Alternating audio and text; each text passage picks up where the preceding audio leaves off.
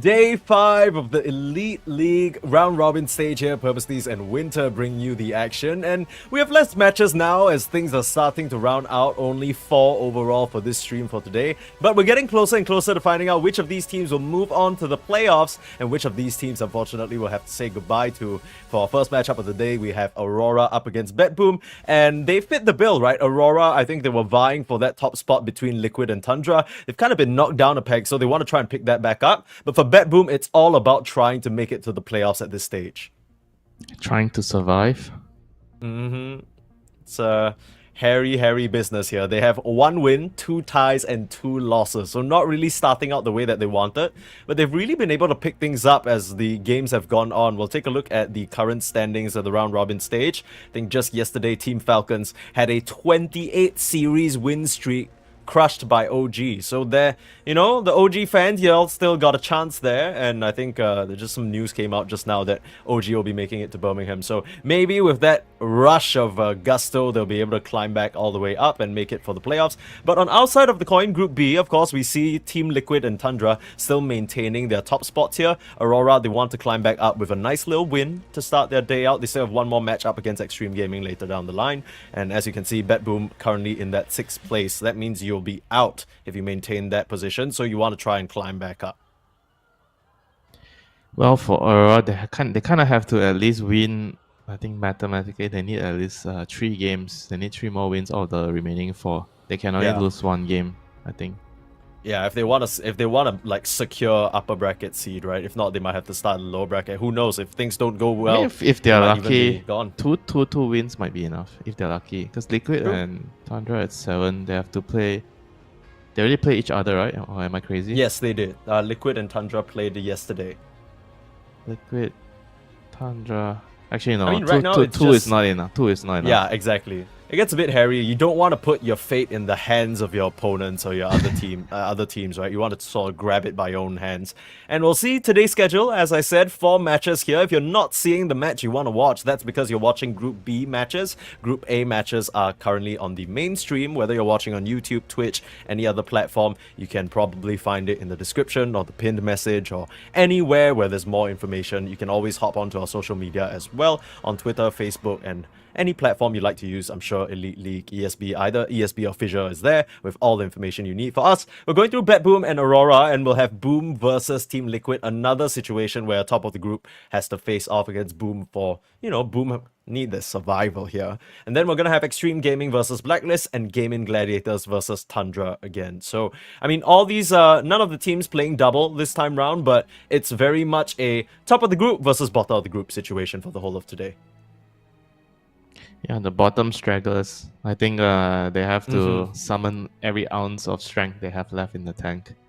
Yeah, every little thing that they've gathered, all copied down into the notebook. They need to try and bring it together. I think especially what we've seen from some of these lower sort of in the group teams is that they tend to have a few connection issues, and I'm not talking about latency or internet. What I mean is just bringing the whole team together for some plays. More often than not, it seems to be a bit of a trend whereby we see, in the games that like BetBoom aren't doing too well on, they're not really on the same page. They're playing on different, fields of the map. They're different not really time synchronizing.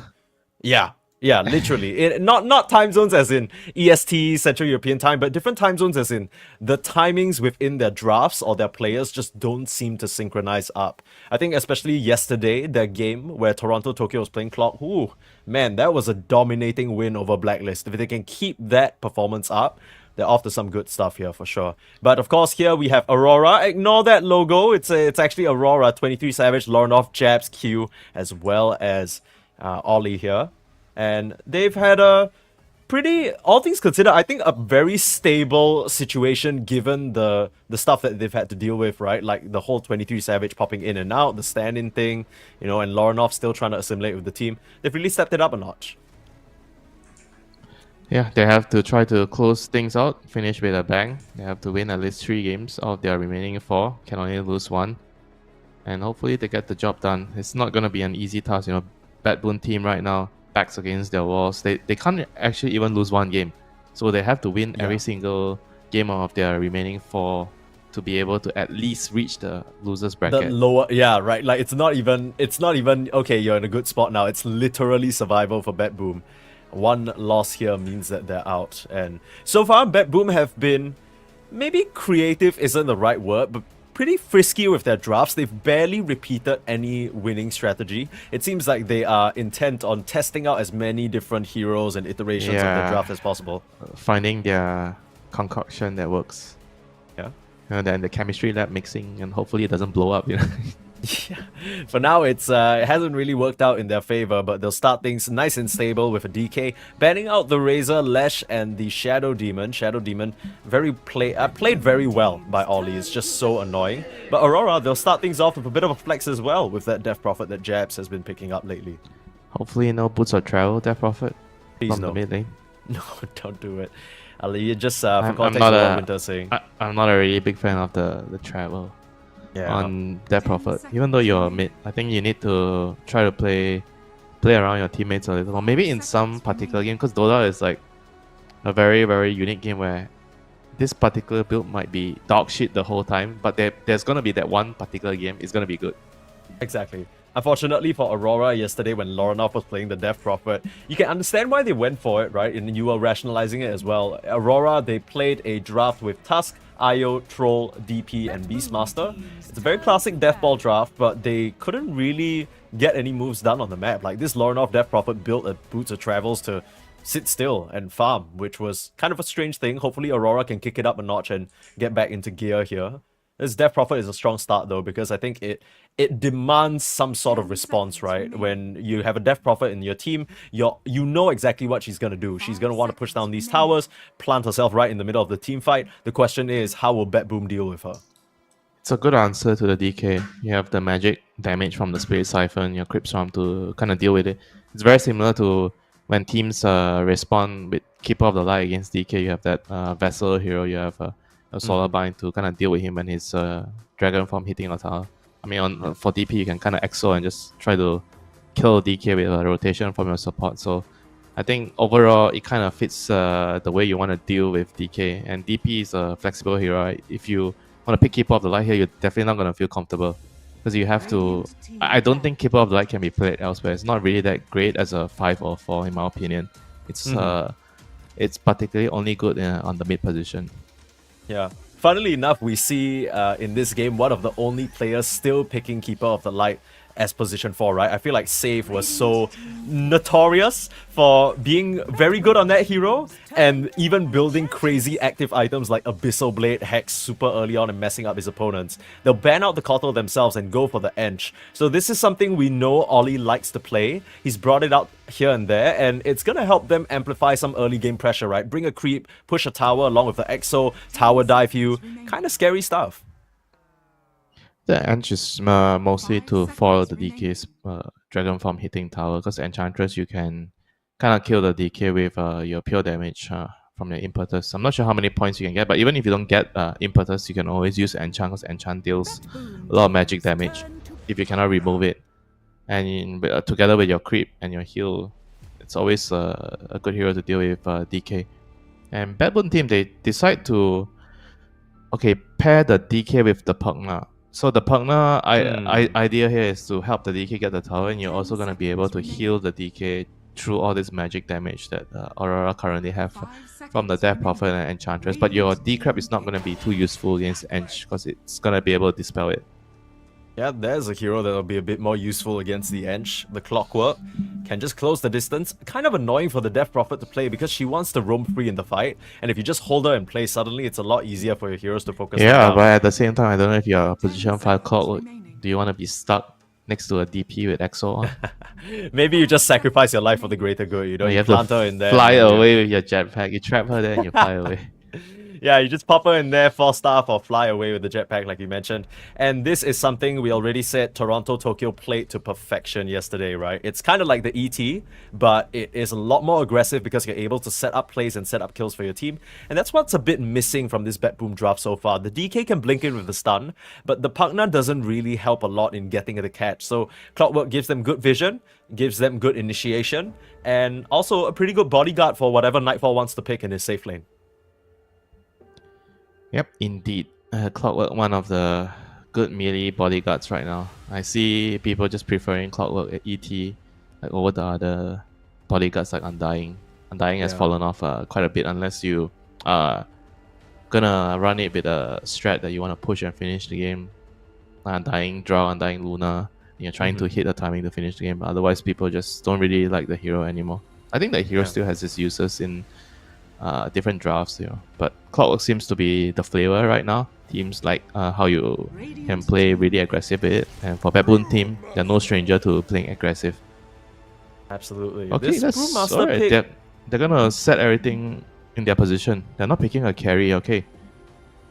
Yeah, So that is interesting. Usually we see how Aurora try and approach the draft. They'll pick the 23 hero earlier on and then give jabs or Lauren off that they'll flex. probably pick some Naga here or some something that's a carry with a strong lane setup. And they keep the DP open. Usually they will do that. Yeah, but this time round, I mean, you pick a brew, sure, there's a crazy angle where the brew could be a position 4. It will pair pretty decently with the Death Prophet in lane, but this basically locks Lauren off into the DP mid, right?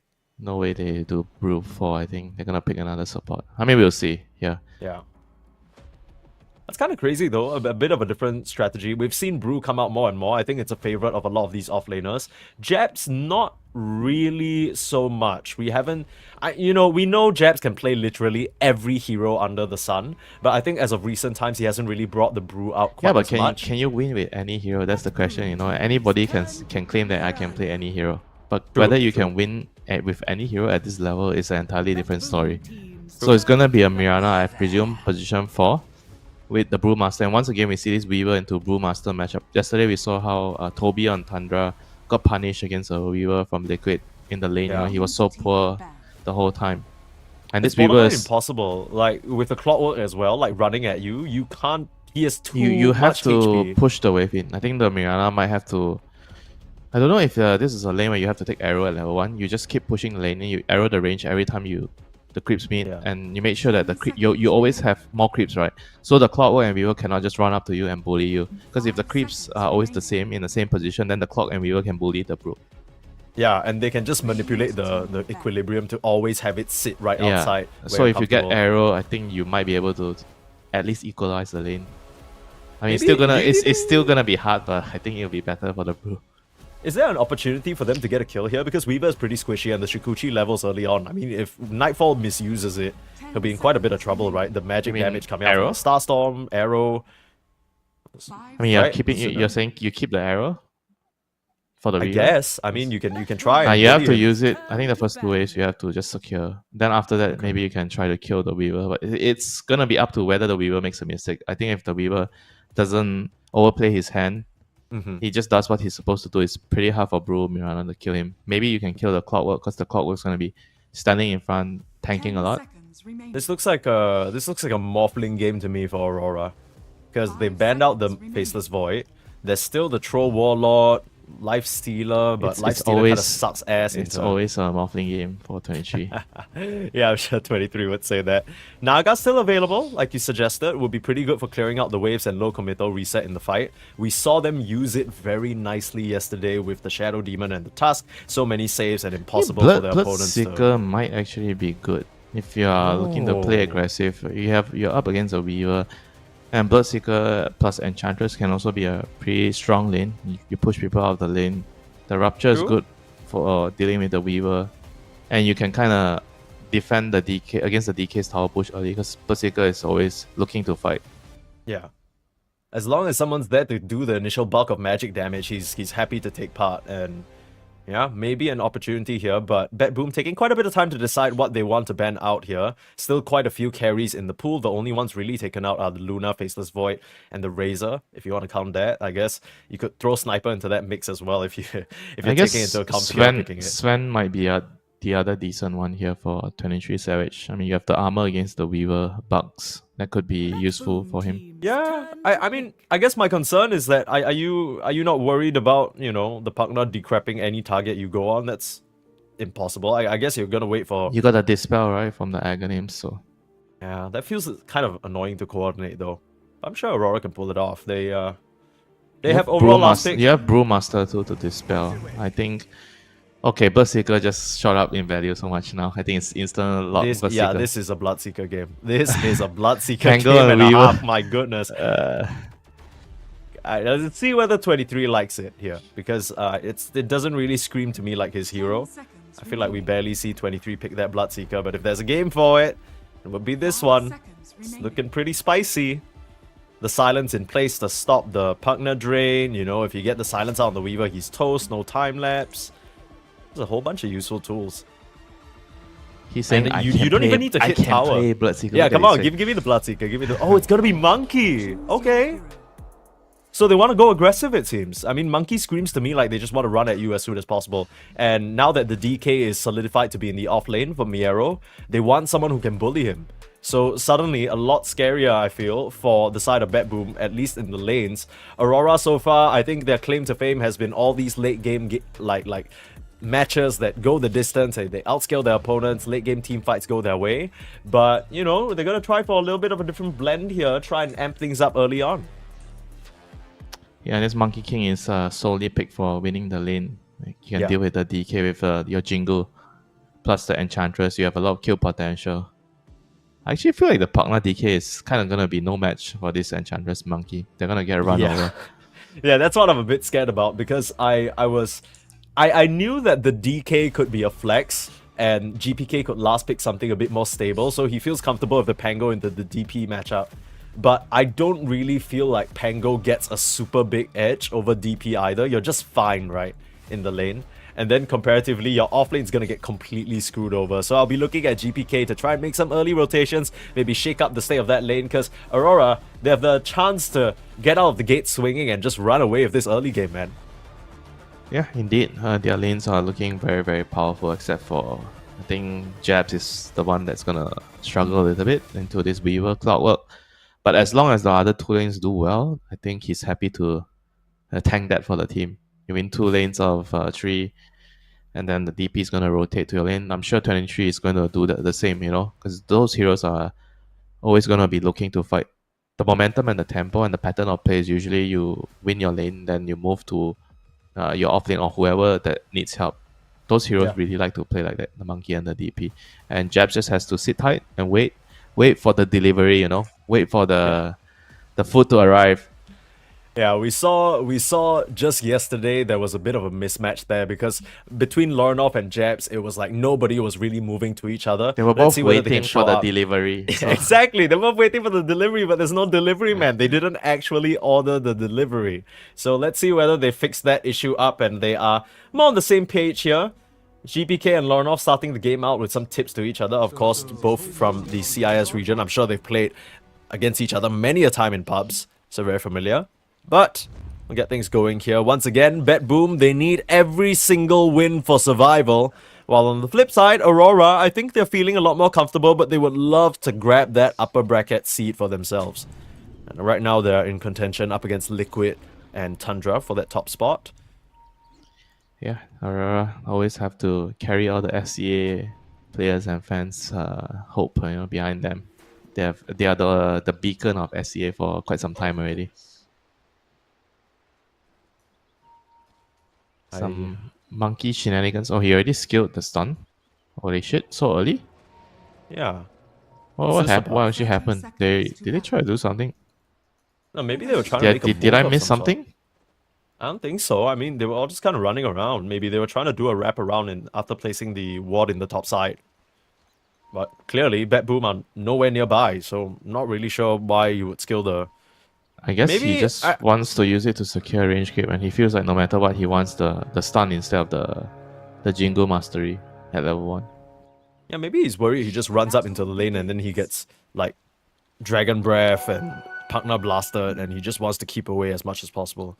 Yeah, I think that makes a lot of sense. You need your levels. Level 1 Jingu is lit, but ideally you'd like it to be at It least doesn't help level you 2, level to 3. secure range creep, I think. That's why, because you're laning with the Ange, right? Ange can't really secure the range creep. You don't have a nuke. Yeah. Nobody gets like imp at level 1 to secure range, so you have to do it on the carry.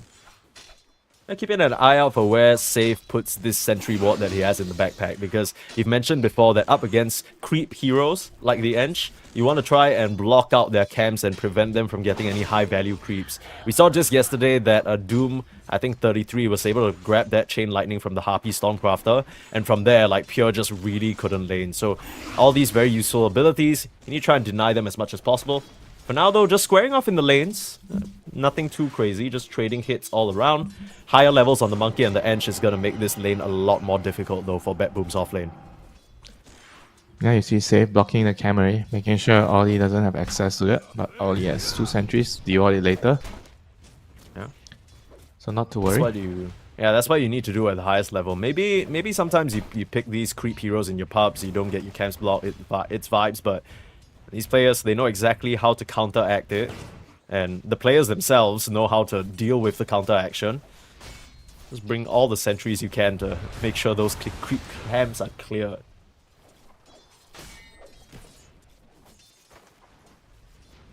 How's our Brewmaster doing? Is he doing some lame pull shenanigans? He's having a great time, dude. 9-1, up against Weaver 6-0. He's big contrast to the Brewmaster yesterday. Who was the lane partner? He had Rubik in his lane, right? Instead of Piranha. Yeah, it was Rubik, I believe. I guess Jabs has shown he understands how to play this lane better. They're pulling the wave, and as long as he has the creep equilibrium on his side, he'll be fine. Actually, more than fine, you know. Yeah, it's also kind of crazy because Q even rotated to the mid lane to try and deny the water rune. So Jabs is just pulling off some advanced shenanigans here, and this little outcrop on the left side of the lane has pulled those creeps over here, and now he's gonna double stack this wave. So it's gonna secure this entire ping pong situation where the equilibrium can't be balanced back out. Toronto can only do so much about it, and yeah, this wave is gonna start pushing in. You already mentioned how important the presence of creeps is to deny some of the trading potential. Now if Nightfall and Toronto Tokyo go in, there's going to be so many creeps just beating onto them. You already see Nightfall using that Shikuchi to just try and get as much damage out on them as possible. Yeah, this is the perfect time to push the lane so you can get the Lotus. Set it up perfectly for themselves here, Aurora. Meanwhile, this bot lane, the Monkey doing pretty well and denying Miero of a lot of farm. This DK is currently at 7-2. We already knew this lane was going to be hard, but I guess later in the game the DK will be fine. It's just if he's able to survive this early laning stage, he should be okay, right? They're getting run down by the Monkey. Nice enchant. The stun is there though. And again, the level 2 timing, it's not going to be enough. Just level 1 Jingu, so the additional damage isn't anything crazy yet. I think it's at level 3 and level 4 where you really start just swiping out huge bars. The moment you get the second point in Jingu, that's when the lane becomes unplayable for DK. Or at least it's still playable, but you won't have a lot of fun, you know. You can get 2 points in the Dragon Blood, but you're still going to get pushed out of the lane. Yeah. That's kind of the problem with DK. I feel like the new trend with a lot of these offlaners is trying to outlast your opponents, and then that's why we see heroes like the Lifestealer, who can just stick around forever and be self-sustainable. The DK can never self-sustain up against a Monkey, and if that is the case, then the Monkey has severely misplayed. So, I mean, unless 23 fumbles the bag a little bit here, he should always be very comfortable to continue farming. And it's important for Monkey because Monkey doesn't really like to jungle, believe it or not. I mean, once again, Q secures the top rune and Lawrence picks up the bottom rune, so starving GPK of any of these runes, you know, he's really waiting for one of his support to die on the side lane to refill his ball. Oh, look at this body block, the Hurricane, they got the Jingu out, even with the enchant denying that decrep. The save is smart, he throws it out onto 23 instead, and there's nothing the Monkey can do about that, so further pressure out onto DK. And Aurora, early laning stage, going their way, this is what they drafted for. And, you know, if it keeps going this way, it's gonna get quite scary, right? EXP advantage going the way of the cause. They can start running together with the Ench creep in the mid lane and start pushing down these towers. Ollie doing a great job trading into safe. This Pugna has no more mana. And even Miero thinking of stepping up and stunning. He can't necessarily square up. This is scary business to run into this duo. So, already top of the CS, all 3 Aurora cores very happy with this current early game situation. Yeah, DP also gonna have rotation in the bot side though, and very nicely done. GPK ahead of that. Yeah, level 5. You don't really expect it, but they get it done. And now Nightfall being run down in the top side. Q and Jabs, how have they found that? Must have Shukuchi aggressively. So level 1 Shukuchi, so it's a pretty long cooldown. Oh my goodness. I mean, For GPK, one level on the he's Swan. still waiting bot. Oh, G23 still level 3. Just This is TP scary. here. You I mean, it's need not some good sort of play. TP help. This is brilliant. But the Boundless Strike buying him some time. He's able to inch his Blood way through the Grenade, trees. slowing them Blood down. Grenade with a slow. This is huge. You can't keep chasing anymore. GPK will try and bait out the monkey, but Q is here to try and help. With Starstorm, it's not enough damage to get anything, and now Q will be in trouble. Has to pounce away. 23 still trying to play on the outskirts of the wave. TP's coming back in. Jabs has even tried to join the party. Another leap. Okay, Q is bringing them on a wild goose chase. And Miero and GPK will just give this one up. So, Aurora, they bring 4 members. They still lose the Ench, but at least they keep their Monkey King alive with some sick plays from the Ench. Yeah, Brewmaster had to come down to kind of salvage the situation. But meanwhile, Lorenov did a ton of damage onto the mid tier 1. Oh, he's still doing a ton of damage into this tier 1. With the Glyph as well. Oh, Jabs has rotated in. Holy shit. What is going on with these lanes? They've just completely broken down. There's a Brewmaster in your mid lane, buying so much space for the DP to work. Let's see, you know, mid-road trip stop off in the mid lane. He has to make his Yeah. way all the way back to top anyway. He was just there, so just convenient for him to join the mid push. 7-minute rune? Weavers, all the Weavers, trying to steal the Wisdom runes. Yeah. I swear, every single game I see, there's a Weaver in the game, 7 minutes, they're running over to steal the rune. It's doesn't probably the work out best for him this carry to do it. Yeah, absolutely. Usually can get out unscathed as well. I mean, what GPK did kind of stifled 23 Savage, his laning phase. Kind of affected his early game a lot. Now DK is kind of okay. He's stable in the lane, level 5.5.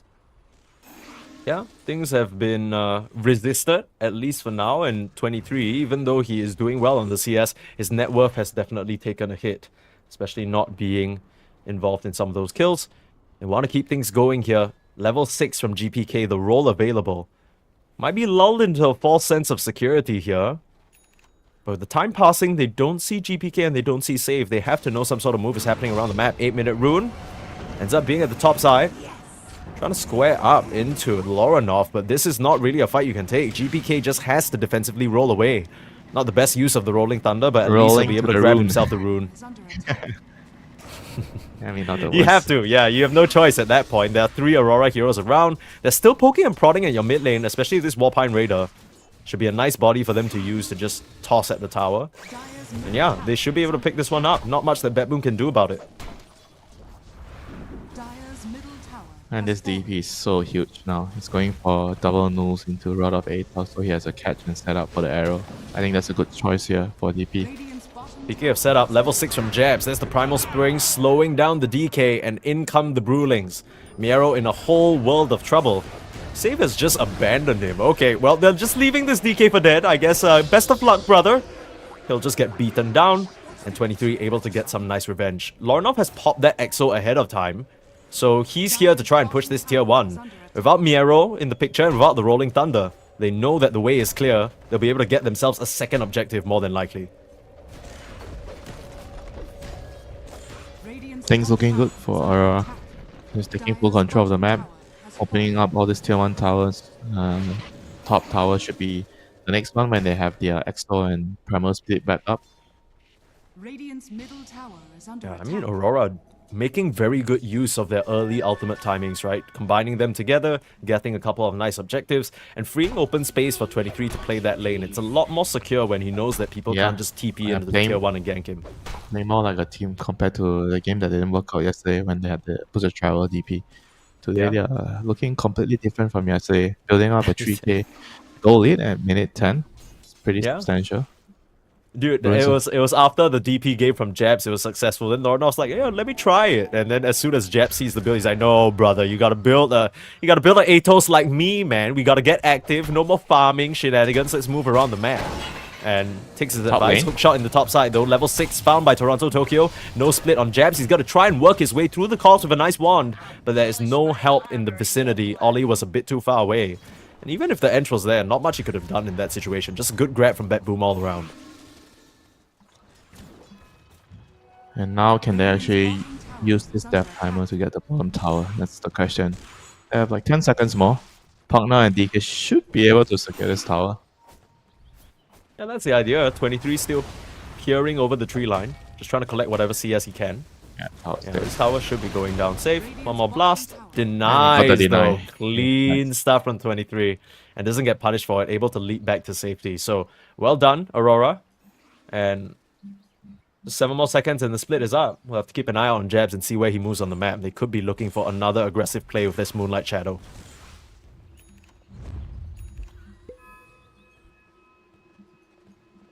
Dude, this is an interesting build from Jabs as we see a smoke move out from Aurora. He's gone for max levels in Thunderclap and Cinderbrew, 0 in Drunken Brawler. So, I guess he just realizes that the resistances, or maybe he's not going to be able to auto-attack so much.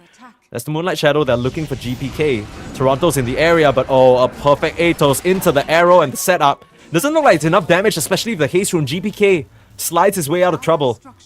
Very fortunate there to have that rune bottled up, and unfortunately Aurora won't find any purchase. Yeah, going back to your point with the max Cinderbrew and max Thunderclap build. I think this build is actually better at bullying a hero like Weaver, where you don't build regen, right? So you're just trying to push her or push him out of the lane by just spamming your spells at him. Yeah, I makes think sense. it's matchup dependent. That's fair. I'm sure we'll see him pick up a few more points in the Drunken Brawler soon. I mean, Oh, maybe you're a just big like fan of Cinderbrew that and spell. stuff. I think that's also one of I think my. it's dope. Like all these bonuses. I think we were talking about it earlier, and we were saying, look, it really transforms how the hero can operate because now you can trade in the lane. You're a lot more tanky than you used to be. Than that silly little drunken haze make you Yeah, miss but the a couple of important hits. thing about this is the team, right? It fits the team of Brewmaster. Yeah, I think so. We care more about the storylines, the lores.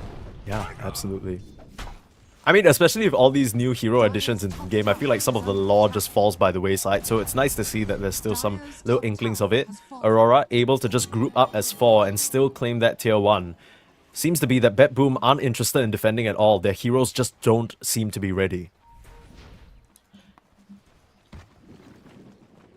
I'm gonna need so many items. Viewer wants to have BKB against this style lineup. Without BKB, you're vulnerable to the silence from DP, the Rod of Atos into Arrow. There's just so many things that can take you out in the fight. True. Miero going for that early Yasha, just rushing the Manta while GPK has his diffusal complete. It's gonna be like a much slower game for BetBoom.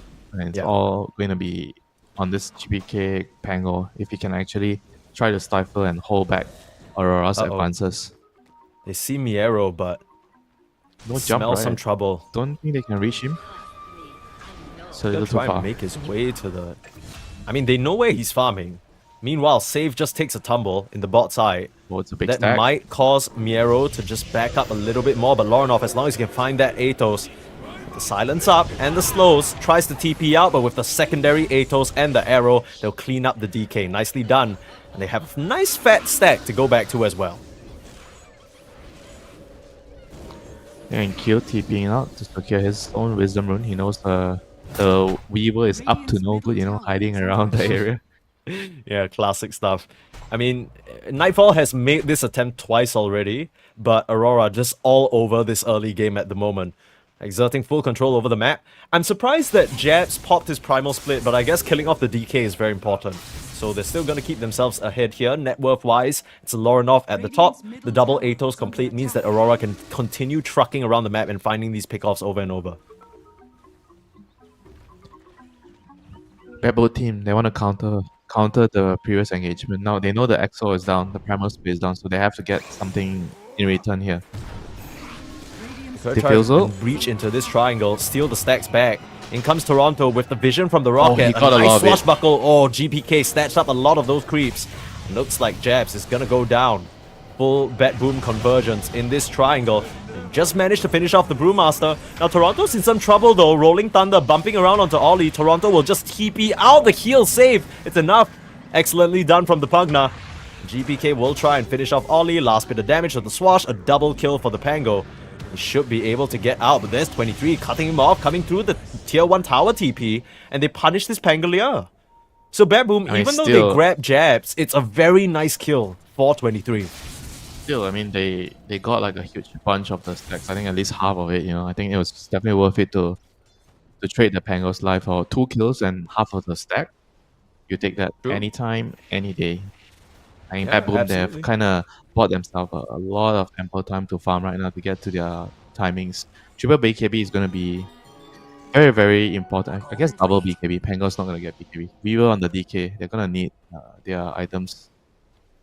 Yeah, for now, I think the Manta rush from both of these heroes is very sufficient because you're dealing with 2 Atos and the silence and all these slows. If you can just shrug it off, a lot of the aggressive potential from Aurora is going to be hampered. He's going to run up into save here on the high ground, looking for a setup. Rest of his team in the area, and unfortunately, double Atos means that Pugna is just stuck there forever. It's okay. He kind of blocked off like a potential gang, towards his cause there. Yeah. His bet bro's not able to help him there, unfortunately. I think they were around, but they're just like, okay, you're dead. People have more important things to do than save like some position for Pugna. He's not even 4 this game. I think he's a 5. It feels that way. I mean, he has... Save has a magical way of conjuring net worth, so maybe we'll see him start getting a bit more farm. But a large part of why BetBoom seem to be a bit poorer is because, with a DK and a Pugna, you're expecting to get some of these early towers. They've barely scratched the mid tower. They've only just barely gotten the tier 1 at bot. And Aurora are still hanging on to these structures, which means a lot more safe space for them on the map. And very limited moves for BetBoom to make. Another Moonlight Shadow coming out now. Maybe they're going to try and get the setup onto this DK. Do they have the damage is the question. Primal split into arrow. I'm not sure. DK with he has the occult bracelet, magic resist. He has Manta. It's pretty difficult to kill though. No vessel. Yeah, I don't think they're killing this guy. Not really sure what that Moonlight Shadow was about, if I'm being honest, but I guess just trying to get 23 or maybe Ollie out of a tricky situation. Saw some heroes converge around top. I think he was trying to get an angle to initiate on the Mirana. That's why he kind of used it. Not too sure about that, but not a big deal. Yeah, not the biggest loss. 1.5 minutes left until you have that available. Oh and no, this Boost of Travel is back. Oh no, okay. At least he got an Atos first this game. Okay, I mean, this game it's fine. The previous game he had a Yules into Boots of Travels, right? But I think when you're ahead like this in the game, it's okay. Although, the main concern for me is that they haven't really been able to stifle the farm of this Weaver. Nightfall is just a-okay here with his Maelstrom. Just a bit of gold away from the Manta, and suddenly that kill is gonna feel impossible. You really need to just full-on 4 to 5 men burst him down, and hope that there's no save coming out from the Pugna. Oh, they seem to see the DK. They're pinging him out. They're trying to hunt him down. I mean, DP's here. Not enough sense blood. He's looking for dragon's blood here. Oh, Miero. I think he saw Reveals him. himself. That's the neutral item, I think. Still trying to swoop away though, playing the margins right around the tree line. They'll spot him out. Still has the TP. Wow, They can't get the vision. Are you serious? That's good play there. Really, really good play by Miero. I don't even think he knew he was being hunted down because the way he found that spore camp made it feel like he was just trying to play safe, not necessarily run away. Yeah, I don't think he knew. He just kind of reacted last moment. Oh, somebody's here. Try to Manta, use the illusions to mislead them and then try to hope for the best and TP out. You can't really blame Lauren off there because he knows that Atos is his only stun, right? If he just throws it out earlier on, that's just an easy TP out for the DK. So, great play there from the BetBoom offlaner. Big shoes to fill once Pure left, but I think Miero's been doing it well. Might be in trouble here.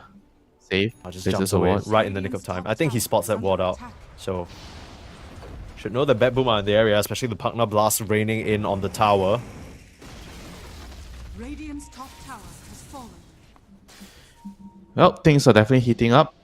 Aurora deciding to come over to take this fight. They have the Radiance done on jabs. The jabs on the front line, immediate hook shot out. Take a look at that. BetBoom won no part of that festivity. Just get the hell out of there. Yeah, I mean, the second you see the Radiance done on the Brewmaster and he's in Moonlight Shadow beating back your wards, you know Aurora are looking for a fight. Your cores have Manta. They're not ready to fight. Yeah, I think it's good discipline as well, because I think sometimes teams can get lulled into a false sense of, yeah, we're stronger here, we have vision, or we know they're coming. And then you think, you stick around, sure, you want to fight, we'll give you a fight, but realistically, even if BetBoom want to fight there, it's not a big deal, right? There's not even a tower or any objective to get. Miero's still on this bot side.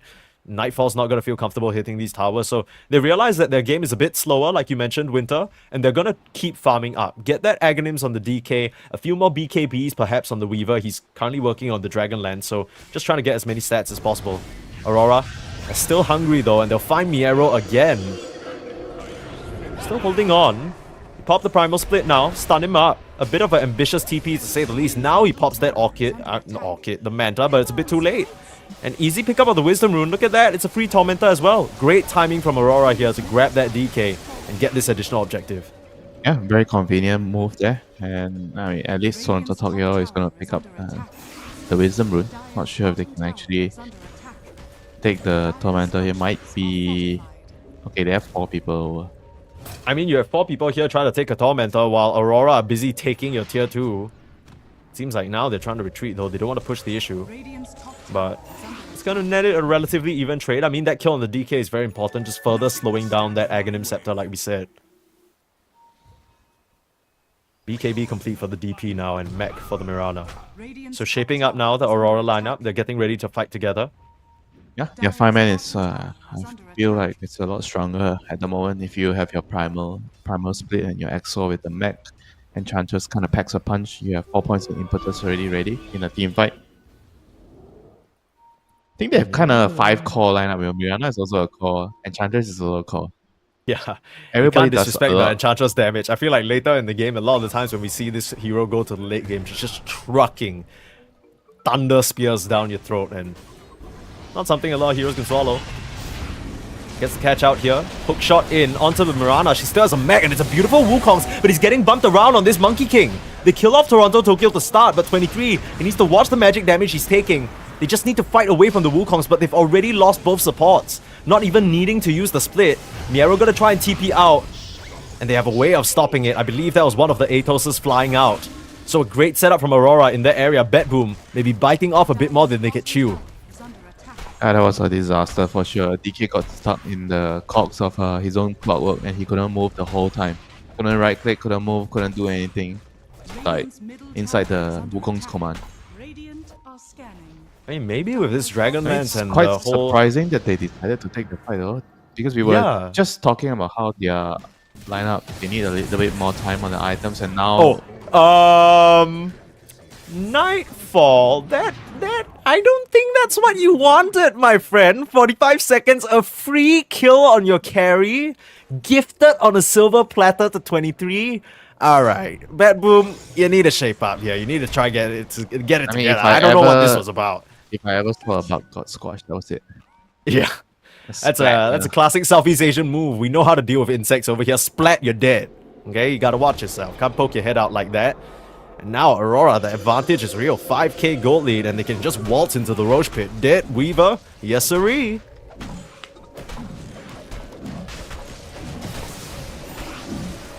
I mean, BetBoom, they need to kind of slap themselves in the face a little bit there and wake up, right? It's like, what was the idea there behind that play? Because we talked about the Dragon Knight itemization being so important. It's an offlane hero that relies on picking these up. You get so much more incrementally powerful with your Aghanims, with your BKB, but he's not there yet. He still has 2 components, and BetBoom, they're still trying to find these engagements. It's not working out for them. Time is what they need, Mike. They need time. Over father time. And the question 10 is minutes. whether they have it. 10 minutes to get, I guess you need... I don't know, like, Weaver isn't seemingly not interested in getting BKB. I think without BKB, you just won't be able to stand and fight. There's too many stuns and small spells that can kill him. Oh, Toronto. Set up on. To be fair, what, Mike? Defend him! Defend him! Not buying BKB, defend him! I'm not going to. They're going to the high Like your ground. life depends on it. No, Go. I'm good. I don't know. Maybe he does need a BKB this game, but I'm also thinking that if he doesn't build all these stats, he might just get completely squashed again. We see how easy it is for Aurora to put out the damage onto him. That's just physical too. He was running in with 40% HP. That's true. What did he expect was going to happen? I think he just didn't expect 23 to react in time, but right now they're beating on your racks with the full primal split. Let me These ask Brewlings you- do a butt ton of damage. When you're walking around the roadside, you're heading to your favorite hawker stall to eat, and you see a cockroach, what is your reaction? You're gonna step on it right away, right? How are you not I reacting? don't know. I don't know, bro. If I see a cockroach and he's also going to the coffee shop, I'll just be like, okay, on your way with you. You know, like I'm not going to. He's just minding his own business. Now, if he crawls up to me and tries and kills my monkey, my point is, kill my monkey king. how can you not react, right? Like, how That's did you true, not that's expect true. the monkey to slap him with his stun? You know, what did Yeah, you expect? he's testing the Southeast Asian reactions against insects. Like I said, it's not gonna work out for you. They're Aurora now well-trained, with their Aegis, well trained here. You know, we see them Correct. every day, all the time. dude, with our bare hands, okay, can pick them up with the fingers, man. Don't mess around. I don't Right now, believe you. Aurora, just Sorry. scrapping all over the map. Don't worries. I mean, they get themselves with essentially a free lane of racks here, uninterrupted, because BetBoom, honestly, they couldn't do anything in that situation. And now I'm just wondering, Aurora, with this gold lead continuing to climb, you talked about BetBoom needing time, but is there even a point where they can start matching up to Aurora as long as they stick in the ball? I already said this since long ago. It's the BKB time. If they don't buy BKB, they can't fight. And DK is queuing one next. Nightfall is queuing one now. Yeah, So I he feel like knows it's, as well. It might be a little bit too late. You know, who knows? They might lose Surex for this. Aegis still 2.5 minutes to spare. Radiant's courier All of has these been heroes on Aurora are getting pretty healthy with the items. I mean, even the Ench has a Pavis looking at finishing up a Solar Crest Monkey in the King 4 with star. an Aghanim soon, you know, then he becomes a building sieger. Oh, yikes, Toronto. Getting caught out by a nice lane ward. A bit unfortunate of Q to leap into those cogs, but it doesn't even matter. At least he gets Miero out of there, right? Buys time for the Dragon Knight to swoop away. And the Aghanim's complete for Miero as well. So, just needs like what? 3-4 more levels until he gets the Black Dragon? 3-4 more levels, like it's gonna be. Like it So happens in the easy, snap, yeah. right? Yeah, no, I'm just... Yo, look, Winter, I'm trying to find an avenue for them. Yeah, at least they're queuing the BKBs, right? I think once they have that, there's a chance, like you mentioned. But the high ground, it's just gonna get harder and harder, especially with Lorinov chock full of items now. Octarine BKB completed. He is a tanky boy at 3k HP. Dire's top tower is under attack. Still keeping his value no talismans right now. So I guess this is the mana item for DP, right? You just buy in 1 or 2 nulls and you don't need to get any mana regen items for the early game. It feels good, you know, I'm gonna try it. Dire's top tower. Yeah, I mean, I we're love seeing play- everyone I pick love up playing nulls now. DP. Oh, DP is fun as hell. DP, when in this kind of game where you're just free roaming the map, creep swarming every wave, pushing down towers with EXO uninterrupted, it's vibes. And right now, Aurora up onto the high ground. The Brewling's taking a lot of damage though from those bugs. You gotta be careful. Now 23 being life drained up as well. Miero finds him with the 40 sun, seconds, still has I the guess. second life. Yeah, 23 needs to turn around and try and fight back, but he already loses it. Here comes Lorinov with the BKB though, trying to threaten out onto Nightfall. Even with the save partner draining away, he just gets controlled, silenced up, and killed. No BKB punished, and now Aurora will stream forward. Rolling Thunder coming in though, GPK trying to break up the fight, but the Wukong's just beating back on the DK. Miero and Save, they just have to run. They can't contribute anymore. Big bad Monkey King here to play. Can't finish off the DK kill, but they at least get saved. Japs comes out of the Brewling form and slaps down 2 additional heroes. Voice lines them to boot. It's just GPK and Toronto Tokyo left, and everybody else on Aurora, they are looking mighty healthy, ready to beat into these racks. Yeah, that has to be it. There's no way they are taking any fight.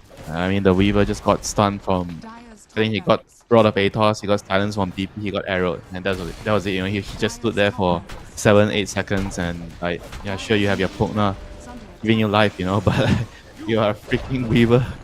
Yeah. There aren't any other additional defensive items for that Weaver, unfortunately. The Clockwork going for that Aghanims first means that there's no Force Staff, no Glimmer, nothing to bail him out of that situation. And Nightfall literally just gets caught in that bug trap. Now, you're still trying to tempt fate here. Lorinov has popped the EXO. They just want to go gung-ho for the Mega Creeps. But they might have to show some respect. BetBoom, they're all respawn now. You don't have your split anymore and you don't have your They Wukongs. don't care, Mike. They know the Weaver, DK, all those pesky animal heroes, they don't have any BKB. Okay, well, the split comes off cooldown and in they go again. Jabs, again, his primal split rulings are dropping very low because of the swarm. Lorenov's still on the front lines, there's a roll being wound up. In comes GPK with the roll, but Toronto Tokyo kind of bumps into him, and 23 back with the BKB, back with the Wukongs in the middle of the fray, dealing so much damage, and GPK will try and bump him out, but it won't be successful. You've already lost your DK, and Nightfall just has the run. Oh, BetBoom, it's all falling apart here. You use basically every single ultimate and you find nothing. Again, the arrow gonna go wide, but even with your jetpack, you can't fly high enough against the Monkey King. 23 of this last pick. We were asking for a Bloodseeker to amp up that aggression, but he picks this monkey and absolutely slaps down the DK. Aurora in a prime position here to take game number 1. And BetBoom, we talked about it already. They need to win every single game to stay alive in this tournament. And it looks like they might just be dropping out here. GPK still trying to hang on. Nightfall doing everything he can, but he's just a bug. He's just an insect. Don't you know how we handle them here in Southeast Asia? This guy has looked like... I mean, he hasn't really been able to do much this game, despite his immense amount of farm. Yeah, he's so vulnerable to the insect repellent, the sprays, the bug sprays, because he doesn't have a BKB. I mean, what can they do right now? Wii is not the best mega creep defender. Sure, I mean, you have DK. Yeah. I kind of feel like you need the shard on the Weaver to really make that happen. Jabs, again, he just pops that split because he knows he'll force some sort of reaction. And a bit of miscommunication here because GPK, you'll see him wind up the Rolling Thunder, try to get the bump out onto Lorenov, but at the same time, Toronto Tokyo, you can imagine if they chain that a little nicely. They might be able to stop 23 as well, but Lorenov able to start healing back up. All the disruption in the fight from the Rolling Thunder is nothing into the BKBs of 23 and Lorenov. And from there, into this Wukongs, the rest of the supporting cast can come in and help, and they just split up the fight and force that Dragon Knight down. I mean, this one feels over, Winter, I'll be honest with you. Brewmaster now has his level 20 talent. So you were killing his Brewlings in the fights last time. Try again now. 1.2k HP, that is a ton. Is that more HP than the partner has? This is the first time you're not PMAing. I thought you told me you're supposed to be the PMA here, and I'm supposed to be the one creating the fire.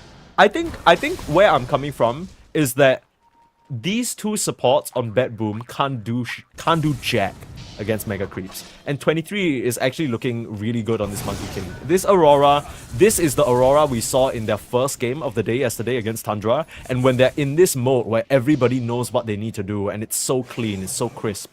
Rod of Athos, triple Rod of Athos. Yeah, triple Rod of Athos. And you gotta imagine that if BetBoom came together one time with their BKBs, took a fight, they might have had an opportunity, but instead they're just getting picked off across the map, rooted up in place, the setup is there, and you're looking at 4 Aurora heroes converging on your offlaner. Where's the backup from BetBoom? They're still busy trying to split the map, even with no lanes of racks, even with no more hope, and it might just be that they're out of this tournament. Sure, they still have group stage games to play, but that has got to sting for the Eastern European favorites here. One last Wukong's command. And they're onto the throne already. GG is called Nightfall. They'll just tap out. And yeah, Aurora, again, we talked about them wanting to secure upper bracket. See, this is a good start. If they can keep up this form, they're going to be in great position. You can see the smiles all around, feeling good about that game victory. And I can't imagine how BetBoom are feeling now. That's got to sting. But I guess mathematically speaking, for those of you who aren't too clear on how this works, currently BetBoom, they're like at what, 6th place in terms of the standings for Group B. And with this loss, they basically don't have a chance anymore to qualify for, I believe, the playoffs, if I'm not mistaken. I'm sure there's some sort of weird possibility where there might be a tiebreaker of some sort. I'm not entirely sure, but that would have to be a very specific scenario. So Aurora, take it away game number 1, and really got to give props. I feel like this was a very concentrated team effort. I agree. I feel like they had everything down to a T. Everybody knew what they had to do. Like whoever is getting Athos, you play around that, and you see I think Lorenov initiating a couple of times when he got his Athos first before Q got his Athos. He was just setting up for the arrow, playing around each other, hitting the timings. And I feel like whereas when I look at GPK, like I feel like he did a really good job. He had a pretty bad lane against DP. It's hard for him. The DP kind of got the upper hand. But he rotated bot, right? At level 5, he got the kill on 23 when 23 was dominating the DK.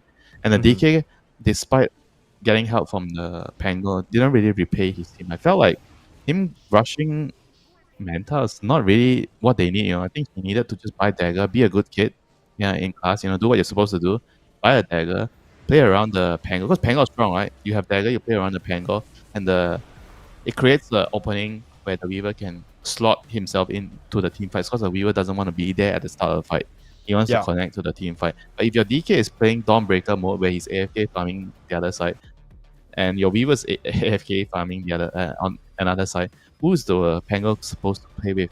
I think if the DK had dagger, then the Weaver delaying BKB would make a lot more sense because the DK can play with the Pango. And then I presume the other reason why Weaver's delaying the BKB is because of the Pugma, right? He feels like I don't need a BKB to play the team fights when there's a Pugma to save me, D-Crab against the DPLT, and you have the life drain. I should be fine, right? But things just didn't really pan out that way. I think he didn't expect his DK to go Dawnbreaker AFK farming mode and just not play the game with the Pango. Yeah, I think the craziest thing for me is if you just take a screenshot of BetBoom's draft, these heroes look like the type of lineup that can push the issue early. But I think Aurora addressed things very nicely by answering them in the lanes, drafting for strong, presence there. And any type of early engagement that, your DKs, your Pangos, your Weavers, they want to get involved in, it just feels so unwinnable into the Wukongs, the EXO, the Split. These are overwhelming amounts of team fight that you're running into, and it can't feel good, and because of that they're trying to gear towards a late game. The Pango's ready to fight already because he has Diffusal, but he has no one to connect with in terms of moves, and it just felt like a very slow trickle down. Every single one of these fights that they took subsequent from that triangle fight just felt like a losing affair. They were just trading unevenly. It wasn't a good look, and unfortunately for BetBoom, they still want to hang on to their pride here for sure. I'm sure they'll want to sort of put on a good show for game number 2, and we'll have that for you after a short break, so don't go anywhere.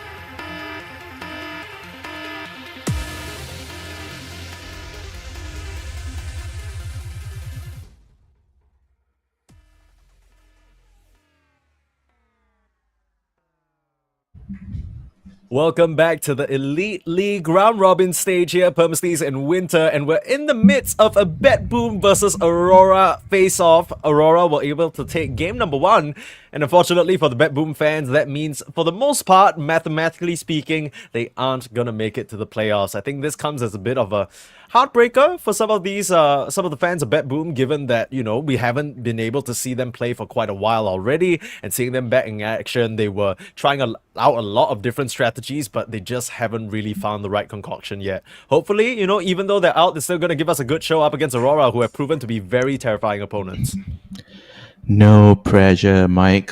Yeah, true. Time to show us your crazy hidden pocket strats. Yeah. Just bust out what you've been practicing in pubs or what you've been practicing in scrims that you just want to test out whether it'll work. Aurora are a great team to try and test your mettle against. But yeah, I mean, some teams we see that without any pressure on them, they perform a lot better. In fact, that ends up being a philosophy for some pro esports teams. Not just in Dota, they just realize that, you know, as long as we're not thinking about winning or the stakes or how much prize money is on the line or whether we're in this event or not, we feel a lot more comfortable and we can play free. And maybe BetBoom can benefit from that because they've already taken a bit of a break from Dota as of the past maybe 1 month-ish. That was since, you know, Dream League and Dacha and all those major events. So who knows? Maybe now they'll show us something spicy, show us something special, and give Aurora a bit of a run for their money. Hopefully, put up a show for us. Yeah. That first game was kind of rough, I won't lie. I think I was hoping that BetBoom would try and come together and put up some sort of a team fight, but even the few ones that they took really didn't feel convincing. It felt like they were on different sides of the same page here. They're still all together. You can tell that they're like, okay, everyone run in, let's fight, but you know, things like hook shotting into your own Pango ult, the save not being able to be part of the mix because he just can't run into Wukongs. Feels like all these things were not very clearly discussed or set out how they were going to approach, and as a result, BetBoom, and they're not even on their last legs here. They're out of legs. They just, you know, they're basically out of the tournament. So starting things out with a Shadow Demon still. I think we've come to expect that these teams, even though they are out of these tournament situations, these international games are very good experience to collect as much as possible. And you just want to try and test your mettle. And to start things out, Shadow Demon, strong stable pick, denies quite a few of the carries in the pool. Just overall a great save hero. What is the Shadow Demon counter? I'm afraid it's banned. Brewmaster. Yeah. Yeah. I'll take that out from Jabs. Clockwork? Kind of good Perhaps, counter. yeah. What are you thinking though? Like counter in the game or counter in like the lane? Just like you're trying to deal with what Shadow Demon is trying to do in the game. Because Shadow Demon is already a good hero against your previous opening, which is the DP. Yeah. I mean, with the Purge, we've spoken about this many times. You purge the DP, she doesn't move. She doesn't do damage. You know, she needs to be moving in a team fight to stay close to your opponent's heroes to do damage with EXO and Spirit Siphon, and SD just kind of makes it impossible for you to do that. Yeah, I always like to call heroes like the Razor, the DP, and the Lash like mosquito heroes. They need to just be buzzing around you consistently. The longer they can be around you, the more blood they can drain, right? But if you stop them in place and you splat them down and you force them to stay still, a mosquito is so weak if it can't fly. You know, it's just looking pathetic there on the Do you know why mosquitoes drain blood? Do you actually know why? I don't, actually. Please tell me. I'm here to tell you. Only the female mosquitoes drain blood because they need it to lay their eggs or to grow their eggs. Yeah. Okay, well, now I know that information. I don't know what to do with it. I hope they never drain my blood because I don't want mosquito eggs all over the place. But this DP has proven to be a very strong pick for Aurora. They can play it on Jabs, they can play it on Lornov, as we saw from the previous game. Didn't work out for them yesterday, but clearly they've straightened out some notes about how they want to run it and how it can be the most effective. Still a banner on the IO though, which is pretty interesting. Ollie has been playing it quite a bit. And I guess at this stage of the tournament with Aurora, you want to reveal as little as possible, right? You don't want to give the other teams a glimpse further into some of the at the same time, you need to secure your wins. You know, I don't think you can actually afford to worry about that. They still need to win. No saving strats. No saving strats. Yeah, they need every single win they can get to the upper bracket. True. Now BetBoom, it's all about denying that. It's around time to save strats, Mike, you know. True. Not gonna burst your bubble, but this is not a good time. I mean that works out for us, right? We might see a bit more variance. Aurora, I think their hero pool runs pretty deep. 23 plays a lot of different carries. Jabs plays a lot of different offlaners. I'll see what they bring out here. You sure he plays a lot of offlaners or he plays a lot of carries? He plays a lot of everything. Let's just put it like that. Okay, Jeffs. Yeah. We'll see though, because now with this Shadow Demon, I'm more inclined to think that this might be put in the off lane, because a lot of resources going to Lauren off in the mid just for him to be shut down by that Shadow Demon ultimate could be quite a Yeah, but they painful kind of situation. saw the SD and they still picked the DP, right? So I mean, they must have Yeah. like some sort of plan to deal with this SD. I think if you put him on the off lane, you need like all this tiny type of hero, tiny tasks to punish. I think SD is weak against all these heroes that can find him in the early Dental's game. still in And the just pool for BetBoom if they want to grab it. It's a pretty strong kill lane. Cento SD. 5 seconds Yeah. remaining. I mean, I'm actually talking about the DP's partner. Oh, okay. Task tiny with the DP lane. If the Okay. SD is being played as a position 5, you can bully him and ruin his early game. Because I feel like SD is a little bit similar to Disruptor, where if you don't do anything to bully him in the early game, or you 10 can't do seconds anything to remaining. bully him, this hero is just a core later. Yeah, for yes. what he does in yes. the game. It's disgusting. It's actually insane how much value he brings. And I And think his shot is so good. his shot is Yeah, he disgusting. has If he a- ever gets to the Aghanim's, you're toast. You lost He the has game. a save. He has a BKB disable. Oh my god, it's like a nightmare to play against this hero, and he can clear stacks. Yeah, What the and he hell? can do a bunch of damage too if you're not paying attention. I think his ability dispersal is probably not really talked about that much. They're gonna go with the Shadow Demon, Luna, Enigma. Quick picks out here from BetBoom. This could be a Toronto Tokyo Enigma as well in the position 5. Yeah, very likely. Or actually, they might switch it. I think I remember seeing Miro also play this hero. Yeah. So we'll see. But at the moment, I think the strat is just based on around Luna. Shadow Demon Luna, you can create more Lunas, and then Enigma, you buy 5 your team seconds items, your auras, and you're gonna group around the Luna and push your towers. This is And also a really good preemptive counter pick because that disincentivizes a hero like the Lifestealer, which is a great matchup into the Luna. And some of these, every time you think about Luna, you think about these melee heroes that can run up into her and just burst her down. Suddenly you have a save, suddenly you have an ult, but there is the Rubik coming up from Q. The 3v3 ball might not be as powerful though, but with the Pango, maybe it's a bit better, right? You have two range supports on Rubik, Aurora. CM, Pango, I think those are really pretty strong. I think Pango just makes any 3v3 strong. Because the moment you have roll, like, tell me what actually can fight into the roll. I feel like there's very little. Maybe just Primal Beast, right? Just hold the roll But you in place. can't, it's very hard to stop the roll before you have BKB. Like in the early game, it's tough. You need to get the right angle and it's hard, you know. And the other spells that are comparable to the roll is like the Kunkka boat. But I feel like it pales, you know, against the roll. If you get stuck in a position where he can ping pong on you, so what if you have boat on top of you? You're gonna die. Yeah. This Rubik is also quite a signature of Q's, so we've seen it happen before. It's so easy for the Rubik to just hang all the way back and wait for that black hole to come out only to deny it and steal it. I believe it was a game that Tundra was playing when 9 class was running the Rubik, and it looked so methodical, like there was nothing that could be done about it. Textbook stuff. Right now, BetBoom, they're lacking some backline jump, right, for some of these casting supports. You maybe need something like a, I don't know, like a Night Stalker? Primal Centaur. Primal Beast? Night Stalker's a little Centaur's still bit in the pool, yeah. a little bit hard to pick because you don't see your lane. True. teams turn to back. Backline jump, you know. Screw that. We're just picking Kanda heroes. Yeah, just snipe you down from afar. Okay, there you have it. This is likely the mid laner because there's nowhere else it could go. Which still leaves this Enigma flex open, which I really like from BetBoom. Shut up, Mike. Have you not seen my offlane sniper? Oh my, right, my bad. Winter, the pioneer of offlane sniper. My bad. What's the build, by the way? Gaimin. I have catch, you know. I just puked in my mouth. Ugh. Catch for the Pango, right? Gleipnir into Pango. You're so smart, Winter. That's crazy. This is why they pay you the big bucks. This is why they bring you to these big events. You're just top tier analyst, man. Got all the new strategies cooking up in that brain. Yeah, I Should offer you a appreciate. coaching position. I at this point. appreciate everything you just said. Yeah, I'm glad. I bet Boom. Yeah, it's the classic sniper Enigma offlane flex draft over here. That's crazy. Bet Boom are cooking. 5 seconds. I think Enigma's feel like They are probably thinking about a core Enigma still. Really? Even with the Rubik? And you just build auras, you group around the Luna. I think it's not about the black hole. You just build your Okay. aura items, you stick and you push, and you have a Luna and Sniper. Because you want everybody to be durable. Then the Luna and Sniper Remaining.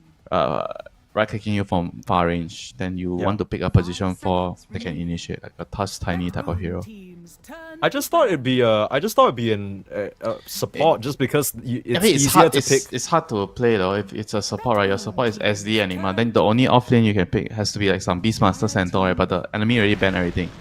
Okay. See, it's a core Enigma. Unless Kanda the Central. Unless the Tiny is a core. We've seen Save play this Tiny. It's been excellent, but it gives them a large bit of initiation that they were missing. I think the problem with Enigma is you don't want to be the first one jumping in. You want someone to give you vision, someone to he break never that wants front. to jump in here this game. Yeah, that's true. DP ulti. Wants to chill. Have you seen like a Enigma BKB Black Hole a DP with ulti on with Exo and then the And the Exo DP just kills him, yeah. 100-0 because the ghosts aren't affected by Black Hole for some reason. Okay, it's Tiny only fair, right? Because the That's ghosts are true, like from yeah. a different dimension. entity, a They're different dimension. not bound by the laws of space and time. That's true.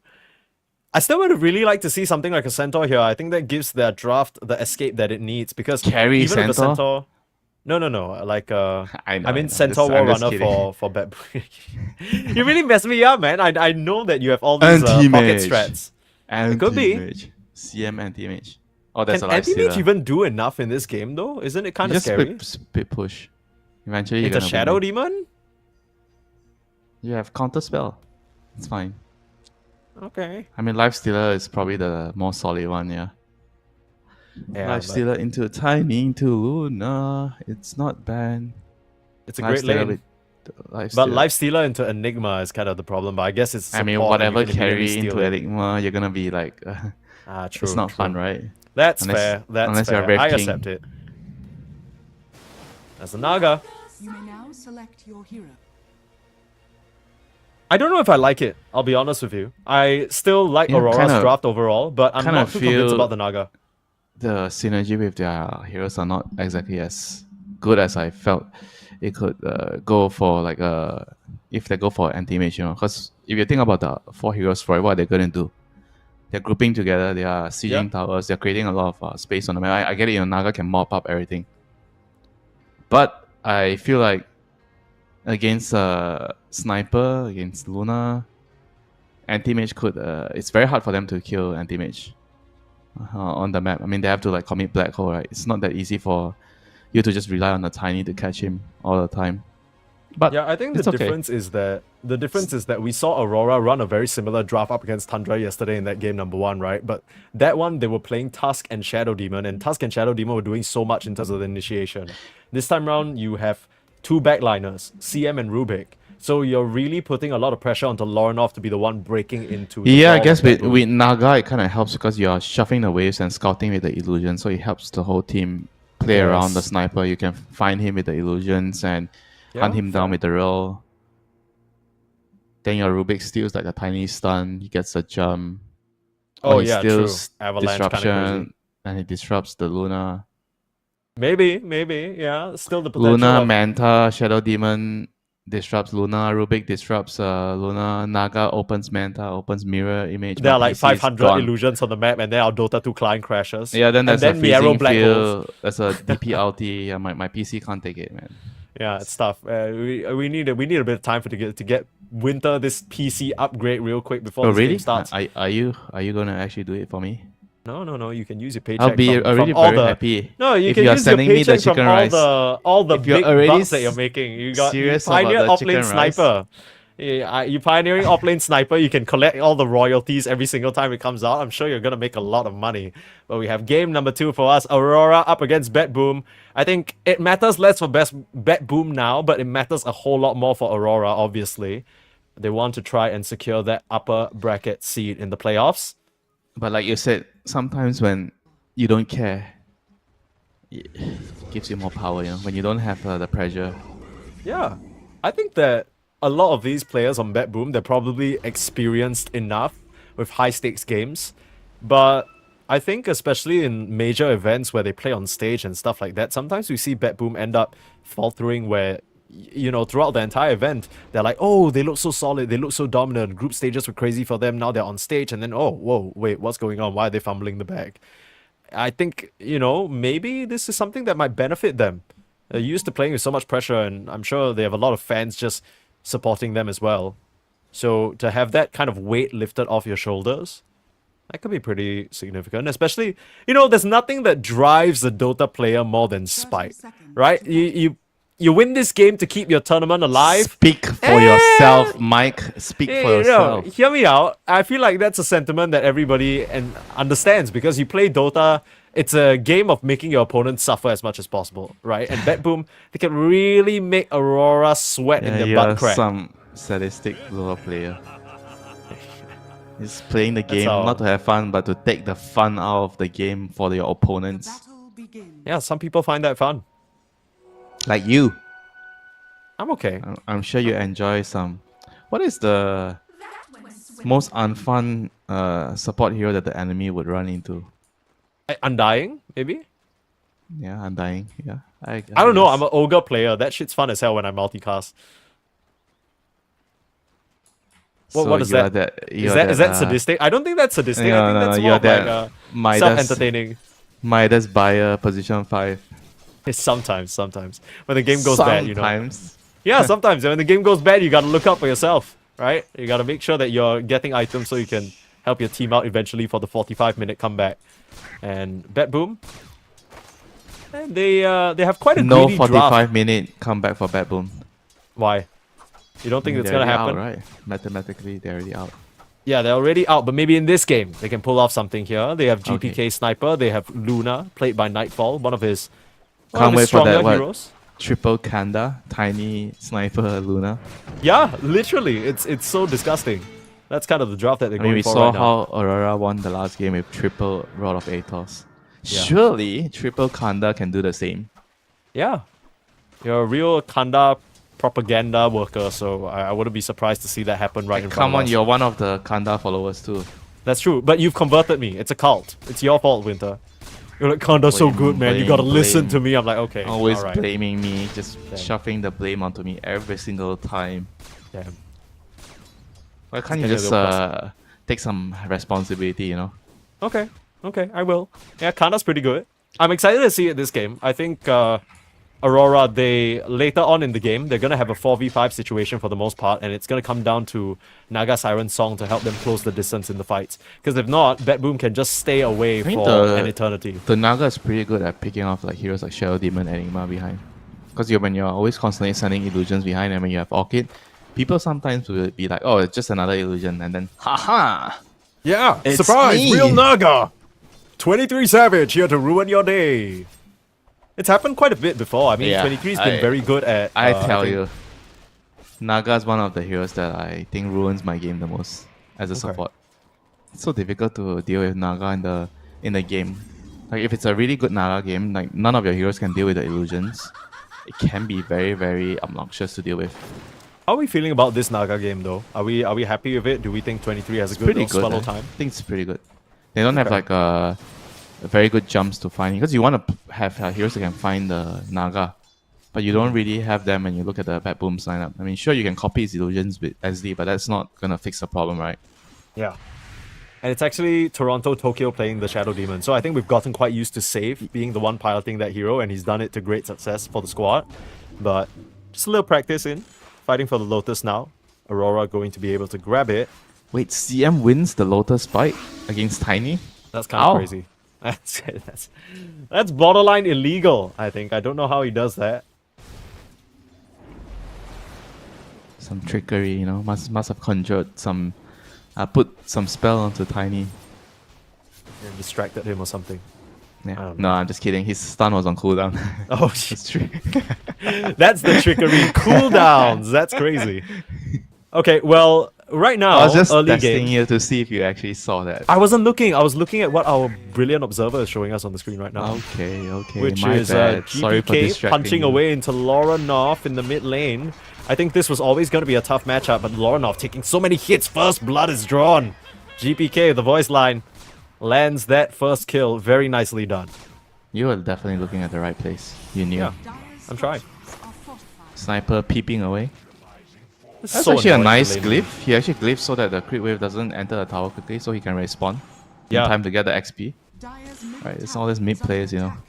That's why they get mad when somebody uses the glyph pre 5 minutes. You know, they always get mad. Have you gotten yelled at by your mid? Wait, who used the glyph? I lost this lane because you used the glyph, and then he Yeah. refuses to talk to you for the rest of the day. Yep, classic. I've been there. And this is exactly why they need the glyph. The first glyph always belongs to the mid laner. That's true. Yeah, this is something pretty You important. need to learn, I send think. like some special request to HR department to use it. Yeah, you need to file a whole document and a report. Yeah, and okay, we have a after- big wave here at bot lane. We're diving the tower. My position 5 is using the gate to connect to the off lane to kill the enemy carry. Then the mid laner just approves that usage of the glyph. Yeah, you need to do a sort of second-by-second breakdown of the situation. What's the expected end result? What's the ROI? And write it all up into a report. ROI. Yeah, present it to your boss and then get it approved, only when the budget and there's headcount and stuff like that. And then everything works. Truly a corporate man, you know. Correct, yeah.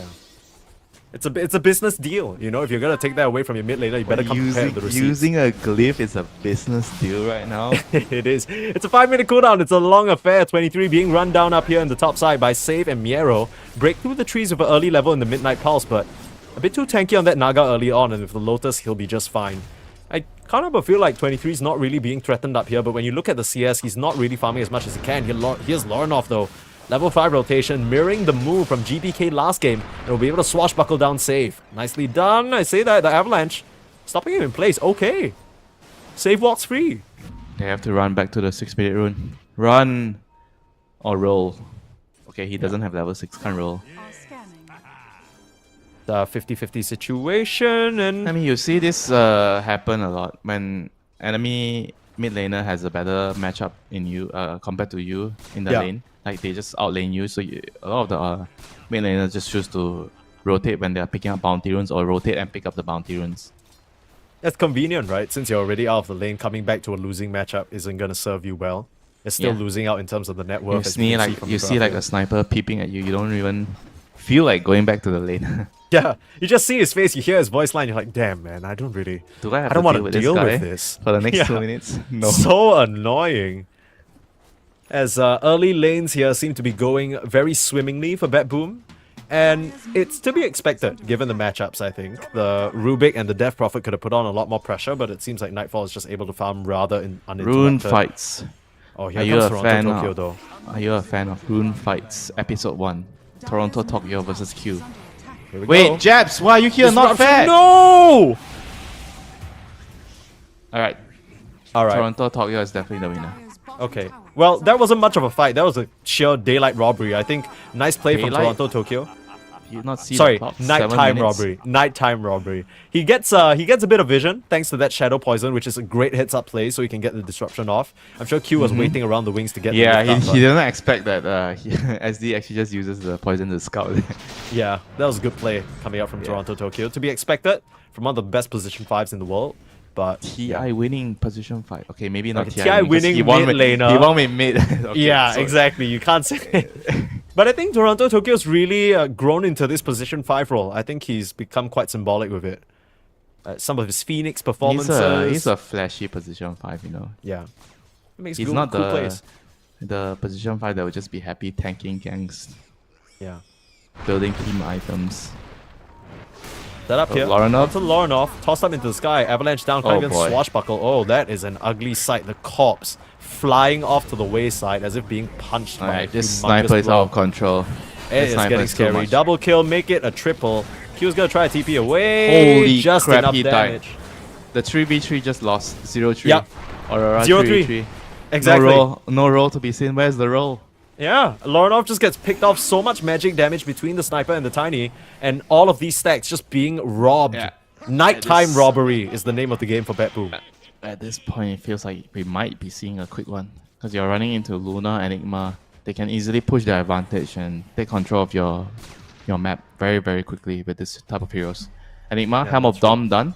Dude, holy shit. Oh, he Enigma's was so just close running to in. getting the stun and black hole. Yeah. That would have That been would have another been big disastrous. Pango there. And no, there goes your game as Pango trying to build diffuser. Think again. Yeah, this was just a great setup from Save and GPK. They lined up all their spells very nicely. And Toronto Tokyo, from seemingly out of nowhere on that high ground, Q thought he was safe. Absolutely not. It's more than enough damage, and they get this triple stack too. Just ends up feeling so sour for Aurora at this point in the game. Lost out on the Wisdom, lost out on the 3v3, 3k gold lead for BetBoom. You're just being robbed left, right, and center. It's kind of tricky stuff. And they don't really have a hero to play with, right? They'd love to run around with the Pango, but with how much Lorinov is I struggling. mean, they have a hero to play with. It's just the enemy is too strong right now after losing the last couple of engagements. Looks like Jabs is dead here too. Level 6 farm from Toronto Tokyo means that the Death Prophet is going The nowhere. sniper GPK. is everywhere. You would Yeah. think that, oh, because he's called a sniper, he's camping a position waiting for people to pass by and there goes your head. But no, the sniper is just running around looking for targets. This guy's an assassin. 3-0 and 2 right now. GPK moving early around the Dragon map. Lance, power trade, Hell double yeah. wave ban.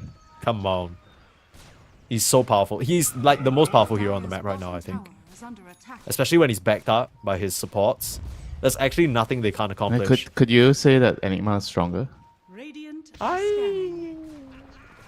Dire's Not top without the... tower Not Who without wins the the Vlads, I 1v1? don't think. And I appreciate Enigma wins the 1v1 against Sniper if you're allowed to cast Okay, your yeah, spells. well, that's like saying Doom wins the 1v1 against anyone. Save with the setup here. Onto Ollie, toss back to Toronto Tokyo. Lorinov can do nothing but watch as his support in a lot of trouble. But the Rolling Thunder coming through now. The two supports may be a bit too ahead of the curve. The Assassinate will find Ollie, but they should be able to get the kill on the Tiny. Just juking around, but one last swashbuckle, they'll find it. Dire's top tower Nicely done from Aurora to get some sort of a response. You need to try and put up some sort of resistance in these type of Dire's situations. structures are fortified. Playing with the role. That's what they need to do. First Exactly. roll of the game, 10 minutes. Not the most ideal, but nets them a tiny kill. Good trade. Yeah, this is just one of those situations where, as you can see on the minimap, Save and Toronto Tokyo trying to get things done with just the duo, but Aurora bring the numbers and get the advantage. GPK still able to snipe down that CM from afar though. GBK is just too big, too scary. So gonna scared, finish. dude. Look at this net worth He's just gonna climb get up, his up. agonyms, like I feel like pre 15 minutes or maybe it's around there, 15, 16 minutes he's gonna get the agonyms. That's crazy. And the CM is gonna be in a world of hurt. I think one assassinate plus any random spell from Tiny, SD, you just dead. This is actually pretty annoying. I'm not sure if you're seeing this, but every time Toronto Tokyo runs into a Naga illusion, he just instantly disrupts it, use his disruption to kill the Naga illusion, and it's really limiting 23's farm. I was wondering why he's not really tracking up in the net worth as much as I thought, but it's being denied a lot of this space by the supports and just the illusions being killed off. Now onto the tier 1. The Helm of the Dominator creep beating away. It's more than enough damage, and again, Aurora in no position to respond. They just have to try and squeeze out as much gold from the lingering areas of the map they have. Yeah, just try to dodge, wait for your item timings, wait for the Naga. The Naga is going to play a very, very key role, as usual. It's another Naga game, but your team is behind. You have to mute everyone and just do your own thing. Cut the waves, and when you get your orchid, look for pickoffs. And talking about pickoffs, Save is looking for him in this rune. No one up here though. He's all alone up here in this top strip. Yeah, I'm surprised he's not trying to look to the Lorinov left. is so close to this defusal. You can't afford to die, but seems to just be farming safe for now. I don't know the Naga. But yeah, Save, I think he realizes that that area is a bit of a no-fly zone. Or especially Toronto Tokyo on the other side of the map. Now they can just wait and chill, right? Because they're severely out-farming their opponents. Everyone on BetBoom is just so comfortable. And Aurora, they don't have any moves to make. It's a stark contrast to the previous Death Prophet game where we saw Lorinov running around getting these early EXO tower kills. This time around, Jabs hasn't really been able to make much motion on the map. You can't do it alone. Because Pango has no game. Like, Pango was supposed to be connecting to the DP to push the tower. But because they just kind of got bodied in the middle, they lost all the 3v3s, they lost the rune, the wisdom rune, so everything just became too difficult. So every Small little man things for not- himself. Yeah, I mean, the small little things also not working out for Lorinov, right? He rotates up to the top side to try and get a kill onto save, can't even find that. Comes back into the mid lane, gets the rune, but can't get any motion out of his... Oh yeah, you're talking about the pre 6-minute rotation, right? Yeah, I mean, he wastes so much time there as the TP back. And even the solo kill early on from GPK. Clean stuff all around from BetBoom.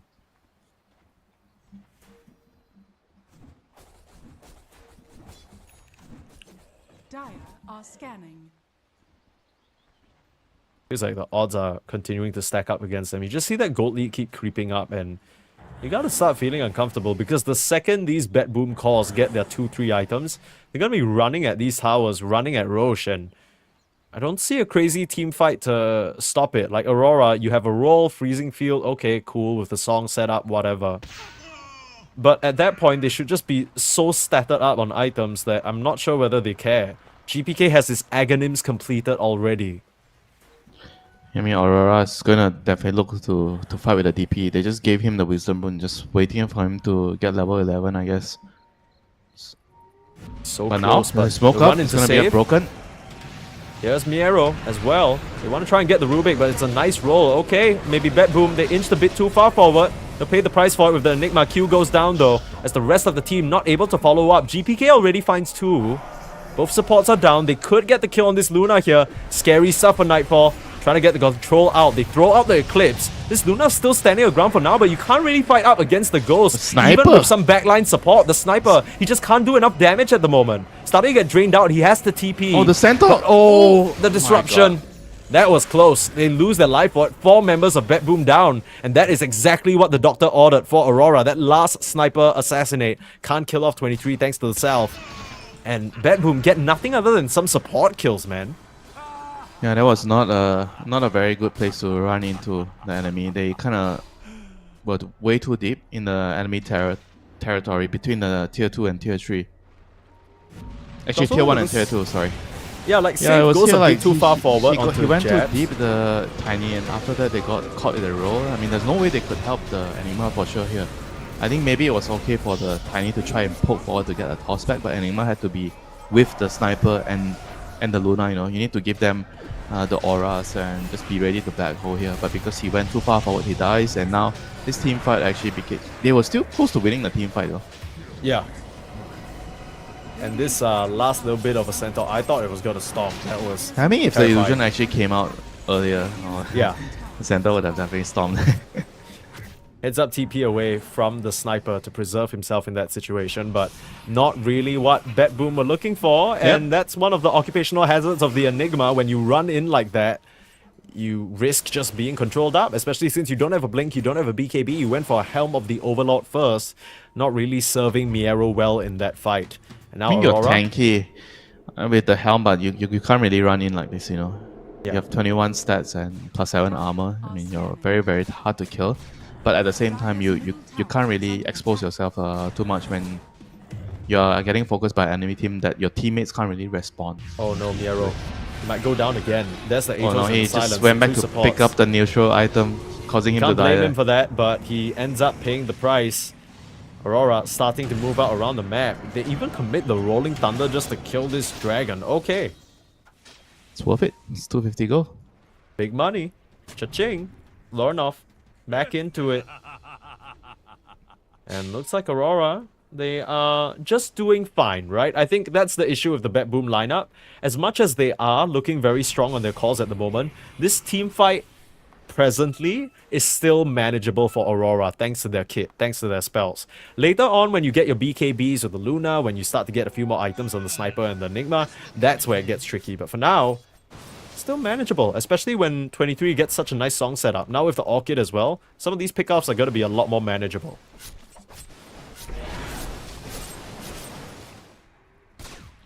And the Orchid is going to be particularly useful against the supports and the Enigma. I think they have to be very, very careful about not overstepping their boundaries again.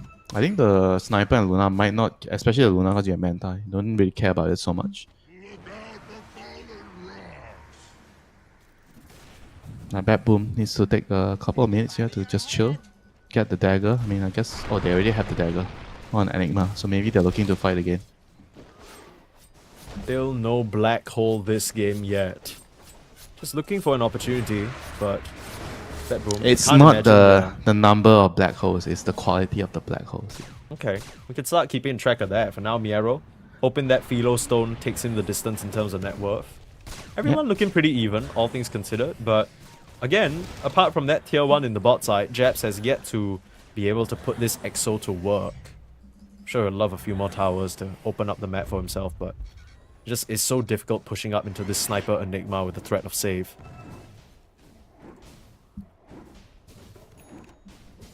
Tiny Blink Dagger picked up, and they are looking for action. The 3-man unit of BetBoom starting to rotate around, barrel down the mid lane.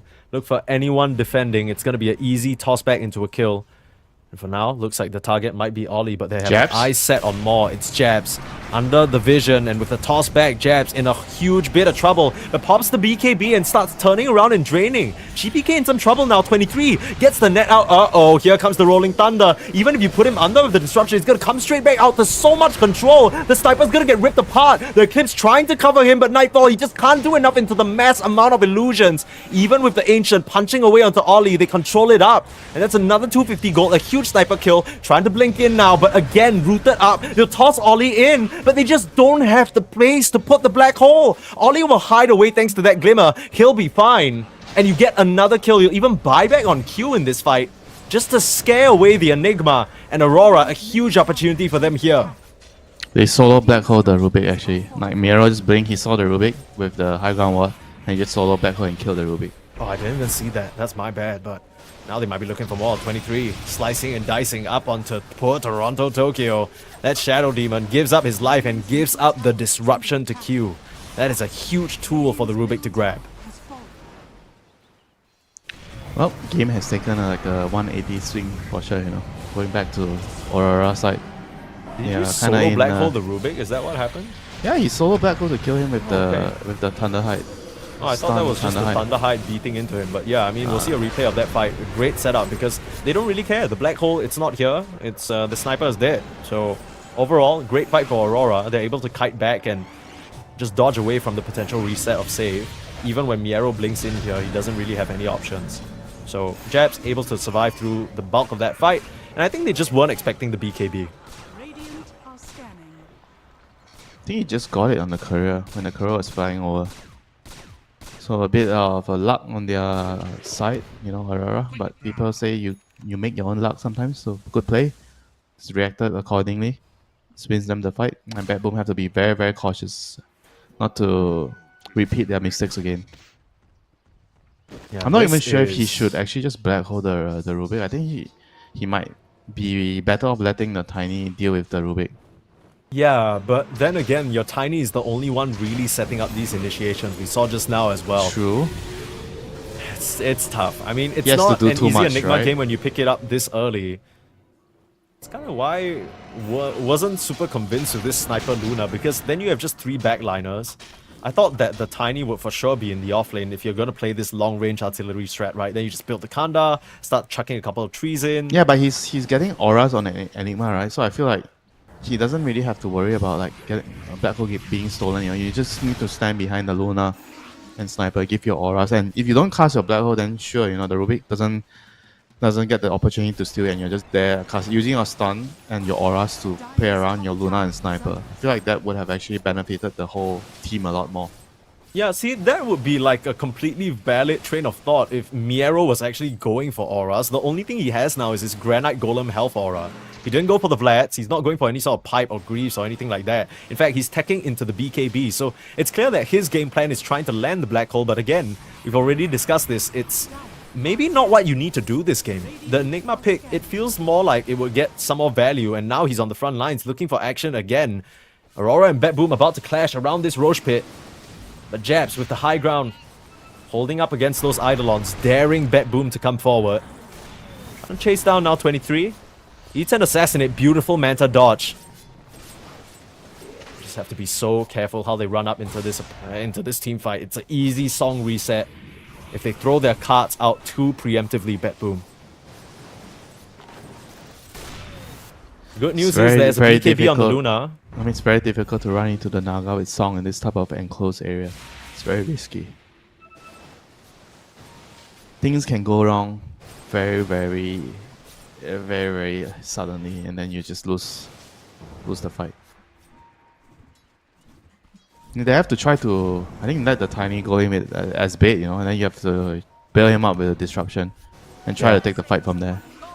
But like you already mentioned, the only person that is showing is 23. he's the only person that can try to start a move, because Enigma can't really start a move. He wants to wait. And we keep waiting around like this. It's very easy for Aurora to continue clearing out these waves with the Naga illusions, one after the other. They'll head into the pit now. Stolen disruption too. Oh, Q. He's gonna love that one. Oh, they're giving up the Roche actually. Yeah, they can't. They just can't, right? There's nothing they can really do in this situation. The vision set up, the illusions on the outside of the pit. You don't have high ground control. You've came a bit too late. And Yeah, that's gonna be a free Aegis. It's definitely a very sensible play, because you're also up against Song, right? So anything happens, they can Song, finish the Roche, and kill you. So not worth risking it. Yeah. The last thing you want is the Sniper and Luna getting caught in a Song and they can focus you. And just gear up and fight for another day, right? Both the Sniper and the Luna working on their Kandas now. So the long-range artillery soon is going to come into full effect. You're going to be able to just full to zero some of these heroes with a Lucent Beam and maybe just assassinate.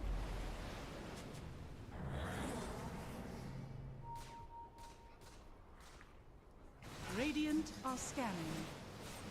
Let's see what Aurora try and get done here, though. Save is still in the area of that high ground vision set up from before, so maybe daring an Aurora hero to walk up and catch their own death, but the Naga Siren illusion scouting out everything. Might just find save here. I guess the question is, Aurora, surely they want to try and put this Aegis into work, right? Like, run down a lane, get a tier 2, start mopping up more of the map? Or do you think this is one of those chill farm Aegises? I feel like they're not really in a rush though. You have a counter to the late game black hole. I mean, Naga's also really comfortable, like just taking the game slow.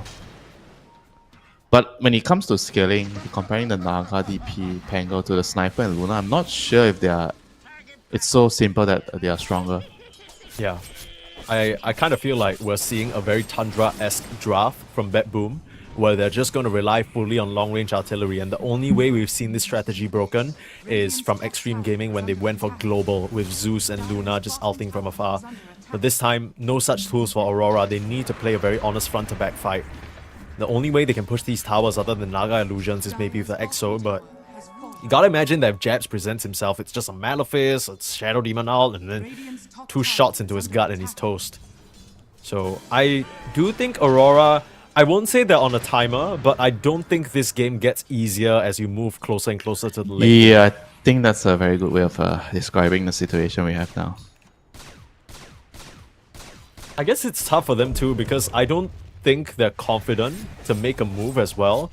This tower defense is terrifying for BetBoom if they can. Yeah, I set mean, up one around wrong the area. move, you get caught by black hole, 2 heroes, 3 heroes inside. I mean, then the whole game just completely flips on its side.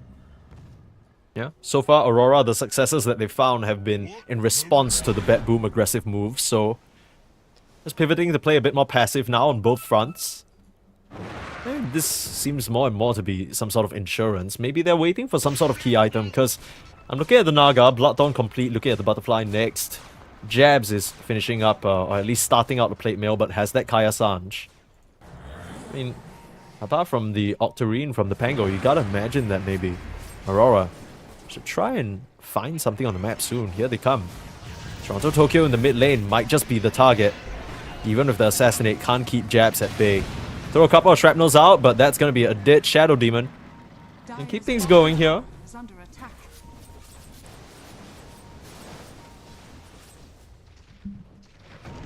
Save snacks up the Wisdom Rune, and they're gonna pick up their own Wisdom Rune. Yeah, So getting nicely done. something in exchange for the Toronto Tokyo kill. Dire's bottom tower. Pretty solid stuff. Great presence of mind from Save, but uh-oh. Nightfall forced to pop the BKB and the Eclipse. Turn around onto Jabs now, taking a lot of damage, but there's the song. 23, he's caught the entire back line and they're forcing Nightfall into isolation. He's TP'd out of the fight now, and the rest of the BetBoom heroes, they need to try and run. The instant blink out from the Enigma, quick reactions from Miero. They lose the Tiny as well. I mean, that could have been a lot worse for BetBoom, it feels like, so they get away rather unscathed. Yeah, not losing any of your cores definitely feel like you're pretty lucky to get away there. I mean, I'm not sure if he just didn't have the range or like why the Naga didn't actually focus the Enigma. Oh, Enigma already has BKB, so maybe he feels like he can't kill him there. So Yeah. he chose to go for the easy target on the Tiny. Yeah, there's also the I guess whole possibility that Miero turns around BKB black holes and then the sniper that's still on the high ground just Yeah, but 100 to 0. you're only sending your illusions in. You're not gonna hit him with the real hero. You ensnare that's him true, and that's then true. use your orchid, and then what? He has to BKB, right? And then you're just wailing Yeah. away. And even if you don't kill him, you already got the BKB out. No, that's true. I've just exposed myself here. Tell me you're not a Naga player without telling me you're not a Naga player, right? I'm just like, yeah, why doesn't he just run in? Of course, duh. He's 23, of course, a lot more proficient than me. Miero? This is kind of scary positioning from Ollie here, just barking up so close to the BetBoom side of the map, but I guess Aurora don't seem to be too concerned for their own safety. They're not expecting an aggressive move of any sort from BetBoom, and this might catch them by surprise. A haste rune available, Ollie on the high ground breaks that smoke from the Tiny. Here they come. Double Kanda ready. Option out onto jabs here to start things out. They got the focus down onto the... okay? Do they Oh, even he black hole? hesitated. Oh no. Okay, he I still think gets the Q Rubik. is still dead though, and now Miero in a whole world of hurt turns around for the black hole, silenced up, disaster. The 23 in some trouble, the mirror image. Nightfall, he's just ripping this Naga up. With that last Lucent Beam will kill him off. Sure, you lose Miero for it, but it's more than worthwhile. The rest of BetBoom, if they can get out of this situation, it'll be very, very valuable. Jabs is in trouble. Jabs, He's he's just dying. being shot down. Yeah, surrounded on all fronts. Aurora getting caught by surprise there, and even though Miero hesitated, he finished the job. He gets the kill on that Rubik. And even with that dud of a black hole, the rest of BetBoom are able to clean up. Huge fight for them. Yeah, he could have maybe gotten the Pango and the Rubik together, but regardless, they want to fight. The double Kanda just proving to be too strong, too much poke damage from far range. And this DP just couldn't really close up to the sniper. I think he has to buy Blink now. Yeah, he's queuing a dagger. Yeah. I mean, look You at need that. to Everybody trying to find this- respond to Miero. And meanwhile, 23 is just being worked by Nightfall. Just finishes up that shot, and the glaives bouncing around means that there's no hope for this Naga. Just has to try and swim away, but no defensive plays available. Yeah, you're still Song was very already weak used. in a head-on fight. It's not like you like to play things from a far range. Just send your illusions in, just poke, prod, get back, reset, speed the enemies in. But in a head-on fight against Luna, she's not winning that duel against the shard of the Luna. Yeah, I think in any situation, even if you silence the Luna, she has Manta and BKB. She's always gonna get those glaives off. And I don't see a point in the game, maybe other than Hex, that 23 can solo kill, which is why we see that immediately queued up from this Naga. This is the only option you can have where it's going to allow you to solo kill some of these targets, because there's always the risk of just the BKB turnaround for the sniper, for the Enigma, for the Luna, and they can just work you down. That's exactly what happens in that fight. That's kind of one of the weaknesses of the Naga, right? She can't really fight face on against a lot of other carry heroes. Well, she needs to hide behind the illusions, Yeah. just watching and observing, waiting for the right time to strike. Just like Yeah. a viper hiding in the sand.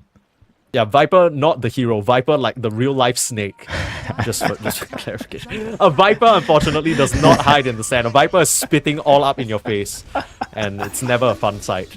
But yeah, 13 to 12 here. The game very even. BetBoom, despite some early shakiness, and I mean, with Aurora being able to claw some leverage back on the map with some Aegises and some pretty decent team fights, BetBoom, you still gotta respect the Kanda strategy.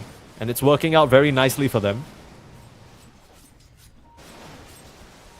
As long as they can keep their distance. That's the whole spiel, right? BetBoom, stay away, and they'll win the fight. If they start getting connected on by some of these songs, some of these Rolling Thunders, the Skull Basher being worked on by Lorinov as well, start to get stunned up, held in place, and things get a lot hairier. But as long as you can just keep those shots flying out with the Lucent Beams, these assassinates.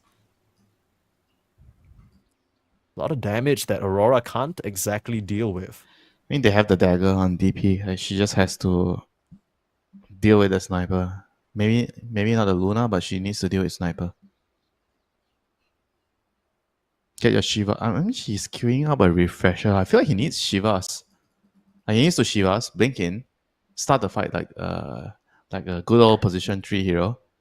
Try to absorb all the attention and give them vision of where the sniper is hiding. And I think Shivas is actually pretty value here in this game. I think the vision aspect is not something to be taken lightly here. As long as you can find the sniper, you can kill him. Yeah. For now, just working on the shard, so the fear will be a factor for this Death Prophet. And Kind she of has the insane. craggy coat for armor, I guess, Yeah. so she can run in. Hides her over for now. It's BetBoom's turn to be grouped up around this Roche pit. A bit of a longer Roche spawn though. It's all about the vision control in the middle of the lanes. They've set up some nice wards right next to the Lotus Pool. Spot any potential aggressors, and this time it's a complete flip of the script, right? I mean, Aurora. this is a night rush. It's gonna spawn at night, but both teams, they have no idea of where is it gonna be right now, so they're Yeah. just taking precautions. They're trying to wrestle control over the high ground here. Yeah, you just have to aggressively posture. You can't afford to give this up for free, especially not against a Luna They- lineup. The safest thing they can do is get 23 near and send illusions in. Yeah, that's what they're trying. A couple of bodyguards around this Naga right now, and he'll just be spamming these illusions. But same situation for Nightfall, right? Just running these Luna illusions out here. Oh, 23. Very risky positioning. I guess they know that BetBoom are perched higher up near that Lotus Pool. Rolling Thunder Thunder. being wound up. In They're comes running in. Warnoff. They're looking There for an we go. opening. They found Miero. Can they burst on the Enigma? Turns around for the black hole onto the solo Pango. Jabs is into the mix as well, but they killed off Laurenov already. He doesn't have a buyback in this fight, but the stolen black hole. There's Q. It comes up huge, but is it going to be enough? GPK. Hurricane Pike away now, shooting off the Jabs, and Nightfall on the front line, doing so much damage. The song resets everything, but it doesn't seem to be enough. Aurora in a 3v5 situation. This is looking hairy. 23. The Glaives, they're just bouncing. Nightfall is a beast, and he rips them all up in a triple kill. This Luna coming up big, and Aurora get wiped off the face of the earth. Yeah, that was a redemption arc right there from Miero. Just not hesitating this time. Just sees the Pango rolling in his black hole team. Doesn't matter if the Rubik steals the black hole. He got a decent black hole. He caught the Enigma and the sniper in it, but the Luna just shredded them. You know, he dealt so much damage with his glaives just bouncing around with the Kanda. Yeah, I mean, Even if the sniper was disabled, the Luna was able to do it all on her own. You know. That's kind of why we see Luna prized so highly as a carry, more often than not banned in the first phase. But you put that on someone like Nightfall, who's had years of I mean, experience it playing looked this like hero. they might be able to turn things around with the song, hitting them up with the shot, but just Luna is still able to shred them to pieces. I mean, there. the biggest problem for me was that even though Q landed a killer black hole, he didn't catch Toronto Tokyo, who was tucked away in the right side, right in that tree line. The only reason why he took so long to react is because he was silenced up by a nice silence from Jabs. But as soon as he could come out, he was popping these demonic cleansers, you know, throwing out his spells, and from there, the sniper even survives the entire initiation. It's just a situation where, with Laurenov there, and with the Naga in a precarious position, Jabs alone can't do enough damage to kill off the sniper, even with Q's black hole. And now it's BetBoom with an 11k advantage. They've claimed the nighttime Roche. Have that cheese. Yeah, now Jabs is like, okay, I need Shivas, you know, this is not good. I Yeah. need to do more damage. I mean, you gotta imagine if there was a Shiva's Aura in that fight, you're amping up all that Rubik magic damage. Might have just been able to kill the CM sniper. as well, like CM blowing them up with her spells. I mean, Yeah. could have been enough, you know. Fortunately, we'll never know. It's up on the high ground now. Beautiful setup from Save, tossing back Q, and this Rubik, even with his own defensive lift, will just get chased down. Lethal from Nightfall. His Luna play has been spectacular this game. Forcing Aurora to a very uncomfortable position now.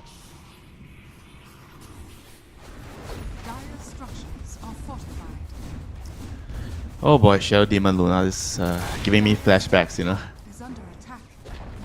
So your base, all the glaives bouncing around, the Pango rolling in, just tanking the glaives.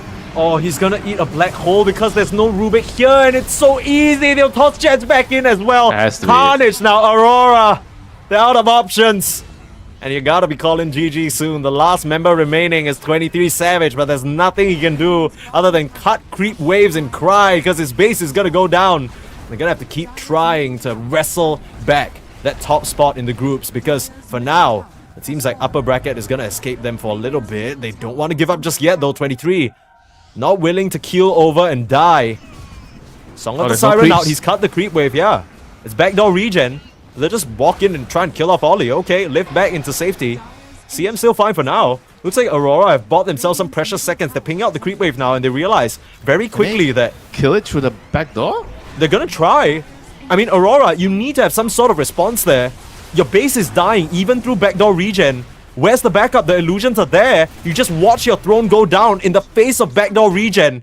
And BetBoom will be able to claim this game number 2. I mean, what a decisive fight there by BetBoom. You know, the last 2 fights, Miro just didn't really think too much about it. Sees a key hero, Pango rolling in, black hole, doesn't care about the Rubik. I mean, in the second instance, the Rubik was dead. But just after they figured out how they should take the team fights, I think BetBoom just playing with a lot more conviction, with a lot more confidence, and just finding the right kills, finding the right heroes in their spells, and that was it. You know, the Luna just carried the game. This Luna Yeah, hero. Luna Now you unironically see carried the why game. a lot of the teams are just prioritizing banning Luna in the first place, because this hero doesn't really have a lot of weaknesses right now. I feel like it's hard to man fight her 1v1 as she farms so quickly. She has a pretty good lane. She's very strong in the lane, very strong in the team fights. I feel like her only weakness is catch, right, which you can always solve by drafting heroes that can help her deal with that, and the hero just kills everything you can catch for her.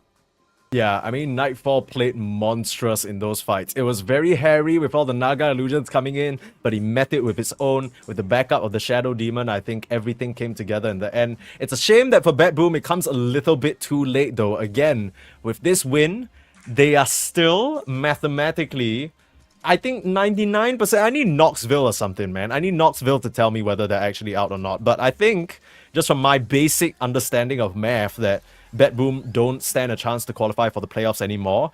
But it's like what we said, Winter. Once your pressure is off, once you're not really playing for any stakes, you're just playing Dota for fun, and to ruin it for someone else, it's so much easier to have a good time and play your game plan.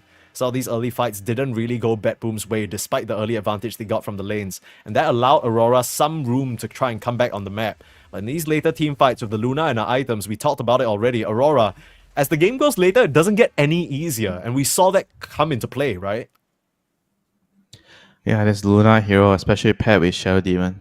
I feel like, I mean, early game Sniper obviously controlled the early game with the 2 supports, you know, just giving Luna tons and tons of space to farm. But when he got to the stage where the Luna is ready to come, it just feels like nothing can stop her. Yeah. She's standing in front of your base, she has the Aegis, just ripping your towers down. There's nothing you can do, you know, like if the draft is set up like this. I mean, I feel like Aurora, they're not even that far behind in the mid game, like a couple of thousand go behind, but just couldn't fight, you know. Maybe Yeah, I mean- itemization is definitely like might be a thing to consider, you know. I feel like they went Dagger, BKB hero of Atos, Kaya Sage. Maybe if I'm gonna replace, I replace the Kaya Sage with, but Kaya Sage is really good on DP because it amps your heal. It makes you have mana, it gives you spell amp, makes you really hard to kill, and you can do more damage. So I feel like that item is fine. You know? Just Yo, I didn't even notice it in this maybe fight. the Shiva's lacking is such a big deal. Yeah, it really feels like we've made a big impact, and especially since this particular fight, I'm not sure if you saw, but off to the left side, Naga actually runs into the Tiny very early on, right? And Save is able to buy so much time. He survives by tossing the Naga up, and 23's lack of involvement in that fight because he's busy, he's kept completely busy by the Tiny, just ends up biting them in the ass there. They're not really able to contribute as much damage as they need to, and they end up killing like nobody, right? The sniper survives through it all. You only end up killing Miero, who was your initial target. Jabs gets bricked up. 23 Savage can't join the fight. And Nightfall is unleashed. This Luna was disgusting. And the Skadi complete, even though the game ends in such a awkward manner, with this like black hole situation, and then they just slowly die one by one, you gotta imagine that even if Aurora tried for a 5v5 team fight, it wouldn't have changed anything, right? Like, the calls on BetBoom are just way too strong. Enigma, Luna, Sniper, I mean, there's just no way you can easily handle those heroes, you know, especially if you're a Naga. think maybe what they could have done is just try to swing like smoke and go from behind, because you need to initiate first, right? You can't just let the Luna and Sniper set up on the high ground, and then whenever they're just already ready, right? They already hit their setting up the shrapnels on the left, on the right. They see you, the Luna's glaives is bouncing on the buildings, then how are you actually going to take the fight like that? So you have Yeah. to try to smoke, go behind and try to try to surprise them and try to take the fight from there. Absolutely. Aurora, they're not out of this just yet. They still have one more game against Xtreme Gaming, but for now, BetBoom able to tie things up. We're going to have an interview with Nightfall from BetBoom in a short bit, so stick around for that.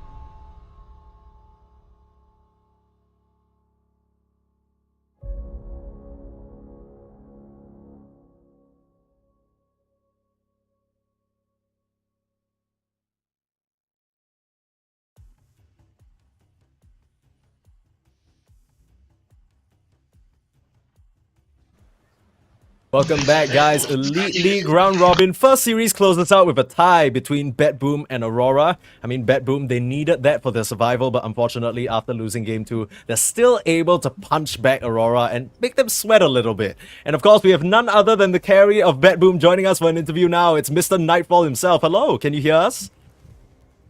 Oh, hello guys. Yeah, I can hear you. Yeah, hello. Great. It's a pleasure to speak to you. So I do have to ask, that game number 1, it looked a little bit rough. Can you talk me through what you think went wrong there? I don't know. I feel like our draft is kind of bad. They have like way better heroes, and like we don't even have like better lanes. Like our top and bot lane is like not better, and we're picking like Pangalair into DP. So like I don't know. They have just like 3 lanes kind of like better. Top is draw, and other 2 lanes they have better matchups, and then our draft just like worse, I would say, was like from better laning, from worse laning stage. So I don't know, it's just super easy for them to win. I mean, we could have win. There was one fight in our triangle. 1 second. He has to consult with his teammate. Okay, you can hear me? Yes, I can hear you. Yeah, so we had one opportunity to win this game when they had no split. It was our last chance in our triangle, and we just went there. But I don't know. I think our builds also not our builds. We had the mistakes in builds as well. We had the 0 blink daggers, neither on Pangaler, neither on DK, and we like for us it's really hard to like attack enemy heroes. So like without blinks, I mean it was kind of like super hard to win that fight, and it was our last chance. So yeah. Yeah, you guys started the tournament quite rough, right? The group stages, you have a 2-0 loss and 2-2-0 losses to Liquid and GG. But after that, you guys kind of figured something out throughout the group stage, and you guys played a lot better. So what? Tell us a little bit more about the journey, like from the first series. What challenges that you guys felt like helped you improve the most? I mean, I don't know. You can see me 1 second. Nice. There we go. There we go. Nice. Yeah, I gotta get that Okay, picture so perfect shot. if we talk about Spirit and if we talk about GG and Liquid, I think we just played 0 scrims before this tournament, so we like literally 0. So we were not in best shape, and we had like unlucky bracket. We just like come up at the tournament, and we have to play Liquid GG 2 games. First 2 games in the tournament, and also like we play first game against Liquid, and then we play against GG, which played 0 like games on this tournament, which is like kind of unfair. But other than that, we were just in bad form overall, since we didn't play scrims. And what we did we learn? I mean, we just like you just casually need to play some game, like you just casually need to play some game to get in better shape, I will say, and like to just do some you need to do fundamentals on the good level, and since we didn't practice, our fundamentals kind of were lacking, so we were playing bad in our like our things we usually do well. So it's just about time. And, just one more question. Yeah. Sorry, just one more question about the like this Kanda, on the meta right now. This item seems to be like the flavor of the meta at the moment. And what do you think the item stands in the current meta? Yeah, I think this item is quite really strong. I'm not sure if it's actually like broken, but because of this item, there's a lot of heroes like on carry which can buy it and like be really good. Like for example, that's why like top tier carries right now is like Morphling and Luna. Because they buy Kanda, and Kanda is like a really good item. So, I mean, if this item gonna get like nerfed, for example, this heroes like is gonna be, for example, super hard for some Luna to play in meta. I see. Good to know. I mean, also cool. like Thank other you. items kind of like got nerfed. Like for example, some Satanic or Skadi like doesn't work in BKB. Satanic got nerfed. So, and Kanda got only like ups. Yeah. Cool, yeah. I mean, thank you for all that insight. It's always a pleasure speaking to you, getting to know a lot more about your thoughts on the game. But of course, we'll let you go. We know you have one more game tomorrow, so best of luck for that. We'll be excited to see what you guys bring. Okay, I guess. Thank you. Bye. Have a Thank good day. you. Bye-bye. Bye. So much Dota knowledge and opinions condensed into that one. That was so much juice, just dude. got- You need to pay someone like... We just got like 500 MMR. No, literally, I just felt my Dota skill go up just listening to him speak. But it's good to hear that there's some transparency there as well, and it makes a lot more sense now, right? With how shaky of a start they had, they weren't really playing any scrims, and it's clear now why they were experimenting with so many different ideas, because they were still trying to work things out. But of course, unfortunately, that means BetBoom, like we said, mathematically out of the tournament, but they still have a match up against another opponent. I believe it's Boom tomorrow. But yeah, we'll stick around and find out more about that. But that wraps up our first series of the day. Coming up next, we have Boom up against Liquid, so don't go anywhere. We'll have that for you right after a short break.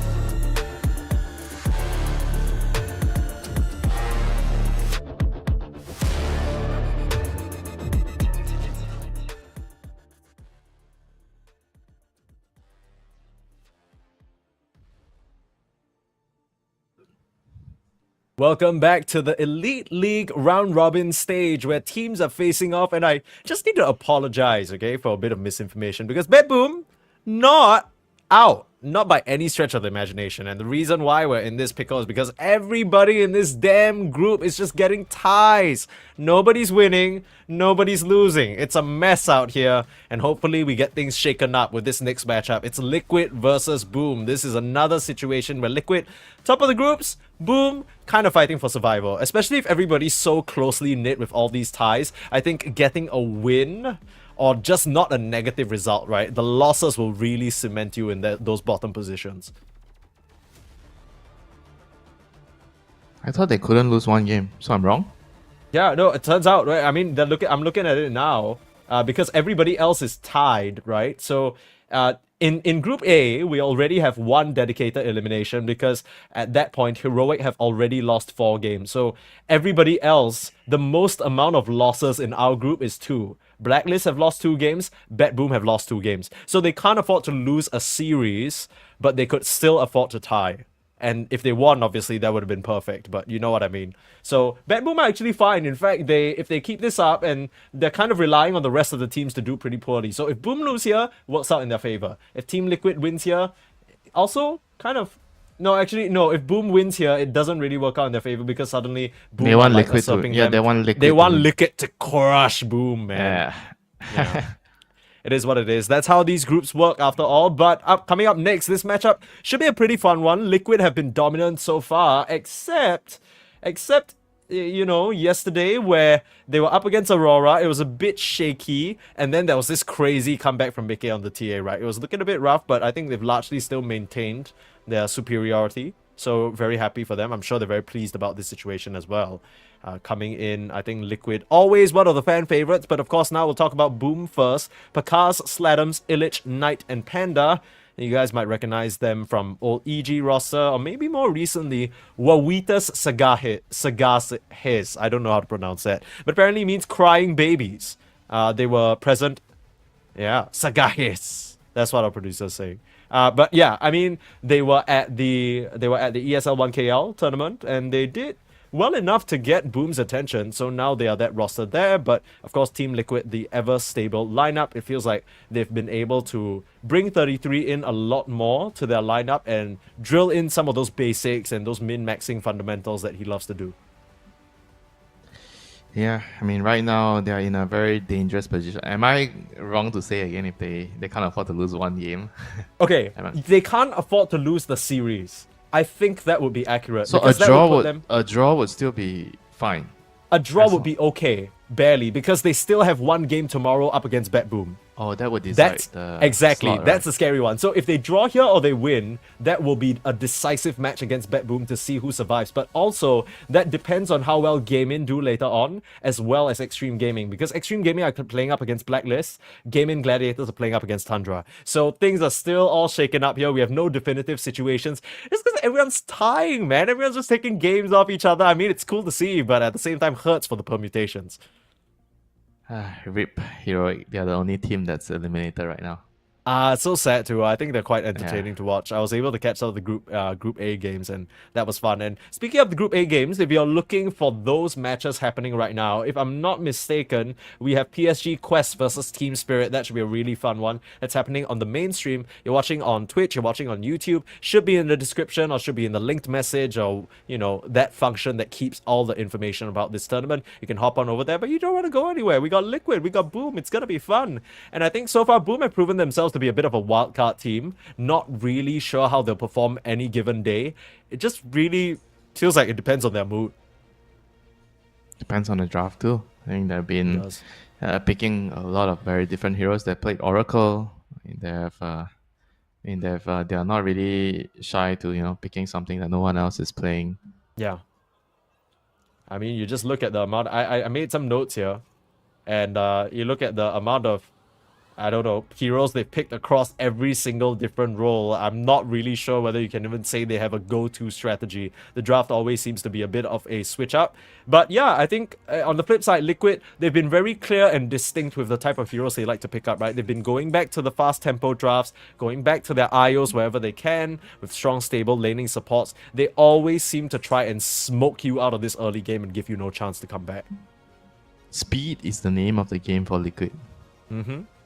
That's how they like to run things. Marcy carries, TA carries in the mid lane with Io running around, Bane set up. Even in games where they're behind, they've shown a lot of resilience and grit. I mean, to tie don't things you up. think like it feels like they're looking at the meta? They're looking like, how is everybody playing? What does everybody like to do? Oh, everybody seems to like to play on scaling, draft on scaling, and why not? We just show up to ruin everybody's plan. Yeah. Show up at the doorstep, literally kill them before they even scale anything. Like, who cares about following the meta? You want to kill the meta. Yeah, kill them. The thing is, you can't scale if you've lost the game, right? That's the problem with these scaling drafts.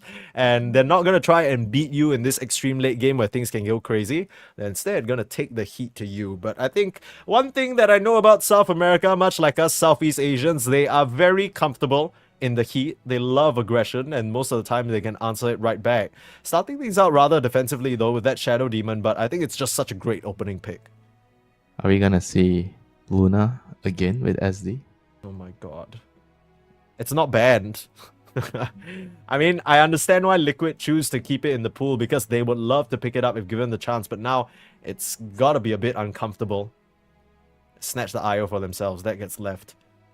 Choose to ban I out mean, I the- assume Luna should be banned here.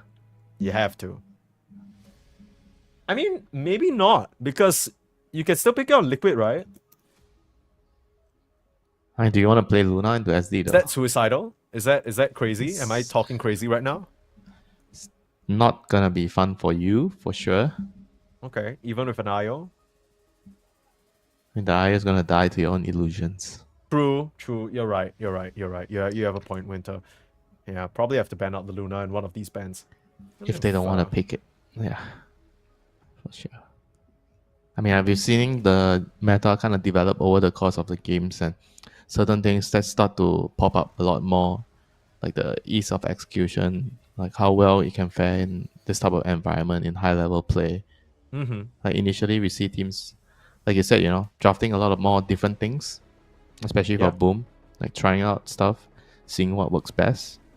And you would think that looking at the patch, right? Oh, it's a small patch, it's not much change, but a lot has shifted. No, that is the way with Dota. All these little number tweaks, they mean a whole lot. I think the main thing for me is it doesn't seem like Boom has been able to solidify their identity just yet. They were able to tie up a game against Gaimin yesterday. That was a whole mess. Gaimin were playing Duratio Weaver, Mid, Queen, Sniper, and Brute Mother, and they just kind of got countered by a Zeus Luna. So clearly, not shy of picking the Luna, Team Liquid will grab it up and deny it though. That's probably a source of why they took a bit of reserve time to consider. But the problem is, you gotta imagine Boom are prepared for this outcome. And with the Shadow Demon, they're already 1 foot in the door of dealing with this very What is the long answer? What is the call that you want to pick against Luna? I think Lifestealer, maybe Troll. That's You need like something control, to be right? able to match the Luna. Or maybe even a Sniper because you outrange her. Yeah, could be. They haven't played it just yet though on any of their heroes, funnily enough. They played a whole bunch. Like Slatham's literally has picked like 10 different mid heroes in this event so far, but Sniper is not one of them. I mean, oddly, it seems that I remember his Earth Spirit the most. That's not a Winter. That's not a good memory. Don't do it to him like that. For context, for those of you who missed some of the Boom games, Slatham's had an Earth Spirit game. I think so far the Earth Spirit mid games have looked awful. We haven't seen a single Earth Spirit mid do well. Which Whose maybe fault teams. is it, Mike? Is it the Earth Spirit or is it the team? Tell me. I think it's the Earth Spirit. Like, Earth Spirit relies too much on trying to get these early action moves, right? And then he really hits a cliff. Like, he just hits a brick wall if you're not able to find it. And we saw time and time again, some of these other heroes, like maybe Primal Beast, or... I mean, they hit a cliff. Is it because of their item build? Because usually, the old build, you get Midas, right? So you always get to your late game. Oh, and that's you true. scale. Now But people Midas don't- doesn't really feel like an item anymore, funnily enough. Yeah, that's kind of true. Like, we only saw one, right, from 33 on his Doom, Yeah. and he lost that game. Yeah, it was a painful loss too. I think there's just too much fighting going on the game. Funny enough to say, even though map is bigger, but it just feels like you have to be able to farm and fight and contest for areas on the map. Yeah, these do-nothing drafts end up getting punished quite a bit, even though if you have a nice death ball, you need to get to that stage first. And a Primal Beast pick comes out for Boom. This is something that both Illich and Slathams can play, although more recently we've seen it played mostly by Slathams. 10 seconds remaining. I mean, it's definitely still like a flex hero, ideally for you if you pick him up this early on. I mean, Primal good at locating the IO in the fight and just singling him out and just killing him. Yeah, you always need heroes that can find IO in the team fights when you're playing against this hero. Yeah. It's really annoying to try and relocate save into the Primal Beast as well, because if he's pulverizing, there's a chance that that stun just interrupts you, and even more control with the Dark Willow. We saw this picked up, funnily enough, by Liquid yesterday. It feels like we might be seeing an offlane Primal, that maybe pairing the Primal with the Dark Willow. Oh yeah, I mean, that sounds like a very terrifying combination for the Luna Or IO the to Dark run Willow after is you. here to ruin the relocate, because you can kind of set up for the Terrorize and the Brambles when you see the relocate coming in. Oh, so maybe true, yeah. maybe the idea is for that. That's actually a really good point, Winter. Like, the whole idea of Liquid playing this IO draft is that they want to exert dominance on multiple areas on the map, and that's going to be a lot scarier because number one, you have a save, number two, you have a terrorize, so you scare away everyone else, but Disruptor being picked up. So this is a very linear support combo. They don't give you a lot in the way of just raw damage, but they provide a lot of catch, a lot of map control, and a lot of vision. Glimpse And- into relocate. 10 seconds Holy. remaining. Yeah. Run Catch City. to the Run. to the caves, hide. Remaining. But this is also a disruptor into the Shadow Demon, right? So as long as the Shadow Demon is in the right position, he should be able to time the disruption and dodge the glimpse. We've seen that happen Sure, quite a few if times. you're disrupting your teammate instead of disrupting the Luna, I think the Luna will say, "High five, disruptor. Thank you so much for helping my game out." True. Here's the Death Prophet. Something The that Death Ball. Yeah. Luna Death Prophet. let's go try and roll. But that means this last pick coming out for Liquid has to do a lot of work in terms of the control and the damage. 10 seconds That's what they're remaining. missing at the moment.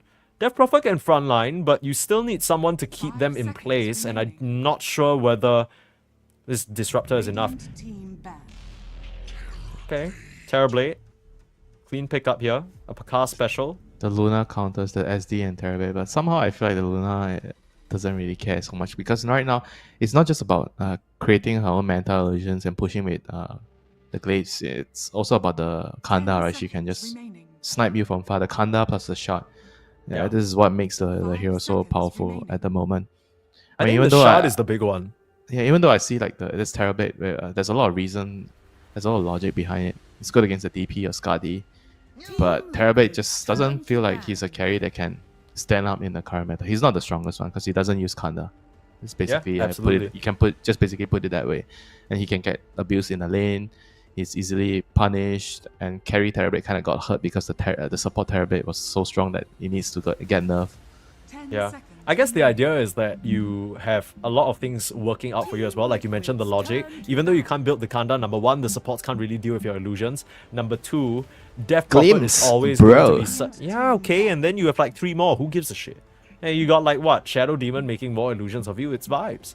All I'm saying is that this Death Prophet, every time, 33/Nisha tries to exist for long in the fight and heal up, it's just such an easy Sunder target to regain full HP. And you don't really have much stuns. It's just Lucent Beam. So even if he silences, you pop the BKB, get the Sunder off, and that's going to happen every single time. But I do agree with you though. I'm not very sure if this Terrorblade and Luna matchup still favors Terrorblade, The especially lane- if you run into her. The lane also doesn't feel like it's a strong lane. Terrorblade plus I assume a Shadow Demon. Yeah. I think what's going to happen now, Liquid might just consider to move the DP mid, put it against the Primal. I mean, they can decide after. You just have to wait and Radiant see team what they're doing and just pick another lane that can actually just pressure the Terrorblade and punish him in the early game. So Boom seemed pretty decided that this is gonna be a DP mid, and they pick up the Darkseer for themselves. Okay. That was They're actually a just hero so- I thought might have They're been just good for so Liquid. bent on creating Luna illusions, right? Terrorblade, Darkseer, Shadow Demon. I don't think it's the way to go against Luna right now. I mean, Dark Willow plus Darkseer. Okay, both Darks. You know, they're gonna be a strong lane for sure. Dark Willow, Darkseer. 10 seconds But remaining. Liquid, on the other hand, they have like Luna Disruptor, not something to be trifled with, and 5 seconds I feel like they just remaining. need like some 33 summon hero, like I don't know, like something that can win the lane. Some Beastmaster already banned out. There's Visage. There's Brood Mother. Against Terrorblade, I mean, Darkseer would have actually been great for them, but I know Darkseer. A lot of offlaners being banned. I just realized all the 33 heroes are gone. I mean, there's Yeah. still a Centaur, which is not exactly his type of hero. Yeah, the Brewmaster being taken out as well. Apart from that, everything he's played in this tournament so far has been taken out. What else you got in the tank, Mr. 33? Yeah, maybe he just runs out of heroes and just decides to take the DP. That's what it seems like. Liquid running out of reserve time here. Need to come up with some sort of solution. Wait, there's what is there? Is there? I mean, they can pick Zeus, I guess, if they want to deal with the TV. Yeah, Move- you need but magic but their damage, draft but is gonna again- be like zero catch, you know. Yeah, that's why the Visage might be good here, but they go for the Bristleback. Okay. Bristleback IO. We've seen one Bristleback out before. That was from Yeah, I mean- Diratio. If he gets out of control, it'll be pretty hard to deal with him in the early game. But on the other hand, the Aghanims from Primal could prove to be his downfall later, and we'll just have to see like how well he does in the early game. Because every time you see Bristleback being picked, you're gonna be really focused on his lane, right? Can he get past the lane? Because if this Yeah. hero gets past the lane, then he has some stacks prepared up by the support. Then he can easily just ball out of control and just be miles ahead of your opposing cores and just run them down. Yeah, absolutely. I mean, it all boils down to that. And with This the is IO such backing a- him up, he should be fine though, right? This is such a feast of famine pick. It might. It does feel that It's way. either gonna be really, really good or it's gonna be terrible. No in between. Yeah. It feels like a bit of a risky gamble from Team Liquid here, and I feel like they are once again going back to their bread and butter that we've seen from them in this tournament so far, right? They want to play fast. They want to have the options of screwing you over and ending the game by 20-25 minutes, get the first and second Roche, run you down with an item advantage. And they stand a pretty good chance at it, even though Boom Esports, I feel like their draft is pretty well constructed. They have good teamfight, good control with the Dark Willow, Darkseer, and this Primal Beast is going to be able to make a lot happen across the map. I'm sure to see how this will play out, because I'm a little worried. I'm a little worried that Liquid's draft falls behind or even goes even in the laning stage, and then they can't make any moves because their heroes are literally DP Bristle. Like, you kind of rely on having an advantage. DP, Bristle, Luna, you only catch his glimpse, you know. So Yeah. and I don't think any one of their heroes. Maybe the DP can try to itemize like Royal Aethos, like what we The saw. DP has from- to buy a Eul's, dude. The DP has to buy a Eul's or an Aethos, because if not, they're just TPing right in front of their face, and it's gonna Eels be... doesn't sound good this game. Probably Aethos. I kind of like Aethos a lot on DP now after After looking seeing at it how in action a couple of times. yeah, after looking at how Aurora kind of abused it on this hero, because the stats is again, you know, very, very nice on this hero. Intelligence and HP, everything you need on DP. Yeah, I agree. I mean, I think it solves a lot of the problems that DP has early, because she can put on a lot of pressure and do so much damage, but she just needs her target to sit nicely in pace. Be a good boy, you know. Sit there, take the damage, die for me, will you? Do Yeah. as you're told. Mike, sit down. Yeah.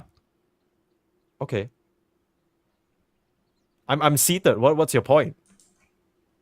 Yeah, DP wants you to do as you're told so she can kill you. Okay. Cool. Yeah. Don't I mean, move. I'm popping EXO. Just sit tight. I'm Yeah, coming. just sit there. Let the ghost just beat you up. Just sit there and take it. You got it. You got it. You got it. Just sorting out some technical issues here. Don't mind it, folks. And more time to talk about the draft.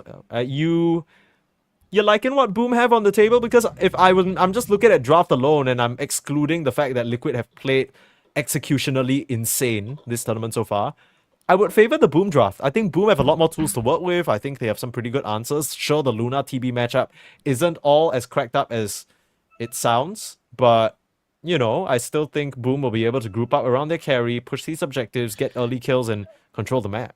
You know what? I'll keep it simple. Mike, I Yeah. believe in Luna. Luna is strong. That's fair. That's fair. Okay. In After the that, face after that of Nightfall interview, you're like, counters. yes, Kanda. I mean, in the Kanda. face of counters, she does not care. She knows the Kanda is gonna get her through every tough situation. Yeah.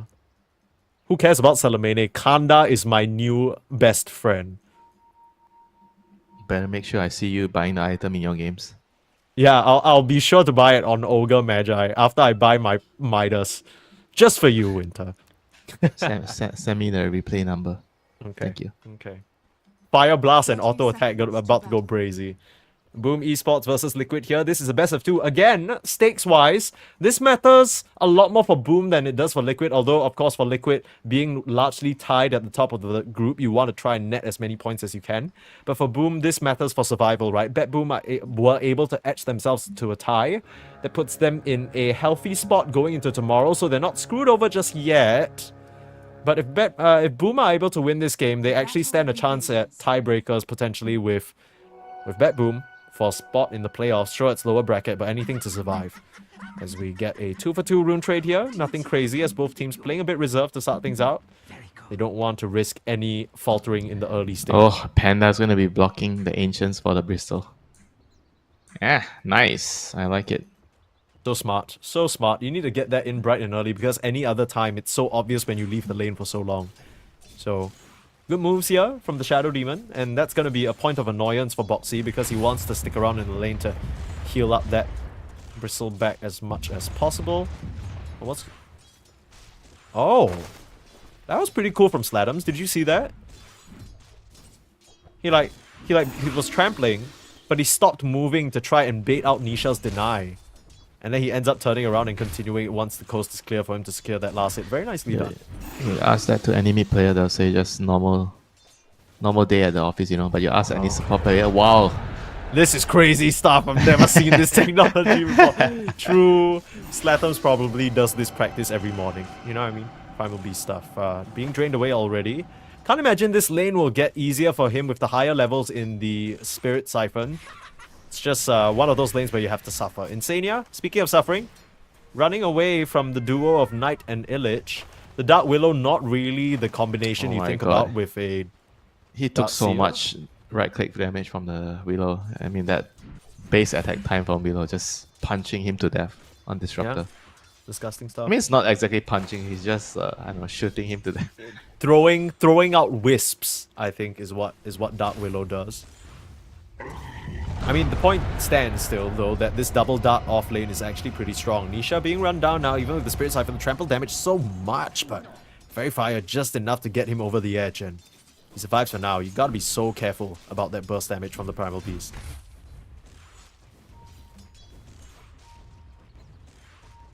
Who's buying a Vessel? I guess the Willow? Vessel is so good this game against what Liquid have. DP, Bristleback, IO. Feels like a to must-have. be this Dark Willow, right? I can't imagine anyone else buying it. He's not queuing. He didn't start with Circlet, so he's not getting a quick earn. Because usually if you plan to buy a Vessel early, you're going to start with a Circlet. Yeah, that's fair. Good amount of stats. Easy build up as well. We'll see. Maybe they think they can tide through this this Liquid lineup without a Spirit Vessel and just with the raw damage of their lineup alone. I'm not really sure whether I agree, but... Just feels like it's so much value in the Vessel. Yeah, it does. It does. And no one convenient to build it, though. I don't think any of the cores really want to pick it up. Yeah. And I mean, even if Illich gets it in some weird twist of fate and in terms of switching up his own build, you're kind of relying on the Dark Seer to be present in the fights close enough to get some early charges, which not really what Dark Seer wants to do. Man just wants to chill, farm, push out waves, clear stacks. Punch heroes. Punch heroes sometimes, yeah, after you get your Aghanims, but that also requires farm, so long way to go for him, but he's doing very well in terms of the CS. 18-4 right now, another trample down onto Nisha, but again, higher levels in the Spirit Siphon means that Nisha is just fine here. Such a boring lane. I trample you, I drain you. Nobody dies. Yeah, we need to look away from this lane. This is... I'm about to go to bed. What the hell? They're just clearing creep waves. Oh, okay. Creep swarm the creep wave. Cool. Trample. Oh, Spirit Siphon. Nice. Cool. Interactive gameplay. I also don't think that we'll be seeing much movement from the supports, at least from the IO and the Disruptor, because we didn't talk about it just yet, but this 3v3 from Liquid is kind of lame. Like IO Disruptor, what's that gonna do? Thunderstrike you? Okay, oh, I'm so scared. They're just good at keeping each other alive with the IO, and especially the DP. The heals, just keeping him alive. Yeah, I guess, but I mean, you're just relying on the DP to bring Yeah, so you much just feel leverage. like the Primal and SD Dark Willow, they're probably gonna get the upper hand in the rune Yeah. fights. 100%. I mean, even if they bring the SD up here to this top side, there's a very real potential of them diving with a glyph or something like that. There are only so limited tools that Liquid have in this early game. That's a major concern for me, at least, looking at this lineup.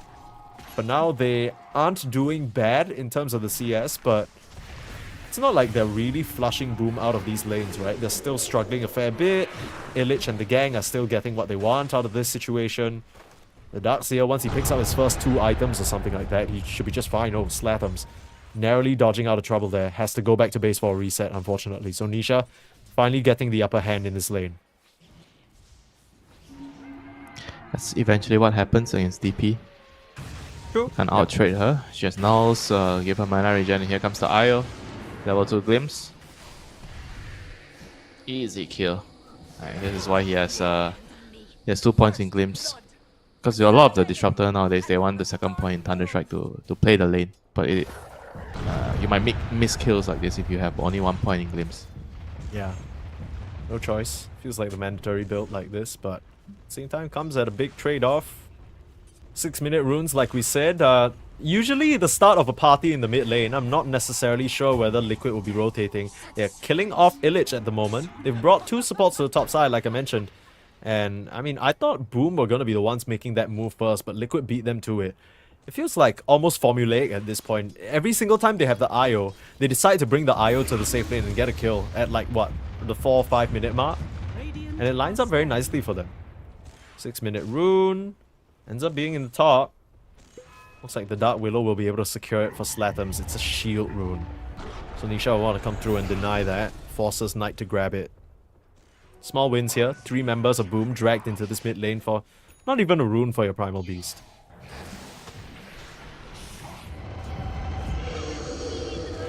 Oh, he pops the Exor right away. He's trying to get a kill. I guess he realizes that the onslaught was used and you don't have mana for it. Here's Insania with the setup perfectly done. Liquid. They find themselves a kill. Meanwhile, 33 tried to run down Panda down here. But now it's Bakaz left all alone. He has huge wand, still trying to punch into Boxy. But Boxy has a wand of his own. They turn it on this Terrorblade. And right as the clock ticks past 6 minutes, Liquid turn things up here. 2 kills for them. It's not done. Insania posturing. Okay, he's not gonna go for it. Thought he was gonna try to get the Wisdom Rune. That would have actually been such a huge blow for Boom. I mean, I'd argue to say it's already a pretty huge blow, right? Losing your mid laner and your safe laner in one fell swoop like that. The support's in no position to respond. Panda just being chased away by 33. Yeah, their lineup is gonna ramp up very, very quickly off of these kills, you know, giving Burster back, DP the advantage they need to just snowball and run at your face. I mean, sure, they don't have stuns, you know, but if they're strong enough, they just kill you through their sheer damage. Why do they even need the stun? There's the build again that you were talking about, Winter. It's the double null talisman. Has just become such a premier item for mana regen. You're not even getting the arcane boots. You just get 2 null tallies, you pop in these crypt swarms like it's hot. Dire's courier has been killed. And that allows you to get travels, yeah, and keep playing the map and keep scaling. Greed. It's very, very greedy. Oh, he's going travels first. Damn. Okay. Yeah, I don't know whether I like this so much. Seems like it's a build right now with the nulls. Because the nulls kind of allow you to be greedy because it gives you everything you need for the early game. Some stats, some armor, some damage. Ah, look at Boxy and 33 down here. Just being so And here annoying. comes Nisha. Yeah, Nisha with the dive. 4 heroes coming. 5 You heroes need coming. to protect your Terrorblade, and they might just have to lose Nisha for it. Of the control and the magic damage, Boxy still trying to save him. Dives through, Hero Wisp. It doesn't seem to be enough. And he gives up his life. 33 might go down as well. This move from Liquid going catastrophically wrong, and with the Sunder leveled up, Insania now in big, big trouble. Will just get chased down. A bit too over-aggressive this time round, and Liquid pay the price for it.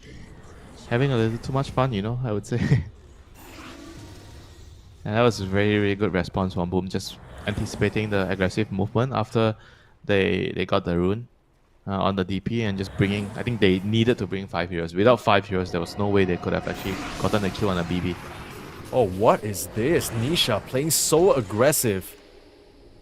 I mean, he almost got caught by that Knight Bramble Maze there, but meanwhile, Illich in the top side, run down by Mickey and Boxy. Boxy made a pretty good play, all things considered, right? Running through and saving Nisha from that situation. But at that point, 33 had committed in, Insania was there as well. There was no hope that the Liquid heroes could get out of there.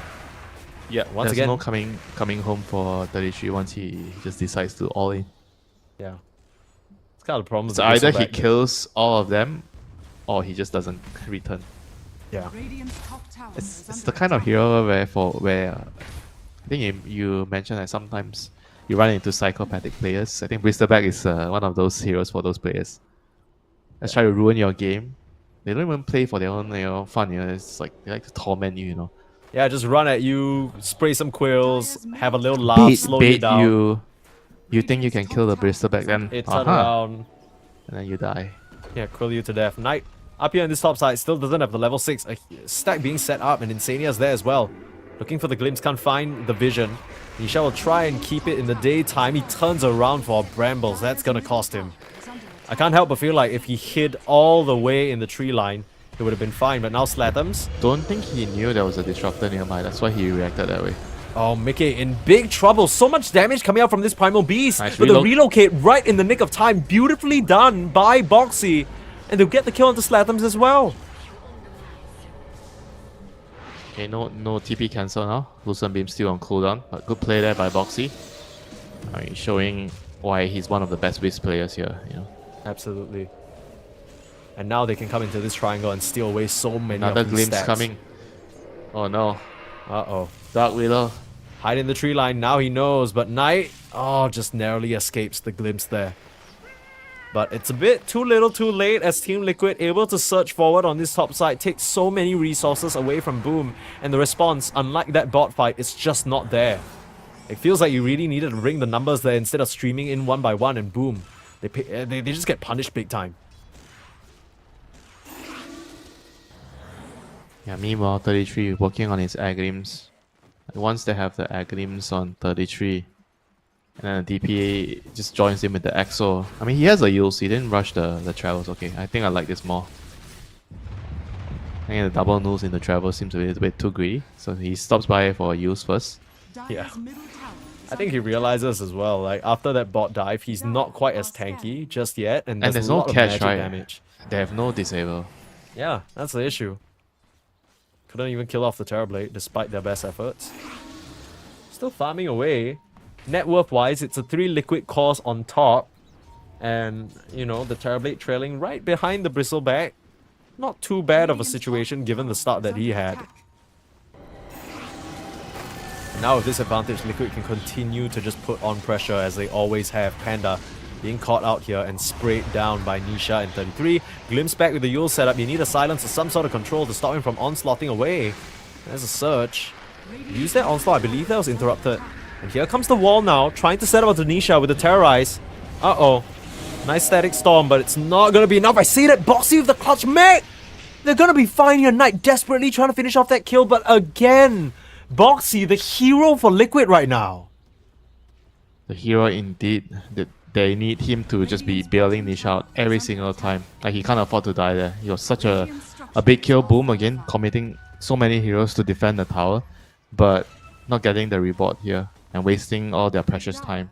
are scanning. Dude, that was insane from Boxy coming in clutch, and I think you nailed the issue on the head. If Nisha dies there, suddenly this control, this grip that Liquid has on the game just dissipates quickly. Even though you use so many ultimates and resources, you bring in the Primal Beast, you get the wall, you throw in the Terrorblade Metamorphosis as well. It looks scary with this Terrorize nice coming silence. through. But yeah, back to life, Slatham's in huge trouble. You're waiting for the disruption from Panda, there it is, but it might be too little too late. It just has to leave him to die. Tower is under Wait, did he actually cancel? I mean, I think he cancelled the onslaught with the disrupt. I think he cancelled Onslaught with either the Yules or the Disrupt, that would be my guess. Because that's what Nisha's been doing so far. Every time he winds up the Onslaught, he just gets stopped. So just really good build-up overall. And they're laying down some this vision, is but looking, Insania... this is looking very scary right now for Boom. Like Yeah. the liquid snowball is going to happen. It's already happening. This Bristol DP. Luna's not even part of the fight yet. You know, she's just clearing stacks. Yeah. See the glimpse now. Tries the trample, but actually, yeah, you're right. The disruption actually cancels the onslaught. So a bit of miscommunication there. Maybe he wasn't sure whether Panda was going to throw it out. But back to live again. It's a nice two-man terrorize setup. It's going to stop Liquid from getting this tower and maybe net them a deny, but Panda dropping solo to 33. Here he comes. Popping that bristle back. Starting to get trampled now, but Nisha still in the middle of the fight. They just can't afford to fight here. Glimpse back onto Slatham's full control on the Primal Beast, and not a single shred of a response. They'll drop the wall down, sure, you get some illusions, but they get cleaved through by the Luna and her glaives. Nisha unstoppable now as Liquid off to a 6k gold lead, and we've seen it time and time again. Even with these drafts, with limited options and tools, Liquid, their execution level is just looking to be another tier right now. Yeah, and perfect play by Boxy again. You know, 40-minute relocate, steals the rune, now TP's back, stacks the Ancients at 50 minutes and picks up his own Holy wisdom rune. shit. Efficient play at its best. Boxy I think came to play If today. you want to learn what you need to do in a game for the first 15 minutes, I think I would highly recommend watching what Boxy does in the early game. Yeah, Definitely one of the best. absolutely.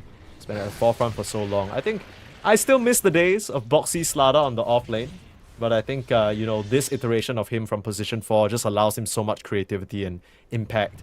And that's also another reason why he's such a good position 4 player. Because True. he came from offlane, right? And offlane and position 4, you kind of interact a lot. Yeah. And you need to know all the little details of what you need to be doing to help your core. And being like an offlane player, he definitely knows what he needs to do on a 4. Yeah, that's for sure. You know exactly where he wants you to be, how he wants you to trade. You kind of have to understand the other roles to play your own role well, if that makes sense. Yeah, that's why they always advise, you know, position 5 players to try carry a little bit. Then you'll start realizing what's where exactly you want to be, how I mean, you want to body mid is for the your only core. role that's like, I would say, like, okay, you're playing pos 4 or pos 5, you need to understand the mid, you have to play some mid. That is the only role I feel like it's going to be hard, you know. But the other roles, like the off lane and the safe lane, is, I think, it's good for players to understand, you know, from the support position. I mean, I think in general, we might have to hold that thought. Insania being found here by Slatham's a nice silence, but it won't be enough. Nisha now left alone here, stranded on an island, and this time Boxy nowhere nearby to save him. A double kill for Illich. That's a great smoke move from Boom. Yeah, the Blade Mill actually doing so much work onto the DP here. Big kill. 33 says, you have already used all your spells. IDC, I am running in. Yeah, but here comes Podcast. Maybe he needs to rethink his actions there. Yeah, Oh, no. probably needs to face the wall and reflect. Boxy, again, he wasn't close by enough. He tries to come through with the relocate, but this time round, Yeah, again... this is what good IO players make you think, right? You think you're actually really strong, but you're actually only strong because the IO is there. And then you run in, you're like, the last time I ran in against 5 heroes, I killed them all. And this time they decided it's gonna probably end up the same way, right? I'm gonna run in again, but IO is not near enough. No, not at all. And that's going to result in Boxy's death as well. A lot of the momentum that Liquid were gathering for themselves now brought to a bit of a halt as Slatham. So this Blade Mail pickup no longer the easy kill that he was before. A big threat to the Liquid heroes, especially since all the Liquid heroes can do is uncontrollable damage, right? Between the Eclipse, the Bristle, and the Death Prophet, reflecting a whole bunch of that back. Actually, this might be one of the games where Dispersion on Shadow Demon, oh sorry, not even Dispersion, Disseminate on Shadow Demon actually do some work here. You put it on the Bristle? I think you put it on your Primal Beast, right? Because whenever your Primal Beast takes damage, then you're doing more damage to everyone around. Because the Bristle isn't taking a lot of damage with his Bristle back. Hold that thought. High ground vision. Spotted by Insania, and looks like Panda is toast. Nice disruption onto himself though. But he still held himself in place and will get chased down. Easy kill with that Aghanims.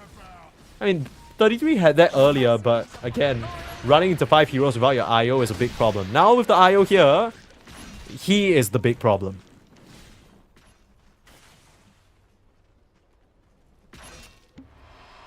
Yeah, as long as they group around Boxy, I mean, he's gonna have a Locket very soon. Holy shit, like Locket and Mac. Yeah, I feel like that's crazy nobody's timings on the IO. dying. As long as he's there, right? As long as he's there. That's the most important part. As long as you play with Boxy, you guys should be safe here. Insania went and rushed this shard, which you have been liking quite a lot because of the vision that it gives. And I feel like Liquid, that's exactly what they need to keep this pressure going. You Yeah, just the want to stop someone out the from far cast away. range too, 1600 cast range. This makes it so easy to set up for the glimpse. It's literally the whole screen. If you stand in the center of your screen, the circle covers your entire field of view, which is crazy for an ability that's so obnoxious, giving vision as well. Our Liquid, I gotta imagine that they want to sort of keep putting the pressure on, right? Most of the time, whenever we see this Death Prophet type of lineup, once you start Relocate. killing off the... Oh, looks like they found a Lich. Bye-bye, a Lich. Throws a wall down. In comes the relocate. Dead Darkseer, though. Nothing that his team can do about it. He's not other dead than yet. Disrupt. Keep him alive for a while, but he's still gonna get blown up. Only so much that Panda can do, and I guess he's trying to rely on some of these illusions to do damage, but not enough. Yeah, I mean, you're starting to see the power of the disrupt illusions on the Luna. It did a number onto Boxy there. Yep, Bristleback working on his Bloodstone next. I mean, the Bloodstone plus Aghanim's is what makes this hero truly amazing. True. We were a bit worried about this Bristleback last pick because we were talking about how, you know, it might be a bit too slow, you're relying a lot on this early game, but the early game has gone splendid for Liquid. It's just about everything you could ask for, especially from this IO. Just coming forward. Pop the EXO, what is going on here? Charging forward, they run into Tormentor. Pakaz. Pakaz goes up to the high ground, getting controlled now, still has a Sunder, nice Terrorize, and he can turn around and swap that onto Boxy. This fight's looking a bit hairier now as Slatham's winding up the onslaught, looking for Nisha. Pull you back with the vacuum as well. The Death Prophet still alive, but not getting the kills. Pops out onto that mech, but it's not the healing from the IO that he's getting. He was linked up to 33, and now 33 is still trying to do damage all by himself. The rest of Liquid are streaming in now, but your Bristleback's already dead. Mickey can't connect to the fight in time. And another situation where Liquid, they bite off a lot more than they can chew. Yeah, especially Bristleback, you know, 33 leading the charge there, just a little bit too early, you know. You had to wait for the Luna and the Disruptor to be ready and be in position. You're playing with only one catch, right? The Glimpse is your only catch. So you have to utilize it very, very well.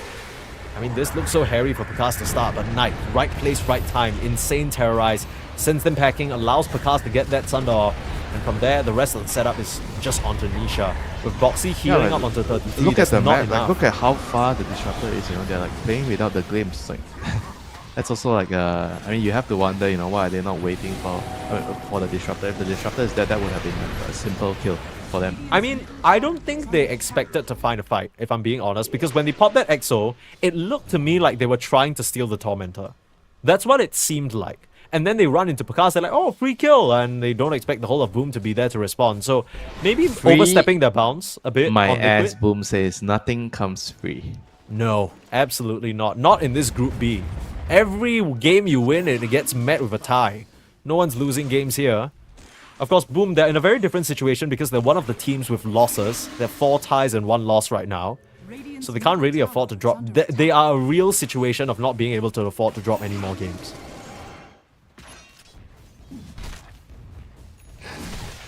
Things are looking pretty decent for them so far. Pakaz, the few fights that he's been involved in. Skadi online, by the way, so he's Yeah. he's gonna be able to limit the heals. They don't have a Vessel, but they have a Skadi. Yeah. Skadi and That's gonna Shivas, be- okay. So how much is that? Heal regen stop. 25% on the freezing aura of Shivas, and then Okay, you got 20. an additional 40% Scarlet. on cold So attack. it's 60, around 60%. Oh my god, I can't do math. I don't know whether that's additive or whether that is. Like, Yeah, additive multiplied means by- it just Additive just- would mean it's 60%. okay. Yeah. I don't know what the other one is called. The other one is like you Stack get on each reduced other, by right? 1 first, right? And then it counts again, right? Correct. I failed math, so don't ask me that question. In comes Boom, though, looking to contest for the Roche Liquid. They might not see this one coming. Terrorize being wound up. They see 33 and they clear out the pit. Liquid can't afford to stick around. Again, the overwhelming team Luna fight. is here. Seen Mike, Luna Luna's is gonna here. join the fight. It's the But we've first seen time what can Luna's happen in coming. this area before with the Darkseer vacuum into a potential Dark Willow Brambles and ultimate. It's a scary situation for Liquid to fight up into. Just throw some illusions in for now.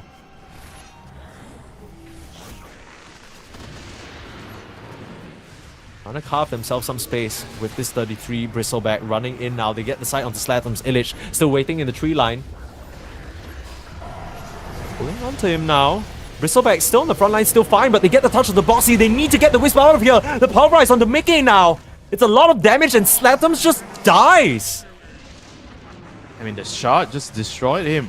And now the Glimpse back, they got the control onto Illich, but no one's there to follow up. The wall slowing everyone down, and with that disruption, Panda's able to TP out. Illich looking to have the same situation, Luna no Glimpse. just feels like a insane hero right now. Like how much damage did she do like in that mere 2 seconds, like 1.5 seconds? And she did. Dude, I'm pretty sure. Oh, she did 2,000 damage, and the Bristle did 6,000 damage. Yeah, I mean, they were just auto-attacking the Bristle, and he just pumped out so many goddamn quills into Primal that I'm sure he just ran out of armor. All he has now is the Blade Mail. And maybe if he didn't pop the Uproar in time, even with the Uproar, I don't think that's enough, right? The Maybe sheer armor he should reduction. have gone on the IO. Like he grabbed the Bristle out of all the heroes that he could have grabbed. No. He grabbed the Disruptor or Mickey. I think he grabbed Mickey, and he just missed the IO by a bit because the IO was right next to him. yeah. He grabbed the Luna. Correct. Yeah. But Luna, I mean, at that point already popped the glaive, so really nicely done. And meanwhile, 33 just on the front lines, pushing all of them back. He needs to grab the IO. Yeah, Like let's see that fight again. we said Slatham's feeling a bit of pressure now, looking for an opening. 33 gets controlled up, so they think, okay, let's hit this guy. We're reducing his healing. I'm sure he sees everybody here, and then It's yeah, he does. It's a really He nice misclicked. run through. But Nisha and Mickey just full focus him down. It's just way too much damage from this Luna and DP at this point.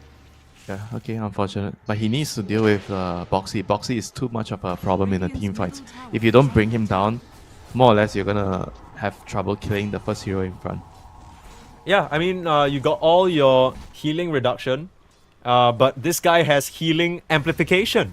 30% with the Holy Blessing on the Holy Locket, so even though you think you're cutting that down to size, it's not as significant as you might think.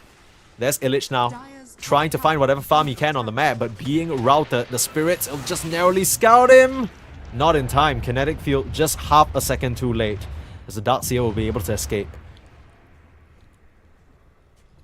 Now, Yeah, Boom, despite this barely. rough situation, it's not too bad, right? There's an Aegis on the Luna, but it's not like their high ground defense is insane. But you're able to create illusions of the Luna, you can throw out Brambles over and over, and there's always the threat of the Vacuum Wall, which is still available for Boom. But knocking on your high ground now, Liquid, they're not gonna ask politely, they want your buildings and they're here for them. The Demolition Squad of the Luna and the DP going to work now, and what is the response from Boom?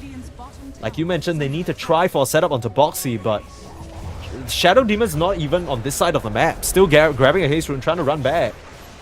They're in no position to try and defend. Yeah, their tower's already dropping, they lose it. And they're waiting for the Daedalus, I guess, but 600 go away. Like, they can't be waiting for the Daedalus here. Aghanim's completed by the Shadow Demon. They get the Demonic Purge Relocate. out. Okay, breaking on that Bristleback. Perfectly done, and now here comes Slatham with the chase. He has to watch himself again though. Doesn't want to run right into Luna a second time. Yeah, he got surprised by the Aghanims from the Shadow Demon. Like, good place by Panda. Boxy? Now, yeah, he tried to use Relocate to save the Bristol there, so he's the buy one free one you always say in True. SEA. When you're going for grocery store shopping, trying to look for the best deals. Oh, here comes Illich with the Vacuum, mopping up onto Insania and trampled down. That Disruptor melts real quick. Nice setup from Illich there. And finally, Pakaz is unleashed on an objective. They are getting their second tier 1 of the game on the Terrorblade at 27 minutes in. And it all He is comes down to this scary. Panda X, dude. This Panda X timing is actually insane, right? It allows them to deal with the Bristleback. Breaking on the Luna is also going to be huge to stop that Luna Blessing and the Glaives. Dire's middle tower is under attack. And if you can touch her, you have to That's get true. past the Bristol and the DP.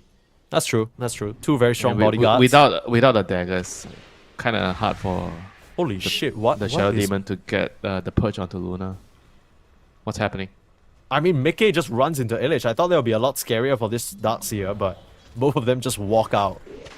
I mean, now they just need to wait for the Mickey level 20. Once you get the level 20 talent on the Moonglaives, on Lucent Beam, then you get your Kanda. I think the hero just becomes a completely different beast. Like, right now, Luna is so different because you're playing with your Lucent Beam and the Kanda. It's no longer you just sit down in a position, hold your position, right click, and hope your glaives kill everybody. Now you're just poking and prodding with the Lucent Beam with Kanda. and you're launching Moon Glaze when you cast Lucent Beam. Yeah, that sounds terrifying. That sounds scary, but again, I still maintain that I think Boom have a pretty decent chance at the high ground here. I think Yeah, Terrorblade high ground with Darkseer Wall. You can still make so many Lunas that Luna would die to herself. smoking up now, trying to get the surprise jump. Line is Oh, drawn. They that's have a good great ward. vision. I Yeah, see Insania. Slatham's leading the charge. Trying to find onto the Luna, get the pulverize out. They need to burst her down. Wall first, bunch of Lunas, and they kill off Mickey's first life. Even with the static storm in the Bristle's middle dying. of it, Pakar still punching away. Bristle just gets wrecked. And now coming back with the Eclipse, Illich will pay the price, but Panda, a clutch disruption, and another ultimate out. Onto Nisha, so much DP's dying damage as onto well. this DP. Pakars, how are they winning this fight? Even with the heals, Bossy can't do enough. And now it's Mickey against the wall, but the wall crushes down onto that Luna. And it's an AD rune for Pakars that entire fight. Insania just has to run. But Pakars with the chase down.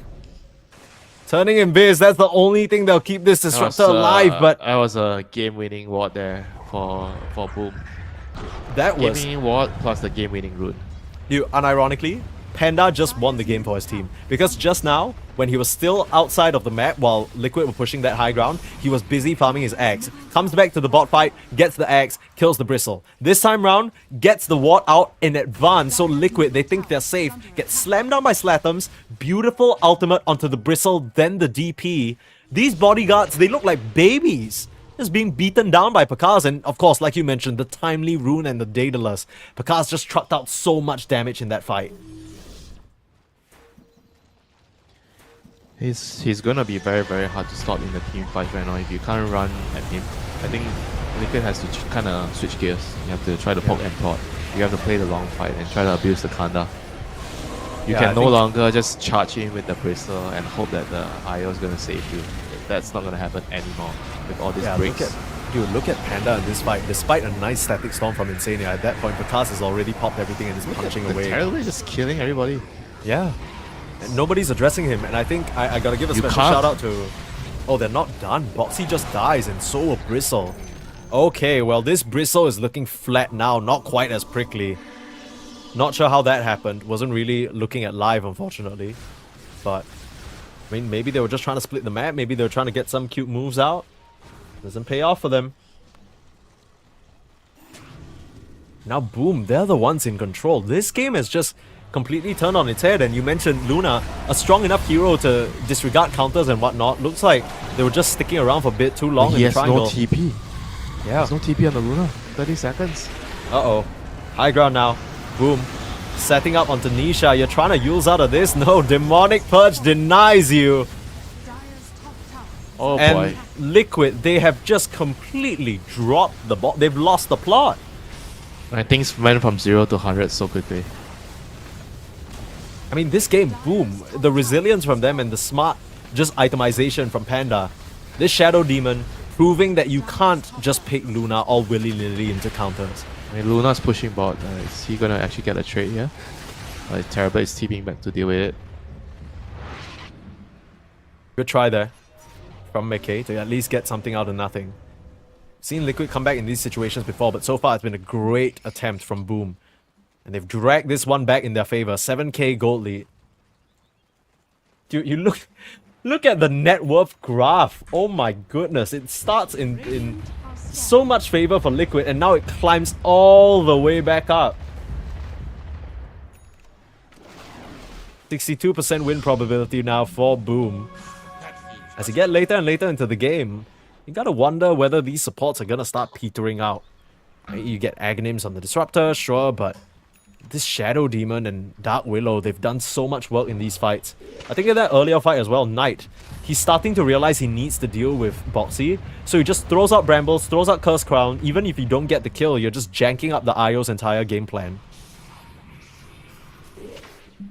It's gonna be the next crucial objective. Roche is gonna be in the bottom side. Boom is getting ready. I think on the smoke. Okay, they might take too long. Yeah, this is a very decisive move from Liquid, and the one they need to make if they want to try and edge back. It's gonna that be close. They advantage. might still be able to take the fight, regardless. Yeah. Grabbing the Aegis. Onto 33, actually. is under attack. They're setting up here. They're trying to cut them off. What they'll attempt. They have to clear out some vision though. Liquid know that they're there and they'll take the safe route back, but Slatham's looking for an opportunity. Blink, but Oh, he doesn't wasted manage to his dodge out BKB. in time. Nice glimpse. Yeah, a little bit too slow. Yeah, it kind of messed up on the BKB there, and that's gonna Good play net by Boom Insane, nothing. yeah. Kind of saves the day. I felt like if he actually caught any hero there, it would have actually been really bad for Liquid to take the fight, even though they have Aegis. Yeah, they can't afford to take the fight because Exo's already running out and Boxy literally has nothing in terms of juice. But that Roche play, Buying a casual no talisman right now on the IO, minute 34 just for mana. dude, come on, we're seeing a whole new revolution with this null talisman build.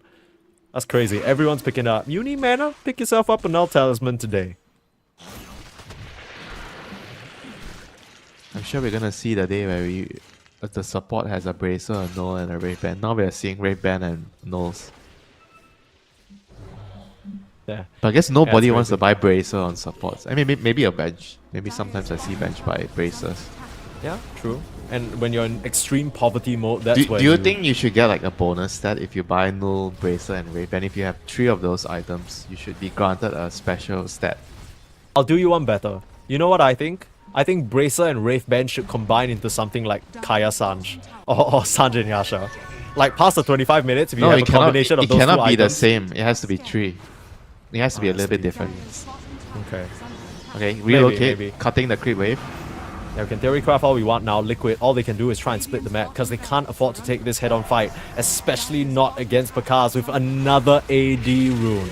Talk about lucky. Slatham's in now, controlling up on the Luna. A lot of damage onto Mickey. Boxy still bailing him out though, and the BKB pop. The Luna's safe for now. Slatham's just has to retreat. The glimpse back. He's still BKB'd up though. He's fine. Meanwhile, all these illusions from the Terrorblade just beating into the racks. 33, Control. he has the Aegis. He has to try and do something here. He needs to try and stop this, but you've already lost your ranged. I just gave up the range racks for literally nothing, even though they have the Aegis on Bristol. Nah, I'm sure they're just scared of this AD rune, I'll be honest with you. They already lost the fight against Pakaz with it. They're just like, okay, you know, you're lucky enough to get a second AD rune, we'll give it to you. Now has to be the time to strike. It has to. It really Metamorph does feel is that down. way. This is your timing. Liquid. Smoked up looking for an opportunity, but on the full retreat is Boom. All back to the safety of their base. They're gonna and find nothing but Yeah. some couriers. that hurts. Try to sweep through the map. The map, it's so limited for them because the waves are just pushing in. They didn't address the pushing mid-wave before they made this move, and all this information, Boom knows for sure that Liquid are on the prowl. It's a Darkseid and Terrorblade too, you know? Yeah. Conjure Image, Iron Shell, waves are always Exactly. pushing. Every time you walk past a lane on Darkseid, you can just Ion Shell it and it gives you so much priority and information on the map. Such an annoying hero to play against. Especially when your draft relies on making moves like that, you just need a bit of vision on a target alone so you can glimpse them. Pull them back into your death ball, but Liquid, it's not really worked out for them so far. The response from Boom has been just clean. And now, this Pakaz Terrorblade is a major issue in the fights. Even if you get the full focus of your 3 calls down onto him, there isn't really anything that's stopping this Sunder from coming out. He has Manta, has Satanic.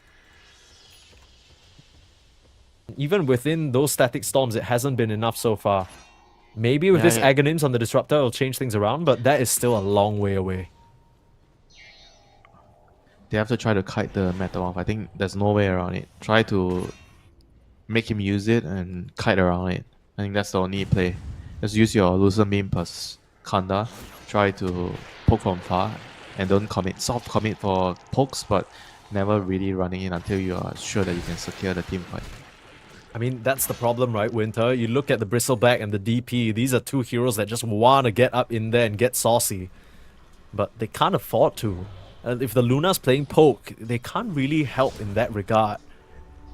It's a bit of a split ideology in this draft right now. I think Sure, you the can, Luna is strong, you but can run in with one of those heroes if you can get relocate out. But you can't run in with 2, I guess. I mean, so far, you come, first serve. Panda has 2 demonic purgers ready for you. You'll find nothing but your own death. Boom, in a great position in this game still, despite that Aegis grab from Liquid. That just slows things down a little bit for them. Still very much in the driver's seat now. Slatums. That earlier move from him was foiled by a nice glimpse from Insania, but you know he won't be making that mistake again. He's able to just go in with a clean Hex and a BKB. Oh, someone's gonna die.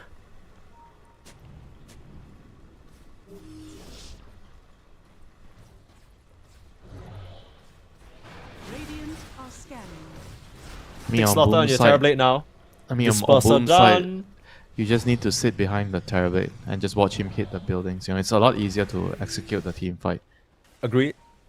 Just wait on the wings, get a vacuum off when they are focusing the Terrorblade, and the fight is just going to be so difficult. Yeah. Look at the Shadow Demon Luna illusions just pushing this wave by themselves. It's just so many different tools for Boom to push out the waves, get information, and deny Liquid of any space on the map to take an engagement.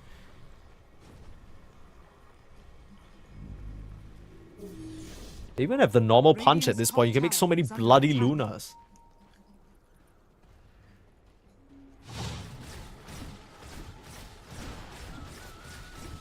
I think mean, Winter, you Insania. talk... It's going to get picked off. Oh, easy kill. Is this the Luna counter? You make more Lunas? Yeah, it always has been. Have never changed, I think.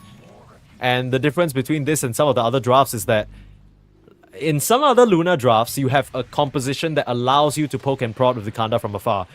This Bristleback DP doesn't really do that. You've kind of included Luna in your death ball when she wants to play from just poking, prodding, getting crits, some Moonglaves in. But with the Bristleback, you're kind of incentivized to run in to a Darkseer Terrorize. That is not a good look. It doesn't seem like they're super confident to start now, but Pakaz will just pop that meta and go up to the high ground. Luna Illusion stand no chance. Oh, the Hex! Instant control onto Mickey, he's gone! That's The game, Luna's he has just no dead. buyback. 1.5 minutes in, it's over at this point. They can just mop up the rest of the buildings. That happened way too quick for Boxy to respond, and he sends himself into his own death. A bit of seppuku. I don't even think that was his fault. There was nothing he could have done in that situation. Too fast, too furious. Too much firepower on the side of Boom. You dare to pick Luna into this Shadow Demon first pick will punish you for it. This Bristleback has not worked out. You buy back onto 33 now. Like we mentioned, Boom, this win, or this tie, very important for their survival. They are looking really strong here, just beating on these buildings, but Liquid don't want to go down without a fight. 9 seconds left for Boxy to be back into the mix here. They popped the EXO just for this defense. I mean, I guess against Megas, your calls are still fine, but Insania on the hunt just gets brambled up and the control is there. Inching a bit too far forward and just dies. You have to buy back on Insania so you can link that up with the rest of your team. There you have it. Threatening up on the base now. Ancient exposed in big trouble. 15 seconds left until your Luna is up. Boom, they want to take this opportunity, but they'll remain disciplined and back up. You don't want to risk throwing it all away. I mean, the comeback, it's a long haul for Liquid, but there's still a chance here. We've seen this team pull these kind of crazy comebacks off before. Yeah, they even smoke to dodge the Disruptor so that he doesn't get a glimpse when they're running away. He's doing everything to make sure they secure the game. Next meta is going to be up soon. That's when it's go time for them. Moonshot done as well. This Terrorblade is just a lawnmower at this point. I mean, you come through in the fight with the Luna, but she's just getting pulverized up. Boxy can't do a thing to save him, but they're still turning around for now. Mickey is fine somehow.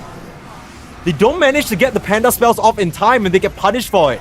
This is what Boom were worried about. That's a straight up blunder there. The Terrorblade actually went to buy his Moonshot and he was waiting for his Metamorph to come off cooldown. It was like a couple more seconds and his team actually just went in with the Primal. Yeah, that was too antsy. That's going to give just Liquid a talked about lifeline. discipline. Rosh is up.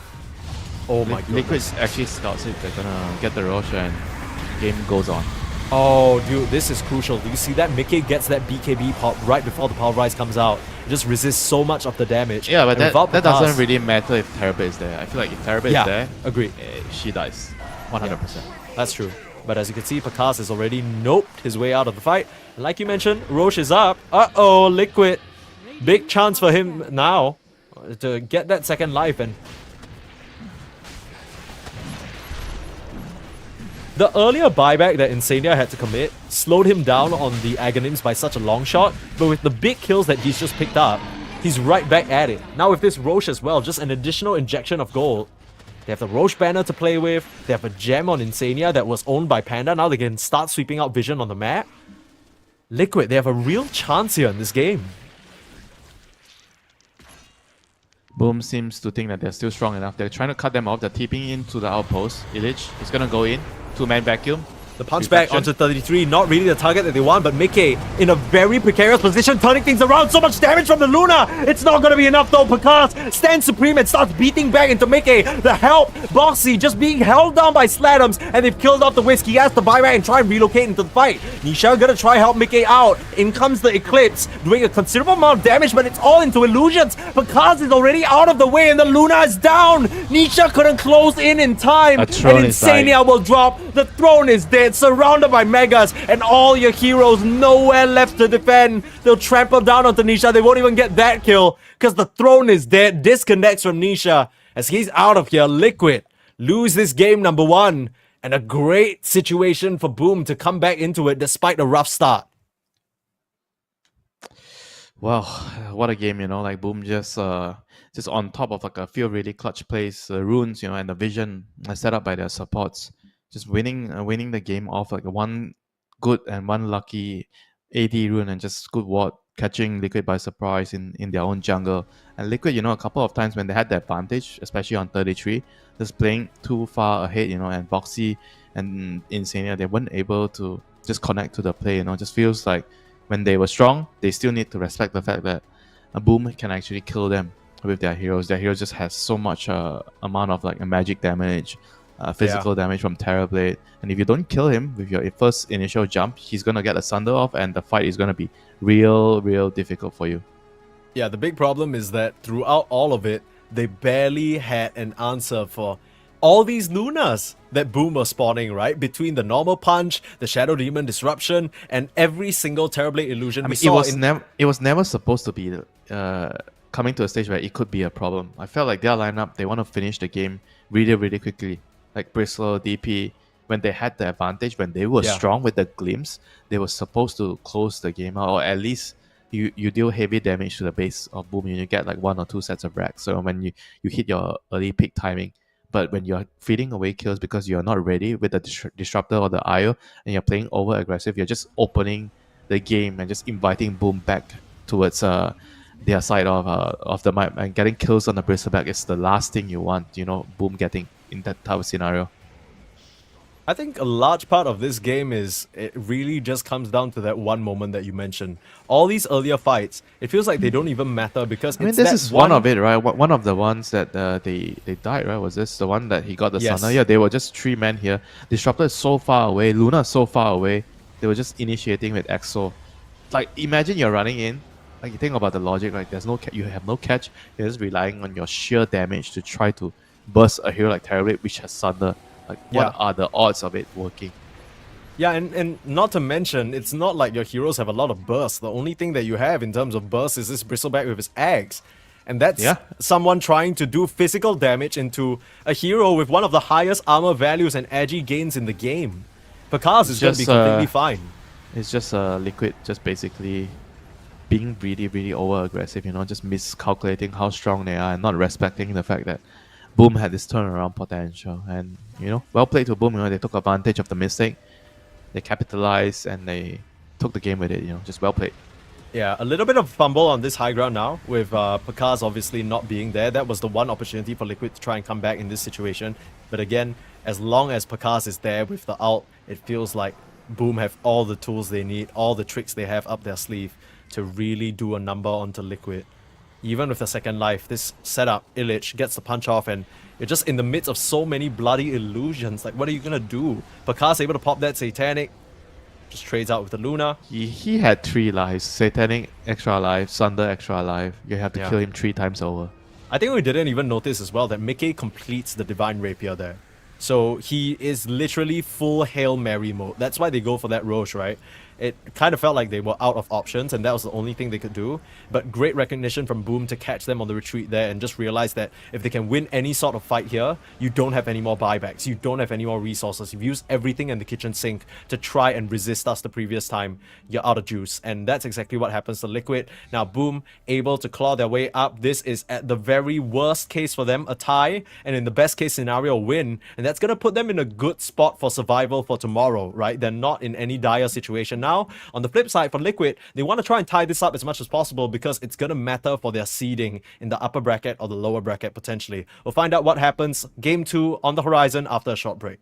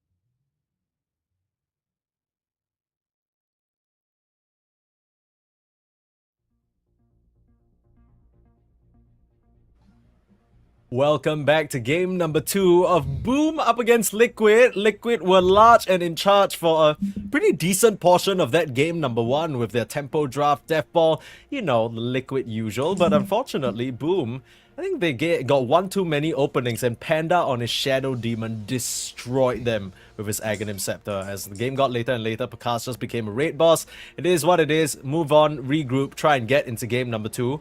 Winter, I mean, you gotta show some respect, surely. The Shadow Demon first picked, and you pick a Luna into that? That was tough.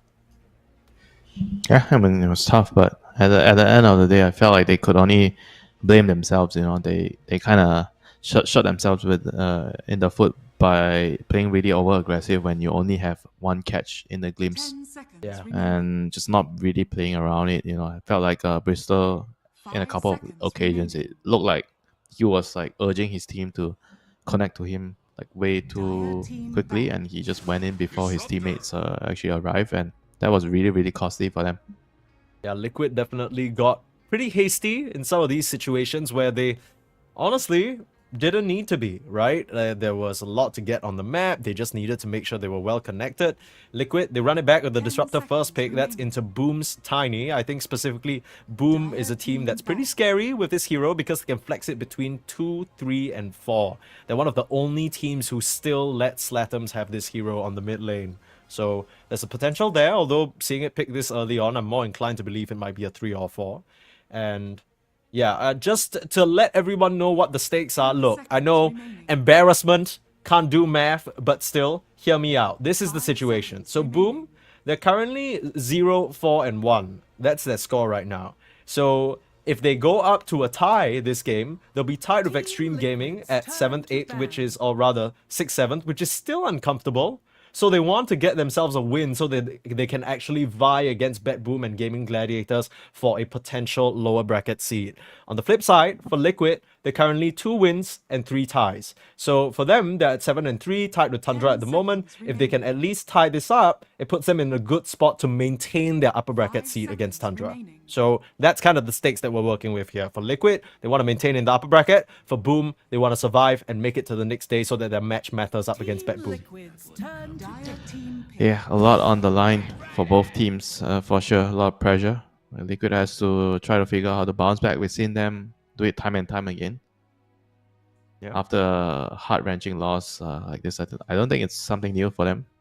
Yeah. They just have to deal with it and play the next game. 10 seconds remaining. This was Banning out the Oracle. Wow, they actually gave Oracle so much respect. They banned out Oracle and they picked the bat, which leads me to think that it might actually be a 33 bat. Because why else would you want to ban the Oracle? Maybe it's just Boxy calling for it, right? Because maybe he's thinking, okay, if I pick bat in this lane and they pair any strong pos 1 up with an Oracle, my lane is screwed. Maybe that's the idea, and maybe they're thinking about something like a Darkseer somewhere down the line because we've already just trying to find heroes to replace the Shadow Demon, right? Shadow Demon safe with the cleanse with Oracle or Grimstroke. Yeah. Okay, maybe he's not playing Grimstroke, but he's playing CM this time. Yeah, Grimstroke with the Inkswell Shard, of course, can dispel all of the Bat Rider shenanigans, which is very annoying, but it's not gonna matter if you get caught in the Static Storm. Throughout this tournament, we've seen this support duo so much, right? It's the Bat Rider Disruptor. Bat Rider kind of functions as a pseudo melee hero because he likes to run up in there, and both supports give you an insane amount of catch and vision. So I like what Liquid have cooking. Boom. Pretty stable stuff though. This should cement the Tiny to be in the off lane because I think Grim Tiny off lane is pretty terrifying stuff into Disruptor. You're gonna need your levels before you become terrifying, Mike. At level 1, you're not so That's scary, you know. Just a okay. rock with Alright. a tree running up. True, they nerfed the values like you mentioned before, the tree toss no longer doing quite as much damage, but still sufficient enough for most of the times an off-lane Tiny or position 4 Tiny to get by.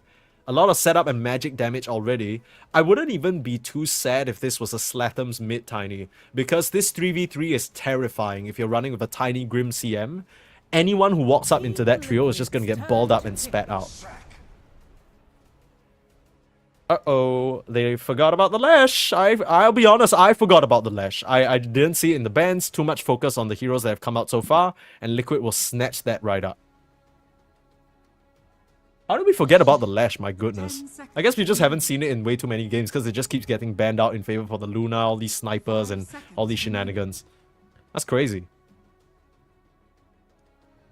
I mean, not even first pick in the first phase, you know. Nobody Yeah, picked it. right. It makes it all the way through here.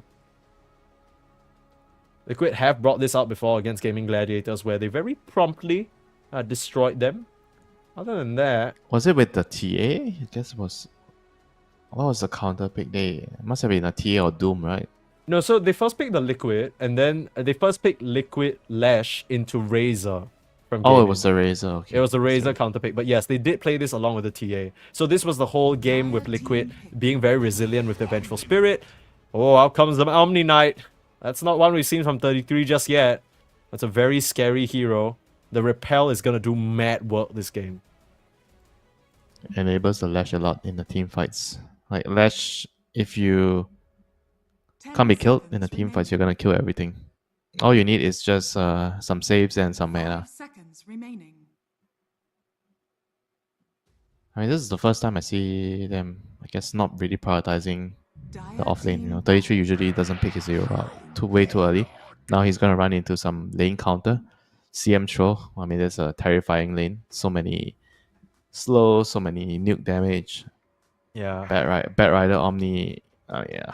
I'm just waiting to see Pakaza's player cam here because I know he's smiling. This Troll Warlord is a favorite of his. Even when no one else was really picking it, he was the one finding success throughout the various your bonfires. Aghanim's Dispel is gonna be very useful here Oh, it's against clean. Bat It's so and Omni good. Knight.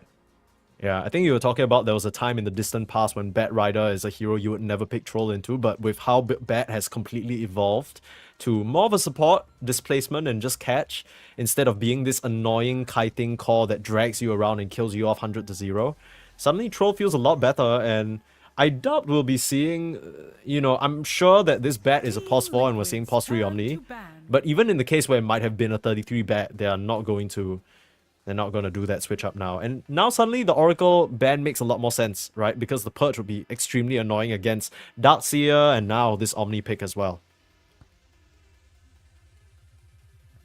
Okay, 10 so for Boom, seconds remaining. are you gonna put your tiny mid against Lash? I think 5 probably not. seconds I remaining. think they're more likely to do like tiny Grimstroke off lane, and you pick another mid hero that can deal with Lash. All those The like range hero. Razor is still in the pool. But does it which fit their is- lineup though? Like it's very clunky. Razor Troll. Oh, I just thought it's because it would be good to run around with the tiny Grimstroke CM. That's my only 10 seconds thought. Yeah, And it but kind my of ties gut, in through the early game. my The gut, 3v3 is rough, gut though. feeling just feels 5 very seconds awkward, right? If you have remaining. Razor and Troll, tiny cores. I get what you mean. I mean, in terms of Slatham's heroes, he's played a whole bunch of them, so... I mean, Earth Spirit wouldn't be half bad, you know. No, please Besides- not the us. Please not the. Please not I again. mean, you can silence the Omni initiate. Dire team I'll be honest, I'm not a believer in this Earth Spirit, but it's Okay. looking like a pretty good game for it. Ban out on the Zeus and the Puck. Oh, On what the do you flip side- believe in? What do you believe in? Tell me. Give me a Kotl. Give me a Kotl. Oh, okay, not bad. 10 seconds remaining. Not bad. Maybe a D. But I just keep looking at the 3v3. Look at what you've done to me, Winter. I just keep looking at the 3v3. I don't know whether it's good. Oh, what did I do to you? I didn't force you to do Okay. anything, you know. Just Primal Beast watching banned some out as well. Dota, just enjoying some games with you. True, Not forcing you to look at Dota in a specific way. true. Okay, alright. Monkey King banned out. That's a Mickey special. Cranked up the aggression on this hero before, and that could really bully out the Tiny. So I love these bans, the Lifestealer and the Monkey. What do you even want to pick into a Troll? 10 seconds remaining. As Wind Ranger, but that's kind of annoying 5 into the seconds remaining. Grimstroke. Slug? I mean, Slug's good against Troll, I think. And Slug, you can kind of save the Lash with your Depth Shroud. True? Because Slug, I feel like Slug whatever is a hero- whatever carry you pick, you have to kind of help the Lash. You have to play for the Lash. The Weaver feels like impossible this game because of the silence and the Frostbite.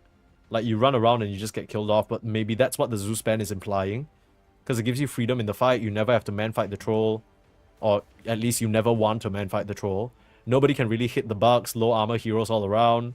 Allows you to run along with the Lash, join early fights. Good lane partner for the Disruptor. EA also still in. If we're going back to some of the heroes they played before, and the Marcy carry, although I think Marcy doesn't really do too hot into Troll.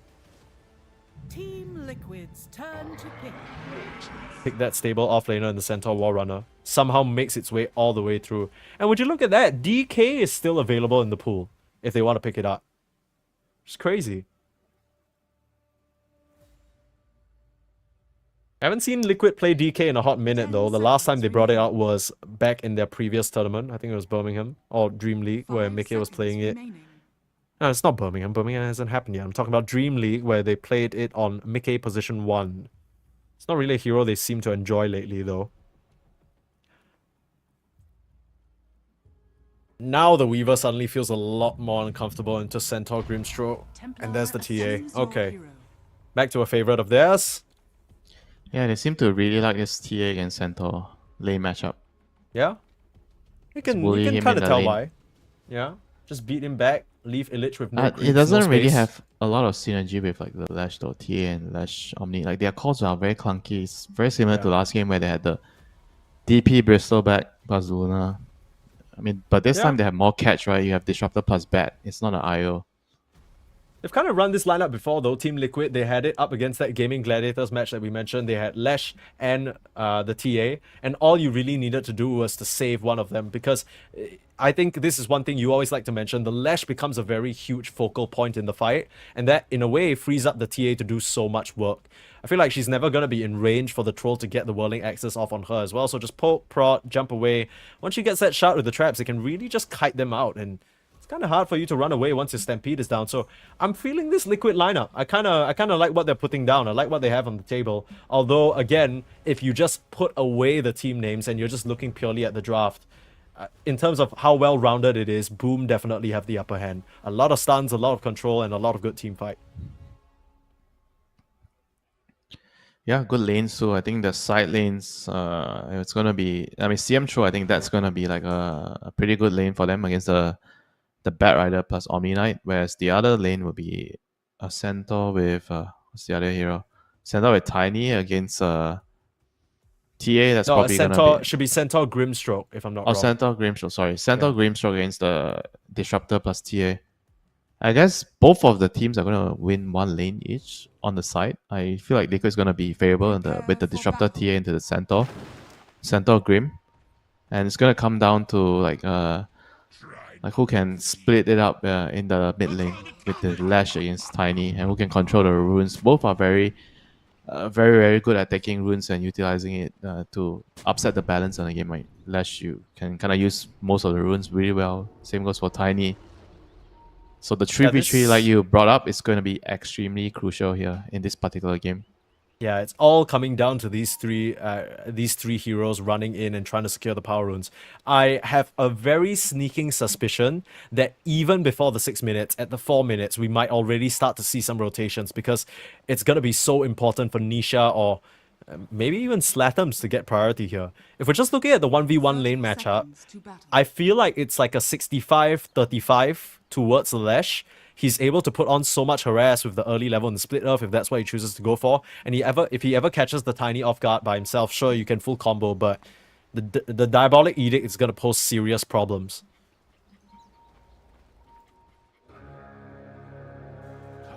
Anyway, just have to wait and see if Tiny gets a good enough start and you get a good timing and a dagger. I mean, Lash is always going to be an easy target for a toss-back, toss-back play. Oh, clean stuff from Boxy. Oh, he denied the Won't be rune? punished. Okay, very nice. Gets a very timely flame break off. And 2 runes for Liquid, 1 rune for Boom. A bit ahead in the economic side of things, but we'll get off to the races here in this game number 2. Again, Liquid, this game is pretty important for them to maintain their upper bracket seed. They are currently in contention for that, up against Tundra as well as Aurora. And of course, for Boom, this is a matter of survival. It's not that they will be out of the tournament if they lose this, because that really depends on how the rest of the matches today go. But you never want to put your fate in someone else's hands. For them to come out in 2-0 Liquid though, I think in terms of what fans and people watching are expecting, that would be quite a huge upset given how the games have been going so far. But Boom, in that game number 1, they look pretty solid, and I think they're hoping to ride the momentum into this game number 2 and finish up the series. Yeah, with this Pakastro, I think it's definitely looking really plausible. This throw feels like if he gets a hit with the air glimpse, you can remove the Guardian Angel, then everything can easily just be very hard for Liquid. And this throw can't be killed in the team fights with the Grimstroke shot to building up. But first we have to play the lane. Yeah. So Liquid already trying to not play the lane with the Omni against throw. Yeah, just kiting around here as much as they can. It's a tough Look situation. look at the creeps is in the middle lane. He's pulling the creeps towards the middle lane. He's trying to... Oh, this is cool. What's happening? This is some cool shit. Look at Boxy. Boxy's dragged that top wave all the way in the middle, but a toss back in the mid lane, Nisha taking serious harass. Tanks quite a bit from the tower and suffers as a result. Slatham's able to get a nice setup onto him and pressure that Lash back. But yeah, Boxy in that mid lane, he's just dragged that top wave all the way through to the mid lane, trying to give Nisha a bit of an advantage, but that's gonna mean 33 missing out on a bit of EXP, already 1 level behind Pakas despite Panda being here as well. Not sure if that's really good. That's really worth it. Because Lash kind of took so much damage when the crit wave was gone. Are they just oh, nice try on the deny. Gets tossed up though and can't keep chasing with the Diabolic Edict. Nisha? Oh, he's trying gonna to test lose for the second water. Yeah, the like, water he's rune gonna lose too. Holy! Okay, well, So he's he just doesn't forced get to a. deny it. I mean, still it's pretty bad for him. You know. I guess he can pick up the bounty that's gonna spawn now. Has to watch himself. He might just get tossed back into the tower again. Lucky for him, there's a creep wave there. But meanwhile, Mickey drawing first blood onto Illich. There's a reason why they prioritize this TA into center matchup so highly. And that's exactly why. You just chunk him with pure physical damage that he's just not ready for. Yeah, and Grimstroke not really the best bodyguard in the lane in the early levels. You're really strong when you get levels, but before that, not as useful as something like a Tech Keys, for example. The craziest thing about Centaur is that when you look at him, you can't tell he's a 1 armor hero. That's why he always has to get a couple of Ring of Protections. Dude, are to we help him actually out in the going lane. down that road? No, He I'm just saying, it's just like he's wearing so much on him and he has a thick hide. You're thinking this guy's pretty bulky, pretty resistant, but to make up for that thick chunk of HP, he doesn't really actually Yeah, have. let me do you one better. How does Morphling have so much armor? He's just a pile of water. Yeah, that's you never heard about Bruce Lee? Huh? Nope. He said be like water. Clearly implying that if you manage to become like water, you'll have a high level of physical capabilities, inclusive of resistance. Can't believe I need to teach you this, Winter. So sorry That's that you have crazy. to teach me this. No, it's all good. 33 being run down up here on this top side. We already know that he's gonna suffer, but this really isn't the start that you want from your Omni Knight. This is a hero that you're hoping gets to an Echo Saber, Harpoon, run down your opponents. Oh, he's Set up a here. phylactery hero right now. Wow, that's true. Knight Phylactery just being glimpsed back. rush. Good setup from Mickey and Insania. They'll get the kill on the Grimstroke. So again, this safe lane going very well. Meanwhile, TP in, Panda has appeared and is ready to keep Nisha in place. No level in the Frostbite, but it's not gonna matter. Great setup by Boom. Hey, Nisha, just again, getting tossed into the tower, just being really careless there. It's not a very characteristic play by Nisha. I know usually he's just very clean, everything's done really well. Yeah.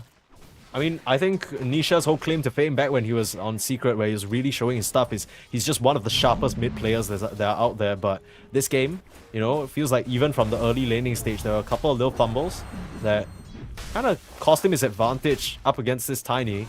Panda now being run down by 33 and Boxy. One last auto attack, but he still had that Lotus. 33 trying to commit to the repel, but I mean, you don't have your phase boots just yet, and now Pakas might just run you down. Here's Slatham's just to claim a freebie. Pakas will chop up that Omni.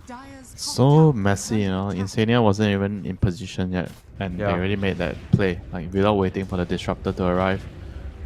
I guess they just thought that, you know, they run into a free CM kill, it's vibes, but level 6 now onto Sladam's Knight with the setup. Free toss combo, jumps down, and Nisha still able to bottle through it with the last 3 toss. They'll find him though. This is Sladam's. This is a big problem. You're not supposed to be giving this early advantage to the tiny mid like this. I mean, Boom, they are running away with this at this point.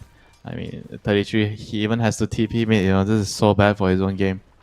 Yeah, but I guess if he goes back to the top side, there's nothing for him to grab. I mean, anyway, there's a big creep wave at the top lane, bro. Oh, no. I mean, maybe the Lash has to TP out there and mop it up. This is a lot of golden XP. No, the being Lash has wasted. no TP. Yikes.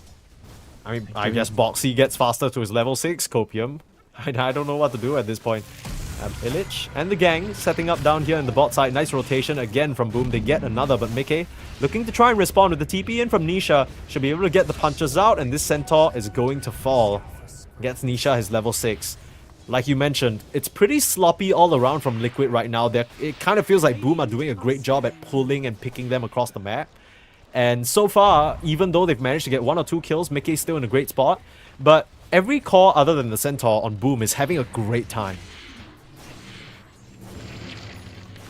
I mean, we already said, right, the Centaur's he's gonna suffer against TA, so that's kind of expected for them.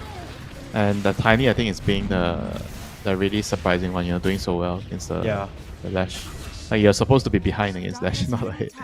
Even though it's like only 100 gold, but because you're supposed to be behind, so this is like such a big bonus for you. Absolutely. Panda being found here by Nisha farming a stack. This is a very handy kill to grab. Nisha will welcome that gold injection into his pocket, go back to farming some stacks. We've seen this happen from Liquid before though. This was very similar scenes to their game recently, where they start out and they're not looking too hot. But the key part is if Boom can shut down the TA or not. That's been the important factor, because Mickey can still come through and be a major threat later on in the game. There's not a lot to deal with him. Now Slattern's being run down. That's Insania again with the control right around the area. They toss him up into the sky, but with the pure damage coming in, Slatterms inches a bit too far forward. That is ambitious to say the least. He was trying to solo kill. He was trying to solo kill the Lash because he had a ward, right? He saw him farming the stack, and he was low, and now bot lane. Level 6 available on Pakaz, but now with 33 TPing in with a repel. This Mickey TA is looking healthy, still able to wand and run away. Panda can't help. And now Pakaz is in trouble. This is potentially gonna be a team wipe. You need to pop your all on Pakaz to try and survive, but he's not even gonna bother. Liquid. How have they found that? They didn't find it. They got gifted. They got gifted a couple of kills by Boom. Boom wanted to be aggressive, you know. They rotated the throw. Whenever you come through the twin gates and you try to be aggressive with a carry like this and you die, just don't feel good at all, you know. The enemy carry doesn't even die, so he gets all the XP for all the kills there. That's a huge yikes right there. They try and set up, but you gotta imagine maybe Pakaz popped his ulti a bit earlier, maybe able to shred through Mickey before 33 comes in to save the day. Just a great setup overall. Looks like Sladams was trying to get the jump onto Nisha in the mid lane again, but now Disco Pony's looking considerably stronger, and this early game advantage, Boom, they've just gifted it away, like you mentioned, back to Liquid. Stampede down here in the bot side for Illich to escape from Mickey, and the rest of the crew is coming through, but here's Insania on the patrol again. He's gonna be able to break this smoke if he sticks around in the area. They want a bigger target, not this disruptor, but they'll have to settle. Insania will go down, but Mickey stays safe, and that's important. I mean, they still see Nisha with the ward previously placed. I mean, also, there's a creep wave right on top of him, so... And they know he's there. Frostbite forward. Here comes Slatterms, really quick on the Tiny, now slowed up. Anisha, not really sure what he was expecting there, because he pings out that there's vision. Yeah, I mean, of course, you had enemy creeps on you. So, a bit unfortunate on that sentry, just slightly out of range of the observer placed by Boom. But more than anything, great warding. I think you were mentioning that this is the new ward you wanted to steal for yourself. Action not done yet just though. Here comes Knight in the mid lane, but Insania there to rout him. Boxy gonna deny that AD rune. Oh dude, Illich in the bot side. Holy shit, Illich is gonna die. Okay, Mickey gets it done again. I mean, every time we don't look at this guy, he's making some sort of play happen on his TA. No wonder they prize it so highly. That's so weird to see this no talisman TA killing heroes left and right. 10 minutes. Kind of disgusting. He's really starting the game very well. Anisha also has kind of like recovered from whatever it is that happened in the early game. I don't know what to call that. Some random series of unfortunate events. Yeah, that's the best way of putting it. It was just strange, right? A couple of missteps in the mid lane, getting tossed back into the tower, the creep equilibrium really working against you. But he's back into it now. Even with that death, he's still mirroring top of the net worth. Of course, sitting at the top is Mickey, who's had an excellent game so far. I mean, Pakaz is trailing right behind them, but you gotta imagine if he didn't go bot for that gank and die to Mickey, his net worth would be in a much better spot. He's working on that Battle Fury. 6k. I imagine the troll will be 6k at least. Kill here comes the Insania lash. again. Now Slathams gets saved by the Stampede and the Frostbite.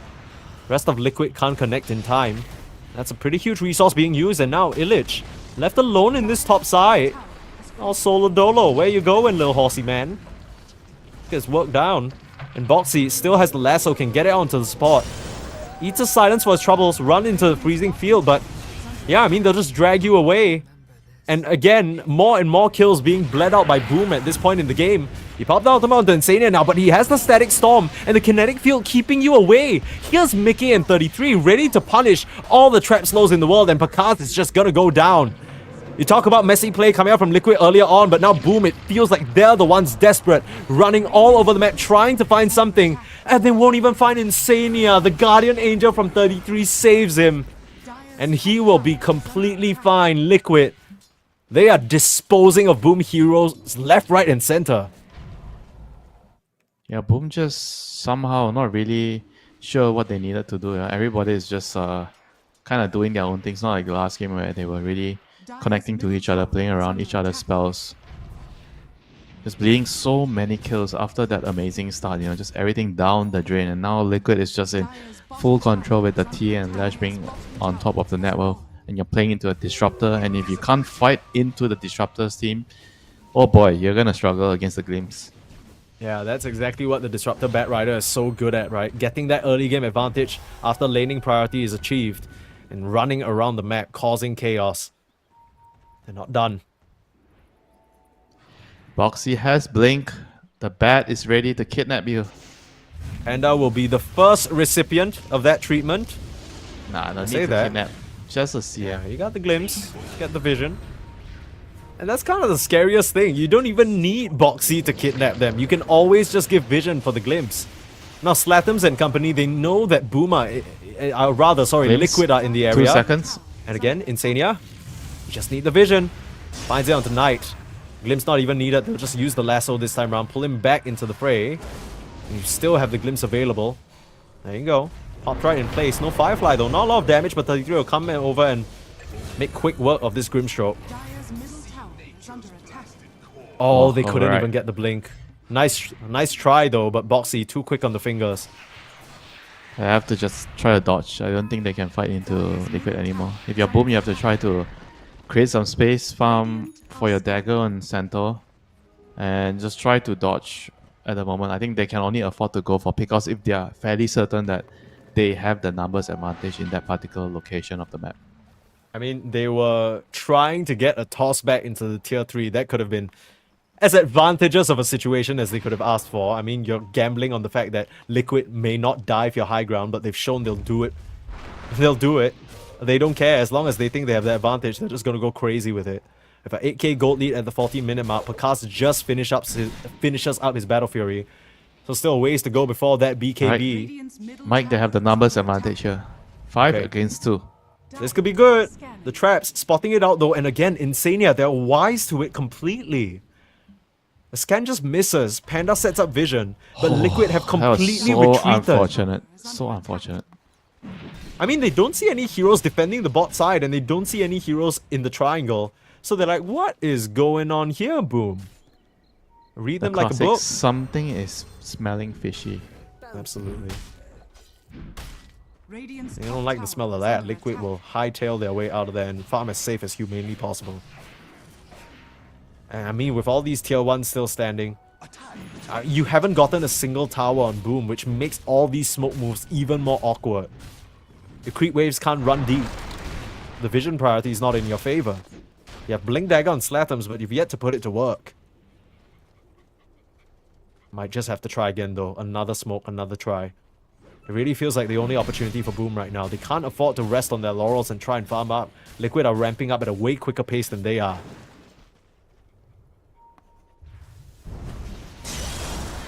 Foxy grabs another kill up to the high ground with you.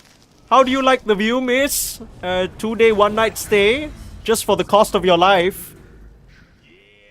I'm not Easy sure pick if that off. was like 2-day, 1-night, you know, glimpse stop. That was That 2 looked more seconds. like Illich is dead. just like a tea break, you know. Yeah. High tea. Yeah, that wasn't even a 2-day, 1-night stay. That was 2 kills for the price of 1. Boom, again, losing heroes and bleeding out all across the map. And you gotta watch how you position. Even a lone defender might not be safe in the face of the static Here storm. comes Neta behind. He's surrounding them. You have to pop your ult on Picard if you want to survive. In comes the TA. Glimpsing him back now with the Guardian Angel means that Picard ain't gonna do shit. And he's just gonna die here.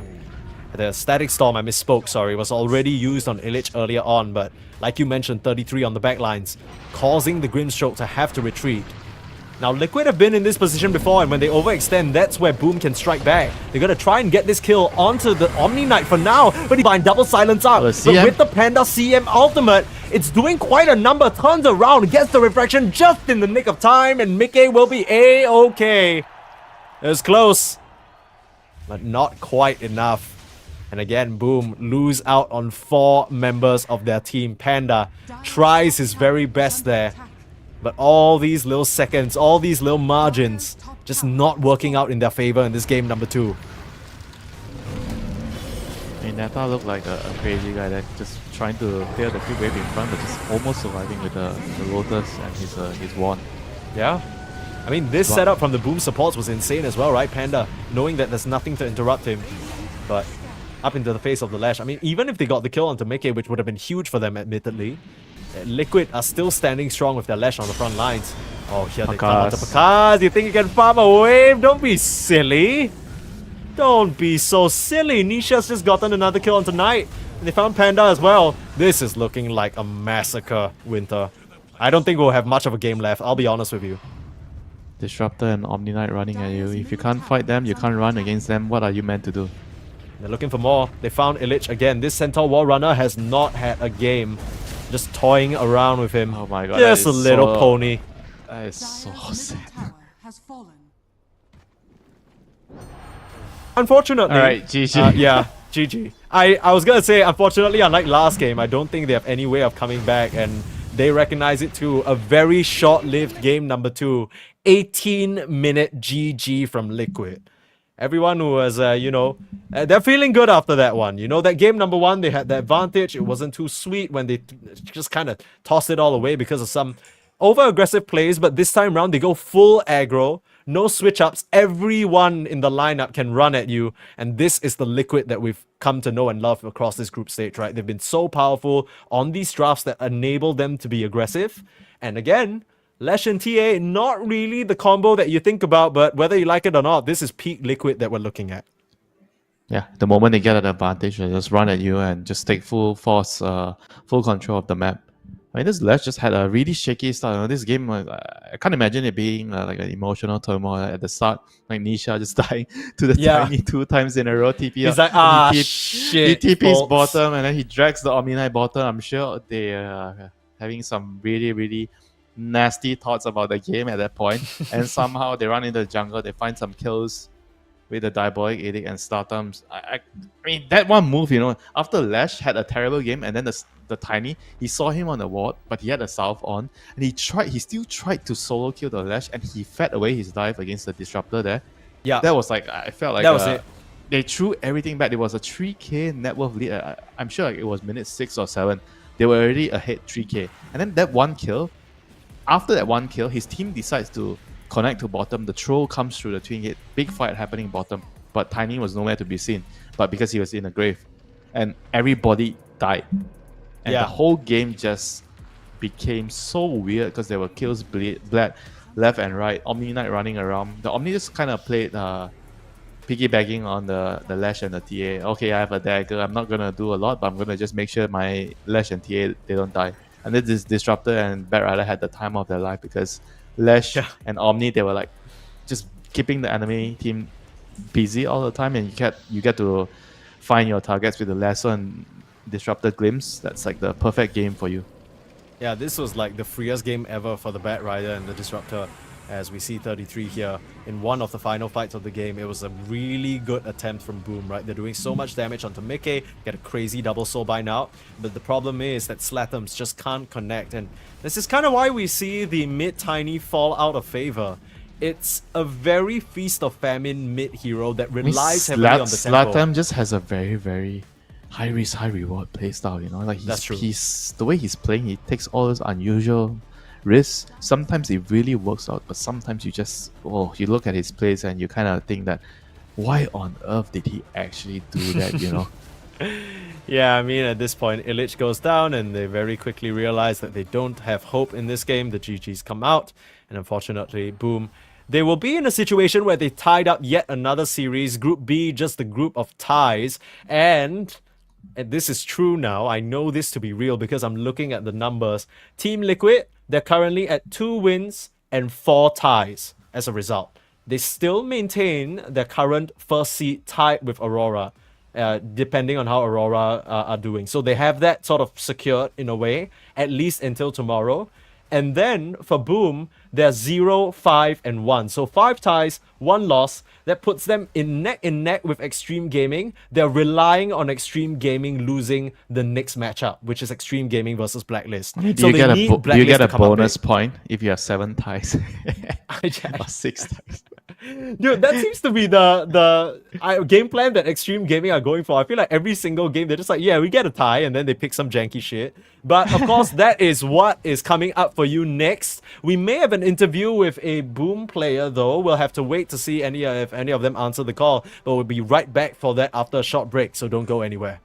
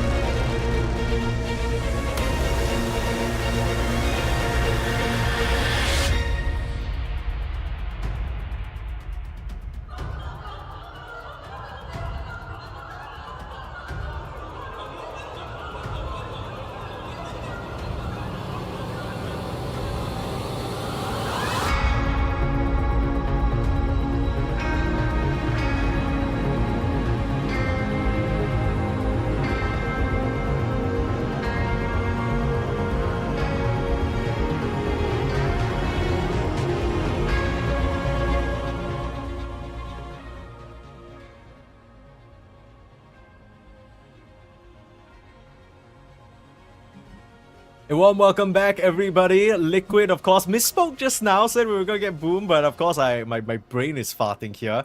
Of course, big congratulations to Liquid again for being able to tie up the series. Of course, with this win, they're able to maintain their spot at the top of Group B, and we have none other than Liquid's offlaner 33 joining us for an interview now. Hello, 33, can you hear us? Hello, yeah. Hell yeah, great to have you here. And of course, first and foremost, congratulations for being able to tie that up. You guys are currently at 2 wins and 4 ties, which puts you guys in a really good spot. I do have to ask though, that game number 1 was a bit of a tricky affair. You guys were pretty ahead, and then you guys start running in, and then suddenly things don't look too hot. Can you tell us a bit about what happened there and what the team comms were like? Yeah, we were throwing a little bit. Probably our draft is a bit worse once the game is like even. We need to snowball a bit. And we were winning super hard, and then we threw a bit, and then at some point we realized that holy shit, the heroes are actually so much stronger than us. We can't really win team fights anymore. So yeah, we were just I think we kind of accepted that we fucked up a bit. We missed our timing, and we were just hoping to like maybe split, and maybe they're gonna fuck up, and maybe we'll have a chance. Maybe some Lunar Rapier, and we'll come back. But yeah, the game was pretty rough after we threw a couple fights. I mean, with the meta shifted to more like mid-centric focus, and it kind of feels like right now the offlaners are kind of like losing a little bit of power and item timings in the game. And how do you feel like the meta has changed for the offlane heroes right now? Like, what do you have to do differently? Are you like really happy with how it's being shifted, or do you still prefer like the previous playstyle of the offlaners? I don't know. To be honest, I didn't feel like there's been that big of a change. For me, it's always kind of the same. I always play whatever heroes I want to play, whatever heroes I feel like are good.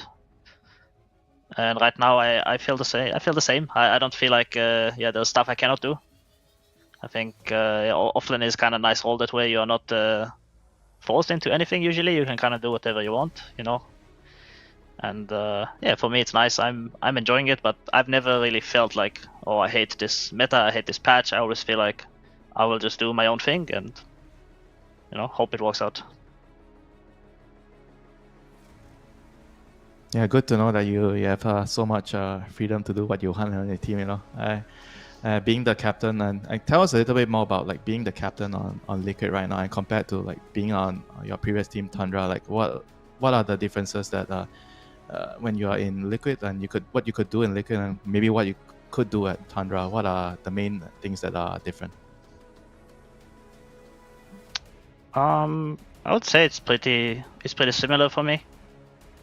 I did a lot of the things that I do now. I did in Tundra as well, but I guess it's a bit different when you do it from like from the back seat, or like sitting next to the captain. It's something that I realized it's easier to, to say stuff when you are not like the one with the last word on it. It's like a little bit less responsibility. So it's easier to like comment on like draft and comment on, or maybe we should play more of this hero or more of that hero. But when you are actually drafting, sometimes it can be a bit trickier because all the responsibility is kind of on you. I mean, I'm drafting together with Blitz. So it's not all on me, but still, it's definitely a new experience. That having the responsibility on you, that you have to click the buttons. It's different than just suggesting something to someone else who is drafting. Right, thank you so much. Yeah, for sure. I mean, a lot of additional weight on your shoulders, but you carry it well. Thank you so much for your time and joining us, and best of luck for the rest of your games. Yeah, thank you.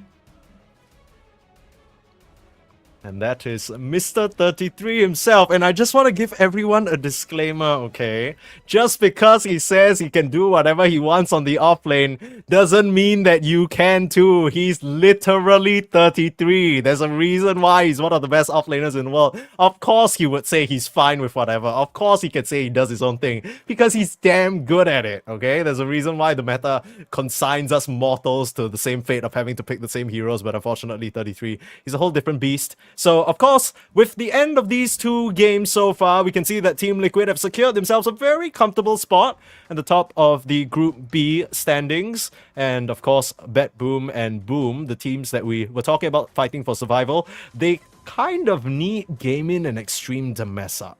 Right, they kind of need a couple of L's going their way. So they'll be crossing their fingers about that. Xtreme, of course, will be playing up against Blacklist, and Gaimin will be playing up against Tundra. So no easy opponents here. Blacklist will be looking to spit as they go down and try and put up a bit of a fight. So far, I think the last few games that we've seen from them haven't really been the most inspiring, so hopefully they can pick things up here and bring the heat to Xtreme.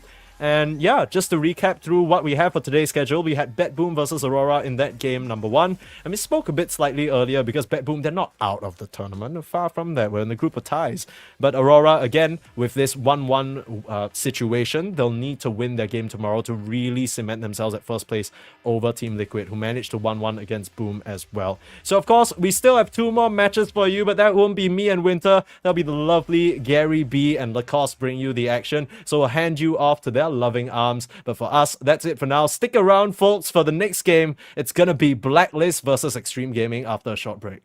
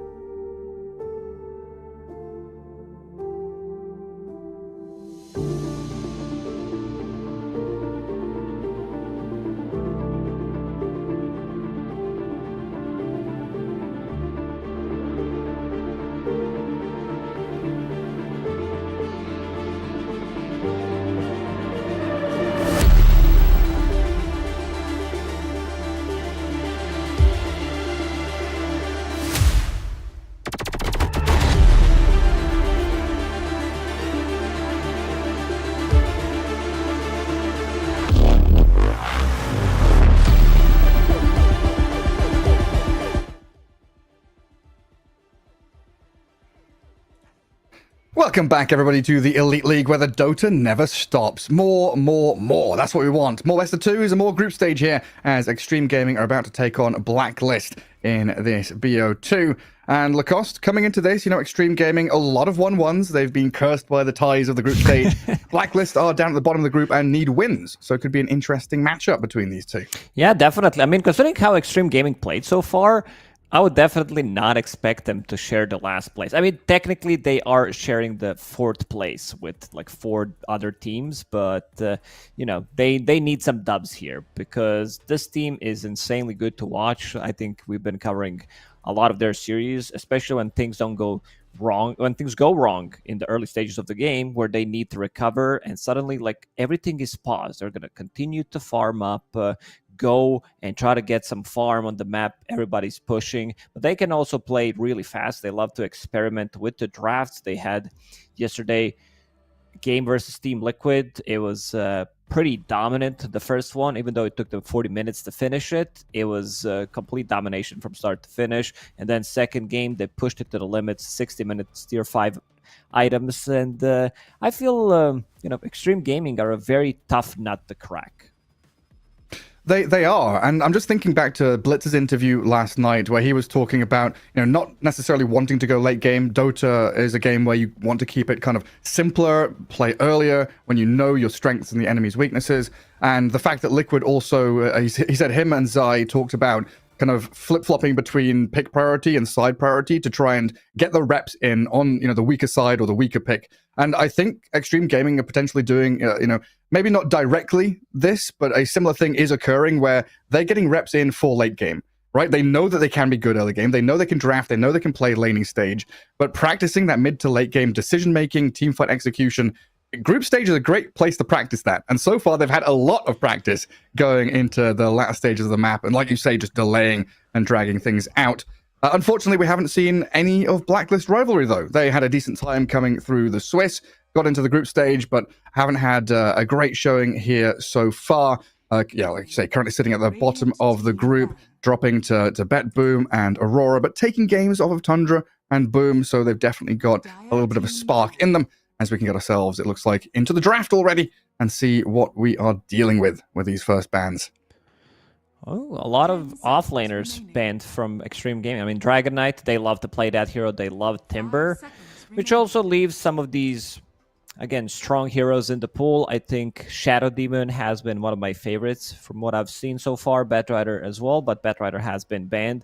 Shadow Demon just does everything, it feels like. You have save, anti-carry, good at stacking, good at scaling, has this insanely good shard. I wouldn't call this like an S tier shard. In some situation it does feel like it, but it's a really good shard. Yeah, and the fact he's both good with illusion carries and against them makes him a very unique hero in that regard. Yeah. But here comes the Centaur. Yeah, XXS Mars always feels nice.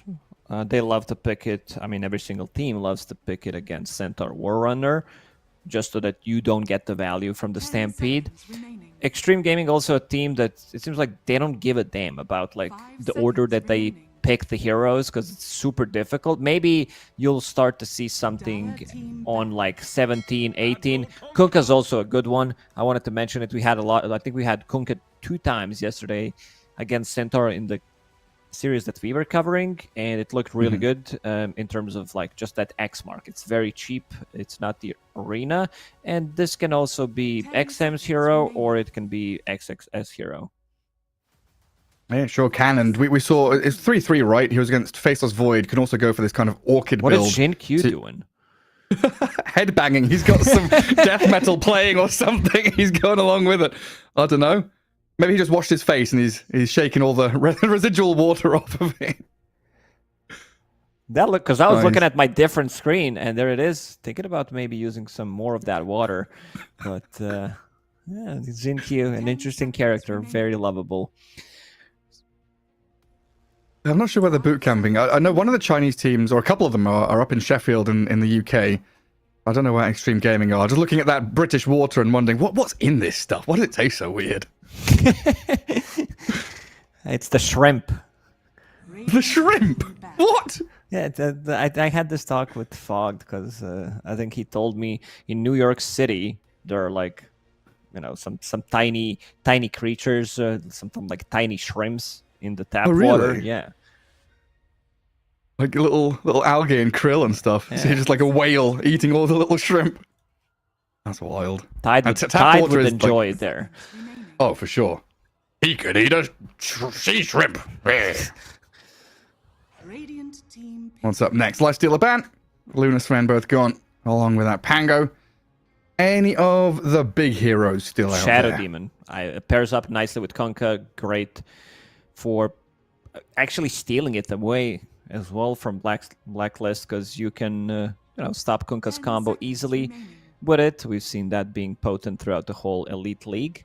5 seconds remaining. Luna, Lesh also available. Oh no, Luna's gone. Leshrac. The L's confusing me. Leshrac is out there. Primal Beast, another one of those that has not been first phase material, but definitely slips through to the latter stages of the draft. If you do want to flex this Kunkka, Primal is another one of those 2/3 pos heroes that could do well in the draft. And there is the SD for you. Oh, Blacklist, they need something 10 seconds that remaining. pairs up with the Centaur. I think it's an okay Rubik game, but this also works.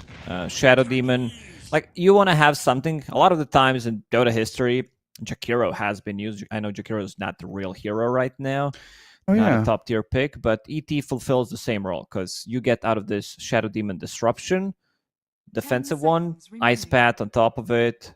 That's why it was always good. I think ET 5 does the seconds similar remaining. job where you can like counter initiate or just initiate onto that Shadow Demon's disruption. And Techies has been just overall really good hero. Techies, for a really long time was in a bad spot, but Techies in the last like 2 years or something has been one of the top picks from position 4 for sure. Yeah, he's sitting around 50% win rate right now in this tournament. 46.7 with 30 picks. Very close to it. Phoenix going to come out now, so adds a bit of teamfight oomph here, along with a gyrocopter for Xtreme Gaming. 2 very quick picks. So keeping Kunkka still open.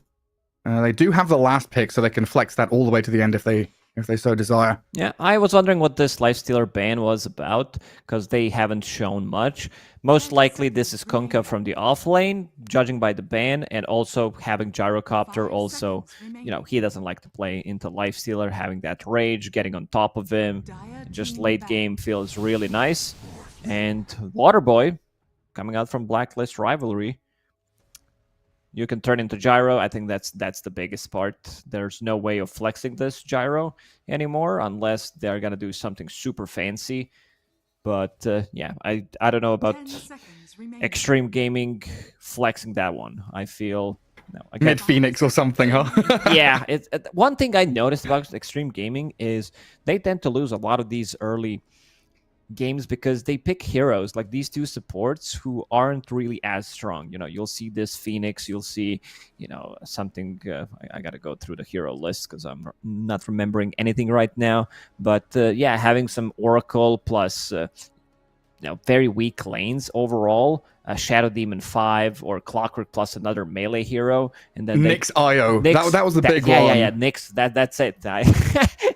Because it's in the back of my head, but I couldn't figure it out. But I can feel that it's a lot about stacking in this one. You have Kunkka to clear some of these early stacks. You have Gyro later on to clear the ancient stacks. Phoenix, Shadow Demon, very good at it. Yeah, they just kind of aim towards mid to late game. You need they're some not- control. This Morphling has a free reign. Like you're not afraid of any of the abilities pretty much. X-Mark, that's it, but you don't have a reliable stun. You don't have heroes who build into silence. We saw Orchid attempt yesterday from 33 when he was playing the offlane Kunkka. It can be good. It's just that you are, going for an item that you don't necessarily need to go for. So what do they want to get from the mid lane? Something that can maybe deal with this Morphling. Zeus, potentially. It's not a stun, Yeah. but it's good against Morphling. Because they don't have, they have what? Centaur, that's it. That's the hero that can jump on Zeus.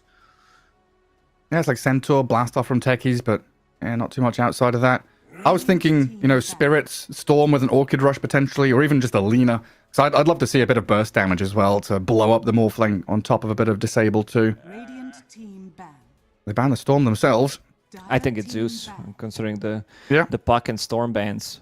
Can be Pango as well. I think Pango also works because Mana Burn is really good. They have no abilities that can't stop the Rolling Thunder from going off, so most likely for Banned. Extreme... It's banned? Okay. So I'm looking at Zeus. I'm looking at Zeus. You mentioned Lina. Lina can also work, but I haven't really been impressed. I know that XM, he loves to play the hero, but there was one game where he played it and it didn't look too good. So they will get to choose. Last pick for Xtreme Gaming. They take They this. steal it. I think they actually stole the Zeus. They used all of these bans, these gap closing heroes. These are like 4 bad matchups for Zeus. Yeah. I'm fine playing Zeus. Just steal it from them.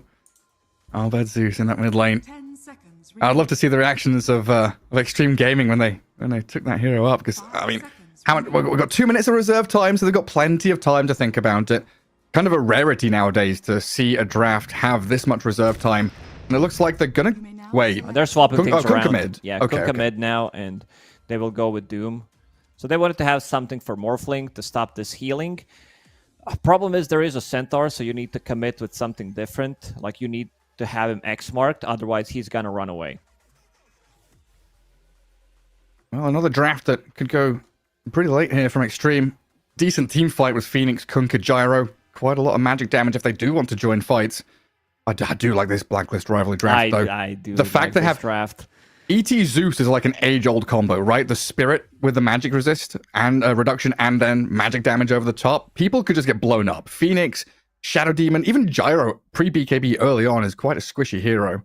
Imagine getting hit by mines. 3 mines, you have like minus 15% magic resistance or something, maybe even more, depending on your magic resist. And then Zeus hits you with 1 bolt, 1 Kanda, 1 phylactery, whatever. Centaur with his double edge, Morphling with his Kanda. Yeah.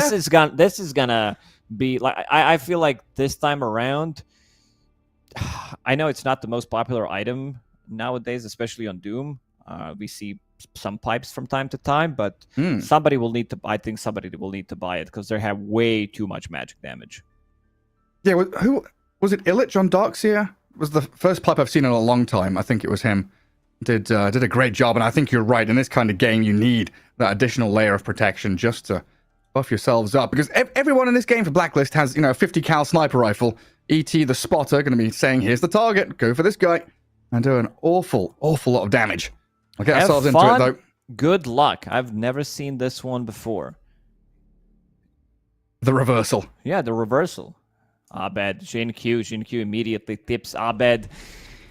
Everybody loves Jin Q. I don't think there's a single professional player as well out there who doesn't like this guy, doesn't look up to him. Every position 4 player is probably looking at his replays, checking what he's doing. MJZ will be playing that ET. Tim's on Techies. Palos on Morphling. They needed something, like we talked about, maybe them picking up Zeus, stealing it. But, I mean, Blacklist stole it kind of from Xtreme Gaming, potentially. Doom is also good. You have this War Stomp, so a little bit of a stun. And then you have XM from mid lane. Also want to see what item build he's going to go for.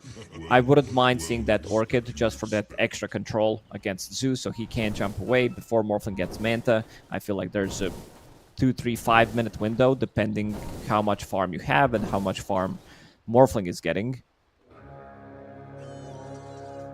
Well, a funny little de-warding battle went on in that top river. Jinkyu and DY do kill the Dar Observer Ward, then deny their own one, it looked like. Make sure that nothing gets traded back. And XM, he's taking a lot of damage here. Gabby lands the stomp, blood grenades are thrown, the body blocks from Centaur. Arme trying to defend him, but Kunkka has already fallen. First blood for Abed on the mid lane opponent. Massive advantage already for Blacklist. 333 gold for Abed. What is he bringing? He is bringing full Null Talisman immediately, so that's going to be some extra mana regen, some good stats. Zeus always had, in the past, problem with stats, but nowadays he can easily last hit with just his right clicks. So great start for him. Incredible start. We'll take a look at these side lanes. Palos taking quite a few hits already from Xingqiu, Shadow Demon. The Illusions pack a punch. And ET trying to trade into the Doom. And double gauntlets on XXS makes him pretty tanky in this first couple of minutes. Xingqiu's going to try and body block. Yeah, gets the sentry down in the small camp. MJZ, same thing in the large. So no pulls going to be happening up top. Shadow Demon with Disruption level 1 was such a great tech change in Shadow Demon as a support. Everyone used to love level 1 Shadow Poison, like, yeah, I'm going to get massive stacks. Now it's just disrupt them, hit them with illusions. It's so much more efficient. It lasts for 11 seconds. I think we need to tone it down some of the durations on it. Level 4, 14 seconds. Yeah. 11 seems too much. Most of the time you will kill the illusions. There was an attempt slightly earlier from Xingqiu who threw a blood grenade and tried to kill Morphling when he was like mid-shift, and he's bringing in another blood grenade because this is what Morphling players like to do. Shift everything back, maybe pop that magic stick, use Tango, and let's see if Xingqiu manages to snipe him. Yeah, I mean, especially when Doom hits level 3, we're going to have a couple more, well, another point in the Scorched Earth. We'll have a couple of points in it. It does bring a lot of damage with that Infernal Blade as well. I've always been a big fan of this. Skipping Devour early on, go for aggression, run at your opponents, get that harassment in early on. Don't be too greedy. Xtreme Gaming going to have that lane right by their tier 1. So some free last hits for the Doom. And a bit of calm. Down in the bottom lane, DY getting a nice pull across. He's stacked his small camp. Tim's trying to steal some of the creeps there while Arme holds the lane. Gabby 10 and 2. Gyro 13 and 2, so not too much pressure on this Gyro so far with double ranged against the Centaur. Kind of hard for Gabby to get in on them and get the stomp down. You can also see by Gabby's skill build that he's not going to go for more kill-oriented build. They feel like they can't get kills in this lane, which I'm not sure if that's the correct thing, but yeah, focusing more on farm, 2 points and retaliate. This is something that Amar does, and I haven't seen any other Centaurs do it. Sometimes you'll see, you know, maybe a valuable point, things are not going too well. You're prepping for the jungle, but so far he's CSing nicely, sitting at 14 and still opting to go for 2 points and retaliate. Yeah, I guess it's just the fact it doesn't feel like he's got kill threat unless Tim's lands, you know, a nutty blast off from the fog somewhere. Just go for the efficient farming route with that retaliate, then the blade mail. Mid lane, XM. They're going to go for the X and Torrent. Get some damage on to Abed Zeus. Holding a Fairy Fire though, so not really in that threshold of death. Is XM skipping bottle here? Just going double bracer. It does have the wand for a bit of sustain in terms of mana regen. Yeah, it looks like it. Usually you go double bracer, or most of the time you'll skip magic wand. Sometimes you'll see a bottle, depending on the matchup, but it also feels it would be way too much. Double bracer, wand, bottle, everything. Yeah. Your next item would be very delayed. Far too many small items. You need the phase. You probably need that orchid or blade mail, whatever he goes for. Xingqiu went for a bit of a wander. Looks like he's re-blocked the small camp. And XXS having a decent time up here. Palos. His last hit values look okay. He's behind the Gyro. I don't want to say he's struggling though, but it's not comfortable. Xingqiu and XXS are making him work and sweat for every single last hit. And now with They've another been very banish. annoying in this lane. XXS using Scorched Earth. 5 stacks and Xingqiu will get him. XXS was not even close. They're gonna get him as well. MJZ will drop. Down he goes. Xingqiu, yeah, level 2 Shadow Poison with blood grenades. Incredible. You get 1 stack from Shadow Demon. You try to like, okay, that's not really important. Ooh, mid lane, Abed. 50 HP. And Tim's was lurking just to the right of that mid Radiant tier 1 near the large camp. Gets an Observer Ward down, but yeah, having to TP to help Abed out a little faster. But yeah, that point about Shadow Demon. Oh, hang on. Blast off into XM. Abed chasing forward. Kunkka with 5-1 charge is not going to heal through it. Good magic burst there from Blacklist. Zeus is now level 6. Abed will TP back. have ulti available, so time to play slightly more aggressive in these side lanes. Problem is how you're gonna set it up. You have 2 points from Retaliate. Tims is in the jungle right now. You don't necessarily have to do it straight away, but you definitely want to use it fast so you get the value out of it. Get it off cooldown. Yeah, use it as quickly as possible. Top lane again. As Shadow Poison into Disruption, into more Shadow Poisons, but there's the Thunder God's Wrath. Palos, he's the one to set it up by baiting the Shadow Demon into death. MJZ also pinging, saying, hey, I'm coming up top. Maybe we can kill XXS now and get some revenge in this lane. Looks like the wave is a little too far forward now, though. It always feels for Xtreme Gaming that supports can't come to a mid lane and help XM. He needs to be on his own, because Phoenix, not the greatest hero in the game to rotate with. Shadow Demon, more of a like disruptive type. You can set things up with disruption, of course, onto Kunkka, but a lot of the times you'll see them kind of struggle getting the kills at early stages of the game. But you might have had a good point about, you know, something that Blitz talked about, them playing both Radiant Dire, playing first pick, last pick, and also Xtreme Gaming playing that, you know, ultra late game to see how it's gonna go. It's like the old Eternal Envy kind of mentality, right? You get to late game and things get chaotic because nobody plays late game. Nobody fully understands, you know, the execution or the expectations of what's going to happen late game. Especially now we've got talents and tier 5 items and level 30s and things like that. It gets really wacky once you get to that late game spot. But if you do manage to play, you know, 20, 30, 50 games, getting there with a strategy built around that, it adds a massive layer to your potential going deep in tournaments.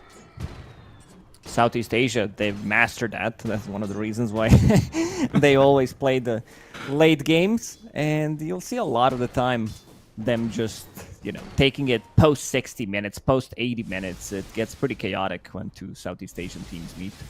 Man, the last DPC tour, the last couple of seasons, it was like average game time for, you know, Europe and NASA was what, like 37 minutes or something. SA was an additional 10 minutes. They were 48, you know? Kind of ridiculous. A pretty close one here as laning stage starting to close up. XM's jungling. Phoenix is starting to wiggle around in that jungle bottom. Arme and XXS kind of being left alone. Wouldn't be surprised to see a move from Blacklist here. Get another use out of that Thunder God's Wrath. With Tim sat behind Zeus. They'd love to kill this Kunkka again. A light net worth lead here for Xtreme Gaming, thanks to Arme, who is right up at the top at 4,400. They want Arme. Let's see if DY breaks the smoke. He's pinging it out. Oh, hello there. Nice cancel on the dive. A blast off is coming. And the magic burst should be able to finish off DY here, but the turnaround from XM and Arme. Throwing the call down, the X mark in, catching the Zeus. Stampede is here, but the banish will come. Cancel it out. XXS and Shin Q, the offlane, both arriving on the scene. Come down bottom to try and continue the fight. So Phoenix for Zeus in the end. Good trade.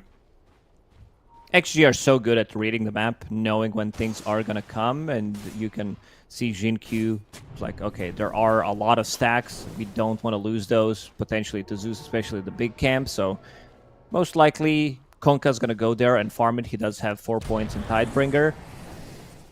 But again, very good at reading the map and also the spell casting. You've seen him even connecting with X-Mark immediately, and then during the Stampede, immediate disruption comes out from Jin Q.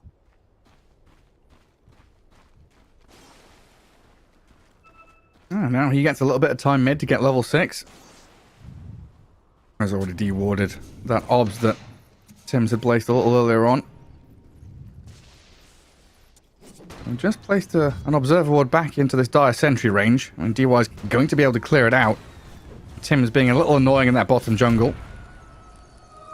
And Blacklist playing as 4 down here. MJZ behind Abed along with Tim's, trying to look for that 10-minute rune, but Arme has already grabbed the arcane. Top tower is under attack. The fact that top lane, tier 1, being pressured by creep wave alone, also a good indication that Palos has just ditched to go jungle himself. Morbid Mask is there, so he can sustain quite nicely, but this gives a lot of room for the Doom, who's already closing in on 5k net worth, and this gap between Xtreme cores and Blacklist cores is starting to become more and more apparent. Yeah, there is a big difference. Palos also doesn't have any mana regen items. Sometimes you'll see Ring of Bassi, sometimes full Vlads, Falcon's Blade. We've seen Null Tally being a good replacement recently, but there's nothing for him, so you don't get to farm as much. Having that Adaptive Strike, you want to use it off cooldown, pretty much kill the big creep. Does he wish he was playing Radiant in the well wishes land? There we go. MJZ gonna get slain by the gyro. Did he just came through the twin gate, I guess? He did. This is something we mentioned the other day, that Ame loves to play through the twin gates, be very aggressive, and I believe they might also defend this bottom tier 1 tower. If they go through the gates, 1 TP, XXS, he's always watching. This guy has very good map awareness. Is under attack. It sure does. I don't know where the Morphling is. Zeus is also tucked away a little bit in that mid lane. And Gabby backs away after the glyph is used on Radiant Tier 1 down bottom. And right now it's just DY, who is a level away from 6. And a smoke from the other two. Blacklist trying to come down here and find a kill on someone. Radiant's bottom tower has fallen. Nothing to be found though, and Xtreme did not come to defend the tower, they just let it slip. Trading objectives across the map and getting army into this northern jungle. Dire's middle tower. Considering all their magic damage, I would prefer if Gabby went for hold that thought. X in the mid lane against Abed. It's gonna A connect. defensive combo, just trying to save himself from the Zeus. Q and XXS poking at MJZ, forcing the ET back. Yeah, we're still yet to get blink daggers or anything like that, so the reach and catch is down to the Stampede Stomp from Gabby. Catches up to the Kunkka, cooldown misses. Blacklist with kind of a surprise snipe there, thanks to Gabby's Stampede. I didn't think they had it in them to keep on chasing, but they did. Yeah, that was the second Stampede of the game. Losing only Kunkka there. To go back to my point about Gabby, I think a lot of Centaurs would pick up Helm as your first item, get Veil out of it. Considering all the magic damage that you have on the team, Techies reducing the magic damage, proximity mines, natural order's only level 1, but you have Zeus, you have Morphling, it's gonna be a lot, so he can still get it afterwards. Right now he's somewhere near the bottom with that Retaliate maxed out, so definitely didn't pay out so far. Pay off, and yeah, once he gets the Blink Dagger, I want to see them smoke up, try to get something going, because most of this net worth lead comes from Ame having like an extra 1500 on top of Palos, but also them stacking a lot in the triangle. Oh, we're playing into that triangle now, Xtreme Gaming. Mines, though, the early warning system for Palos. Waveforms away. Die will scan as well. XM going to come in. There's a small stack of Ancient Creeps there. I could probably steal it away if they wanted to, but they smoke. It continues. They want to find a kill. They haven't spotted Palos yet. They know the Ancients are missing, and the stomp from Gabby. That's going to be the turnaround here with a blast off in. Supernova's down, and they're just going to lose out. Xtreme Gaming getting pummeled into the ground. Gabby will turn, and Abed comes in to take down all three. Ooh, I think you needed to have Kunkka there for this ship to go off, have a delay, because their damage output with these 3 heroes isn't there. Doom was also not used, so kind of hard to kill off Morphling like that. Maybe if you get a Doom, you will purge him as well. We've seen that combo from different teams. You just like use 2 ultis and he can't do much. He's not moving, he's taking damage over time, can't be healed. But yeah, nice read from Blacklist, being near the outer ring, near the triangle, and also let's see, seems like they want to smoke again. They have Zeus ulti available. Phylactery, Kaya, done on Zeus. Level 1 ulti at the moment. And Centaur Blink. Get on top of that Kunkka. Oh, he had a shield rune. It had allowed him to be a little tankier than maybe they expected. With a boat and Coco's rum, he's still going to die. Not enough protection. By those mines, minus 8% magic resist. Zeus deletes him with the lightning bolt and ulti. What is it? Phylactery and Kaya on Abed. Oh, that's an awful lot of magic damage. Fairy Strength at the top of it. And Palos did hear me talking about needing some mana regen. Did buy that null. Another jump. Shinkyu down. I mean, also ET, what is it now? Level 3 natural order. So that is 80% base magic resist reduction. MJZ is maxing it out. Usually you would see Echo Stomp, Astral Spirit, from position 5, but he is putting more points in natural order. You know, this was something. Oh, is MJZ going to die? Stampede? The TP's cancelled. It looks like Gabby was trying to get him out there with speed. MJZ tried. He's going to get chased down here by the Doom and the Kunkka. It'll take a little while. Just needs an Infernal Blade and a follow-through blink. Clear him out. But this reminds me of my first LAN event where it was The one that you won? No. The first one I cast. Okay. So it was ISF, so we had all the national teams, right? China, Romania, Jordan, stuff. Oh, hang on, XXS. The jump on the Morphling Manta. Try and dodge, but the torrent is there. Beautifully timed from Xtreme Gaming to kill the Morphling. Gorgeous. He waited. He just didn't want to use it immediately. Not sure what that was about, because he could have just doomed him. Even if you get the shift off, you're still not going to heal, but he found the right one after the torrent hit. Wait, look at that Radiant Obs ward in the dire triangle. It doesn't scout the uphill. Never mind, there's action happening. Jin Q. Oh, he's dead. No way. No way to escape. Even just stands his ground and realizes he has to accept his fate. MJZ gets the ward immediately. But yeah, not the best place. Maybe that's why, because he didn't see him for a second, because Observer Ward didn't reach the high ground fully. Yeah, it was like one step down from the high ground, so I could see to the right, but not to the left. But yeah, we had South Korea playing in that tournament as well. So it was the MVP Phoenix lineup, and they played the Zeus and ET in that tournament, and it was the craziest thing that we had ever seen. Having ET Spirit with this kind of, semi-global Ether Lens kind of Zeus just blasting people with Nimbus and Thunderbolt. A tremendous amount of damage that caught everyone by surprise, and now Blacklist are pulling it out here. And a great situation against Xtreme Gaming. Great combos.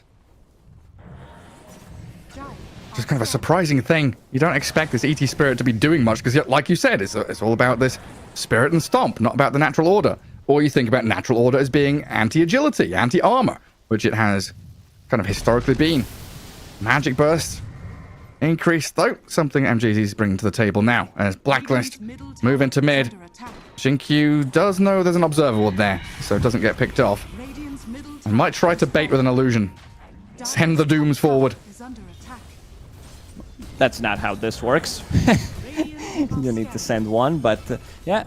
Jinkyu will get the Observer Ward, and I talked about the importance of having pipe in this game. Was wondering who's gonna buy it. Jinkyu, it's not his item, but sometimes this guy actually plays for the team, doesn't play for himself. We've seen him, getting Guardian Greaves on SD the other day, so I was pleasantly surprised. He tends to be really greedy, trying to get E-Blade on his Dark Willow and stuff, but yeah, this time around I think it's all about tanking, and you want to give Doom some scaling, because he picks it up, then that also means that, because we haven't seen much from DY. He's been pretty silent so far, the lowest network hero in the game. Ame has that Aghanim Scepter finish going into BKB next. The BKBs are definitely going to be very valuable this time around, considering the all the magic damage that Blacklist have. Yeah, it's been super cool to see these Shadow Demon builds. We've had Blink Rush. The Ether Lens, of course, has been real nice. Down at bottom, Gabby is going to be that first point of contact for Xtreme Gaming. No one to save him, so with the combo out of Kunkka, Sunray to burn him, DY is the one to grab the kill. Nice bit of cash there towards his Glimmer Cape. That could be very useful to save your Gyro. The Invis you don't care about so much, but having that magic resist to put onto one of your cores, valuable as hell. For sure. Abed going for a different build. You said this is something that has been done before. This Nimby plus ET Aura. And he's going for it. Usually Zeus, they tend to pick up Shard, try to go for more farm-oriented build. But this time around, he is getting very good timing on that Nimbus. Going to be 20-21 minutes. It helps you when you're fighting to not hard commit to something, just kind of poke and prod a little bit. Find a kill on the Phoenix before the fight starts, something along those lines, and then you have numbers advantage. Give Palos a little bit of breathing room when Zeus is also a massive threat on the table. That entire top lane and jungle looks like it's completely evacuated bar Gabby, as the rest of the teams starting to pair up down bottom and in the mid lane. Tier 1 still standing on the dire side, something Xtreme Gaming haven't yet broken. Tims. They have Stampede if they want to save him. And we'll use it. Off he This goes. game is gonna go very long, I feel like. Imagine sieging the high ground against Zeus, Techies, ET. And also going super late game, like Doom has to be one of the best heroes in the game. But I'm a little worried for Xtreme Gaming if this game goes like super ultra late. You're playing against Morphling, one of the best late game heroes in the game. You're playing against Zeus, so like refreshers and stuff. Centaur scale is insanely good. Dire's middle tower is under Once they attack. pick up this Kanda plus Aghanim Scepter on Zeus, I feel like they're ready to go. The people are just gonna die from one E-Blade. One E-Blade, one spell from Zeus. Yeah, I mean, honestly, I think like Zeus is probably top 10, if not like top 5 scaling heroes as a Yeah. core in the game. Once you get to super late game, and BKBs have all worn down, etc., etc. Percentage base damage, max HP on Right. Thunder God's Racked, current on Arc Lightning. When I say E-Blade on Morph, I mean Kanda, that's his new E-Blade pretty much. The new weaponry. Dire's middle tower is under Into mid lane for Xtreme. Dire's structures are Glyph out fortified. from Blacklist. Just delay that push on the tier 1. Arme's the only one showing mid. The rest of them spreading pretty wide up towards top, where Xinkyu has seen Tim's. Disruption. Thundergod's Wrath from BLR to scout them out and see what's coming. And Tim's trying to think about the blast off, but he's just burnt down by the Sunray. A quick ET, Spirit, and Stomp to sleep them up. And DY trying to chase down MJZ in the jungle. TP out cancelled by XXS. Very nice move there. Don't think he had vision, so just a bit of a guess and a catch onto the ET to pick off both of these dire supports. Blocked in. Yeah, Glimmer Cape buys a little bit of time. Sentry used. They want Rosh after this one, I believe. Even though there is a tier 1 tower, Roshan on Radiant side. Oh, this would be pretty huge if they can pick off Palos. Also, why did Palos buy Claymore? That's... Does he want to get Butterfly? Is it like casual Claymore? That's Kanda, not right? something No, it's Crystallis. And never mind. Yeah, my bad. My bad. I do the same thing all the time. What I did it with Solar Crest a couple of weeks ago when we were casting together. I was like, oh look, someone has bought Medallion and Solar Crest, and I'm like, oh, what's happened? Oh, and Pavis, what's happened here? Hang on, Blacklist. They've jumped in with this Nimbus, trying to catch out XM. Supernova is a good zoning tool to keep Blacklist away and at bay. XXS and XM are on this Gabby Centaur now. He's popped his Blade Mail, tried to stomp with the blast off coming. Tim's has put his body in harm's way to try and defend his Centaur, but they're both going to die. Blacklist might still get caught. I mean, Xinkyu is still going. He's looking for Palos. Morphling gets the distance, though. He caught Centaur mid-jump. Didn't even get the stun off with that disruption. They do have an Observer Ward. And now going into Roche Pit.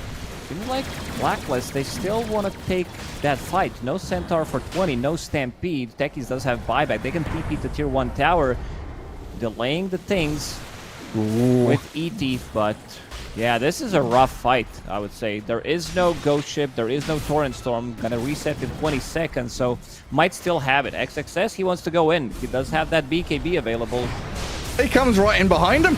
Yeah, stomps him up. They've launched the Earth Splitter and tried to go into the Roche Pit, but Arme has the Aegis and Palos kind of stuck here now. Turns into Gyro form, but he's got to get the hell out, and I don't think he can. MJZ will try and defend him. Arbit's dead to XXS in the back. The wraparound from the Doom, just superb as a move from Xtreme Gaming. Big question mark for me, what Blacklist just did there. I mean, they have 3v5.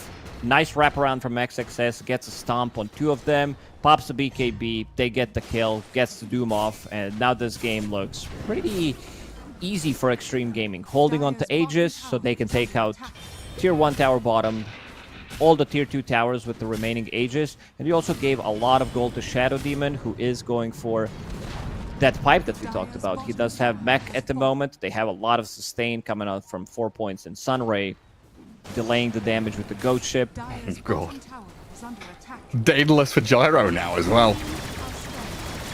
Well, that is a tremendous amount of damage from Arme with that side gunner of his Aghanim Scepter. And Gabby, he's jumped in to kill the Tormentor, so they steal it away from Xtreme Gaming's attempted steal.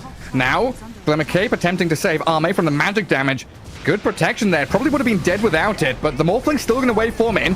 Very aggressive move from Palos on and a the high ground. supernova That's perfectly beautiful. placed. Look at this really Sunray. nice from DY, burning them all alive, protecting Arme on his retreat so he can turn and kill them off. Blacklist really running out of gas now. Just 25 minutes in, and Xtreme Gaming a firm grasp on this game. Torrent Storm hitting them. I want to see that fight again. Torrent Storm hitting multiple heroes, and then DY with the Sunray tries to save Ame, then dives Supernova on that hill. Another Sunray. How much damage was that? 3,000. Yeah, the most damage came out from Phoenix with that Sunray. It's huge. Perfect Supernova. Great Sunray. Phoenix Shard, no joke. I don't break high ground yet, though, Xtreme Gaming. We know that they love to go late game, and, you know, this match is no different. Even with a 12k lead and looking very dominant. I want to make sure they've got all of their boxes checked. And Gabby just about gets away. We saw the Kunkka lift his hand for the X mark halfway through the animation, but a good blink from Centaur to get out. Now Blacklist gotta start considering their options. They've bought a gem on ET. They want to try and reclaim some of this map through warding. All right. That's a difficult one. Gary, is Jinkyu close to pipe? You see what he has at quick buy, what he has in his inventory. What's your answer? No. Man, it's so expensive! It looks like he is, but then it's like, oh, Ring of Tarask, 1,800 gold for nothing, basically. You get that region, but you're not, you know, like, I'm saving 2,000 gold for it. And then pipe also 700. Am I crazy? Like, Ring of Tarask was in the game previously for Heart, right? Didn't it used to cost 750 or something? I think at one point it did, and then we increased it to 1,200. I gotta double check that. Yeah, it used it was 600 gold. In 7.25, it was 600 gold. How much region did it give back then? 4.5. 4.5, okay. Yeah, so it was much weaker, obviously. It's just the name of the item, you attribute a cost to it. Success going to slip out on that top lane, get away from Blacklist. And Xtreme Gaming cutting and sweeping across the map. Take out that mid lane, move into bottom. Not holding Aegis anymore, of course, but our mate will have Satanic pretty shortly. They haven't made any aggressive plays. Like, what do you want to do with this type of a lineup? Blink in with a Centaur, Stomp, Zeus ulti to cancel some of the Blink daggers of their own, put Nimby on top of it, and just delete one hero with Morphling's Kanda.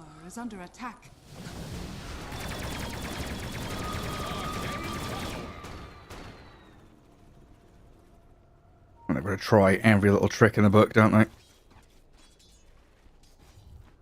What's that? Doubloon for Zeus. What does this item do again? It got some buffs recently, right? Yeah, you get more mana, more HP region. Definitely didn't look like tier 3 item. To me, that was like tier 2 item, and people still would not pick it, because 20% of your max HP to max mana, or the other way around, compared to, I don't know, Pupil's Gift was like, yeah, why wouldn't I just take Pupil's Gift instead on tier 2 and keep it or whatever? Now it's an okay item. I still don't feel like this is, you know, tier 3 neutral item compared to some, you know, better ones. If we talk about Nemesis Curse, Vindicator's Axe, Enchanted Quiver, Ogre's Shield Totem, it's definitely not there. Oh, Zeus getting caught. They don't even have to use Doom. X-Mark, such a great tool. You can heavenly jump all you want. That's who's going to drag you. So I always wondered what XM stands for, and now we know. X-Mark. There it is. Oh, as soon as you started that sentence, I knew where it was going. You got a good point there. What does DY stand for then? I saw him deny himself once, and I called him deny yourself. Deny? Yeah, so.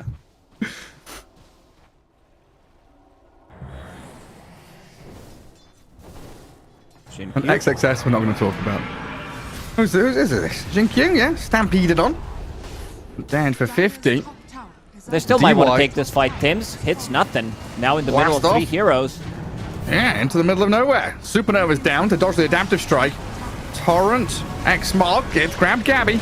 Centaur the focal point. Trying to bring him down. At half HP though, he BKBs and turns around. Looking to blow up DY, but he dives away. Arme now, he arrives with big damage. Dominating Gyrocopter as XM just keeps grabbing target after target. 2-man Torrent into cooldown. That's going to launch the missiles and rockets to land on Tim's head. Take that! Explosions and destruction. Taking Techies out and giving him a taste of his XM? own medicine, but XM's dying to the hits. Ogre Encrypted Seal, he Palos. does have it. Oh, the Jukes Seal. around the tree. Ring around a Rosie. Palos danced upon by XM's Kunga and finished off thanks to Doom.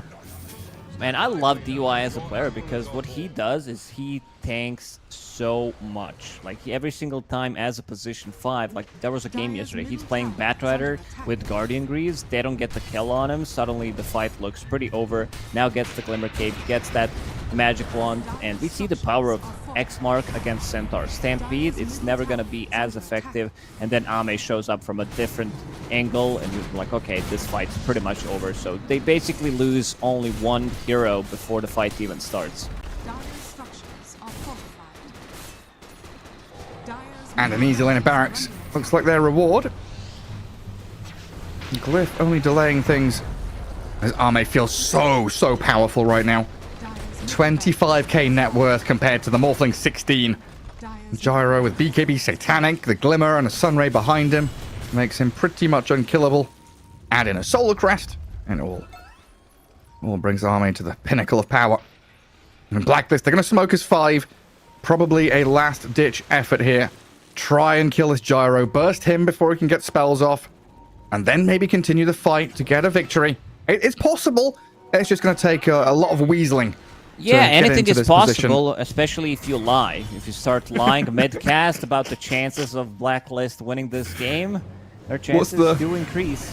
What's the graph say? Oh, well, Gabby says, oh no, not again. Has to BKB defensively.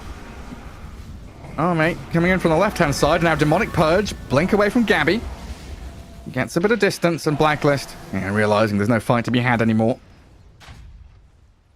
Win percentage graph says 6% for Blacklist right now. That's 94. very generous, Yeah. considering how things went last couple of fights. Doom getting closer to his refresher, still yet to choose his tier 3 token, thinking about it, and will get Ceremonial Robe. So, reducing their status resistance, basically 10% increase of all your duration. That War Stomp's gonna last longer. Usually you see that on supports, but XXS is like, you know what? My Shadow Demon has Craggy Coat, my Phoenix has a Psychic Headband, so I'm gonna pick up something for the team. Refresher finished on Abed, so that's gonna be quite a lot of damage, but then again, you have position 4 Shadow Demon with Pipe, Guardian Greaves, and Craggy Coat. This guy can tank. Man, I was just about to point out that Abed was holding, Philosopher's Stone right now in his inventory. That's nice to use it. Fairy's Trinket, tier 1 item, he's holding that.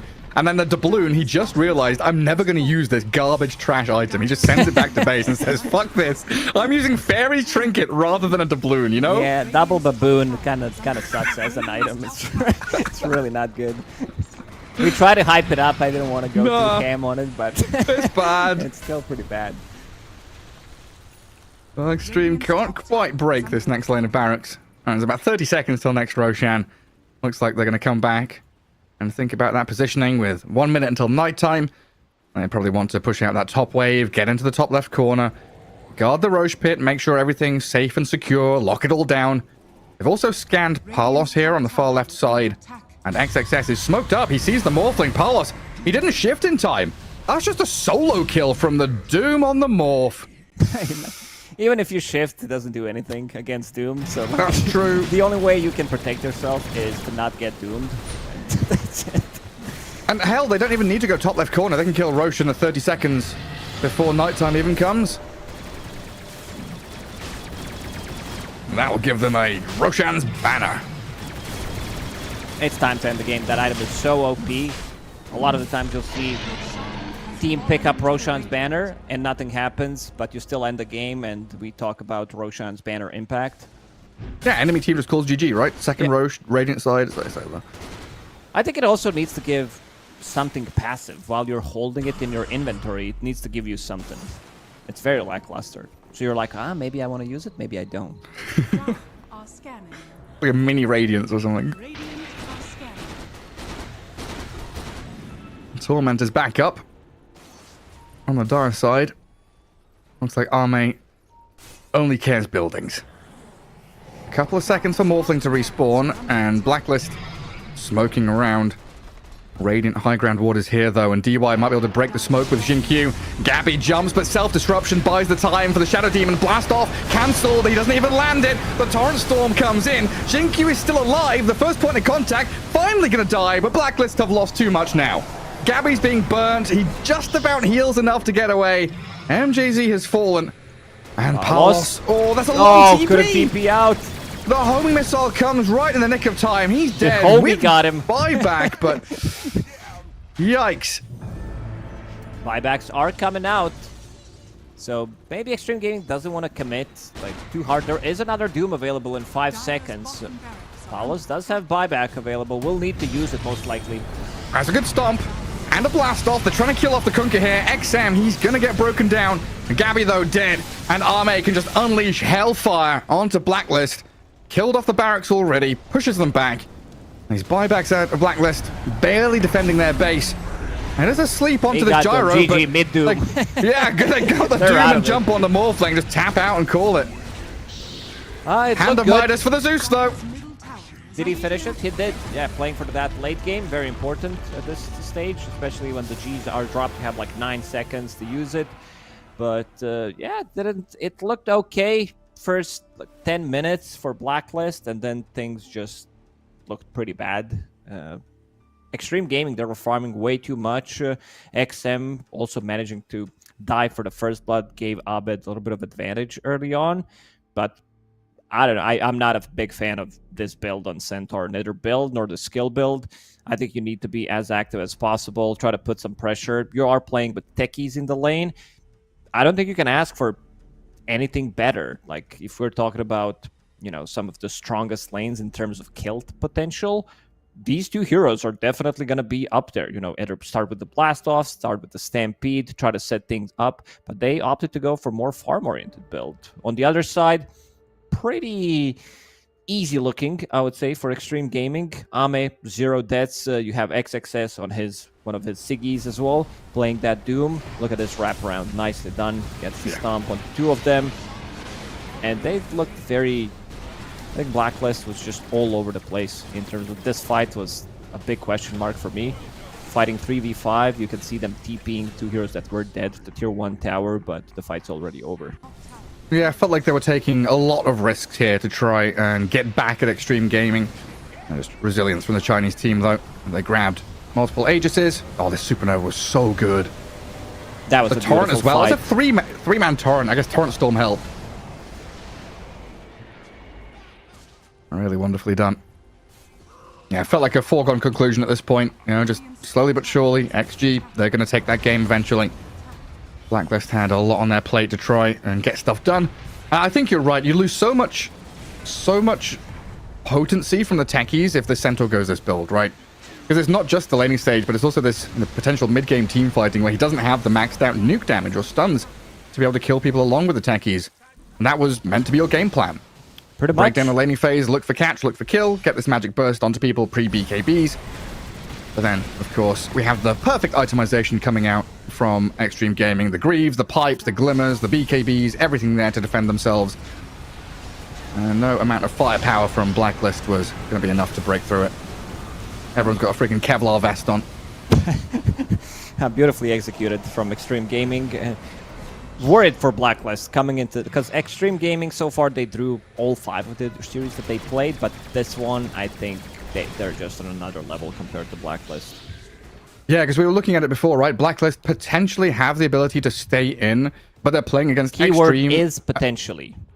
Yeah, like I guess not even potentially, it's theoretically. I think is even it's even harder, right? Because it's Xtreme now, but then it's Gaming Gladiators and Liquid. They've got 3 of the hardest opponents to face up against, and they need wins in all of these series just to stay alive in the tournament.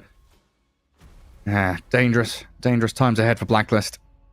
Some scary stuff. But there we go. Game number 1 all wrapped up, going the way of Xtreme Gaming, and we'll come back after a little break with game number 2.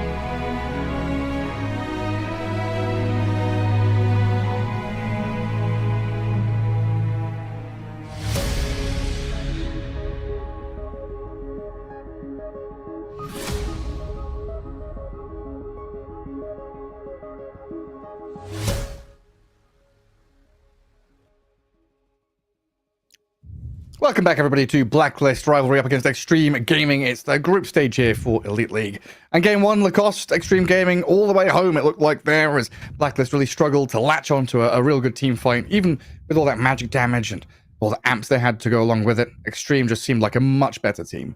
In theory, it looked like they had a lot of these things, but in terms of execution, it wasn't really there. So I want to see how they're going to approach the second draft. I don't think you can allow Xtreme Gaming to have like free early game. This team can punish. They are one of the scariest teams in mid and late game. So need to focus more on these lanes, need to be much more aggressive with the items. Like, you just can't allow yourself to go trade farm with Xtreme Gaming. So want to see something slightly early focused as well, because ET Morphling, it's strong lane, strong in theory when it comes down to mid late game as well. But you also need to think about how you're going to approach some of these fights, and we haven't seen well-organized fights from Blacklist. Yeah, they just couldn't find that opening that they so desperately needed in that kind of game. Well, a new game, new draft, game 2 here. Let's see if Xtreme Gaming's curse of tying things continues. Blacklist could snatch a win here against them. But one of the big winners of this tournament so far, the Disruptor, is already picked up. And he's been on the rise, and I think his win rate is like 65% or so across quite a few games. Yeah, 47 picks, 61.7% win rate. He's looked incredibly good, and very often is just straight up first picked. For a good reason. After the recent changes to his Thunder Strike, so you have a lot of slow in the lanes. Players are maxing it out for a good reason. Deals insane amount of damage. Has level 10 talent to amplify that damage. Shard feels really good now with everything added to it. And with the 10 talent, of course, it deals 750 damage. Let's say, like 15 minutes into the game, you are able to just lock onto one target. Maybe even cast it twice. That guy's completely dead. On the other side, Blacklist, taking Kunkka. They feel that this Kunkka caused a lot of issues for them in the previous game. They want the tankiness that it was brought for Xtreme Gaming from that mid lane. It is a flex pick, of course, played across 2 different roles, but the Disruptor to me seems like a better overall. I mean, maybe the reasoning is, okay, we will X-mark our guy who's getting glimpsed, and then we're going to pull him back. So, haha, joke's on you. Very funny. Hey, where's Chen? He's not banned. Interesting. He's just, I just don't think about it because he's always just first banned. There he is in the first slot. And I'm just looking, what's the difference between game 1 and game 2, first phase of bans? Chen is left in. DK Timber banned, Disruptor's left in and is picked. Io, Bat, Pango, and Luna were the additional bans. So yeah, Bat Rider coming in there. Shadow Demon also kind of a good ban from Xtreme Gaming, not letting Blacklist have it. It looks like no one's going to pick Chen, though. I could see Jinkyu played Disruptor as a position 4 and DY for that Chen, if they feel like it. These are not picking the Chen. A few tournaments ago, Chen was 100% contest rate during League Season 22. Right now, sitting at 87. So, did get slight nerf. Like, I don't think these numbers are enough. One of the reasons why he's like one of the most contested heroes, but a little surprised that they did not want to pick it up. Well, Xtreme Gaming have played Chen twice. Once in 2022 against Team Magma, and the other one a couple of months ago against Azure Ray in the BetBoom Dacha, which was a victory. DY played it. But yeah, not a hero they played an awful lot of. Like Chen, it feels like is in one of these situations now as well. Like you have to have a Chen player. It feels like that old TI with CDEC and Leshrac, right? Where was it Shiro didn't play Leshrac mid, and you kind of give it to them. It's like, right, this is a draft advantage we have. Was it if we're allowed to leave Chen in? Shiro, I don't think she was playing back then. Maybe it was Shiki or Shiki. Sorry, not Shiro. Yeah, you're right. 10 seconds remaining. So Brewmaster, great way to control the backlines. You need, like, right now, Techi's Kunkka, it's a lot of damage, but I think you might need some extra silence. You need something else to deal with this Brewmaster. We've seen Brewmaster being first phased a lot of the times. Okay, interesting. So I would say they don't have anything for Grimstroke ulti yet, but Disruptor's Q, Thunderstrike, deals insane amount of damage. So maybe that's the combo. You're bigging it up. That's the big combo. My goodness. Double Thunderstrike onto someone. And what do you say? 750 damage times 2? And then, AoE spreading onto people. That's pretty hefty stuff. Double Cyclone in the team fight from Brewmaster. Little panda brewlings. I don't know if you want a double cyclone. It's memes though, isn't it? Everybody gets Yules. Throw everybody into the air. Can't attack. Then you get some nullifiers. I don't know. What does Blacklist need to get here? I want to see... Okay, speed things up. I said focus on the early stages of the game. That's what Enchantress and Alchemist is all about. They're having a lot of laughs on Xtreme Gaming. I'm not sure if they're having fun or if they're laughing at the picks that they just did. Well, yeah, I mean, they can speed things up. They can go for these team fights quite early. There's also the potential for Alchemist to be run at quite heavily here with Brew, Disruptor, and Grimstroke. Xtreme Gaming, they pack a punch in these mid-game fights, no doubt about it. Alchemist needs to be very careful with where he's farming, how that lane is set up, how he's able to kind of transfer from lane to jungle. But he is on the Radiant side, so he'll have that long line to farm through. If you want hero that matches up nicely against Alchemist with the farm, Sven definitely an option. Someone who comes on quickly. Gyro also farms fast enough, but they also played Gyro in the previous game, so I thought they might not want to go for it because it's Xtreme Gaming. They love to be cool. Yeah, I was ready to say that Ame was going to play Ursa this game. Like, I was going to bet my house on it, because that was one of Ame's favorites, was playing Ursa into Alk. He loved that matchup, especially when you get to these mid-game team fights, because he just solo kills him. The last couple of bans, we're looking for that still flex pick from Blacklist. This Kunkka goes both ways. You don't know what the mid laner is here from Xtreme Gaming. Blacklist are the ones with the last pick right now. What do we want to ban here? What's XM got left? Sniper is one of the heroes he's loved to play. I don't know how good it is here this game, though. It's good. They have nothing to close the gap with. Kunkka, we've seen this exact same matchup yesterday in Team Liquid series. Probably they will ban it out. Sniper, Gyro, peeping from the distance, Brewmaster in the front line. They don't have the hero that utilizes Grimstroke Inkswell the most. Like Gyrocopter isn't really that hero that goes in with the blink. Brewmaster as well, not the best one. It's good, but it's not, Spectre. It's not Storm Spirit jumping in. Primal Beast or something, yeah. There's just so many heroes you've got to ban against XM. Very, very difficult. Oh, there's the OD. Good hero against the Alk and Kunkka. And we've seen some of these sneaky OD picks get through to that last pick. It could have been a nice one. It also delays fights as well. If you want to be going here with X-Mark and Alchemist playing that rush style, get in on top of people. A Static Storm, a Glimpse, an Astral, a Cyclone. There's lots of delay tactics here that Xtreme can use. And they do go for that Sniper. Yeah, it makes a lot of sense. I think you might need to shift this Kunkka to an off lane and pick something for the mid. Something that can deal with these two supports, Disruptor, Grimstroke, deal with Sniper. It's hard though. Like you would love, it's Abed, right? It's like Abed Storm or Void Spirit. I was thinking Storm or Void. It looks good, but you're still against Static Storm and Phantom Embrace. Like this can be annoying. They have full minute and 20 seconds to think about this one.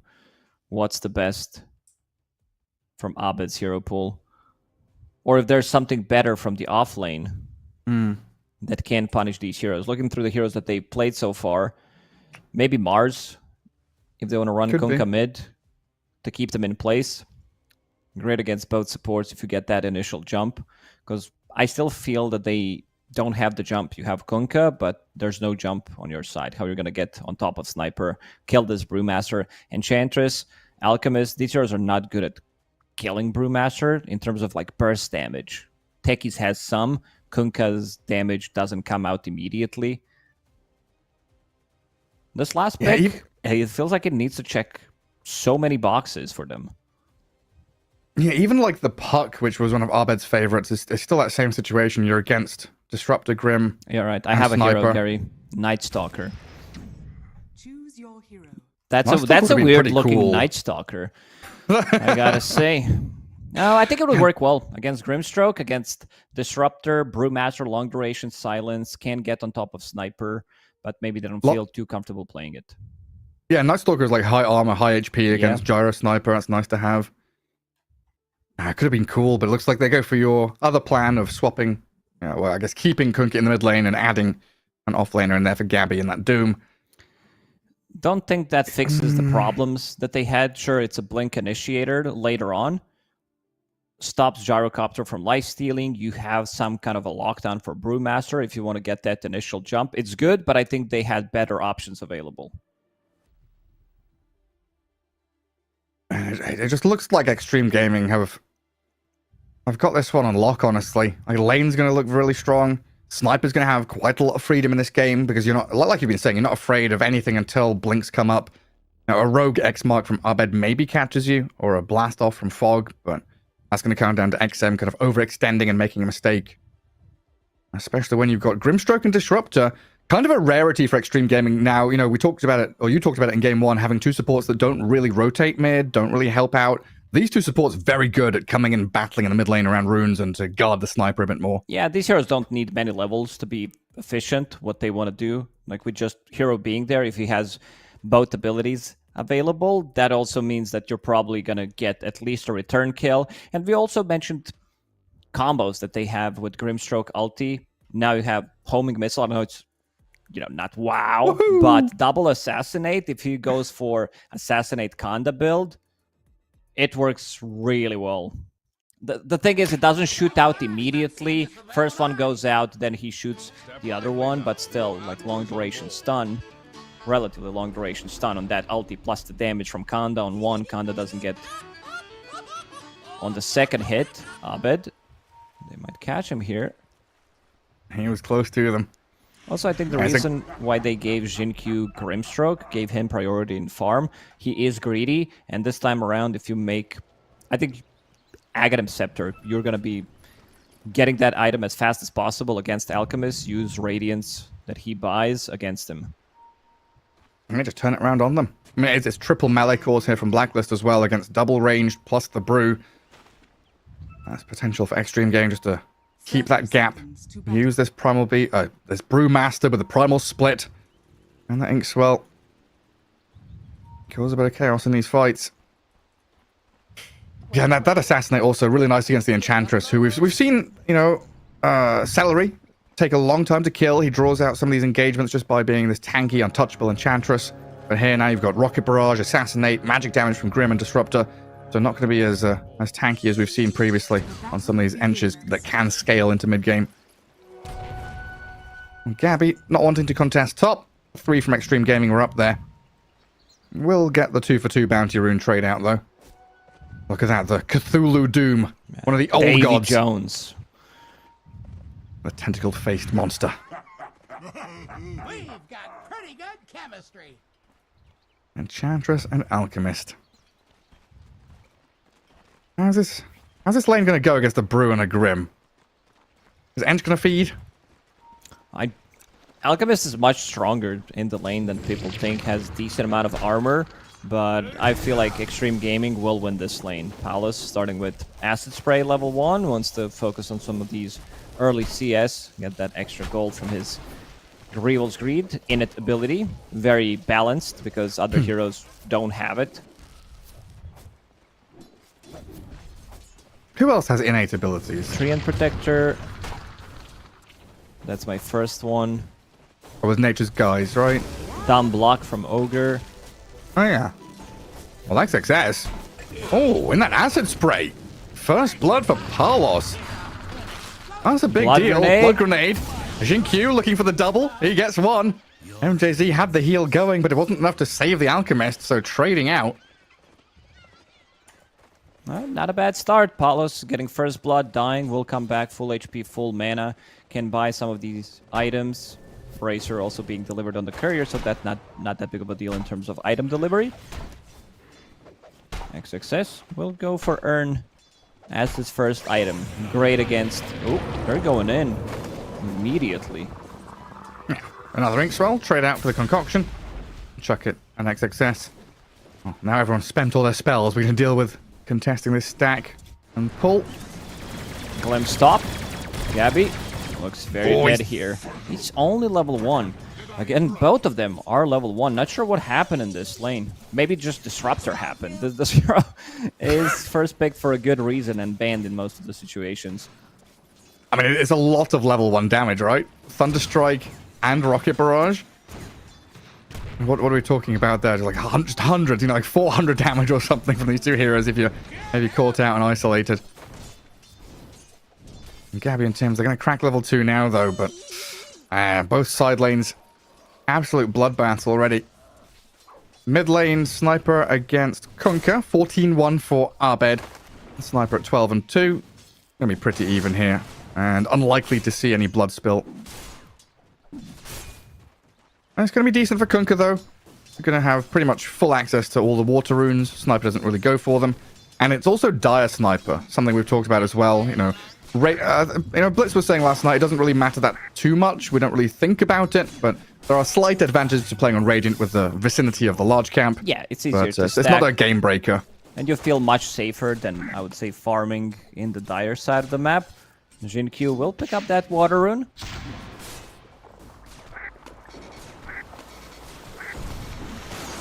There's a lot of peeping coming out from the XM. Level 1 Shrapnel has Fairy Fire to work with. Some extra tangos and a healing salve on the courier.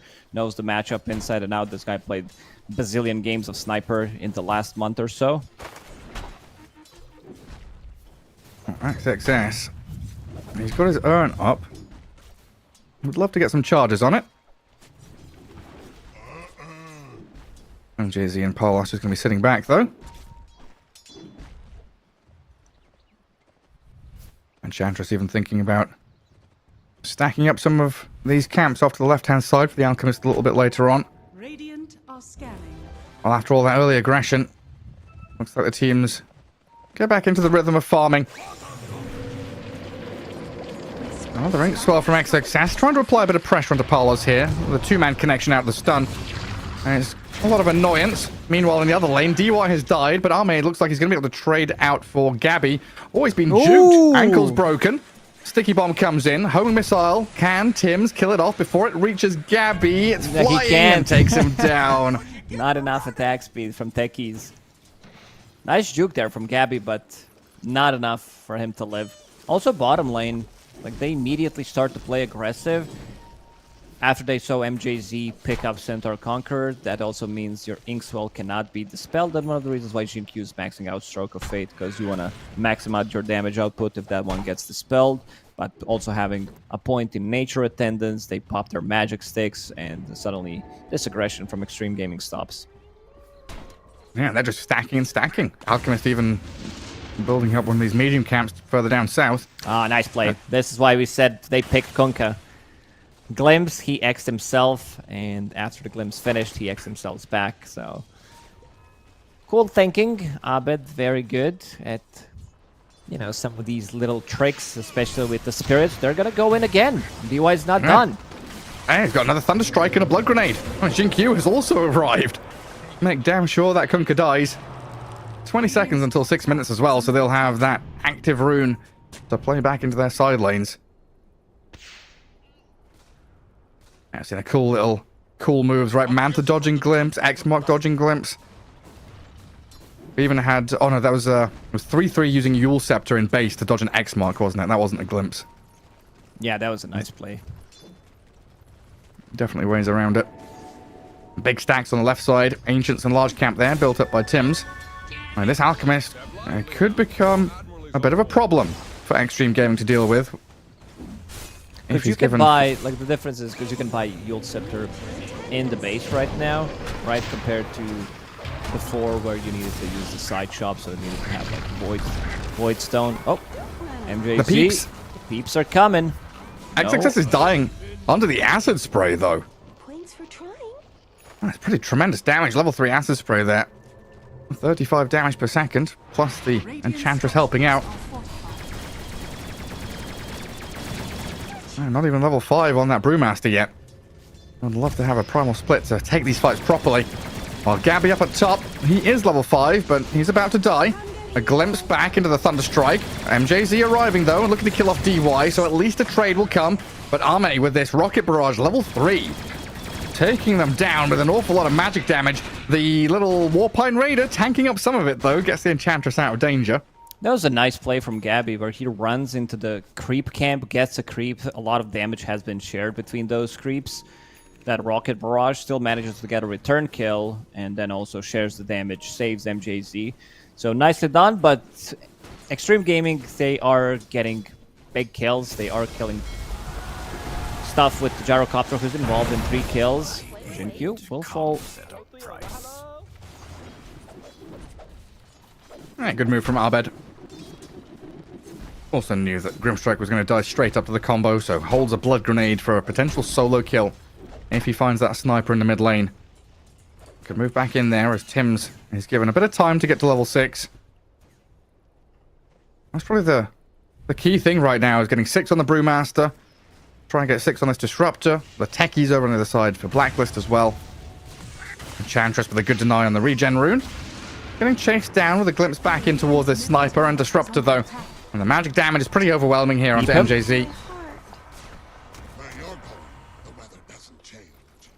Let's see if they can find Tim's as well. Trying to sit mid and lap up some of this XP. So far, Ame has had a very free game. Net worth-wise, about 4,000, but Alchemist is right up at the top at 4.5. I want to see some aggression onto Alchemist. Bring a hero. XXS does have that ulti available. Maybe they're waiting for Spirit Vessel. He does have 1 charge on Urn of Shadows to stop that healing. Use the Primal Split to get the kill. But you'll need to bring, I would say, at least 1 extra hero.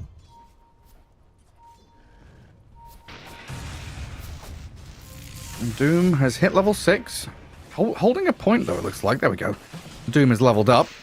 As MJZ tanks a few spells from DY, and the blast off in connects onto 2 of them. Torrent misses those. They doom the Sniper. Blacklist trying to charge up this staircase, killing off both supports, or nearly. Jinkyu pops a full wand. Stays alive a little longer while the Sniper, he peeps down 1. XXS comes in with a Primal Split to trade out for Gabby. The damage is already done. A double kill from the Doom, a 3-for-3 trade. I think Blacklist honestly happy the fact they killed the Sniper there. They should definitely be happy about this one because Palos is farming in the bottom lane. Sometimes it's all it takes, relieve some pressure off your carry. That also means that Primal Split not going to be available for the next 2 minutes. So, yeah, I think that's a dub for Blacklist in my book. And that fight recap, you know you're a boomer when you see that number, 1337. It's one of the funny ones. Elite gamer. Here we go. All the Gen Alphas and Gen Zs in chat like, what the hell does that mean? X mark on DY with Ame arriving. The big old gyrocopters come in. The blast off, though, doesn't buy enough time for Abed, sadly, but these proxy mines might be able to blow up the gyrocopter. If they can turn on him and kill him, Ame will get sliced down by the Doom and the Enchantress. XXS is looking at Gabby here as a potential target to finish him off. Charges. XM is peeping. With XM behind him, looking for the secondary kill here as well. Little Piggy. Is he off to market? Is he off to home? MJZ is going to get taken down. Maybe the Spirit Vessel there. Damage over time after the assassinate. Enough to kill him off. Cinder Brew plus Spirit Vessel. He has 4 charges on that Spirit Vessel. Has a Royal Jelly, so we'll go back to full HP. And I like that they're playing super aggressive, putting in pressure. Palos is down to 20% HP in this bottom lane. We'll be forced to use ulti. I've been liking this. Players knowing they're going Radiance and just buying the Talisman of Evasion. Like, okay, I'm a bit tankier. It's nicer. Not going to waste any gold. Because waiting for Relic when you're not going to use the damage from Relic just doesn't feel worth it anymore. It depends. I think it's situational. If you can get through, if you're not receiving damage, because it has been buffed from 15 to 20% talisman, so that's pretty big. Every 5th hit is a miss from neutral creeps, which does allow you to not go to base. You don't need to bring extra healing salves or anything. He's also playing on Radiant's side, so it doesn't have that buff in the outer ring, the Mighty Mines. Nice Nice again play. from Arbed. Get away from the glimpse. Trapped in the kinetic field still, but yeah, he's going to break away from that initiation. As Tims comes in with a blast off and the mines onto DY. Impetus shot to take him down. XXS was running forward with Primal Split ready. Xtreme Gaming, they want to fight this, but the Doom from Gabby, perfectly timed to come in here and stop the Brewmaster from doing anything. Xmark and Bo Ame going to has a dodge free the reign now. Charging back in with Ame, you're right, onto this Enchantress to pick up a double kill. That's the trade that they're gonna get, and probably get a D ward here as well. They can play from very far away. Sniper, you've seen heroes just dying instantly.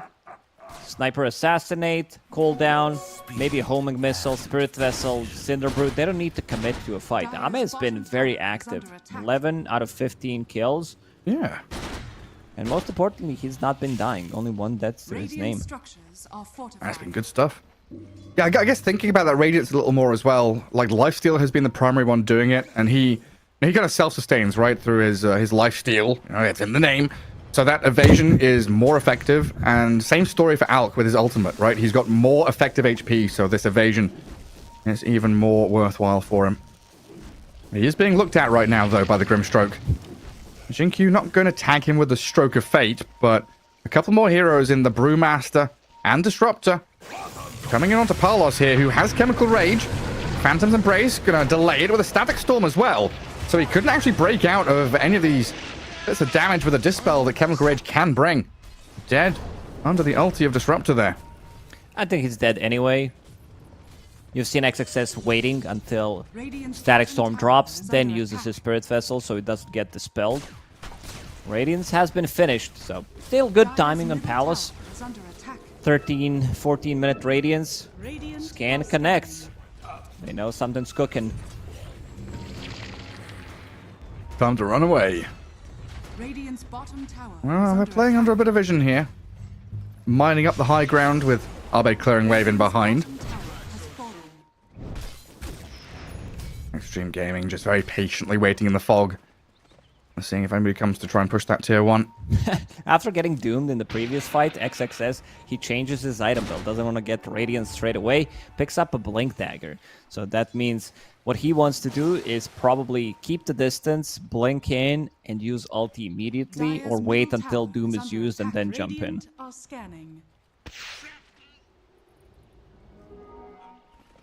We just used Blade Mail. I heard it, but I can't see it. Must be Kunkka. Kunkka. He's miles away. So I was watching the smoke come in. And Blink Doom onto the Brewmaster. Xtreme Gaming, they're coming down here with everybody else, though. The Soulbind. Onto Techies and the Doom with Double a nice glimpse into double static. glimpse, double Beautiful. assassinate into the Static Storm. Oh my god, the turnaround from Xtreme. They lose the Brew, but who cares? The trade out is super worth it for the Chinese squad. But maybe now, the counter turnaround. The tables, they're turning. Palos, with the help of the Torrent, come in to kill Disruptor. Shinkyu and Ame gonna hide in the fog, tuck away. How turning the tables. They managed to get 2 kills out of it. The initiation on the Brewmaster, but yeah, that was a nice play. I don't think we see this combo almost ever. Double Glimpse, and Glimpse has been maxed out, so he's playing more of that position 5. He'll still most likely max out the Thunderstrike afterwards, but having that cast range, 400 per level, is quite a lot. Glimpses them back, connects with the Static Storm for a second or so, just enough, and then double Assassinate comes out.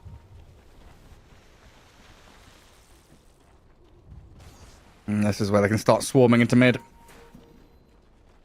Gyro is about 600 away from Aghanim Scepter. Brewmaster, XXS. Oh, okay, ignore him. He was running into that mid lane. Does catch up to the Enchantress. But it was Sniper XM who just stood there, pummeling the Enchantress into the ground. This is where things could start going very well for Blacklist or completely unravel. Blink Dagger and Alchemist into that BKB are super important timings, but Palos is currently behind not just Gyro, but the Sniper as well. Yep, Usually they either Alk- win or they lose. That's how it is. It can go bad or it can be really good for them. XMTP top, they have vision of them potentially going for the like wraparound, going into the twin gates. One thing I noticed is Xtreme Gaming, they love to hold onto their safe lane tower for as long as possible. I just keep coming back and defending it. Dire are scanning. But yeah, I think this is a very important time here for Blacklist. And BKB on Alk, probably the biggest Are scanning. item purchase in this game for them, just for that momentum in this mid game. Gabby, needs to blink out, doesn't have mana. For Doom, he's also alone there, so XM pretty happy about this one. And look at the item build he's going for. That's the like old sniper, Dragonlance, Maelstrom, and now going into Lincoln Sphere, just so that he has some protection against X-Mark, against Concoction, and also Doom. Yeah, that's really nice. DY using a Thunder Strike for that vision on high ground. Such a versatile tool. Abed trying to clear out some Ancients on the far left side. Under attack. Trying to dodge away from Xtreme Gaming's aggression right now. Usually it's Xtreme Gaming. This is such a flip on what we've expected and seen from Xtreme so far. They're the ones being aggressive 18 minutes in. They're pressing tier 2s. Blacklist are the ones trying to draw things out. Not necessarily to super late game, but just to hit this second tier of big items for their cause. So Xtreme Gaming are just soaking up everything. Massive vacuum of space being given to them, so a free tier 2 down bottom. And then pretty easy for them to kind of filter back and def mid, def top. They've got plenty of vision in mid lane and top lane to see what's coming. You said vacuum of space. I thought the pendulum is gonna come out afterwards, but you're holding that one for when things are gonna be much closer. Saving it for the next series, I see. No. When the BKBs are here for Blacklist, I think that's when the pendulum swings. When the Doom and Alk, you know, the pendulum's going to come back. Potentially. Dire's top tower has fallen. Good Oh, band. Maybe, I think that was a band, right? They had some, or was the song Pendulum? No, from Pendulum, other- yeah. That was probably one of my favorite bands when I was in university. They were a dubstep, drum and bass kind of thing. Yeah, back in the days when you were emo, that was your favorite. Because I have some of the pictures from your emo mode on my phone, but didn't share it yet on Twitter. Oh, yeah. Oh, yeah. Back when I was into My Chemical Romance and stuff like that. Yeah, I went through a lot of phases, guys. Dubstep and drum and bass was, I was like kind of in my 20s. Emo when I was, you know, late teenagers, I guess. Mid-teenagers, late teens. I didn't know that. I made that up, but actually... Oh, there's pictures of me with there's pictures of me with the emo fringe, painted fingernails and stuff like that. Absolutely. All right, There was even I have to Google it. Man, I don't think there's any pictures of this, but when I was 16, I dyed my hair black. And as a natural redhead, I'll tell you now, pale skin, natural redhead with like, you know, ginger eyebrows, black hair did not look good on me. my grandparents made fun of me. That's how bad it looked. Absolute angel of a grandmother who would never say a bad word about anyone made fun of me for having black hair because I looked atrocious. It was valid. You didn't get that extra meal from your grandma. You left the house. The only time you left the house Hungry. without food. Yeah. Radiant are scanning. Didn't deserve it. DUI from the high ground. Dire scan. Radiant scan, sorry, up into the dire triangle. But Arme is there to hold them back with a flat cannon. And DUI's annoying here, glimpsing Abed. He doesn't have BKB on Kunkka, so he's just dying to Sniper and Gyro. Completely caught, pants down in the river and sinks down to the bottom. This was meant to be a very important moment. You know, this is double BKB time, and Gabby and Palos both have it, but now you've got to wait 40 seconds for Kunkka to come back. They're still gonna smoke and try to make something happen in this bottom lane. Maybe catch Ame off guard, but he's already gone, having a pretty good read. Look at DY, like his positioning is insane. I think he's one of the best players in the world right now in terms of reading the map and also breaking the enemy smokes, tanking the gank for his carry. Ame is alone in the pit. Going straight for Roche with an Aghanims and the crit. And you're right, DY, perfect position here. Moves across the twin gate, back to the rest of his squad. He planted that. Planted that shard, and look at his positioning. Static Storm's down. Primal split right into the heart of Blacklist here. The blast off comes in to kill Disruptor, but XXS has zoned them back. Nice soulbind as well. Can they get some combos forward? Tim's is dead, and it's going to leash up the Kunkka now as well. Palos being focused, killed off. The Doom is on the gyro, but Arme able to stand here and fight back with the help of the Sniper and the Brewmaster, but he's still going to die. The Doom, Enchantress, and the Kunkka able to bring the gyro down. Primal split. And it's going to come to an end, but XXS is full HP. The real carry emerges. The Brewmaster going to slay the rest of Blacklist now. XM couldn't attack. Like, Kunkka was only hero who could attack, but Radiant's dropped middle down tower is so under low. attack. Having a Blade Mail just stopped Sniper from attacking you, so he had to wait until Blade Mail's down. And as you said, XXS, he kind of owned that fight. Ame again in the middle of everything, and DY's positioning. After I just praised it, this guy plants down that Thunder Strike, so it gets picked up, I believe, and then lands a Static Storm, dies for it, but he's done the job. Roshan down to half HP. Once Ame respawns, they can take it. And just a couple of seconds for him to come back. TP down onto that bottom tier 2. Double damage rune up at top for Blacklist. Oh, it's just Tim to take it. No big deal really there. And Aegis going to be going to Xtreme Gaming now. Arme immediately grabs it.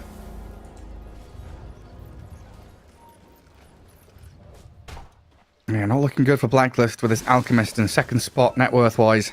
He wants to be a couple of grand ahead of his counterpart. And he's currently being run at and poked by XXS in that middle lane.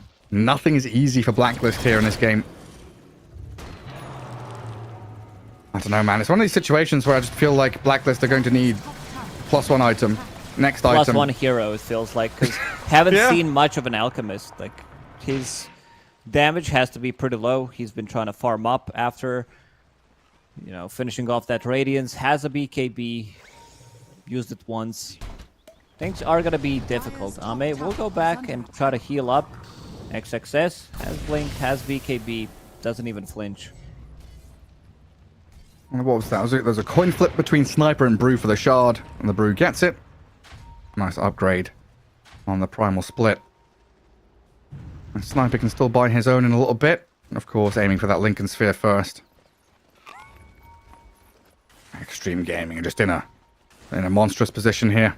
Yeah, it says 4K, but this definitely, considering that there's an Alchemist on the enemy side, plus the heroes that they have, how well they scale, I feel like this is more like 10, 12K gold lead for Xtreme right now. Yeah, I saw that 4K and I opened the graph and it's like, win percentage, 84% for Xtreme Gaming. I think that's a much more realistic metric to look at in this game. As they jump on the Enchantress deep behind tier 2. Glimpse across with the Spirit Vessel there is a ton of damage. And Palos, he's got TP. Doesn't have to spend BKB and will get away. Radiant's top tower is under attack.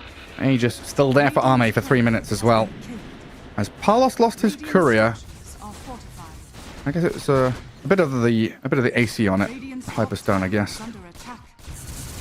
Yeah, still doesn't have money for it, so not too valuable. I mean, he does have Hyperstone, right? So needs to farm the rest anyway. It's all good. He's got it on. They might go for the high ground. Ame, thinking about it. 2 minutes and 40 seconds left on that Aegis. XXS needs to connect with the rest of the team. Vision on high ground, going to get dewarded straight up by MJZ.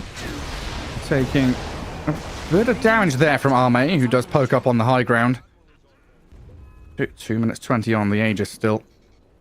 There's a tier 2 mid, which looks like a simpler objective here for Xtreme Gaming to take with the new creep wave arriving. And catapults here to play with too. And this feels like a chance for Blacklist. They need to get something done. They need to have a fight. They're playing into Aegis, which is kind of scary, but they'll jump the gyro nonetheless. Gabby with a Doom. Still available. Could go in here. XXS is moving forward, trying to tank it, and the Static Storm drop. They Doom out Arme, it looks like, but he's able to stand his ground and get the damage out onto Tim's to kill him off. Tanky's down, and the Primal Split charging forward, zoning away Palos. Arbed and Tim's wanting to turn around with a buyback out of them. Jinkyu arriving, though. The Brewmaster just dead with no backup. XM trying to peep them down now from long range.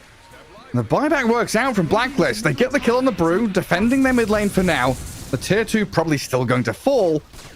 But they hold back Xtreme Gaming from pushing high ground, and killing that Aegis feels so important here to just stall the game out. Another really blast does. off mid, catching out Disruptor. They blow him up with the Tim's Techies. It would be a completely different fight if XM was level 18, having that cooldown reduced by 5 seconds on Assassinate. He would be able to, I think, kill all 3 cores with just kill. It resets, he goes in, kills him again, but unfortunately not. And not too bad of a fight for Blacklist. Keeping everybody alive, only losing 1. Tims was forced to use a buyback, but also killing instantly Aegis and then still taking a fight. Mine. Dire's middle tower is under attack. So what's the next step? Push out lanes, go next item. Try and get this Alchemist up at the top in fighting shape. And Assault Curiosity's got the money for it, and the courier's going to fly out soon. Abed going Octarine core, it looks like. That's Octarine, right? Yeah. The build-up is almost the same, because you get that soul booster. Octarine is from Tiara, and Bloodstone is from Voodoo Dire's Mask. top tower is under attack. And a random Void Stone. Hey, it feels awkward, like these 2 items being built from soul booster. Radiant are scanning. Dire's top tower is under attack. Dire are scanning. Why Octarine in this game and not the Bloodstone, though? And why not BKB? Dire's top tower is under attack. Good question. I think he feels that he can still survive. Like, this build makes him super tanky. Maybe gets another round of, like, tidal wave. I don't think you get 2 ghost ships. I don't think you get 2 torrent storms in a fight anyway. Paulo's getting a solo kill. 500 gold for him, killing DY. Dire's top tower is under Yeah, it attack. makes him pay. Did have to use BKB. But a kill's a kill. And knowing that there's no Roshan or Aegis to kind of play into here. And they're doing a pretty good job pushing out 2 of the 3 waves. Blacklist going to have to contend with bottom in a second. So Gabby's interesting. We say word interesting a lot of times when we think something is bad, just so you know. So Alchemist, very interesting level 15 talent choice in this one. Not opting to go for Acid Spray. Provides Dire's top armor tower to is under allies attack. while having AC. Like, all 3 cores are heavy physical damage. So fighting inside that Acid Spray plus AC could make a difference. It's quite a lot of armor. Yeah, it is. And 2 damage per Grievel's Greed stack. That's a fair amount of damage, but unloading it onto the gyro. I don't prove know if difficult. that's even like really good, because if you're taking a fight like right now, he has 8 Grievel's Greed, and it's gonna get lower even. Yeah, down Thinking to about 4 now. Using that Doom, but Dust into Glimpse. Self-fuels. XXS going to primal split for this. The boulder toss. Stop the blast off. And XM kills the techies. DY, another glimpse. He's going to grab the Alchemist. There is no BKB for 2 seconds. Palas has it now with a Glimmer Cape, getting him a bit of distance away from Xtreme Gaming. They've Cyclone the Enchantress. Alchemist will blink away, so they'll turn and look at this easier target. MJZ going to get shredded by XM. Unstoppable sniper. As Gabby is also lurking in the back end of the fight, blinking away from DY there. And might have to start cutting waves now because Techie's down with no buyback for 45. And Xtreme Gaming, they've pushed out top. They're shoving mid. I guess high ground is a possibility. I'm not rushing into it now, though. they can wait for next Roche respawning potentially in 20 seconds. I feel Blacklist, they need to keep going for these fights because in terms of scaling, they're not going to outscale Xtreme Gaming. This is Gyro, this is Sniper, Brewmaster, and they're going for scaling items. Not just that, but something we mentioned during the draft is Grimstroke. If he gets the Aghanim Scepter and he's halfway there, using it on Alchemist. Gabby. That's the BKB this. Try to TP and succeeds. No mana for Doom. If he drops that Doom, gets the kill, I think it's worth it. BKB TP out, but He's been playing on low mana constantly. Just non-stop trying to farm up and push out these waves. A pretty long Roche respawn here. 2 minutes to go. It was like 2 minutes 40. Both the max. 3 minutes 40 till night time. It's going to start bottom right corner, and that's where Blacklist are starting to play into. Dire Vision sees them all coming, though. Gabby, Abed, and Tims, they're all scouted. XM from the high ground. Arme running into MJZ up north. Gabby taking a beating from the sniper. And MJZ going to get run at by Arme's gyrocopter. A blink deep here from XXS. The primal split in towards Gabby's Doom. Again, a he fight has where no BKB. there is no BKB for him. He's going to get a bit of distance now, but the glimpse back will drag him into the waiting arms of XM Sniper yet again. Palos has the BKB TP, and it looks like he's going to get out of there. Even with the big crits out of Arme, double 650 damage whacks out of the side gunner. They've also cycloned up Abed here.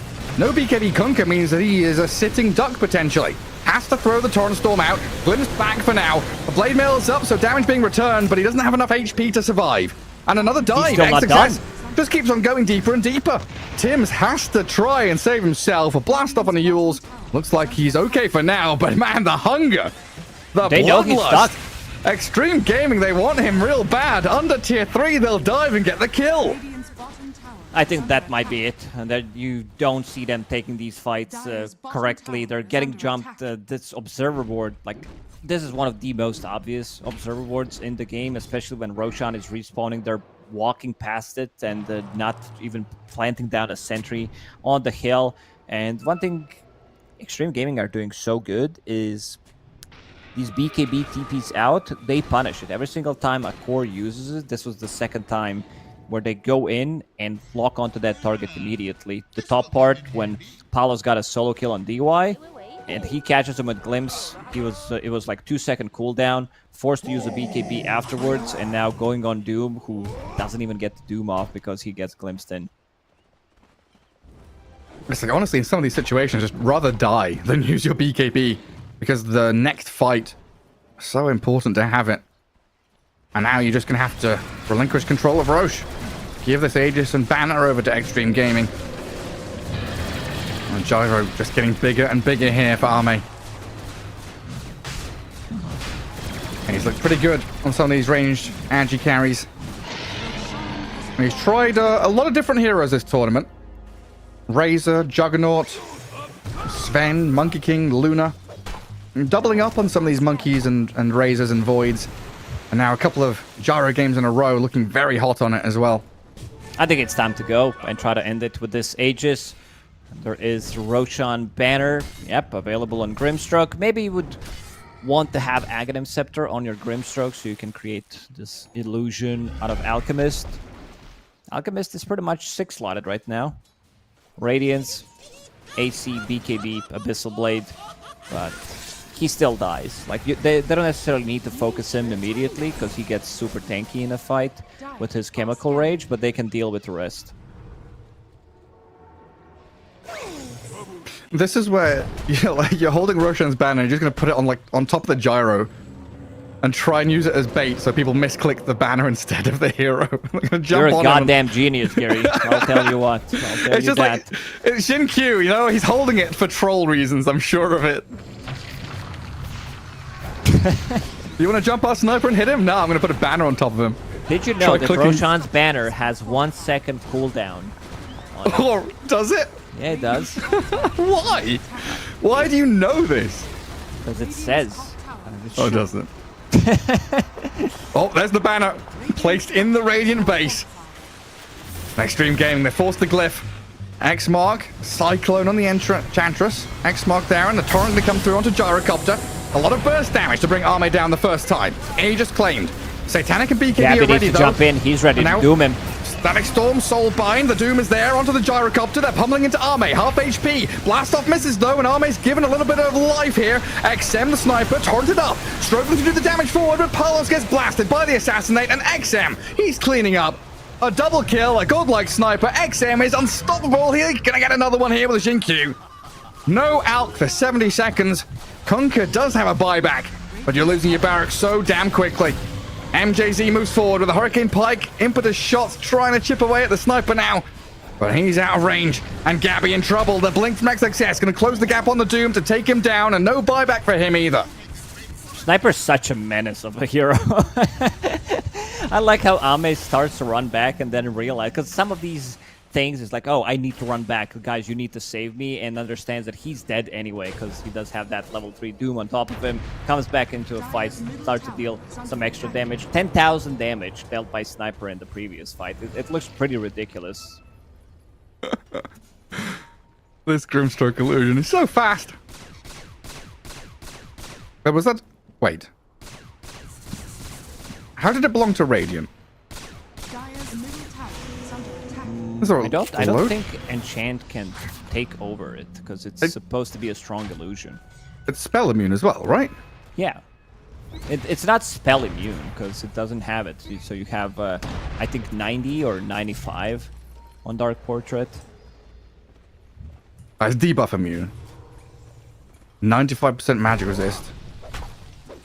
Am I crazy? That was a Grim illusion that belonged to the Radiant. Maybe I'm just seeing things. Going a little mad. An Alchemist needs to be glimmered. XXS. The Demolish on this Panda. Going to work on the buildings alongside Arme. And now with the Soulbind on 2 of them. Trying to move them around with the Force Staffs back and further away for Blacklist. They're just cowering in their base right now. Gabby has gone a little too deep there. Chased down by another Grim Illusion. Quite a bit of damage coming from the fake Doom. Impetus shots are able to clear it out. But another lane of barracks crumbles as Xtreme Gaming come in, get what they came for, and now back up for a Tormentor, Wisdom Rune.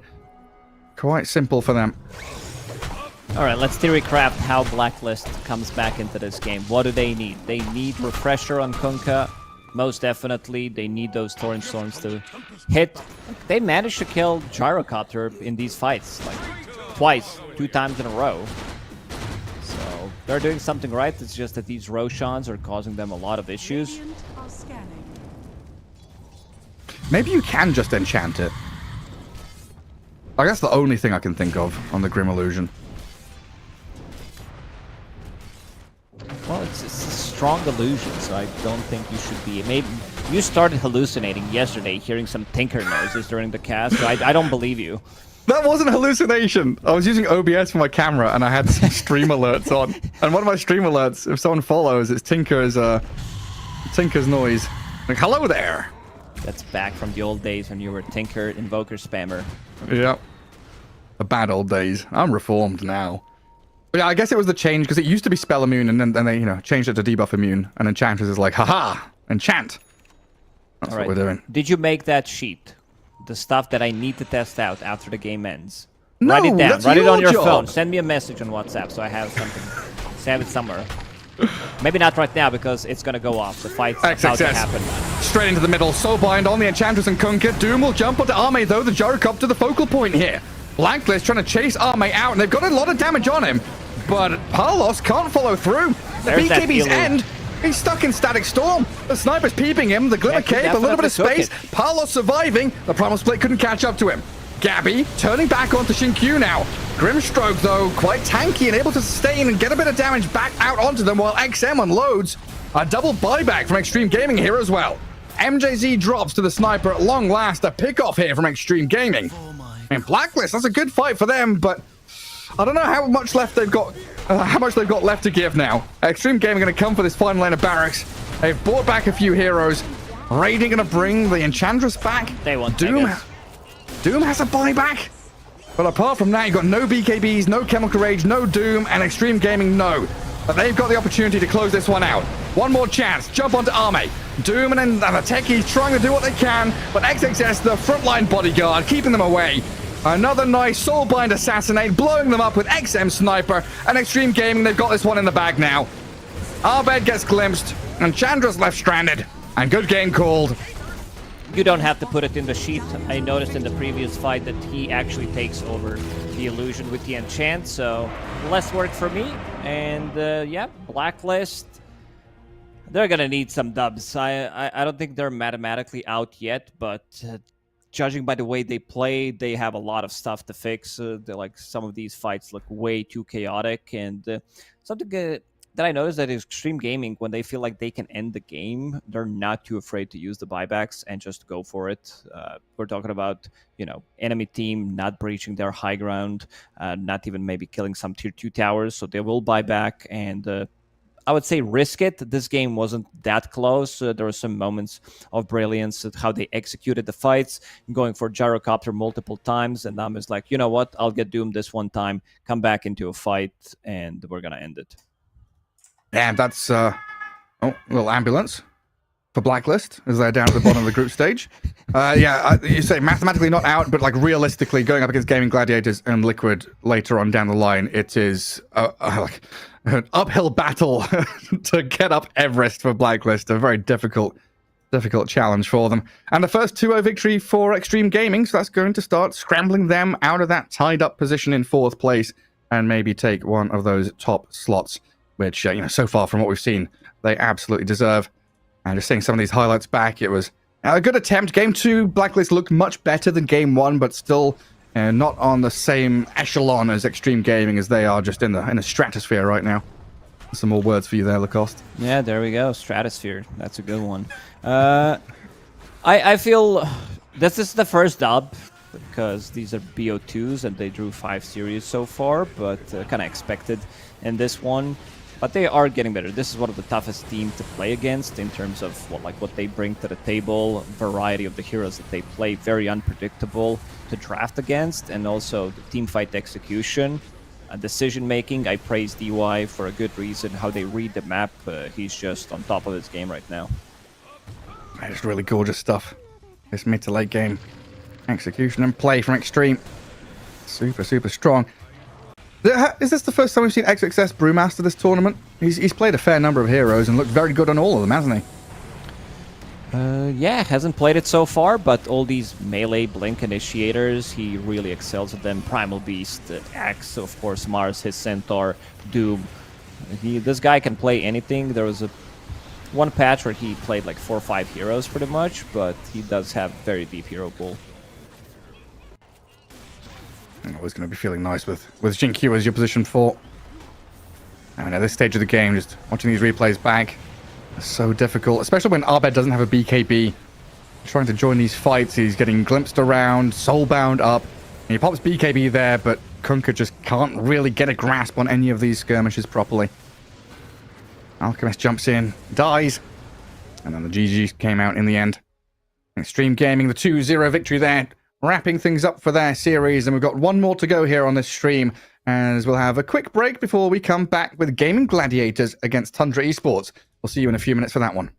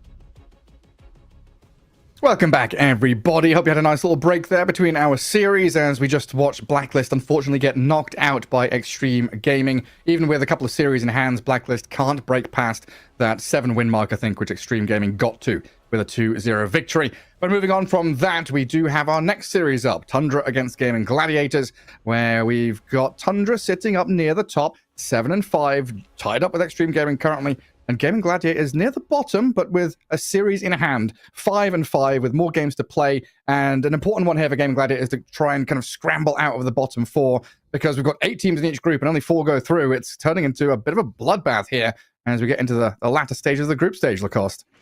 Yeah, surprised that Gaimin are here at the bottom. I mean, they can still, because they still have to play an extra series. So even if they lose this one, they're still, tied with Boom Esports, tied with BetBoom. But definitely an important one, because if they manage to beat Tundra 2-0, they're going to have the same score, and suddenly they're going to skyrocket at the top part. And then you'll have like 4 teams with 7, 5, 7, 7 potentially as well. So yeah, definitely we are in these later stages of the tournament in round robin stage. So you need to get some dubs here in terms of like, I before this series, Tundra, they looked really good. Tundra, they are on a roll. They managed to qualify for pretty much everything that they played for. And the team, the more I see from them, the more I like the team dynamic as well between their 4 and the off lane. It feels really good. I think Toby, when he was playing for some of his previous teams, he didn't get the praise. A lot of people would say he was like the weakest link, but now when he's paired up with 9 class, he definitely looks much better. Yeah, 9 classes looked pretty tremendous in this one. You got, kind of the quirky mid laner and Thompson as well, picking heroes from Sniper to DK and everything in between. And of course, Pure, bringing his experience from BetBoom in drafting, captaining to bring this team together. Tundra have looked very good so far here in the tournament. But yeah, it's one of those interesting spots, right, where we're saying it's important for Gaimin Gladiators to get some victories. But this is Tundra's last series of the group stage. So kind of an important one here for them to get. Like a single win could potentially secure them a top 4 spot. Well, Gaimin Gladiators need to kind of get away with whatever they possibly can. And we do have a draft developing right in front of us here as Game 1 has already begun, getting a few of these key component heroes out already. Io, Lesh, Disruptor Bat, leaving in some of these Timber DK snipers, though, which we could see come out. Yeah, it's that time of the year again. Gaimin Gladiators, Io, Lesh, they feel really good. So when you play against them, this is how they came into the scene, pretty much, as a team. Someone's missing. Someone's just like, all right, this is too easy. I don't even... Who is... I think that's Duraccio. I think that's Duraccio's room, because I remember seeing something different in the background. But I might be wrong, but I believe it's Duraccio, because he does have usually, that little fella. Well, what's his name? Is it a crab? No, it's not a crab. It's that little guy that is like 19 years old that Mike Tyson gave him a kiss. I thought he was a kid, but he's actually like Hasbullah. Oh, there it is. I finally figured it out. I was like, what the hell are you talking about? Yeah, that was one of those things that was in one of the boot camp houses. I remember TSM were always having that in the background of their webcams as well. Looks like Quinn in a hotel room. You can always tell with the TV on a bracket like that, the blackout curtains in the background as well. Everyone boot camping and ready here in Europe for this tournament, as we do get a Brewmaster first pickup coming through for Tundra, something that Toby has shone on for sure. And a Weaver for Gaimin Gladiators, a potential flex pick between Duraccio and Tofu. But it's felt like Duraccio has really enjoyed just first picking Weaver and kind of being but he's putting a target on his back, right? Saying, hey, look at me. I'm a Weaver. Come and kill me. Pick heroes to deal with me. Yeah, I don't know about him like enjoying playing Weaver that much, because yesterday when they were playing, or the day before when they were playing against Team Liquid, it didn't look too good. Also, they lost with Weaver when they played against Boom Esports, but definitely a flex pick for them, as you said, because they can run it as position 4 if necessary, but I think most likely they picked it for the safe lane to play against the Brewmaster, so you don't care about his damage. He can't chase you, and we're probably going to see, if we see Faceless Void ban, if we see Bloodseeker ban, most likely it's going to indicate that this is going to be Carry Weaver. Faceless Void's my first one. Yeah, use some of those bans to protect him, if it is that carry hero. Well, with Bat gone, we've also got to start considering what Tofu's hero is going to be, because that has been his big one this tournament, looked exceptional on it.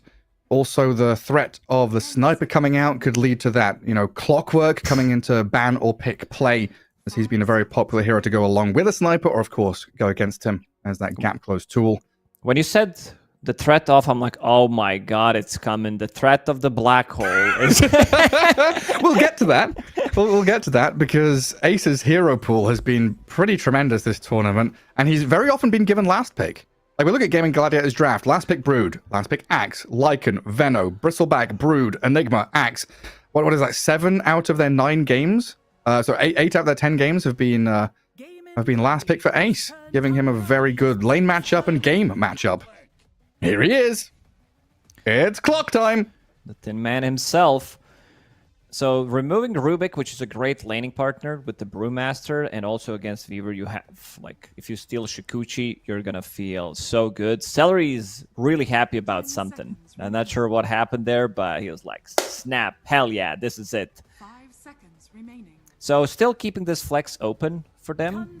They don't want to reveal where Weaver is going. Like, as I said, if you ban Faceless Void, most likely it's going to indicate that it's a position 1 Weaver, but for now, they will just keep things... What are you laughing about, Barry? Well, I just saw Tofu, and I know the noise that came out of his mouth. I saw him go... It's so fun. It's still funny. No matter how old are you, if you're a guy and someone does that noise, you're probably going to be, man, this guy's a comedian. Look at him. You know something's up. Well, double pick for Tundra. As Clockwork kinda block picks the sniper. You don't want to be dealing with the Clockwork in this one against hook shot. Rocket Flare gives vision. Everything's very annoying when you're trapped in cogs. Has been one of the tops and specials. So Brood Techies, probably going to be the lane there for Toby and 9 class. Oh, I guess it's also a block pick against Whitemon, right? Whitemon has a sick game on Clockwork. So it's triple threat from Gaimin Gladiators to remove that from their hands. And Whitemon's going to have to pick the ET now. So most likely both Gaimin and Tundra looking for range carry. I've seen a lot of Drow Ranger. I feel like maybe Gaimin not so much. They already have a Weaver, so this is a strong lane. Weaver Clockwork, a lot of kill threat in the lane against the Brewmaster. Brewmaster historically has been bad against Clockwork because you don't get the split off. You have this like long range initiation. Any kind of a follow stun or silence will do the trick. Try to surprise him before he gets brewed up. God, the more we kind of talk about it and realize it's a really good Clockwork game just all around, isn't it? Against all of these heroes, yeah, very good. Yeah, super nice kind of preemptive pick from Gaimin Gladiators. I've got to grab something new now. Celery Phoenix going to add a bit of teamfight oomph to their lineup. So Pos 4 Clockwork, Pos 5 Phoenix maybe? I don't know, have we seen much position 4 Phoenix? No, not Orion? anymore. It's been a while since Phoenix shifted his priority. 10 seconds remaining. Yeah, we don't get to see too much of like the Midas Indecisive Vice rush from these Phoenixes anymore.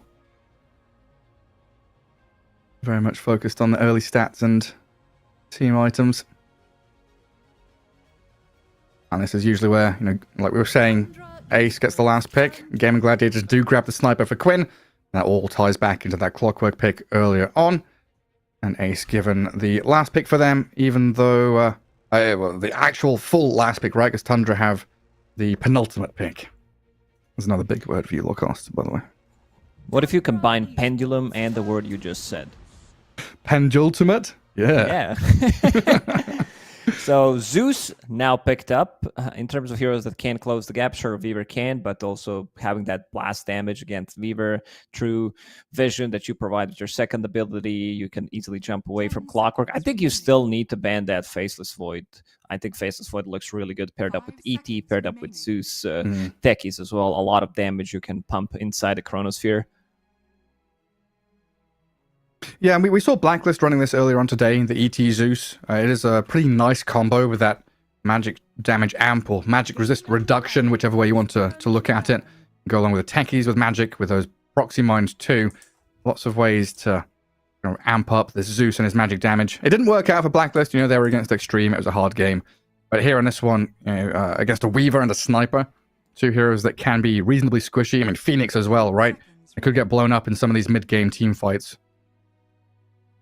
5 seconds remaining. So does that mean we want another pipe builder? Is this one of those Darkseer, Underlord kind of games for Ace?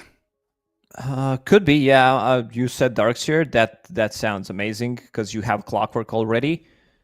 Feels really good just to have that like extra team fight, because right now their team fight is pretty much Phoenix. They are relatively squishy. They did run these two same heroes before on side of Gaimin. I remember seeing Sniper and Weaver in one of their series. Yeah, I think you're right. Yeah, That it was rings a against bell. Boom and maybe even one more.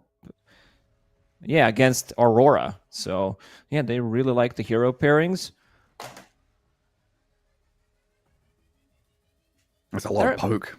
It is poke, but they're squishy. These heroes don't get much strength. You're playing against Zeus. You're playing with Zeus ET. You could easily get bursted by these heroes. Let's see how they read the potential, last pick that's going to come out from Gaimin. Like, what are they going to be afraid of? So they banned Enigma. It was probably Pure's call where he doesn't want to get Enigma in his lane. And you mentioned, I think we mentioned Drown Ranger as a potential pick, because this hero feels really good right now. Like, we've seen Ame getting like 6-7 kills in one of the team fights without getting a rampage. Yeah, that Glacier and the fact that doesn't allow your marksmanship to be disabled by enemy heroes being near you anymore is a massive deal. And Pure also has had a couple of games on Drow, so a good ban there from Gaimin Gladiators. Void is still in the pool, the hero that you were looking at and eyeing up for Tundra, though. I like Faceless Void, and I also like Troll, because you are picking blindly. So Troll gives you Egg Hitter. Right now, these four heroes don't give you that. You also, like later on, can pick up a Blink Dagger. You have a mischance against Weaver. Kind of hard to bring down, I would say. They don't have that burst damage right now. Clockwork's damage is a bit slow. Phoenix needs to use the Sun Ray. Tundra Esports, Gaimin Gladiators, turn to... That's a Morphling. Turn into Weaver, get Shikuchi, Waveform to get out of Cogs, Egg Hitter, all around pretty solid hero there. And again, this trio of heroes, or even all four heroes we saw from Blacklist. Techies, ET, Zeus, Morphling. A lot of magic damage, a lot of abilities that get amped up by this magic resistance reduction.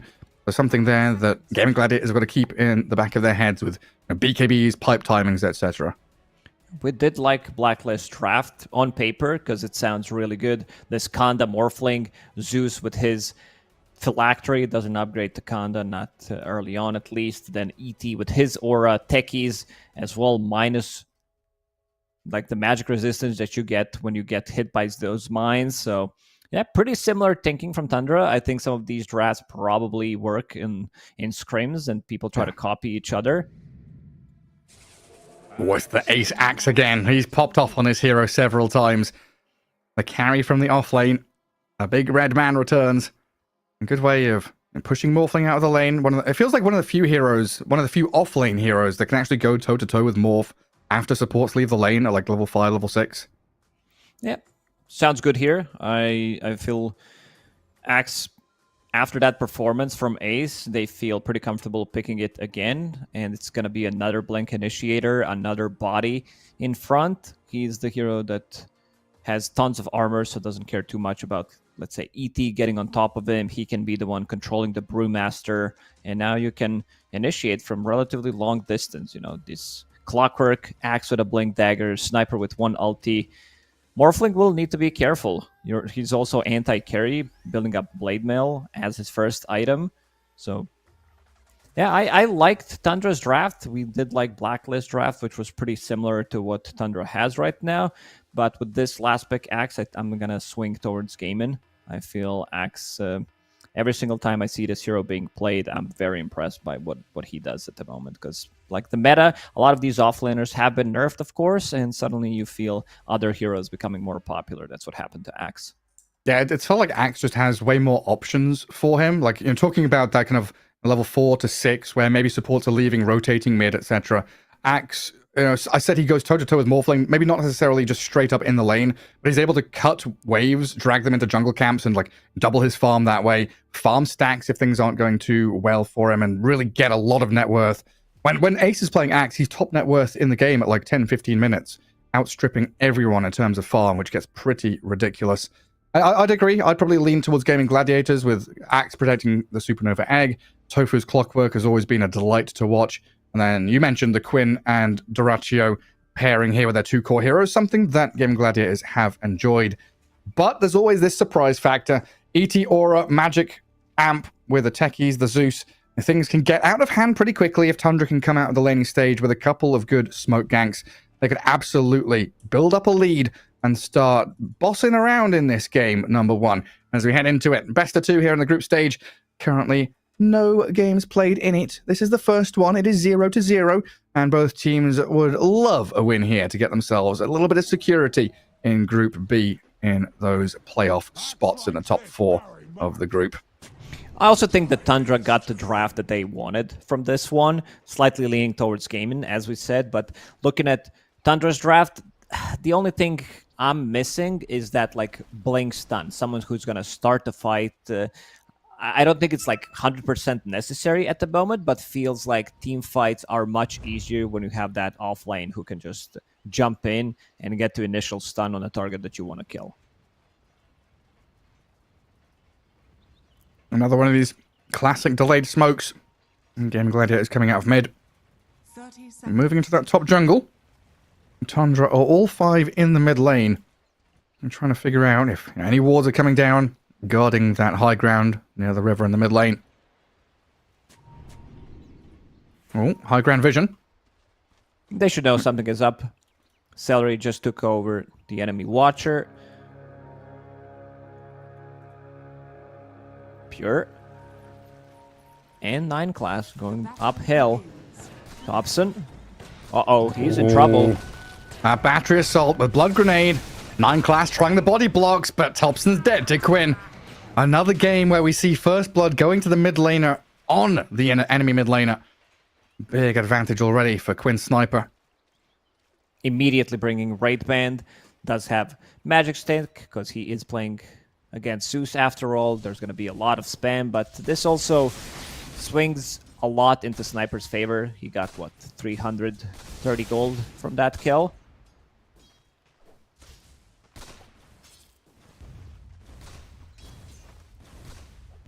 And up at top lane, Whitemon trying to get in the face of Ace. Battle Hunger level 1, just put onto Pure. Celery. Gets the briefcase into the back of the head. Fire Spirit's level 1 though. Going to make things a little more challenging for Whitemon to trade. And we will need these camps to get blocked up. So we do have Celery in this top lane, quote-unquote position 4. He's the off-lane support right now. We'll see where that farm priority goes. As Clockwork is that bottom lane support alongside Duraccio. Yeah. Into Toby and 9 class in that bottom lane. He's in Brew, pretty strong. Celery asked Discord lag. 9 class is like, go. Yeah, they want to play the game.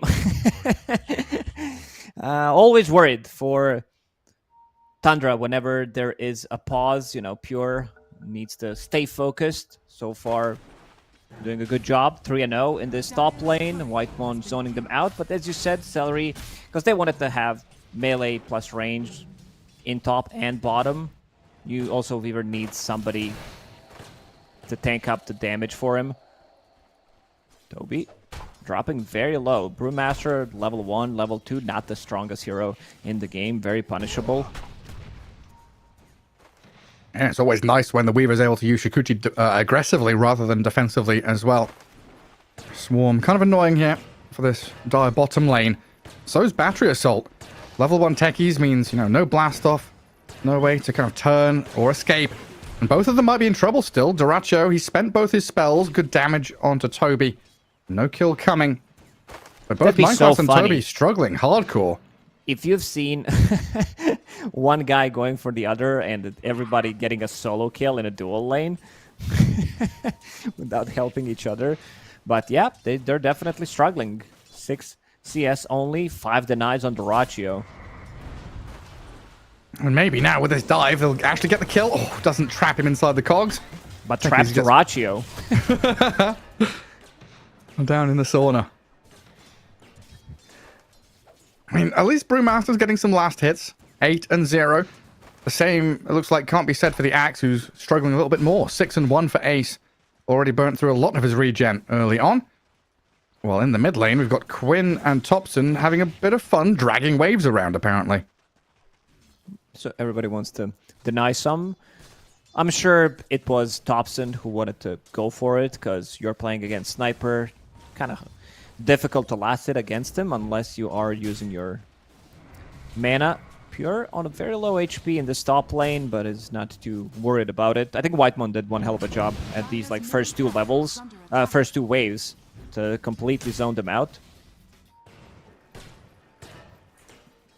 Pure always playing with fire. Very low HP. There's a fair amount of regen behind him, though. It's down the bottom. They finally get a bit of aggression onto Duraccio. Celery with a double career snipe up top. That's going to feel real good for your Phoenix up there. And Pure dived on. Handed a Tango. Yeah, he's still got 6-1 and a Healing Lotus, so not really too afraid of being dived on by a little Phoenix. Nothing's happening. It's just morphling things. Suddenly back to full HP. 1 Tango. Flag Bearer creep. If he pops Magic Wand or Healing Lotus, will heal way too much. Tofu getting killed in this bottom lane, and they might even go for some extra. I don't think they can get a kill on Toby, but they can definitely put some pressure, maybe even get the healing salve out of him. Yeah, some good body blocks leading to Duraccio just unleashing a few right clicks into him. Bracer, first item for the Weaver here. Just tank up a little bit through that initial onslaught of damage out of Techies and Brew. Makes a lot of sense. 22 and 11 on this Sniper, though. It's always nutty to see Sniper's last hit values in the mid lane. And you're getting these farm trade lanes, but Quinn going to come out on top more often than not. Up at top, Pure gets back behind his tower. Mid lane, Quinn is actually applying a lot of pressure on Topson here. He's going for a kill. He's trying for it with the shrapnels in mid. Topson's dead. Big network difference already between the 2 mid laners. First he got that extra gold, so now he has power treads, immediately starting to apply pressure. 2 points in shrapnel, and yeah, things are falling apart for Tundra in the laning stage. The only lane that's doing good is the top lane. Pure sitting at 27 and 4, completely free farming, but Axe is catching up. Ace double bracer has another healing salve. It's more about the sustain until Axe gets some levels, and then maybe they can get a surprise jump.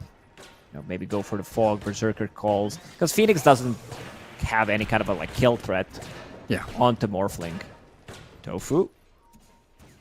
Again, these 1v1s, right? You're saying it's kind of funny that both of them are offering kill threat in these 1v1s in the bottom lane. I mean, yeah, I guess potential also for Celery to maybe rotate mid. I mean, 6-minute rune not that important for Quinn Sniper, but maybe they could catch, you know, a Topson Zeus stuck in the river. Ace up at top, getting blood grenaded and chased by Pure and Whitemon, though. There's a lot of damage output. Ace being protected by Celery, just about scrapes back with his life. And Whitemon, Battle Hunger, Fiery Spirits. Quite a bit of damage over time, down to 30 HP.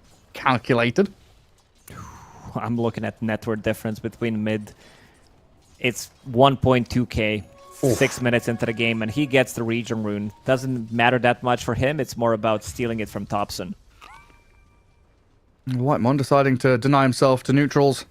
Just wants to reset, get back to full HP. Might even TP mid to refill Topson's bottle and help out there, because you're absolutely right. This is turning into a laning phase disaster.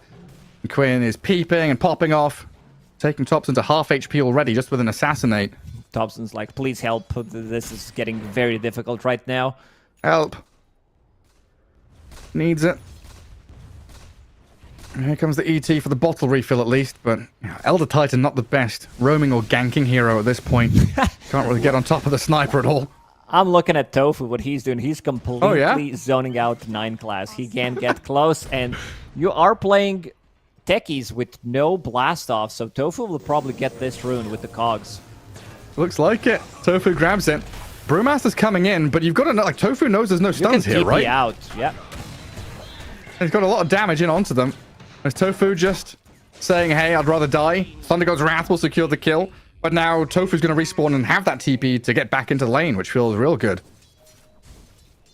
It's also him going for this type of a play, leaving Weaver as solo.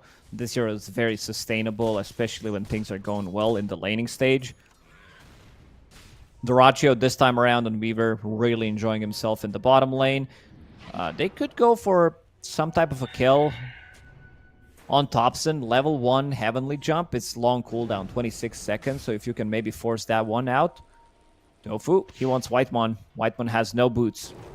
Has Windlace and Boots on the clockwork. Yeah, right on top of the ET. Zeus and Techies both coming in to try to kill off Celery here. They've got the reactive taser, a bit of damage out of 9 class, blood grenade thrown, but here's the sniper. Ho ho, ha ha, kills the Techies off. Down you go. Gaimin Gladiators, very aggressive, and again, this leaves their side lanes alone. Ace definitely needs some XP so he can get to that level 6, maybe try to get the kill on Morph, try to surprise him with that ulti. Tofu still lurking around the mid lane, and they're going in. Just dive. Go for it. Sniper with the onslaught of damage, the rocket flare to finish, and now a dive onto Whitemon. Tofu's going to come in with another round of battery assault. 8-2, 3k lead, about to become 4,000. 9 minutes in. Gaimin Gladiators starting to run away with this game in a very different style to usual. Ace is the one that's kind of had struggles in the laning phase, whereas Dyrachyo and Quinn have had the freest time of their lives. It's looking really good for Gaimin right now. Quinn sitting on 900 gold. He has 2,000 more net worth than Thompson at the moment. Oof, things are looking rough. Also, Brewmaster, he's not your playmaking off lane. If you misuse Primal Split, if you don't get anything out of it, I also don't see how they're going to kill Dyrachyo unless he makes some big mistake with the Primal Split. Yeah, he's pretty damn tanky now, right? 1100 HP, raindrops, pretty full magic stick. He's even in a situation where he might like force Toby to Primal Split. He'd need a little bit of help. And speaking of help, Ace up at top. Thunder God's Wrath and the Morphling damage. Ooh, not quite enough until the Spirit comes. Celery attempting to save him, but the Sunray too delayed. That's a nice kill there for Tundra. Getting the Zeus involved as well, but now in comes the rest. The cavalry over the hill. Tofu and Quinn, the dominating sniper. Another kill for him. He's going to be so farmed this game. Going for Maelstrom build, you are playing against Morphling, so want to have that damage. This is also your farming tool. Quinn picks up another rune. Arcane rune stolen from Zeus. Thompson can't catch a break. Like, he didn't get the last hit on Axe, so not getting the gold from that one. Very hard to recover as Zeus. As you said, Thompson in a bad spot, but Dyrachyo in a really good one, forcing Toby to bring another healing salve. Hazard of Shadows, but no charges on it. Well, here we go. This has got to be it, right? Primal This has Split. to be gank on Sniper. They've got to kill Quinn.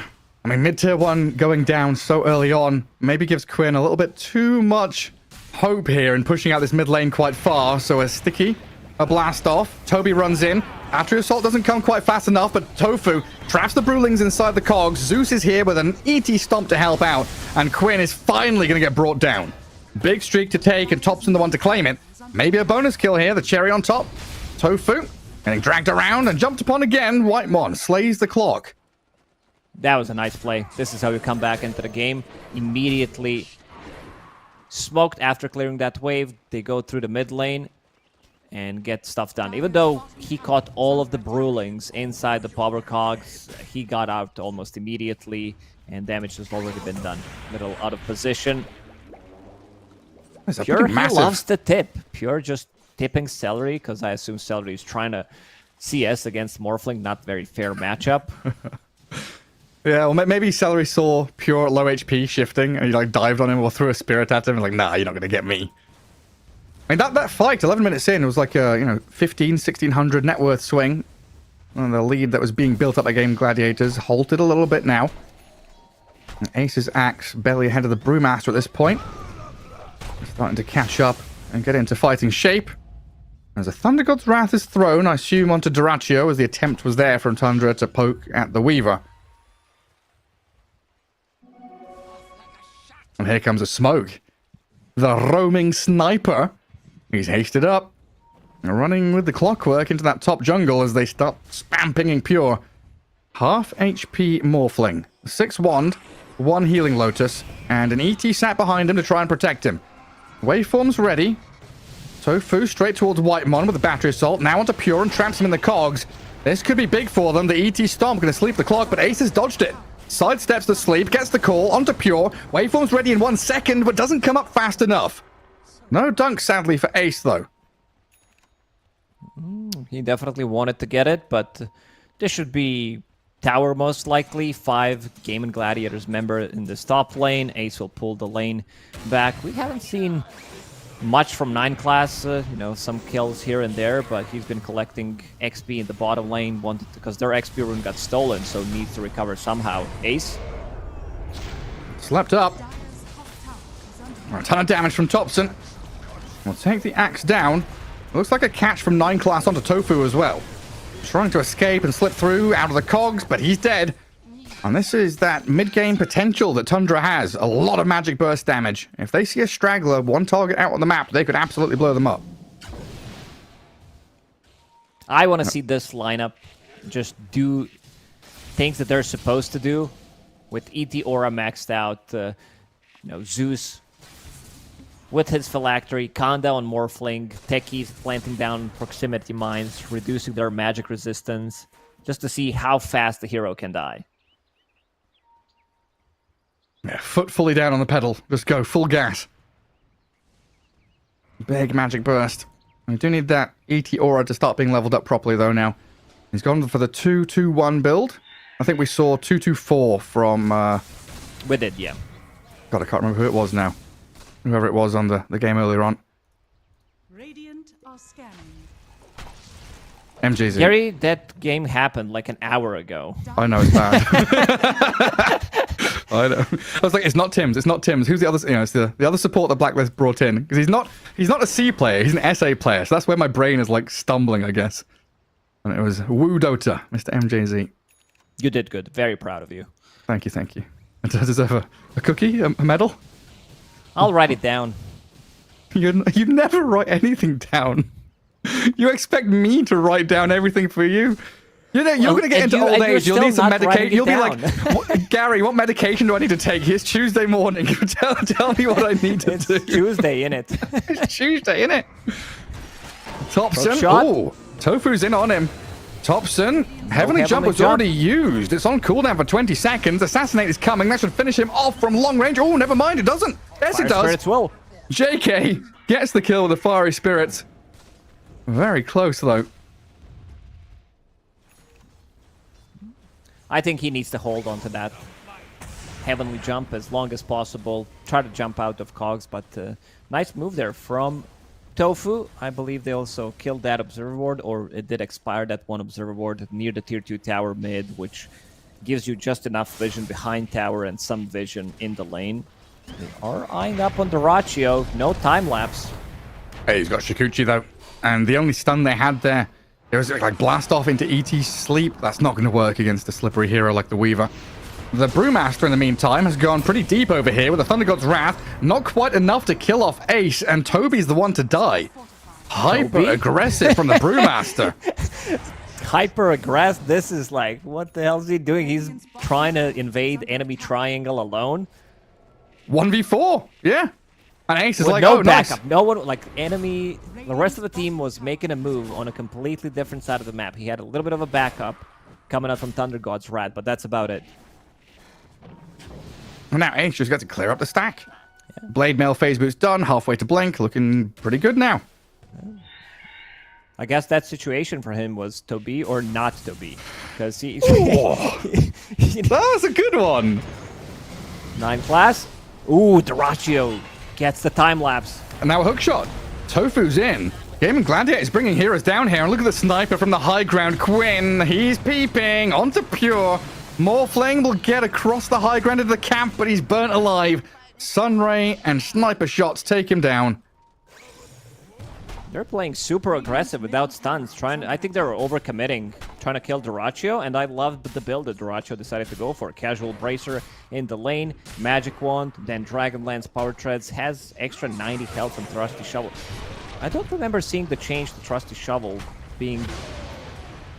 Okay, so health has been increased from 75 to 90 in 7.35C, because 90 seems like a really odd number.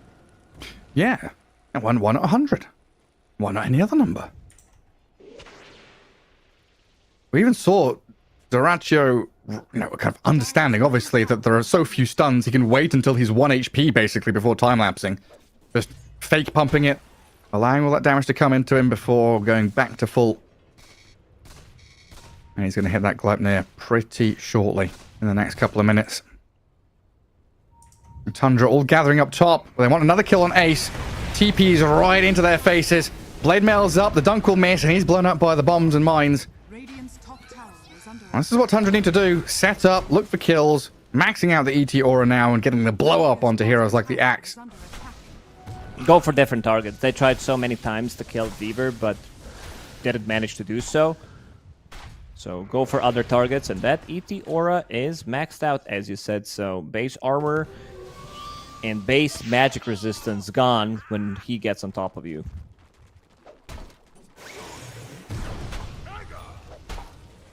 It looks like Quinn going into the BKB pretty quickly here. I've seen a few of these builds shift depending on the game for snipers. Oh, but look at mid. Tofu. He's onto this. Zeus again. Hook shot and cogs. Battery salts. Annoying. Needs the damage from the sniper to start coming in quicker, though. The assassinate will fly, but it's not enough to bring Topson down just yet. Now the turnaround. With the ET arriving, Tofu is going to slip away as the Dyrachyo comes across, but you can't find any latch onto these Tundra heroes. I've sent them all back to Fountain, though. These Gaimin Gladiators get that freedom once again. Stack up some camps, get Ace farming, get him to his Blink Dagger, because that is a key moment for Gaimin Gladiators to get Ace unlocked. Tundra managed to stabilize in the last few minutes. Pure is farming up. You have Brewmaster, who just finished up his Radiance. 9 class. Going for that back, but Topson has been farming up. He managed to catch up. Currently third on net worth, has more net worth than Pure, so that's good. And they're gonna smoke up, so let's see that damage. Once they initiate Radiance, overtime damage from Zeus, that like these multiple phylacteries that he's gonna use. 6-second cooldown. Tofu, first point of contact. Nice cogs. Hookshot misses. Trying to get through this with a Sunray, but look at that damage. Nearly blowing him up completely. 9 class looking at Dyrachyo. This Invis Weaver going to come back into the fight and take down the techies. Toby kills one, then splits. The swarm is on the Brewlings, but he's still running forward, surging in onto his Phoenix, cycloning him up. And actually getting onto the sniper now with a blink call. Axe is Ace. Ace is Axe. He's onto Whitemon, but Quinn is dead. Supernova's there, but it's going to get dropped by Pure's Morphling. Right next to it to get the kills. 3 down, 4. And Tundra to sweep this fight with ease. Under attack. Such a good fight for Tundra. Like, they find Clockwork, force him to use Hookshot defensively, doesn't even connect onto Celery. So Celery turns, uses Sunray on his position 4, so that means you're not gonna have it available for Sniper. And Sniper doesn't have like defensive items. He's going for a BKB. A concussive grenade is there, but it's not enough. Brew, when he splits, and if you're not playing around Axe, you're definitely gonna get caught. Ooh, hook shot. Not quite there. Shorter than you think. Dyrachyo's still giving chase on this, though. Maelstrom damage with a swarm on him. Minus 15, minus 16 armor, and the Rocket Flame to finish. Good snipe on Toby post-fight. And now Topson potentially getting caught out. He's got Heavenly Jump to get under tier 2. And surely Dyrachyo doesn't go for this. Dyrachyo, he's got time lapse, so he can actually jump away. Knowing that poking at Topson here is going to get under his skin a little bit. Topson on top of the net worth. Quinn just overtook him for a second, but yeah, managed to recover real nicely. Yeah, this is the power of their lineup. Like, we've seen it in the previous fight, all this magic reduction that they have from ET Spirit, getting close, then getting blasted by Zeus or Morphling. It also kind of I guess, a little unfortunate for Gaming Gladiators and very fortunate for Tundra. There's mid-game timing and it hits, so they smoke up and they move. Ace's axe before that fight, down in the bottom jungle and into mid lane, Ace's axe was where he is now, farming Ancients, and he got his blink, but he was on like 20% HP. So Ace had to go Fountain and then join the fight mid. If there was, 20-second difference, maybe a speedier blink dagger there, one less death, that could have been completely different and maybe a turnaround from Gaming Gladiators.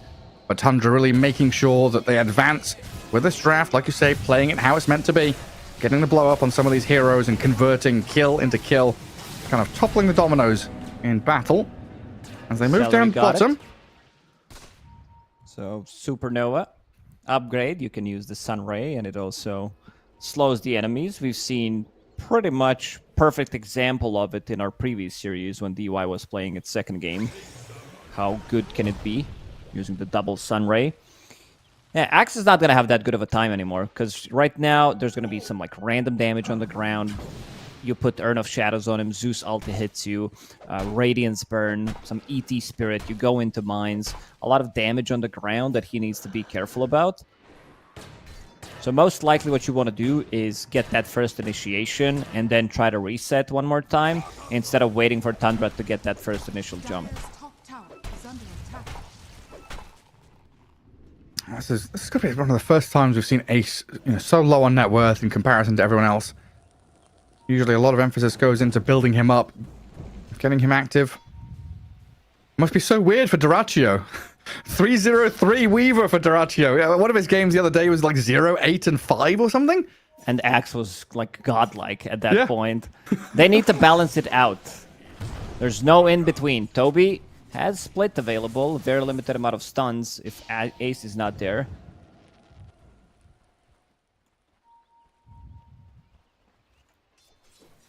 And going right into that pipe on the brew. Right, yeah, we were thinking about pipe on the Radiant. Is someone gonna grab it? Clockwork has casual cloak for now. Clockwork. But we can... mech for now, so they understand that they need to soak up most of that damage. So I assume he's gonna get like Pipe Guardian Greaves if the game drags long enough. Right now, Tofu doesn't get that much farm priority. He needs to be in their faces, scouting things out, always be ready with battery assault, so that's why we don't see him use it to try to farm up, instead protecting his sniper. Yeah, then Phoenix, Glimmercape, Philosopher's Stone, Spirit Vessel. But Phoenix isn't up here. The 3 members of Gaming Gladiators being walked at by Tundra. They spot the Tofu Clockwork. Oh, look at that damage! Even with a cloak! Absolutely destroyed. Quinn gonna BKB TP out of that top river. And Gaming Gladiators with Clockwork down, scrambling to get away from Tundra's aggression. It might be a good time for Tundra to try to take this tier 1 tower, maybe even like force Roshan fight, because they feel Gaming Gladiators are kind of weak at the moment. Even though there's like 4k gold lead, they are not aiming to go for any kind of fights. They're waiting for the next set of items, and you can see the damage that comes out from Pure. With this freshly bought Kanda, he also went for SNY. This is usually the item build when you play against Axe, so that status assistance will kick in. Most likely you just want to get out of it as soon as possible. This is the typical Jug against Axe build. Yeah. I guess you can mount a dodge Axe call, but sounding natural just going to be so much more consistent and giving you tankiness and safety in team fights.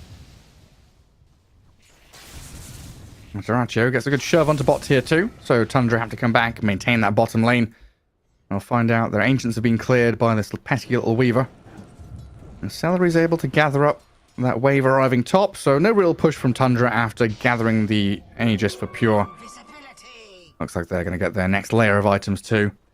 I love Pure itemizing solely for this Axe initiation so that he doesn't get caught. Has SNY, as I mentioned, just picked up the shard of his own. So can get the shift. Even during the stun, going for the solo Tormi.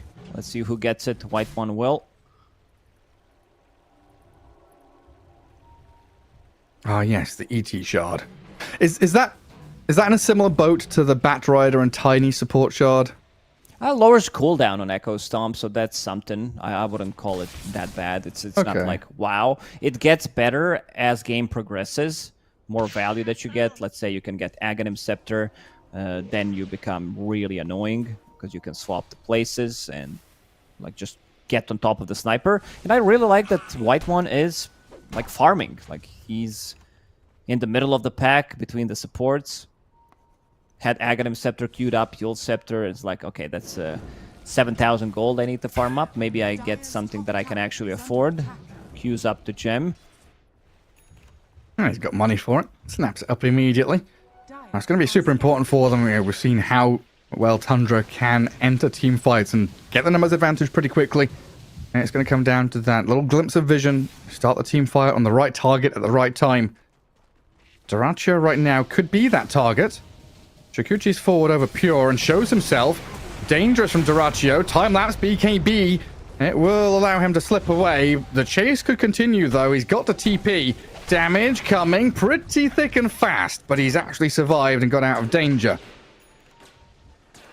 It's time to push out the other waves. Dire's top tower is under Celery's been in this top lane for quite some time now. Everybody else in the outer ring. Ace in the mid lane. Ace is catching up slowly. Brewmaster's not been farming. Oh, they caught Tofu. And you see how quickly they can die. Tofu barely staying alive. Pure down to half HP, no mana remaining. All being used up and burnt as Dyrachyo, no BKB. He's getting controlled up. Dyrachyo does survive while Ace in the mid lane. He's blown up 9 class. Thompson with the mines nearby trying to chase into Ace. He's got him here surely with a final arc lightning. under attack. Trading out Axe for the techies, and it looks like bottom lane the fight finally comes to a close with that primal split running away from the rest of Gaimin Gladiators. Quite aggressive here from Tundra, trying to use this Aegis to push the issue. Just under 2 minutes left on it. Morphling is so useless without mana. One can't use Adaptive Strike, can't get the waveform, so it can't really get on top of anyone. That will expire in a minute and 40 seconds. Maybe he should go heal and try to get one more fight out of it, because right now he's not doing much. Did he get pushed back by like 3 cogs or something? He just like lost all his mana. Yeah. White one Dyrachyo. used Healing Lotus on him. Time-lapse BKB TP again. The Nightfall TP 2 times in a row. Dyrachyo TPing back to safety, buying a little bit more time. This is what they need to do. This is what we've seen Xtreme Gaming do quite well when things are not going very well for them in the mid and like super late game. Just split push as much as you can. Try to TP out at someone, maybe lose one hero. But so far, Gaimin Gladiators, they haven't been losing anything valuable. Tofu's getting the farm. If he manages to get his pipe, that's going to mitigate a lot of damage. So freaking expensive, though. It is. Oh, yes, he's got 2,000 gold saved up on Clockwork, but he needs like another 1,000 more. It's basically Ring of Tarask. Just like, okay, you need to farm extra pipe. It's just the build-up is so bad. You feel like, because you're not getting anything out of it. Maybe if you have Headrest in like laning stage or something, already prepping for it, there are better items to buy, of course, so you're not getting that. Tofu. I'm trying to drag the wave. Looking to defend that tier 2 bottom lane, but Shot. Pure Needs someone. Toby No one is close enough. can't get away. Not even a creep camp there for him to jump to either. Let's see what Tundra do off the back of this, because they're pushing bottom tier 2, but they're also trying to catch the Phoenix top. Techies with a DD rune, going to shove Celery back. Guard their objective up there. Tower is under attack. And a rogue creep wave going into the Radiant base, trying to attack tier 4s. It does happen from time to time. Radiant's Creeps bottom just tower going their is own under way. It's attack. like, yeah, you're... Mom, stop being so controllable. I just don't know what they were aiming for. Radiant's bottom Chasing someone. fallen. Oh, let's see. Smoke action. They're going to find Dyrachyo again. BKB available. Not the target they want to have first contact with, but Goal. good jump. On the Zeus. Supernova's there and Thompson's blown up. Cyclone's on the axe. Toby tried to save his mate. Tundra full retreat mode now, though, as Dyrachyo, he's giving chase. Pure is into Weaver mode, Chikuchiing around, and Toby with a nice Cyclone there to stop the advance of Gaimin Gladiators and that Weaver. A bit Still unlucky looking- to find Weaver there. They definitely wanted to take the fight, to get an easy pick off, but Dyrachyo, his positioning has been really good this game. An Sitting on ace. 0 deaths. Ace Another one. gets the jump. There are some proxy mines around. But with this blink call into follow through dunk, they've got the kill on the techies, and Ace, he wants to go for a little bit more here with the blade mail out. Pure taking a lot of damage. Another Berserker's call. Pure with his BKB and another dunk for Ace and the Glimmer Cape. He's getting away. The strength shift adaptive strike, though, does get a little bit of touch that Pure needed with that damage. Gaimin Gladiators 3 kills in a row, though, now getting across the river and applying a bit of pressure to the tier 2s on the map. Playing really well in the last few minutes, dodging these ganks from Tundra. Getting a lot from the map. Might even get a tier 2 tower here. Zeus is gonna respawn in 10 seconds. Is out already. Never mind. Dire's middle tower is under attack. Dire's structures are fortified. Salary. That looked so funny because he dunked him mid blast off and still managed to get the kill. Nice call from Axe. Pure started to attack him, gets another spin, gets some blade mail damage, and gets another dunk.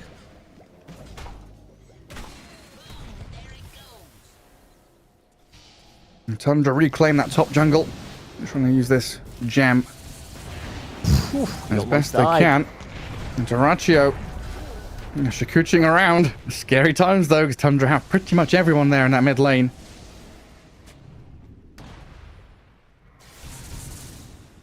And Radiant Vision right now, just one of them near that bottom rune spot.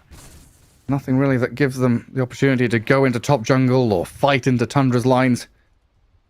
It seems like they're pretty content just to get to that next layer of items. Bloodstone and the axe gonna help out pretty nicely. Sniper with 3,000 gold saved up. Is it time for the Kanda Agnums to start being built by Quinn? He might go for MKB of his own. That's something Weaver bought to have even more damage against Morphling, against all that high armor, the magical procs, and then also having Mjolnir procs. They killed the Tormi. Ace got it. Tofu can't catch a break. He's like, guys, I'm buying you all these teamfight support items, mech, mana boots, pipe of insight. At least get me a shard. Please. Give me the jetpack. Roshan back up. It's going to be nighttime in 30 seconds, so he's going to make his wander through the Twin Gate in a little bit. And a perfectly timed rocket flare. Tofu sees him pop back up into the pit. Tundra gathering around the Morphling. Pure being bodyguarded by Whitemon and 9 class right now. But here's the move from Gaimin Gladiators. Axe with the Bloodstone. Big AoE Berserker's call. Salary's going to shove out the wave on that top tier 1. And Doraccio running around and waving his arms and saying, hey, look at me down the bottom lane. Kind of dragging Tundra down here to guard their tier 2 and push it back.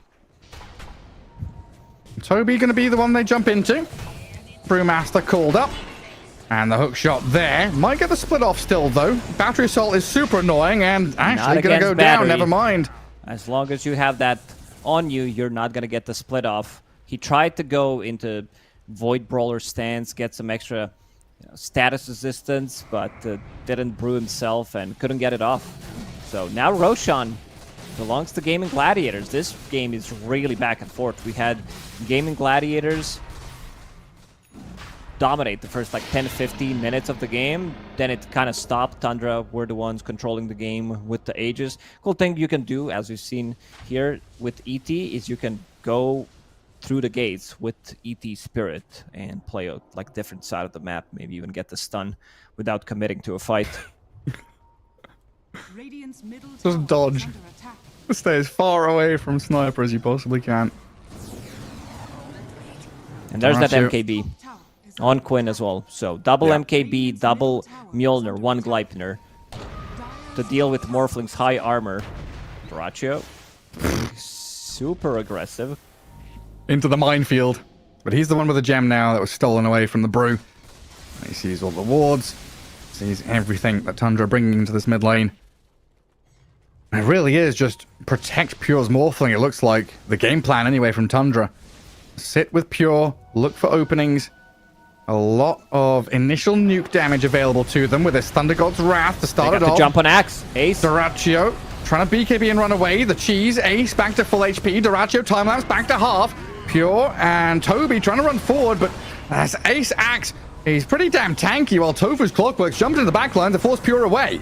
Primal split, not able to really get onto a core hero, pushing the Clockwork back and getting him. Doracho going to Shikuchi away now, though. As Tundra, yes, you've got a dominating Pure Morphling, you get a kill, you're playing into Aegis, but it's that next step that just seems to be lacking. If Ace is not the one who's getting the first jump, you can see that they're struggling, fighting a fight. Clockwork needs to use his hookshot defensively to either save himself or save one of his allies, and they don't feel too comfortable engaging into a fight because he got initiated on. Zeus revealed him with Thunder Gods, and immediately Pure jumps him, gets the adaptive strike down to half HP, puts him in a difficult position, has to eat the cheese to survive, and was unable to reset. That's exactly what they need to keep doing, but in terms of gold, Gaimin are getting the gold. They are out farming Tundra at the moment. 9 class. Come at me, Quinn. Yeah, oh, Quinn. Oh, careful. The Nimbus, sorry. Gonna come down and cause a few issues for him as well. He got hit by 3 mines, instantly minus 14 or minus 18% magic resistance. Are scanning. Zeus is gonna hurt. Shiva's guard completed. We didn't talk too much about Celery, but he's been farming up, holding onto this Philosopher's Stone. He's been in the top part of the jungle for quite some time. So Shiva's Glimmer Cape has Spirit Vessel against Morphling. Mr. Pure. Smoked with the ninja gear. Where are you going, buddy? It's clearing that mid-wave. And smoke from the rest of Tundra. Looking to pivot out of this mid lane with the ET Spirit scouting. They see Quinn. Concussive Grenade to try and make a bit of a gap here, but Quinn apparently didn't get the memo that Pure's in behind him, and so are the Zeus and the Brew. First life down. Axe gonna jump in onto all the Brewlings. Earthsplit is flying. Quinn BKB's up. The Supernova's there. Pure trying to focus it down. The Quinn. Sniper's so low, and the waveform over gets the kill. Tofu zapped. These Thunderbolts do so much damage. Doracho's trying to fight basically 1v5 because he's lost Quinn the rest with of the his buyback. team. Sniper, But yeah, they're he's losing the brought back. fight. Great time lapse to jump back in, and Ace! Oh, the axe! He's gonna come in, swing around with a counter helix and the dunks as well. A double kill Ace for is doing it. Doracho as Pure's gonna waveform away and try to TP. Another Ace with the call. call is gonna find it here. The big AoE catches the Morphling and Gaimin Gladiators. Off the back of the sniper buyback, they're trying to get a little bit more. Potentially winning this fight, but they've got to kill off Pure. He's waveformed away. Toby is trying to sprint and TP from the tree line, but is clipped by the Gleipnir. Ooh, that fight looked very bad until Ace decides to join, gets in the middle of the fight with the big blade mail. How much damage was that? 8,000 damage came out from Doracho, because you can't focus all of them down. They did focus Quinn immediately. That wraparound that 9 class drew on a minimap really worked amazingly for them, instantly killing him. The Earth Splitter, after he respawns from that Aegis, and then Morphling gets on top of him, immediately kills him. But you can see the power of Axe. He's been pretty silent, having a really bad laning stage. Didn't get those initiations as he was hoping for because of all this damage on the ground. These Brewlings, Radiance, Zeus ulti initiating, showing where he is, Morphling jumping him. So a completely different fight outcome when he can get the jumps first. Yeah, I mean, it's the big topic, right? It's what we always talk about with Gaimin Gladiators. Ace, really the big carry in this team. As Doracho goes for the BKB TP, but Pure says absolutely not. I know all about the Nightfall TP. I know how to counter it. It's raw damage with Daedalus and Kanda. Daedalus, Kanda, everything in Agi. You have, what, 600 damage, 800 crits coming out of it? By 600, I like to exaggerate things. It's not 600, but whatever. It's large. Yeah, these numbers are pretty big. And Pure Morphling is a beast. 7-2-3. And you were saying, 15 minutes ago, it's a very back and forth game. Very difficult to call who's going to get the win on this, because it just feels like who gets that first initiation, who has that additional buyback, is the one that takes the fight. And Gaimin Gladiator is potentially running out of choices here, running out of ability to kind of catch and kill Pure, it feels like. This Morphling just going to run rampant in every team fight from here on out. He's waiting. If somebody shows, Radiant's receive middle that tower Conda damage, adaptive strike.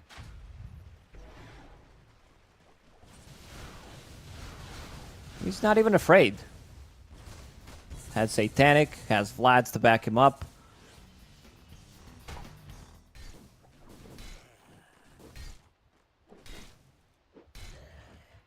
Shield rune for Thompson. Gonna make him a difficult target in the next fight. If it brews in the next couple of seconds. The Gaimin Gladiators now stuck in their base, it seems, afraid to come out. I don't know if Axe didn't find the tier 4 neutral item, because they haven't been farming much. I'm seeing Timeless Relic on Phoenix. Axe is holding onto Dandelion Amulet. There's the jump with the There Blade we go. Bell. Onto Pure, shifting. hook shot forward, he's shifting and surviving. So difficult to bring him down. Now he's going to turn the Satanic up. Oh, nearly shreds through Duraccio, but the time lapse is there. The Primal Split, looking at Ace, Duracio's BKB wearing off. Gaimin Gladiator is trying to buy a bit of time here, create the space to get Ace back into the fight with the Sunray, but this egg being Pure's focused by going for the Pure. The right clicks in and Pure gets the kill. Look at the Ace Axe now, destroyed by the Morphling, and Tofu going to get slammed by the Earth Splitter. Chase forward, Sniper. Morphling's on the Sniper, the shrapnel's coming. Ho ho ha ha yourself. Getting peeped out by Pure as the Primal Split charges deep into the space, but the buybacks are coming. Duraccio, back to oh full my HP. god, he's dead! Oh man. Dieback Rachio in action. Like, he died so quickly. This might be the game. If they manage to get the jump on Sniper, Pure's little low on mana, but he's dead for 86 seconds now. Pure doesn't care about this damage coming out from Sniper. Radiant's bottom Bottom barracks, a punching bag for Pure, as are the rest of the buildings here. is under attack. Tundra unlocking the Radiant base. Pure taking a few hits out of that Sniper, but a Nimbus and a few spells thrown at him puts Quinn back in the box. Radiant structures are fortified. Long minute, 40 seconds without Axe. He doesn't have buy, needs an extra 600 gold. So that's going to be 2 set of barracks, and they need to fall back. Roshan's respawning, so no need to risk anything for Tundra. That's a huge swing. That's like 10, 12, 13k gold swing in the matter of a minute and a half. Well, they do have a minute and a half to wait for next Roshan, but it looks like the damage is done here. Gaimin Gladiator is licking their wounds. These fights are such a challenge. Like you've been saying, just keeps coming back to, does Ace get that initiation?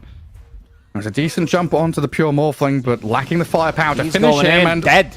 Double crit, 1200. Oh, baby. Quinn with no buyback now.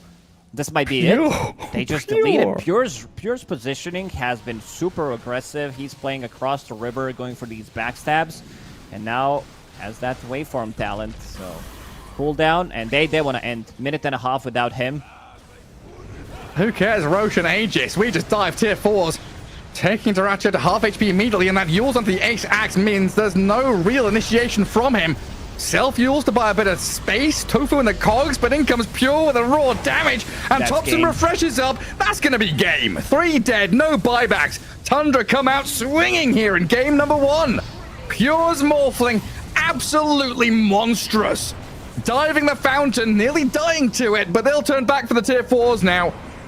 Gaimin Gladiators, a Weaver and a Phoenix. No Supernova. No Blinks ability to and survive, kills him. and Duraccio 4 hits to crack the Weaver There and it the is. There's the rampage for rampage in the Pure. end. What a performance by him. GG's are dropped. But really back and forth game. There was like Gaimin ahead 2 times in a row, and then you had Tundra 2 times afterwards, and just finish off the game. This is what we wanted to see from Blacklist in the previous one, because they almost had this exact same lineup. It just didn't come down to that, and also execution is on much higher level coming out from Tundra. ET Aura, Zeus with Refresher, double Nimby.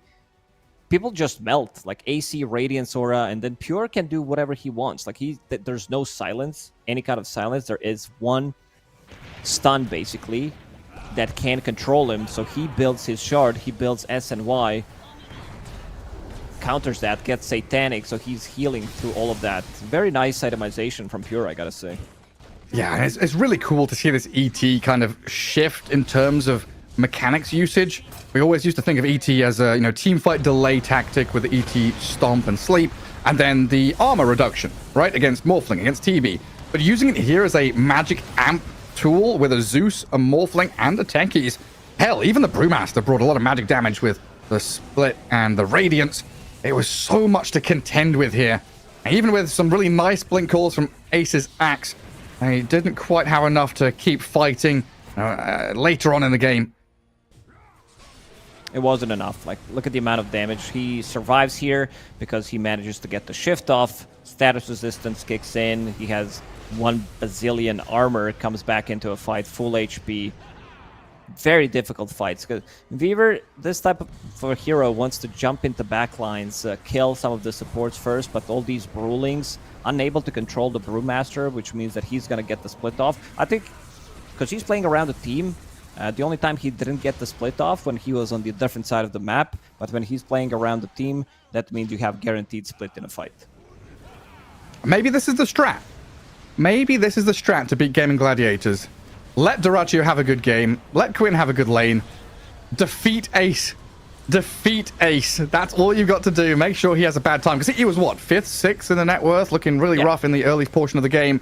And that gave a lot of room here for Tundra to keep fighting back, knowing that he was the only form of initiation, really, that would do anything in these fights. Gorgeous stuff.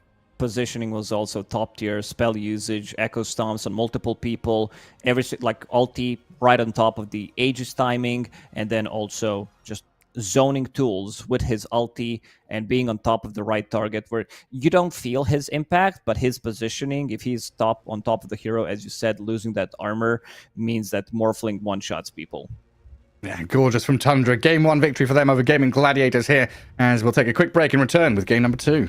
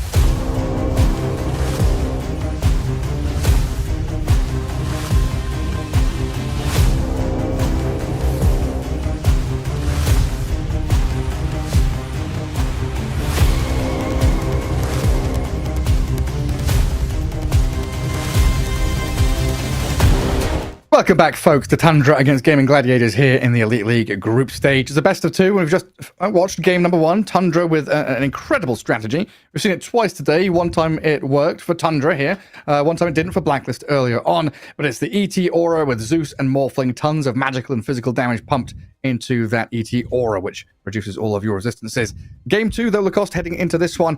Is there something that Gaimin Gladiators need to change or look to ban against them?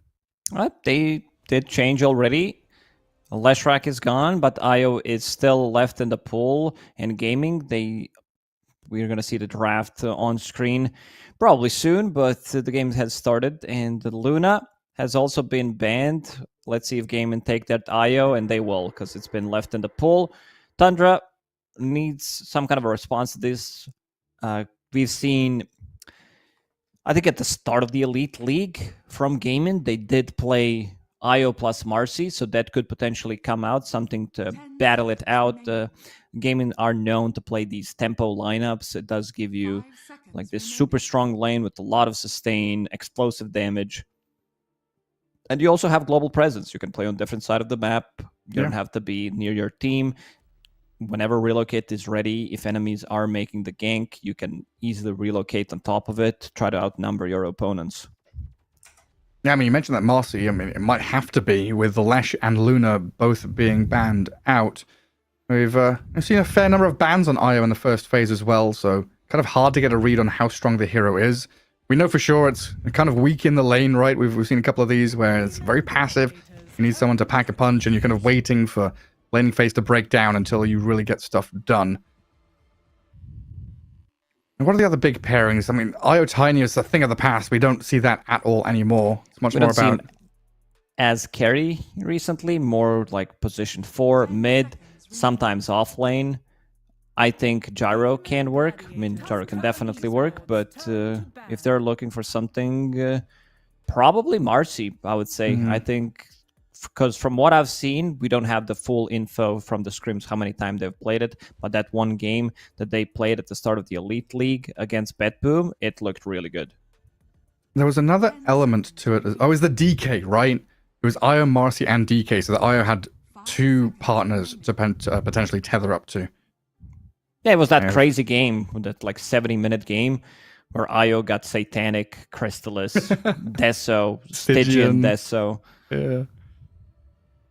That was a funny one. Well, who else has gone here? Monkey King against 9 class makes a lot of sense. Luna Sniper, Morphling, Drow, Disruptor, Chen, Bat, Lesh. Now let's see who this last one is coming out of Tundra. It's the Pango. So we do still have the DK, the Marcy. I'm honestly wondering also how Gaimin Gladiators are going to kind of work around Ace's pick. They don't have that ultimate last pick anymore. Yeah. Tundra does. And he struggled on his axe last game. I mean, you have Brewmaster open. Toby, it's a hero that builds into Spirit Vessel against Io, all this healing. A lot of the times, they will first phase Brewmaster. Okay, so that's why they didn't ban it. They stole it. That's pretty interesting. Tofu's face is like, huh? They just stole our Marcy. Celery not too happy about it either. Like, oh, what's our pairing then? Is it Gyro? Do I have to pick Gyro like you talked about? 5 seconds remaining. See where they go. They did play Marcy on Pure. Oh, yeah. And I believe they won that game. No, it was Toby who played it. Never mind. Interesting. Was that a pure sniper in that game then? Looks like it. Oh. That's another pairing. Yeah, that's for sure. The extra healing. They also have flexibility to play techies as position 5, Marcy as 4. They have the option to play it from the off lane if they feel like that's something that can work for them. I don't know if you have enough damage with Marcy techies against Io CK, the sustain. Maybe you have damage to kill Io, but I don't think you have enough damage to kill CK in that lane. Rubik, one of these nice classic counters to techies in lane and in game somewhat, with telekinesis to stop blast off. Any of his spells are nice to steal as well. Adds that little bit of lockdown to kind of be a support duo with Io. You want someone who can actually stun and cast spells, because Io is just a tether bot for the most part. Looks like a TI3 draft so far from Gaming Gladiators. It really does. Alliance is back in the form of Gaimin. With the new roster. Ace Lone Druid, maybe? get the Armlet Lone Druid back in play. Admiral Ace is back. I'm thinking Sven. I like Sven. I just like Cleave against CK and his illusions, because if you can't bring that to a fight, your damage output is going to be much more limited. Two supports, like Io doesn't heal through Sven's damage. That's why I like it so much, because you don't get to play these prolonged fights. Sven goes in, you instantly get bursted down. Who's your second support going to be? So you said Techies can be flexed 4 and 5. Is there a support you really want here against Io Rubik? So can Marcy. I mean, you can play Marcy as a position 5. Whitemon didn't play it yet at the Elite League, but I think everybody played that hero, especially when the hero was super OP. Let's see if they can camouflage this draft, not reveal where their heroes are going to go. It's kind of difficult, considering you have a double pick right now, but...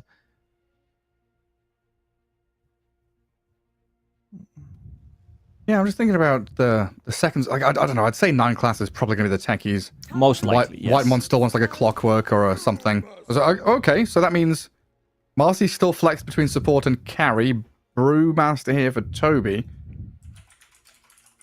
And they're probably just going to put this Marcy on pure then with a second support pick now. I don't know, like a Crystal Maiden or something. It'd be pretty nice. 5 seconds remaining. And then we leave that Topson hero till the end. No, we don't. We say Topson now with a Zeus. Pretty similar draft. I expected Brewmaster to be picked up on Marcy's spot, but seems like they wanted to get inside their head to break the combo that they played. And now you have pretty similar lineup from the previous game. 3 out of the same 4 heroes. So Brewmaster definitely is the offlaner. This hero can't really be flexed. I mean, you can, but you can also lose the game. So that's not an option. Marcy, Techies, still deciding who's going to go where. If it's going to be 5 Marcy, then you have to, like, in terms of hero pairings, I don't think, like, Sven is a good hero pairing for Marcy. They did ban Drow Ranger. What else Pure plays? So now you see this Centaur Troll. It's a really good Troll game. You will be playing, let's say, Marcy 5 with Troll, have that extra sustain in the lane. Centaur doesn't get much farm in that lane. You have Mischance, you build into Battle Fury against CK. They have no burst damage to bring you down, so pretty much always you'll be able to get your ulti off. Yeah. I think I'd ordinarily suggest like a Gyrocopter if it is 5 Marcy, but that Gyro also against works. CK gets kind of scary if he's able to jump on you and just hit you down. Centaur, Chaos Knight, get on top of Gyro, make his life a little hell. It's a good Storm game. It really is. They have no stuns whatsoever. Puck is also that type of a hero, but I like Storm because there's IO pairing, so you can get some extra mana. We don't see like Keeper of the Light anymore from position 4. Pugna is very situational. It's basically BetBoom who plays it from pos 4. God, it's been a while since we've seen Quinn on a Spirit.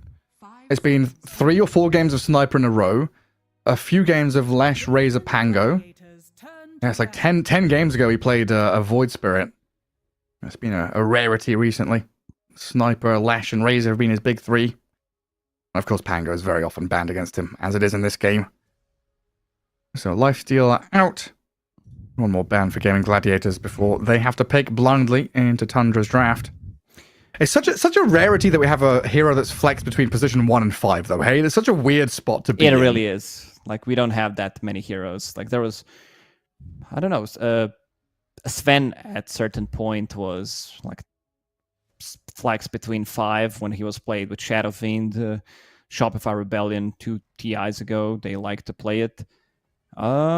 I had another hero in mind. I feel Razor can work, picking that blindly. I mean, it's not blindly. You don't see who's going to be the carry, but I think that can work for Gaimin. as the last pick against Zeus mid, Yeah. unless they want to go Storm. I think Storm's probably going to be my first choice. Yeah, with Puck and Kunkka both being banned. Why Storm over Void Spirit, for example? Synergize is better with Io. I think that Yeah. ability that Io gives you mana, because they have no stuns whatsoever. Void is also fine. You can build into Aghanim Scepter. That can work. I think they have multiple heroes that can work here, considering that there are no stuns. So I feel Gaimin Gladiators are going to try to exploit that. Taking their time on this last ban. Thinking through all the possibilities.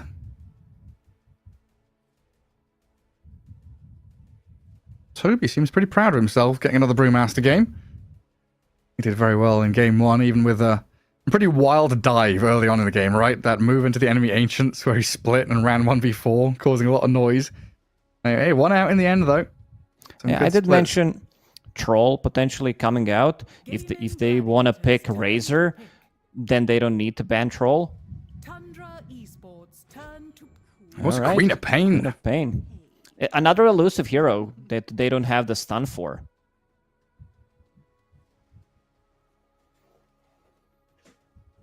Right, what's your bet? Marcy carry? I don't think you want to play Marcy carry into 10 this. seconds remaining. I'm still Pick okay something with funny. Sven Troll, I would say. Wow. Ooh. Carry SF with a Marcy 5? No, I think it's Zeus. No, it is. It is Shadowfiend carry. All right, what a time to be alive. Hell yeah. This might Been be a the first long Shadowfiend while. of the tournament. Yeah, It might- haven't been picked yet. Jeez. For a good reason. Yeah. What reason? What possibly could be wrong with Shadow Fiend? So many things. Losing your souls. Easiest hero to kill in the game. Doesn't have like comeback mechanics. He can farm, sure, but I also want to see what the skill build is going to be and what the itemization is going to be from this safe lane Shadowfiend. A Do we year go or two raises? Do we ago, skip raises? What do we do? so he's playing with Marcy. Centaur has low armor. We've seen some like Aura stats build some time ago. Maybe the time flies too fast, but I think it was like 2 years ago or something. I love that reflection off of Thompson's glasses. Yeah, we had the SF, no raises, all stats and auras, buying Mom Dragonlance and doing a lot of right-click physical damage. Could be a similar story here from Pure. We're not quite sure because this hero, untouched, a veritable gold mine of information and knowledge here as a last pick from Tundra, as we have no idea what it's going to bring to the table. I would assume, build stats, right-click damage, and try and pair with your big team fight ultis. Thunder God's Wrath, Primal Split, all that magic I don't know, damage. Gary. I don't like this Shadowfiend. I'm hoping that he's going to prove me wrong what the hero can do. There's a reason why other teams... Because this hero is super risky. In terms of itemization, if you're playing it from carry roll, I assume you're going to get maybe Mask of Madness for some farming, Dragonlance, of course, for stats. You still need a BKB. Shadowblade is okay-ish, I guess. Maybe S and Y. Like, you need so many items on this hero. He has variety of the items that he can go for, but nothing feels that great. Yeah, I'm not even sure how well he's going to do in the kind of mid to late game matchup against Chaos Knight. Potentially has a similar worry as Gyro does, just being rifted and killed by illusions. Some tips there. Jirachi onto Pure and back again, as we will get ourselves here into game 2. Tundra took game 1 in this best of 2. If you're just joining us, an important series between these two who are kind of close to the middle of the pack in Group B. Any win will be gladly taken by both these squads. And Tundra going to come out into mid unsmoked. As Gaimin Gladiators do the same thing. And very often from the Radiant side, we see the delayed smokes to kind of get up into top jungle. Right now, not happening. But Gaimin Gladiators will smoke out of the mid on the Dire side. Let's see what they can get done with this. So what's Pure got? Pure's got Magic Stick, Wand queued, Null, Treads queued. No indication of what he's going to be going after that. The reason why I don't like Shadowfiend, like seeing him as well, because I think Shadowfiend players are the most tiltable players in the world. They die 2 times. You know the game's pretty much over. It's a very feast or famine hero, right? Either you're 1v5ing and destroying everyone, or you're just sitting in a fountain for 80% of the game. He's going to be the big focus here. Battle begins. Gaimin Gladiators going to have a... Well, I guess SF's going to have a target on his back. So 3 bounty runes. Quality improvement for Shadowfiend in the patch is that mana cost has been decreased. 15 less mana, so it's basically 75 at all levels on Shadow Raises. Yeah, has gone level 1 Shadow Raise. Yeah, I guess that Null Talisman kind of indicates that. Needs the mana regen for it. Null Talisman, Ghost Stats, and Presence of the Dark Lord. Mana regen for what? Zeus against Queen of Pain in the mid lane. Topson against Quinn. Shadow Strike against Arc Lightning. Killed. And Quinn going to do quite a bit of harassment damage, but Topson should be okay, just gathering CS. And up at top lane, the aggression has already begun. Ooh, he missed the raise bottom. That's the second raise he already missed. Oh dear. So he wanted to start with the raise. I was watching the bottom lane, then misses. He wrote something in the old chat. You made my Shadowfiend back, boys. All right, we'll see about that one. 9 So class. they banned all the heroes he wanted, I guess.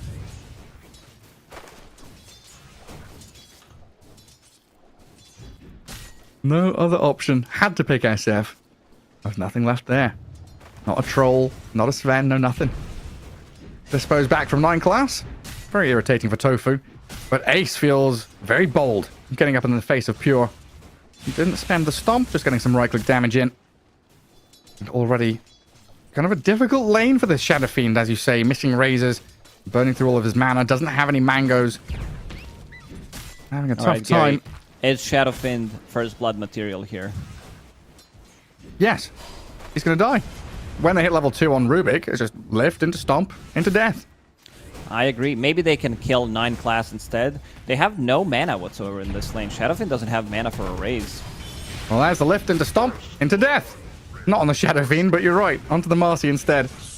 Yeah, this lane looks very rough for Tundra already, so maybe time to look into these other lanes. Are they succeeding top? And Toby, 10-1? Looks like it. Already a good amount of harassment onto Durantio. He's always going to have that IO behind him, topping him up. So not too bothered about trading regen, trading hits. But Brewmaster given a pretty free run at this lane so far already.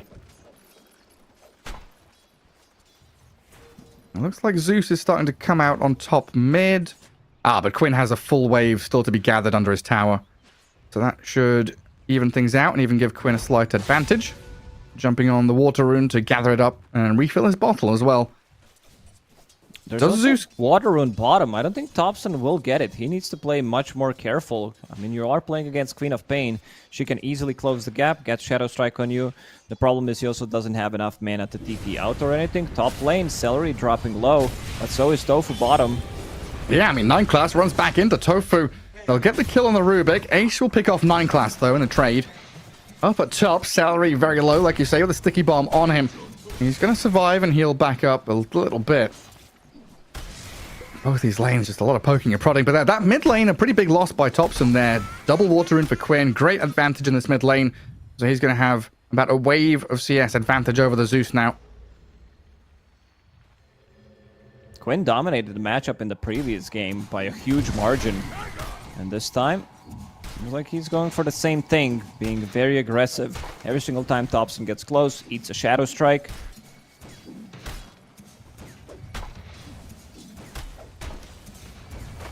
And Quinn's going to jump on enemy high ground in mid. That's very aggressive from this Queen of Pain. Topson, in that mid lane, jumps back, gets damage back onto him. Neither of them going to die, though, it looks like. So Quinn burning through quite a bit of regen there, and now Topson will get a bottle refill. So it comes back in as Durantio top, very nearly dead, but Celery barely keeping his Chaos Knight carry alive. Everywhere you look, everyone's on like 10 HP, really skirting the line between life and death. Very action-packed early on. But no one is dying, like everybody's on the verge of dying. Quinn might be also forced to go for his own bounty rune. Raises bottom. Region up. It's a Raises. stomp. It was disposed into no raises because Pure couldn't get it off. A stomp was there from Ace. Every time we look up at top, Duratio is like 200 HP, needing the heals. The sticky bombs keep on flying. They are under their own tower now, though, so a bit of protection at least from this Brew and Techies. Well, down at bottom, Pure got run at, turning and trying to raise again, but this Shadow Fiend just doesn't seem to be able to live up to expectations or potential we were dreaming of.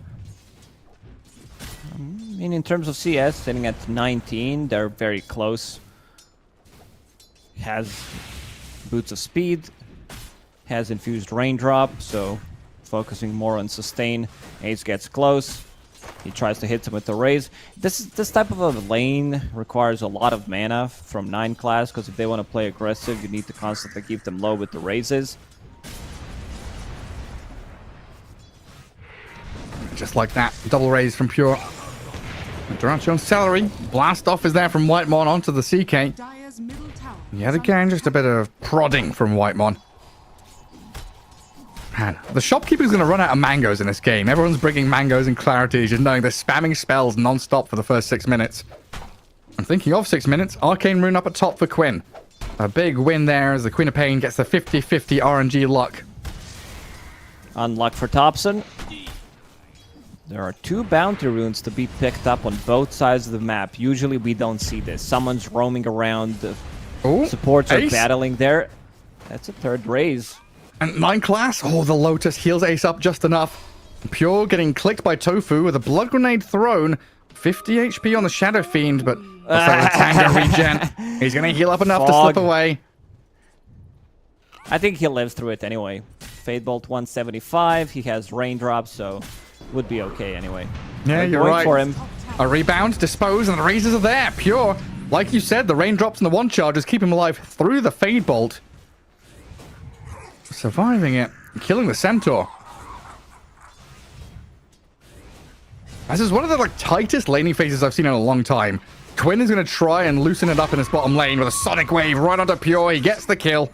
Arcane Rune used as well, so just 80 seconds on the cooldown for it. Pure tips him immediately. Of course, outplayed, gets down there, gets the kill. 9 class did take the XP rune, so both supports on Tundra is gonna be pretty high level. Very nicely done, yeah, because Whitemon got the other one as well. Shadowfin, look at this play. He comes to mid, refills Thompson's bottle. That's what Shadowfin carry is good for. The heck? Well, yeah, I guess that works. It was just a matter of time when Shadowfin will go to jungle, and we got our answer. 7 minutes Courier has been killed. already into the jungle. Role-playing is Terrorblade. This means 9 classes Marcy has been left stranded in that bottom lane, so an easy pick-off for Gaimin Gladiators. A kill on Whitemon for Duratio. That does lift the pressure a little bit off in that top lane. Getting Duratio to level 6, vitally important here. Phantasm gives you such a nice boost in farming capability and survivability. Would love to have that as soon as possible. And Zeus. Thompson, oh, he's not gonna TP out of this one. Because he, first of all, he doesn't have a TP, and there's also Rubik, so Thompson looks pretty dead. Already used his Heavenly Jump. I mean, Marcy and Techies both rotating into mid lane. It looks like Quinn and Tofu are already out of there, though. Is under attack. Completely different game. I mean, Are scanning. same game, first 10 minutes, the Gaming Gladiators were dominated. They dominated the mid lane pretty heavily. But this time around, you don't have Morphling, you have Shadowfin as your carrier. This is not a comeback hero by any means. This is not a hero by any means. Correct myself. Oh, top! Zeus is coming in for a bit of playtime here. Duratio speeding around with a Stampede, but the blast off is there. Well placed by Whitemon. 4 heroes rotate for the kill on the CK. I know. Shadowfiend is pretty good at flash farming through jungle, but there's no stacks being made for him or anything like that. Very happy for Shadowfin farming the jungle. Getting some PTSD from my pubs. I think worst win rate I have since like 20 years ago is with Shadowfiends in my team and carry anti-mages. Like, I just can't seem to win the game with these do-nothing heroes. That's unlucky. I think Shadowfiend is a hero that I've played quite a lot, and I've got a really garbage win rate. Yeah, I've played 200 games of SF, and yes, Look at SF again. Well, up at top lane, they're blasting off onto the CK. Thunder God's Wrath and Whitemon's damage, while down at bottom lane, the SF is being dived. Gaimin, Gladiators, and Tundra trading carry for carry across the map. You know what's my favorite Shadowfiend? Dead one? Shadowfiend, yeah. That's his second death. Not too bad. They managed to trade the kills. Carry for carry. And it's going to be tower for tower, so keeping things balanced in the universe. What's next? Return of the King? Sumail coming back? Or Satanic? Radiant's bottom tower has fallen.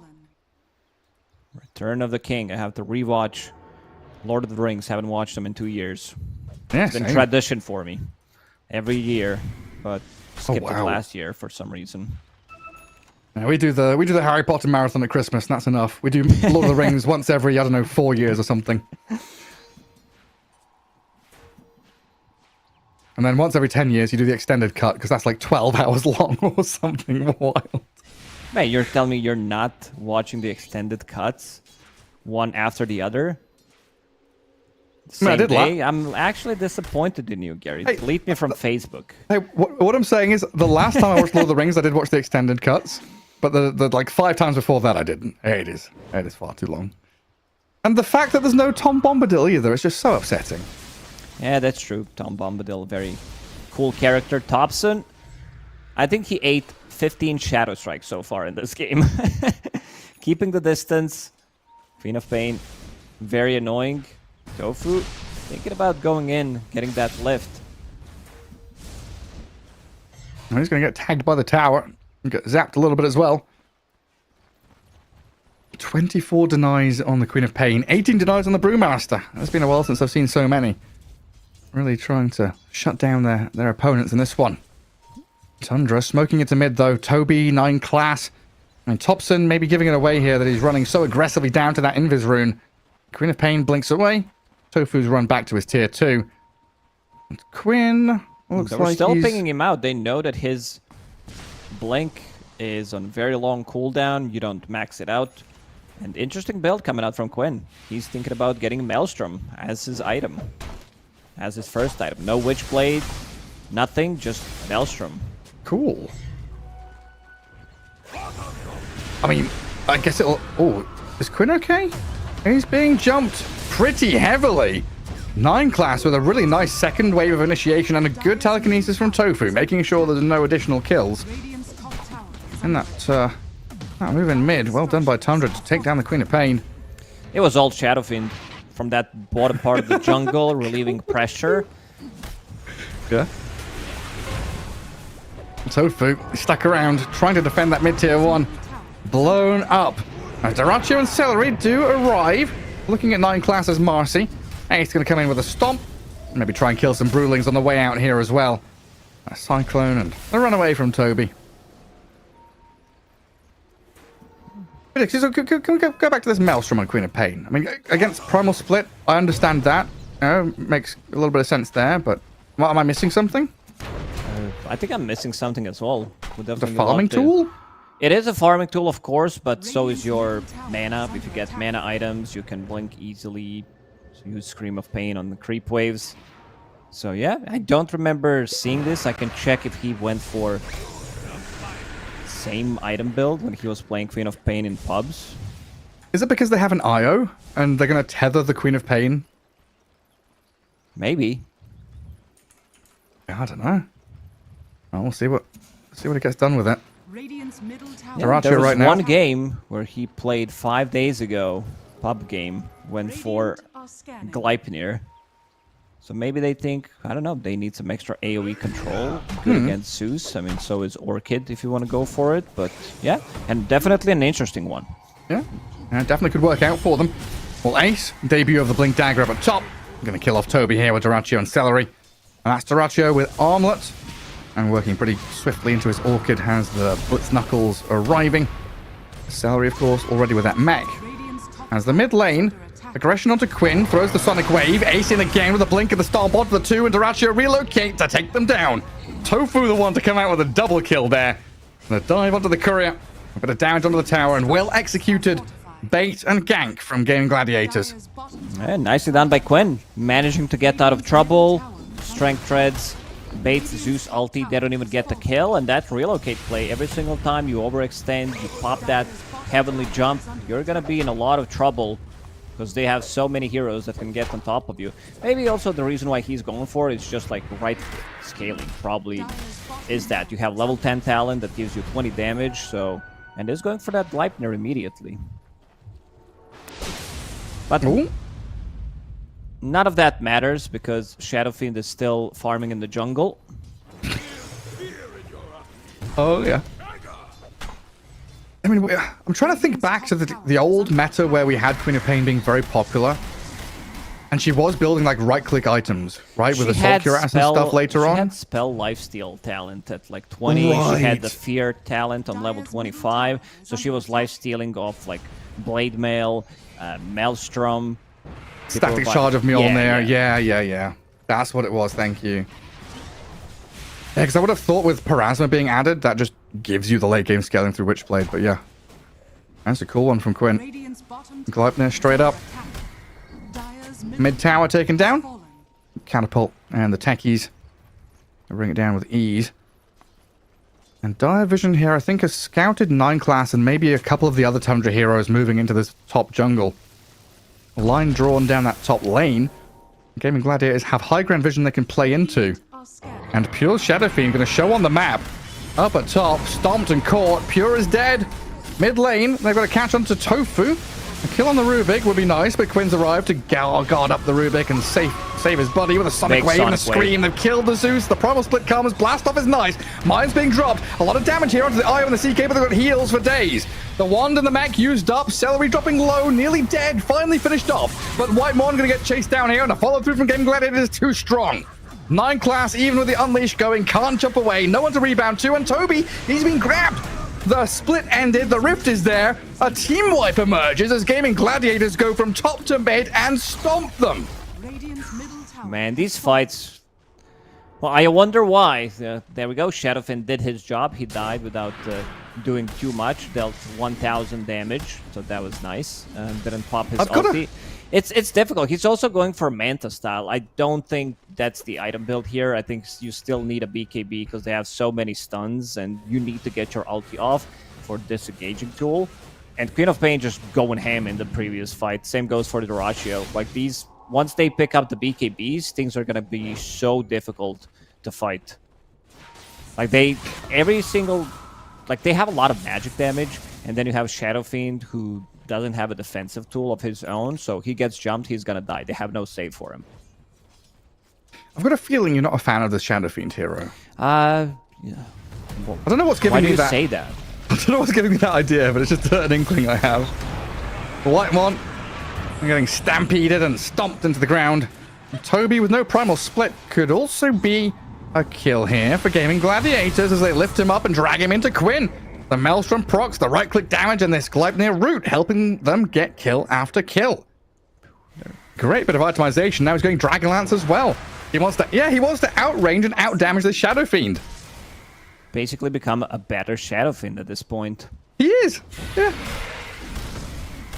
Zeus. Oh, Thompson just getting soloed. The Soul Burn takes him down, and Duraccio looks at the second kill. Oh dear. Maybe He's they're done. disconnected and died. Oh no, he disconnected. Duraccio didn't know that he disconnected. So sorry immediately. That's Things good are sportsmanship. looking rough. 11k, and as we said in the first game, they had the comeback mechanic. They had ways to play out the fights. Right now, this looks way too difficult. It's Shadow Fiend instead of Morph, so good luck. Can Pure die here as well? They've got Relo. They've got Quinn bottom. Pure has no maneuverability spells. He's got 3 allies dead. Techies is TPing top. I mean, Duraccio could, 5 seconds until he's got Rift and Stun. I think they could relocate on this SF and kill Pure. Wow. he needs to pop his Necro Mastery. Multiple BKBs being queued up on Shadowfiend. Pure understands what needs to be done. Needs to pop his finishing off passive. Manta. Yeah, I was talking to somebody the other day about Shadowfiend, like his toolkit. I think one of his abilities need to be innate ability. Like this, it's just useless, and he needs another one to be added, of course. Yeah. I think Necromastery can be innate ability, and he needs something. It's like very. We have some heroes like very iconic: Shadowfiend, Pudge, Crystal Maiden, Jug, Lina, and this hero has been in a bad state for way too long. Yeah, I mean he's got 2 passives. I think that's honestly the root of the problem, right? We've had Dota move in such a way where passives are shit. You want maximum 1 passive on a hero because you want active abilities. You want to be an interactive hero. Yes, you've got the Necromastery Shard, but I barely count that. It'd be nice to have him have an innate, I think you're right, innate Necromastery, then give him something a little fun. I don't know what that would be, though. On 9 class. And he's not back yet. Well, I'm worrying times. Yeah, it's 8:20 in Europe. Maybe he has class at 9 to attend. It's that wasn't your best one. It wasn't. Just have to get it out there. So sometimes when you say it good, people are like, "This guy's funny." Yeah, I also couldn't find funny in this one. Look at this hero. Absolutely amazing. Did absolutely nothing so far, but continues to farm up. You just get that little itch in your brain. Have to say it. You've got to get it out. Otherwise, it's going to be stuck, and I can't think of anything else. Yeah, I know that feeling all too well. It's looking very good in this game for Gaimin Gladiators, though. 11k lead, 20-8. Storming across the map. I've got the ability to go for tier 2s next. And no real rush to go Roshan or anything. The map belongs to them, so keep that pressure on. It looks like they're even signaling over to the left-hand side, saying, hey, we can get some deep wards, watch over the Tormentor, maybe even steal a Wisdom Rune or something.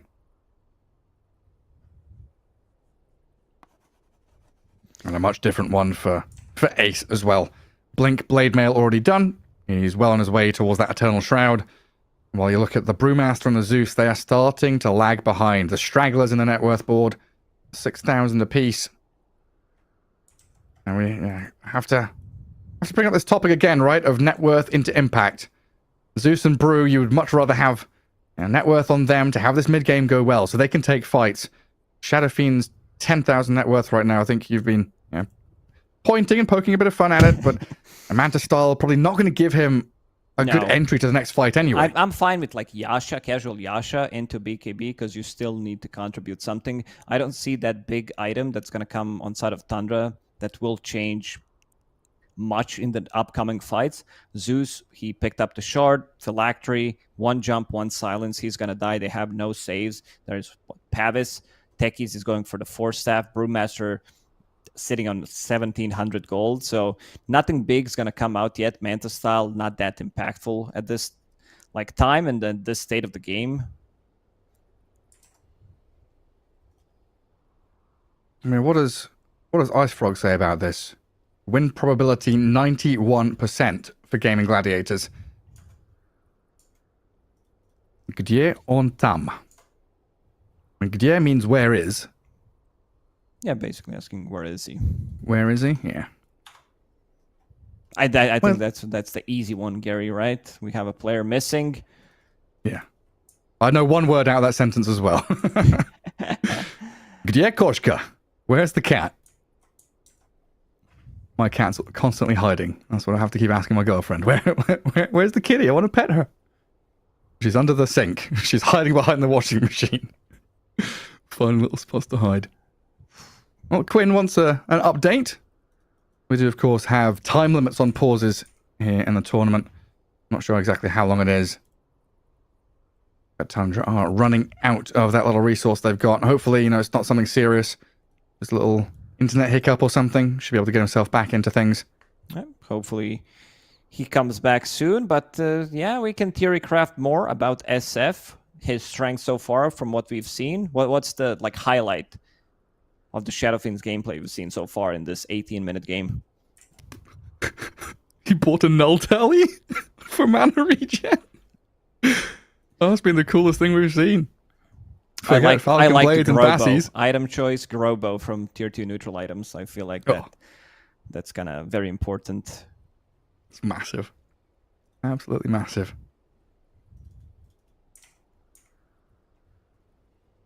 I remember the old days of pauses and disconnects like this. You know, you'd have to send someone in an Uber to go to the LAN cafe, get onto a PC because they were being DDoSed or something, or their electricity went down or whatever.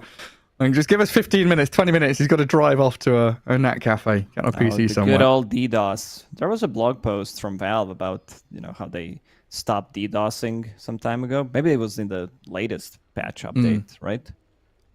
I don't know. I can't remember seeing that one. But yeah, they had to hide server names and IPs and stuff like that, right? They have server clusters hidden behind layers of protection. And there we go. 4 minutes left for the pause. And after that, I believe they have to play 4v5, right? Unless Gaimin gives them some of their time. Oh, okay. Oh yeah, we can still do that. Bit of sportsmanship, but yeah, not guaranteed, not required, of course, from Game Gladiators. Honestly, it feels like in this situation, the game has already slipped away from Tundra. Wi-Fi turned off. He's playing on Wi-Fi. There's no way that he's playing. And it just means internet, I guess. I assume so. He's on his MacBook Pro playing Dota on Wi-Fi in a Starbucks somewhere. That'd be pretty cool if you're that skilled. Playing for the top tier team in Dota on Wi-Fi. On a Steam Deck. Dota on Steam Deck, it's so difficult. Maybe it was too difficult for them, because I tried it only once. I tried to play Pudge. I'm like, yeah, this is not happening. No, even with the help, even with the aimbot, it's still very difficult to use. You're using aimbots out here? What are you doing? You have some kind of a support, right? You played it on Steam Deck, didn't you? Yeah, the cursor movement kind of jumps to stuff. I remember Shane a few years back used a Steam, before the Steam Deck existed, he was playing Wraith King with the Steam controllers. And I think Lizard has had a few streams on Steam Deck as well. He's played a few games. We should ask Lizard how it is, because I think he's the expert on Dota 2 on Steam Deck right now. He's always finding funny ways to play the game. And go back to his old streams where he's playing two heroes at once, IO +1, tethering himself. All right, they would definitely use him well now if he can't come back. 2 minutes left, admin says.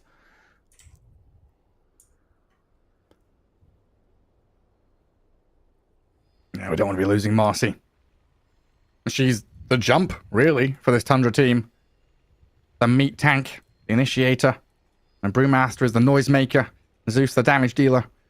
SF, the cheerleader. And Techie's the pesky little mine planter. I don't know, man. Once we get BKBs up on this CK and Queen of Pain, really, really struggle to see what Tundra can do, because they've got so much magic damage and very little physical. We want to pause for longer for them if necessary, but if something happens and we need a pause, we would like to be able to pause. Yeah, see, that's the thing, right? You don't want to be using your own time, and then you have the need for a tech pause, and I've wasted it already. Yeah, that makes a lot of sense, because Tundra can't give it to them because they already used everything. Yeah, I mean, Quinn, that's absolutely right. You'd love to be a good sport and give your time over to the opponents, but you, of course, don't want to be screwed over by being a good egg. Yeah, so what do you think? It's one of those situations where a minute or two, just one of those situations. Sometimes you're just going to play 4v5. That's a hard spot for the admin as well, You don't want to bend the rules or break the rules for one team and then have to do it for another as well. And Game Gladiators, they want a fair game. They don't want to play 5v4. They want a 5v5 against Tundra. We're getting to the end of the group stage. These games matter a lot for both teams, for score and for getting to playoffs, but it's also good practice, getting your reps in. Good practice against a hero like Shadow Fiend that you've never seen before. Yeah, it was a good practice so far. Laning stage didn't go too well. Jungling, farming, 10 out of 10. Cleared some stacks afterwards.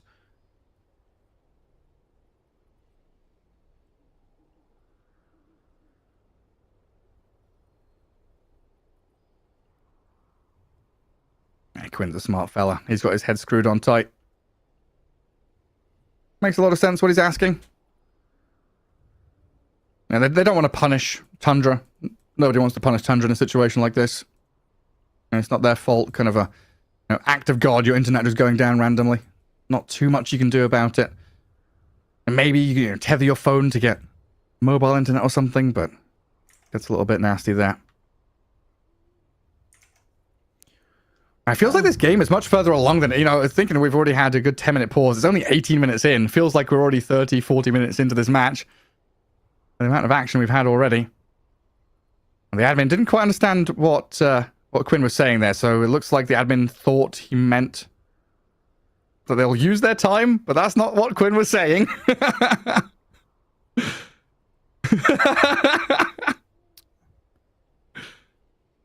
Okay, Quinn just wants to... Admin is pretty strict.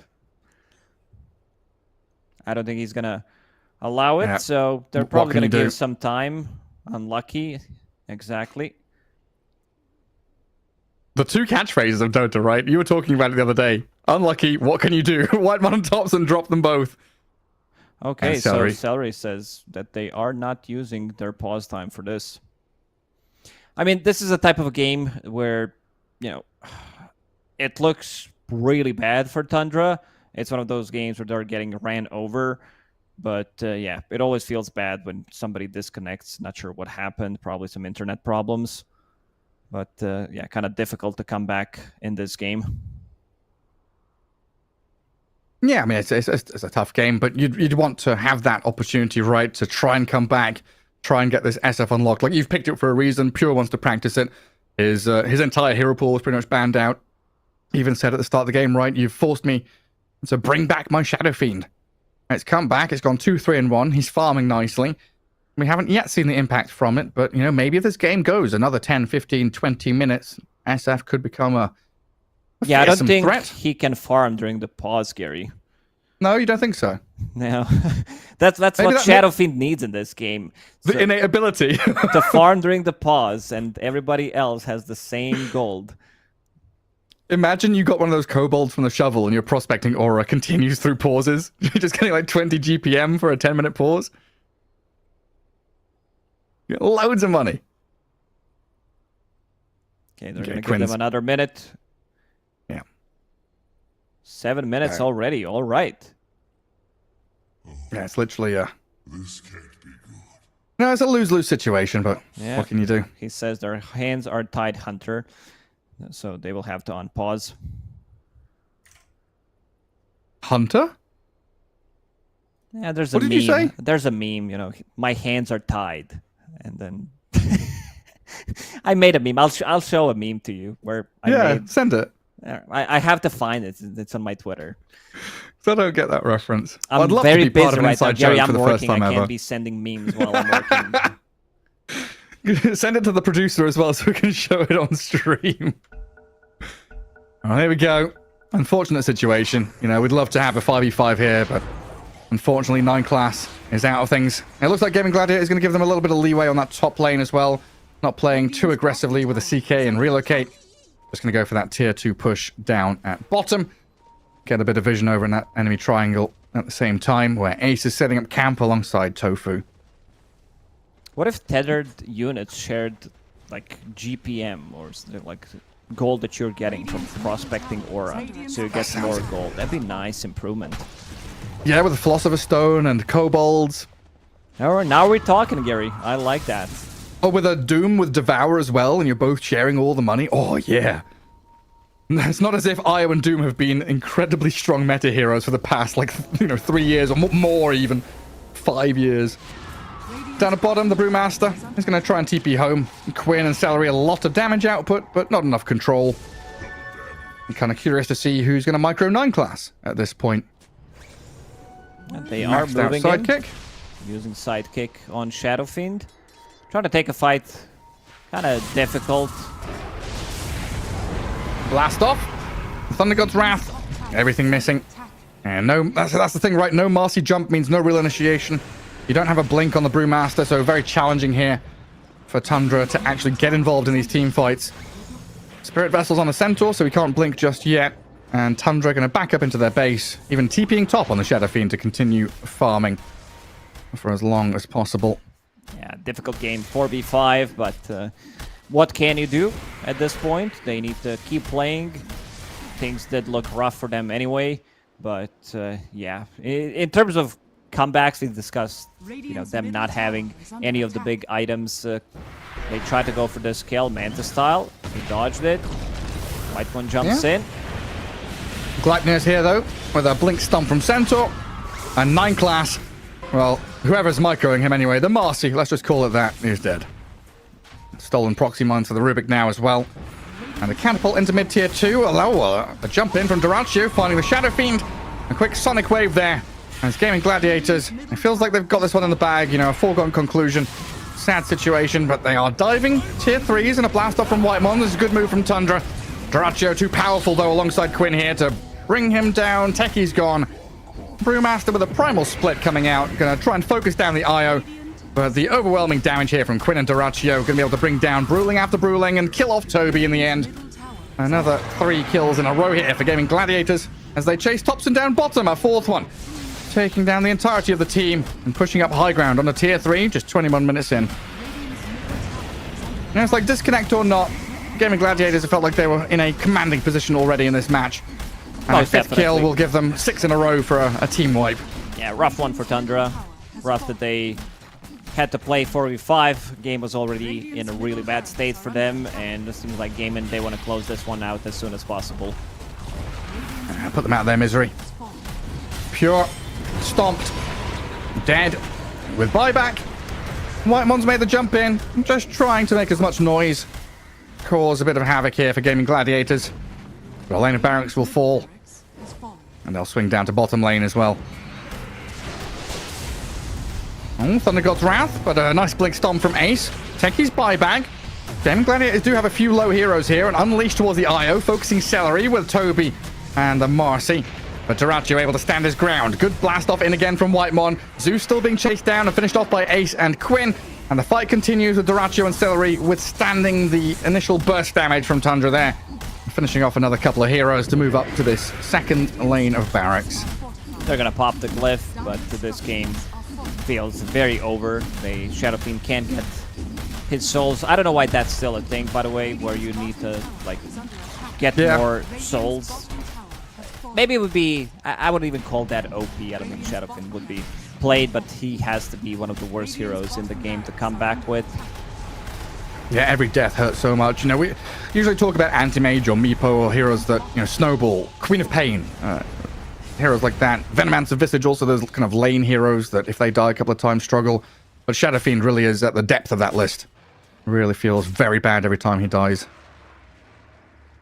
Tundra still holding on, and maybe the hope is there that Marcy will come back. 2 lanes of racks, not the end of the world completely, but it is it's a losing battle. 100% win probability for Gaming Gladiators on the board. Basically, Gaimin says this game already ended. And Topson, he's going to be another casualty here. Heavenly Jump, not going to get him far enough away as the Stampede comes into play. And down bottom, Tofu. Let's see, Tundra. Let's get Pure another kill, shall we? Hey, I can't see him anymore. Rubik slips away while up at top. Relocate. The Brewmaster. Nice reload. And this Orchid from Duraccio as a Bloodthorn now has been tremendous as a pickup. Tofu's looking down at bottom. High ground observable getting placed there. A lift into stun onto the Shadow Fiend. They've got to kill him off here, surely. Kill the Rubik. Take down Tofu. They've slain the beast. Rubik dead. But your base is being dismantled. GG. Everybody experienced it in their pubs when things are not going too well. You can't get a kill, then you smoke up, add 5, kill 1 guy. That's it. SF, look at the impact.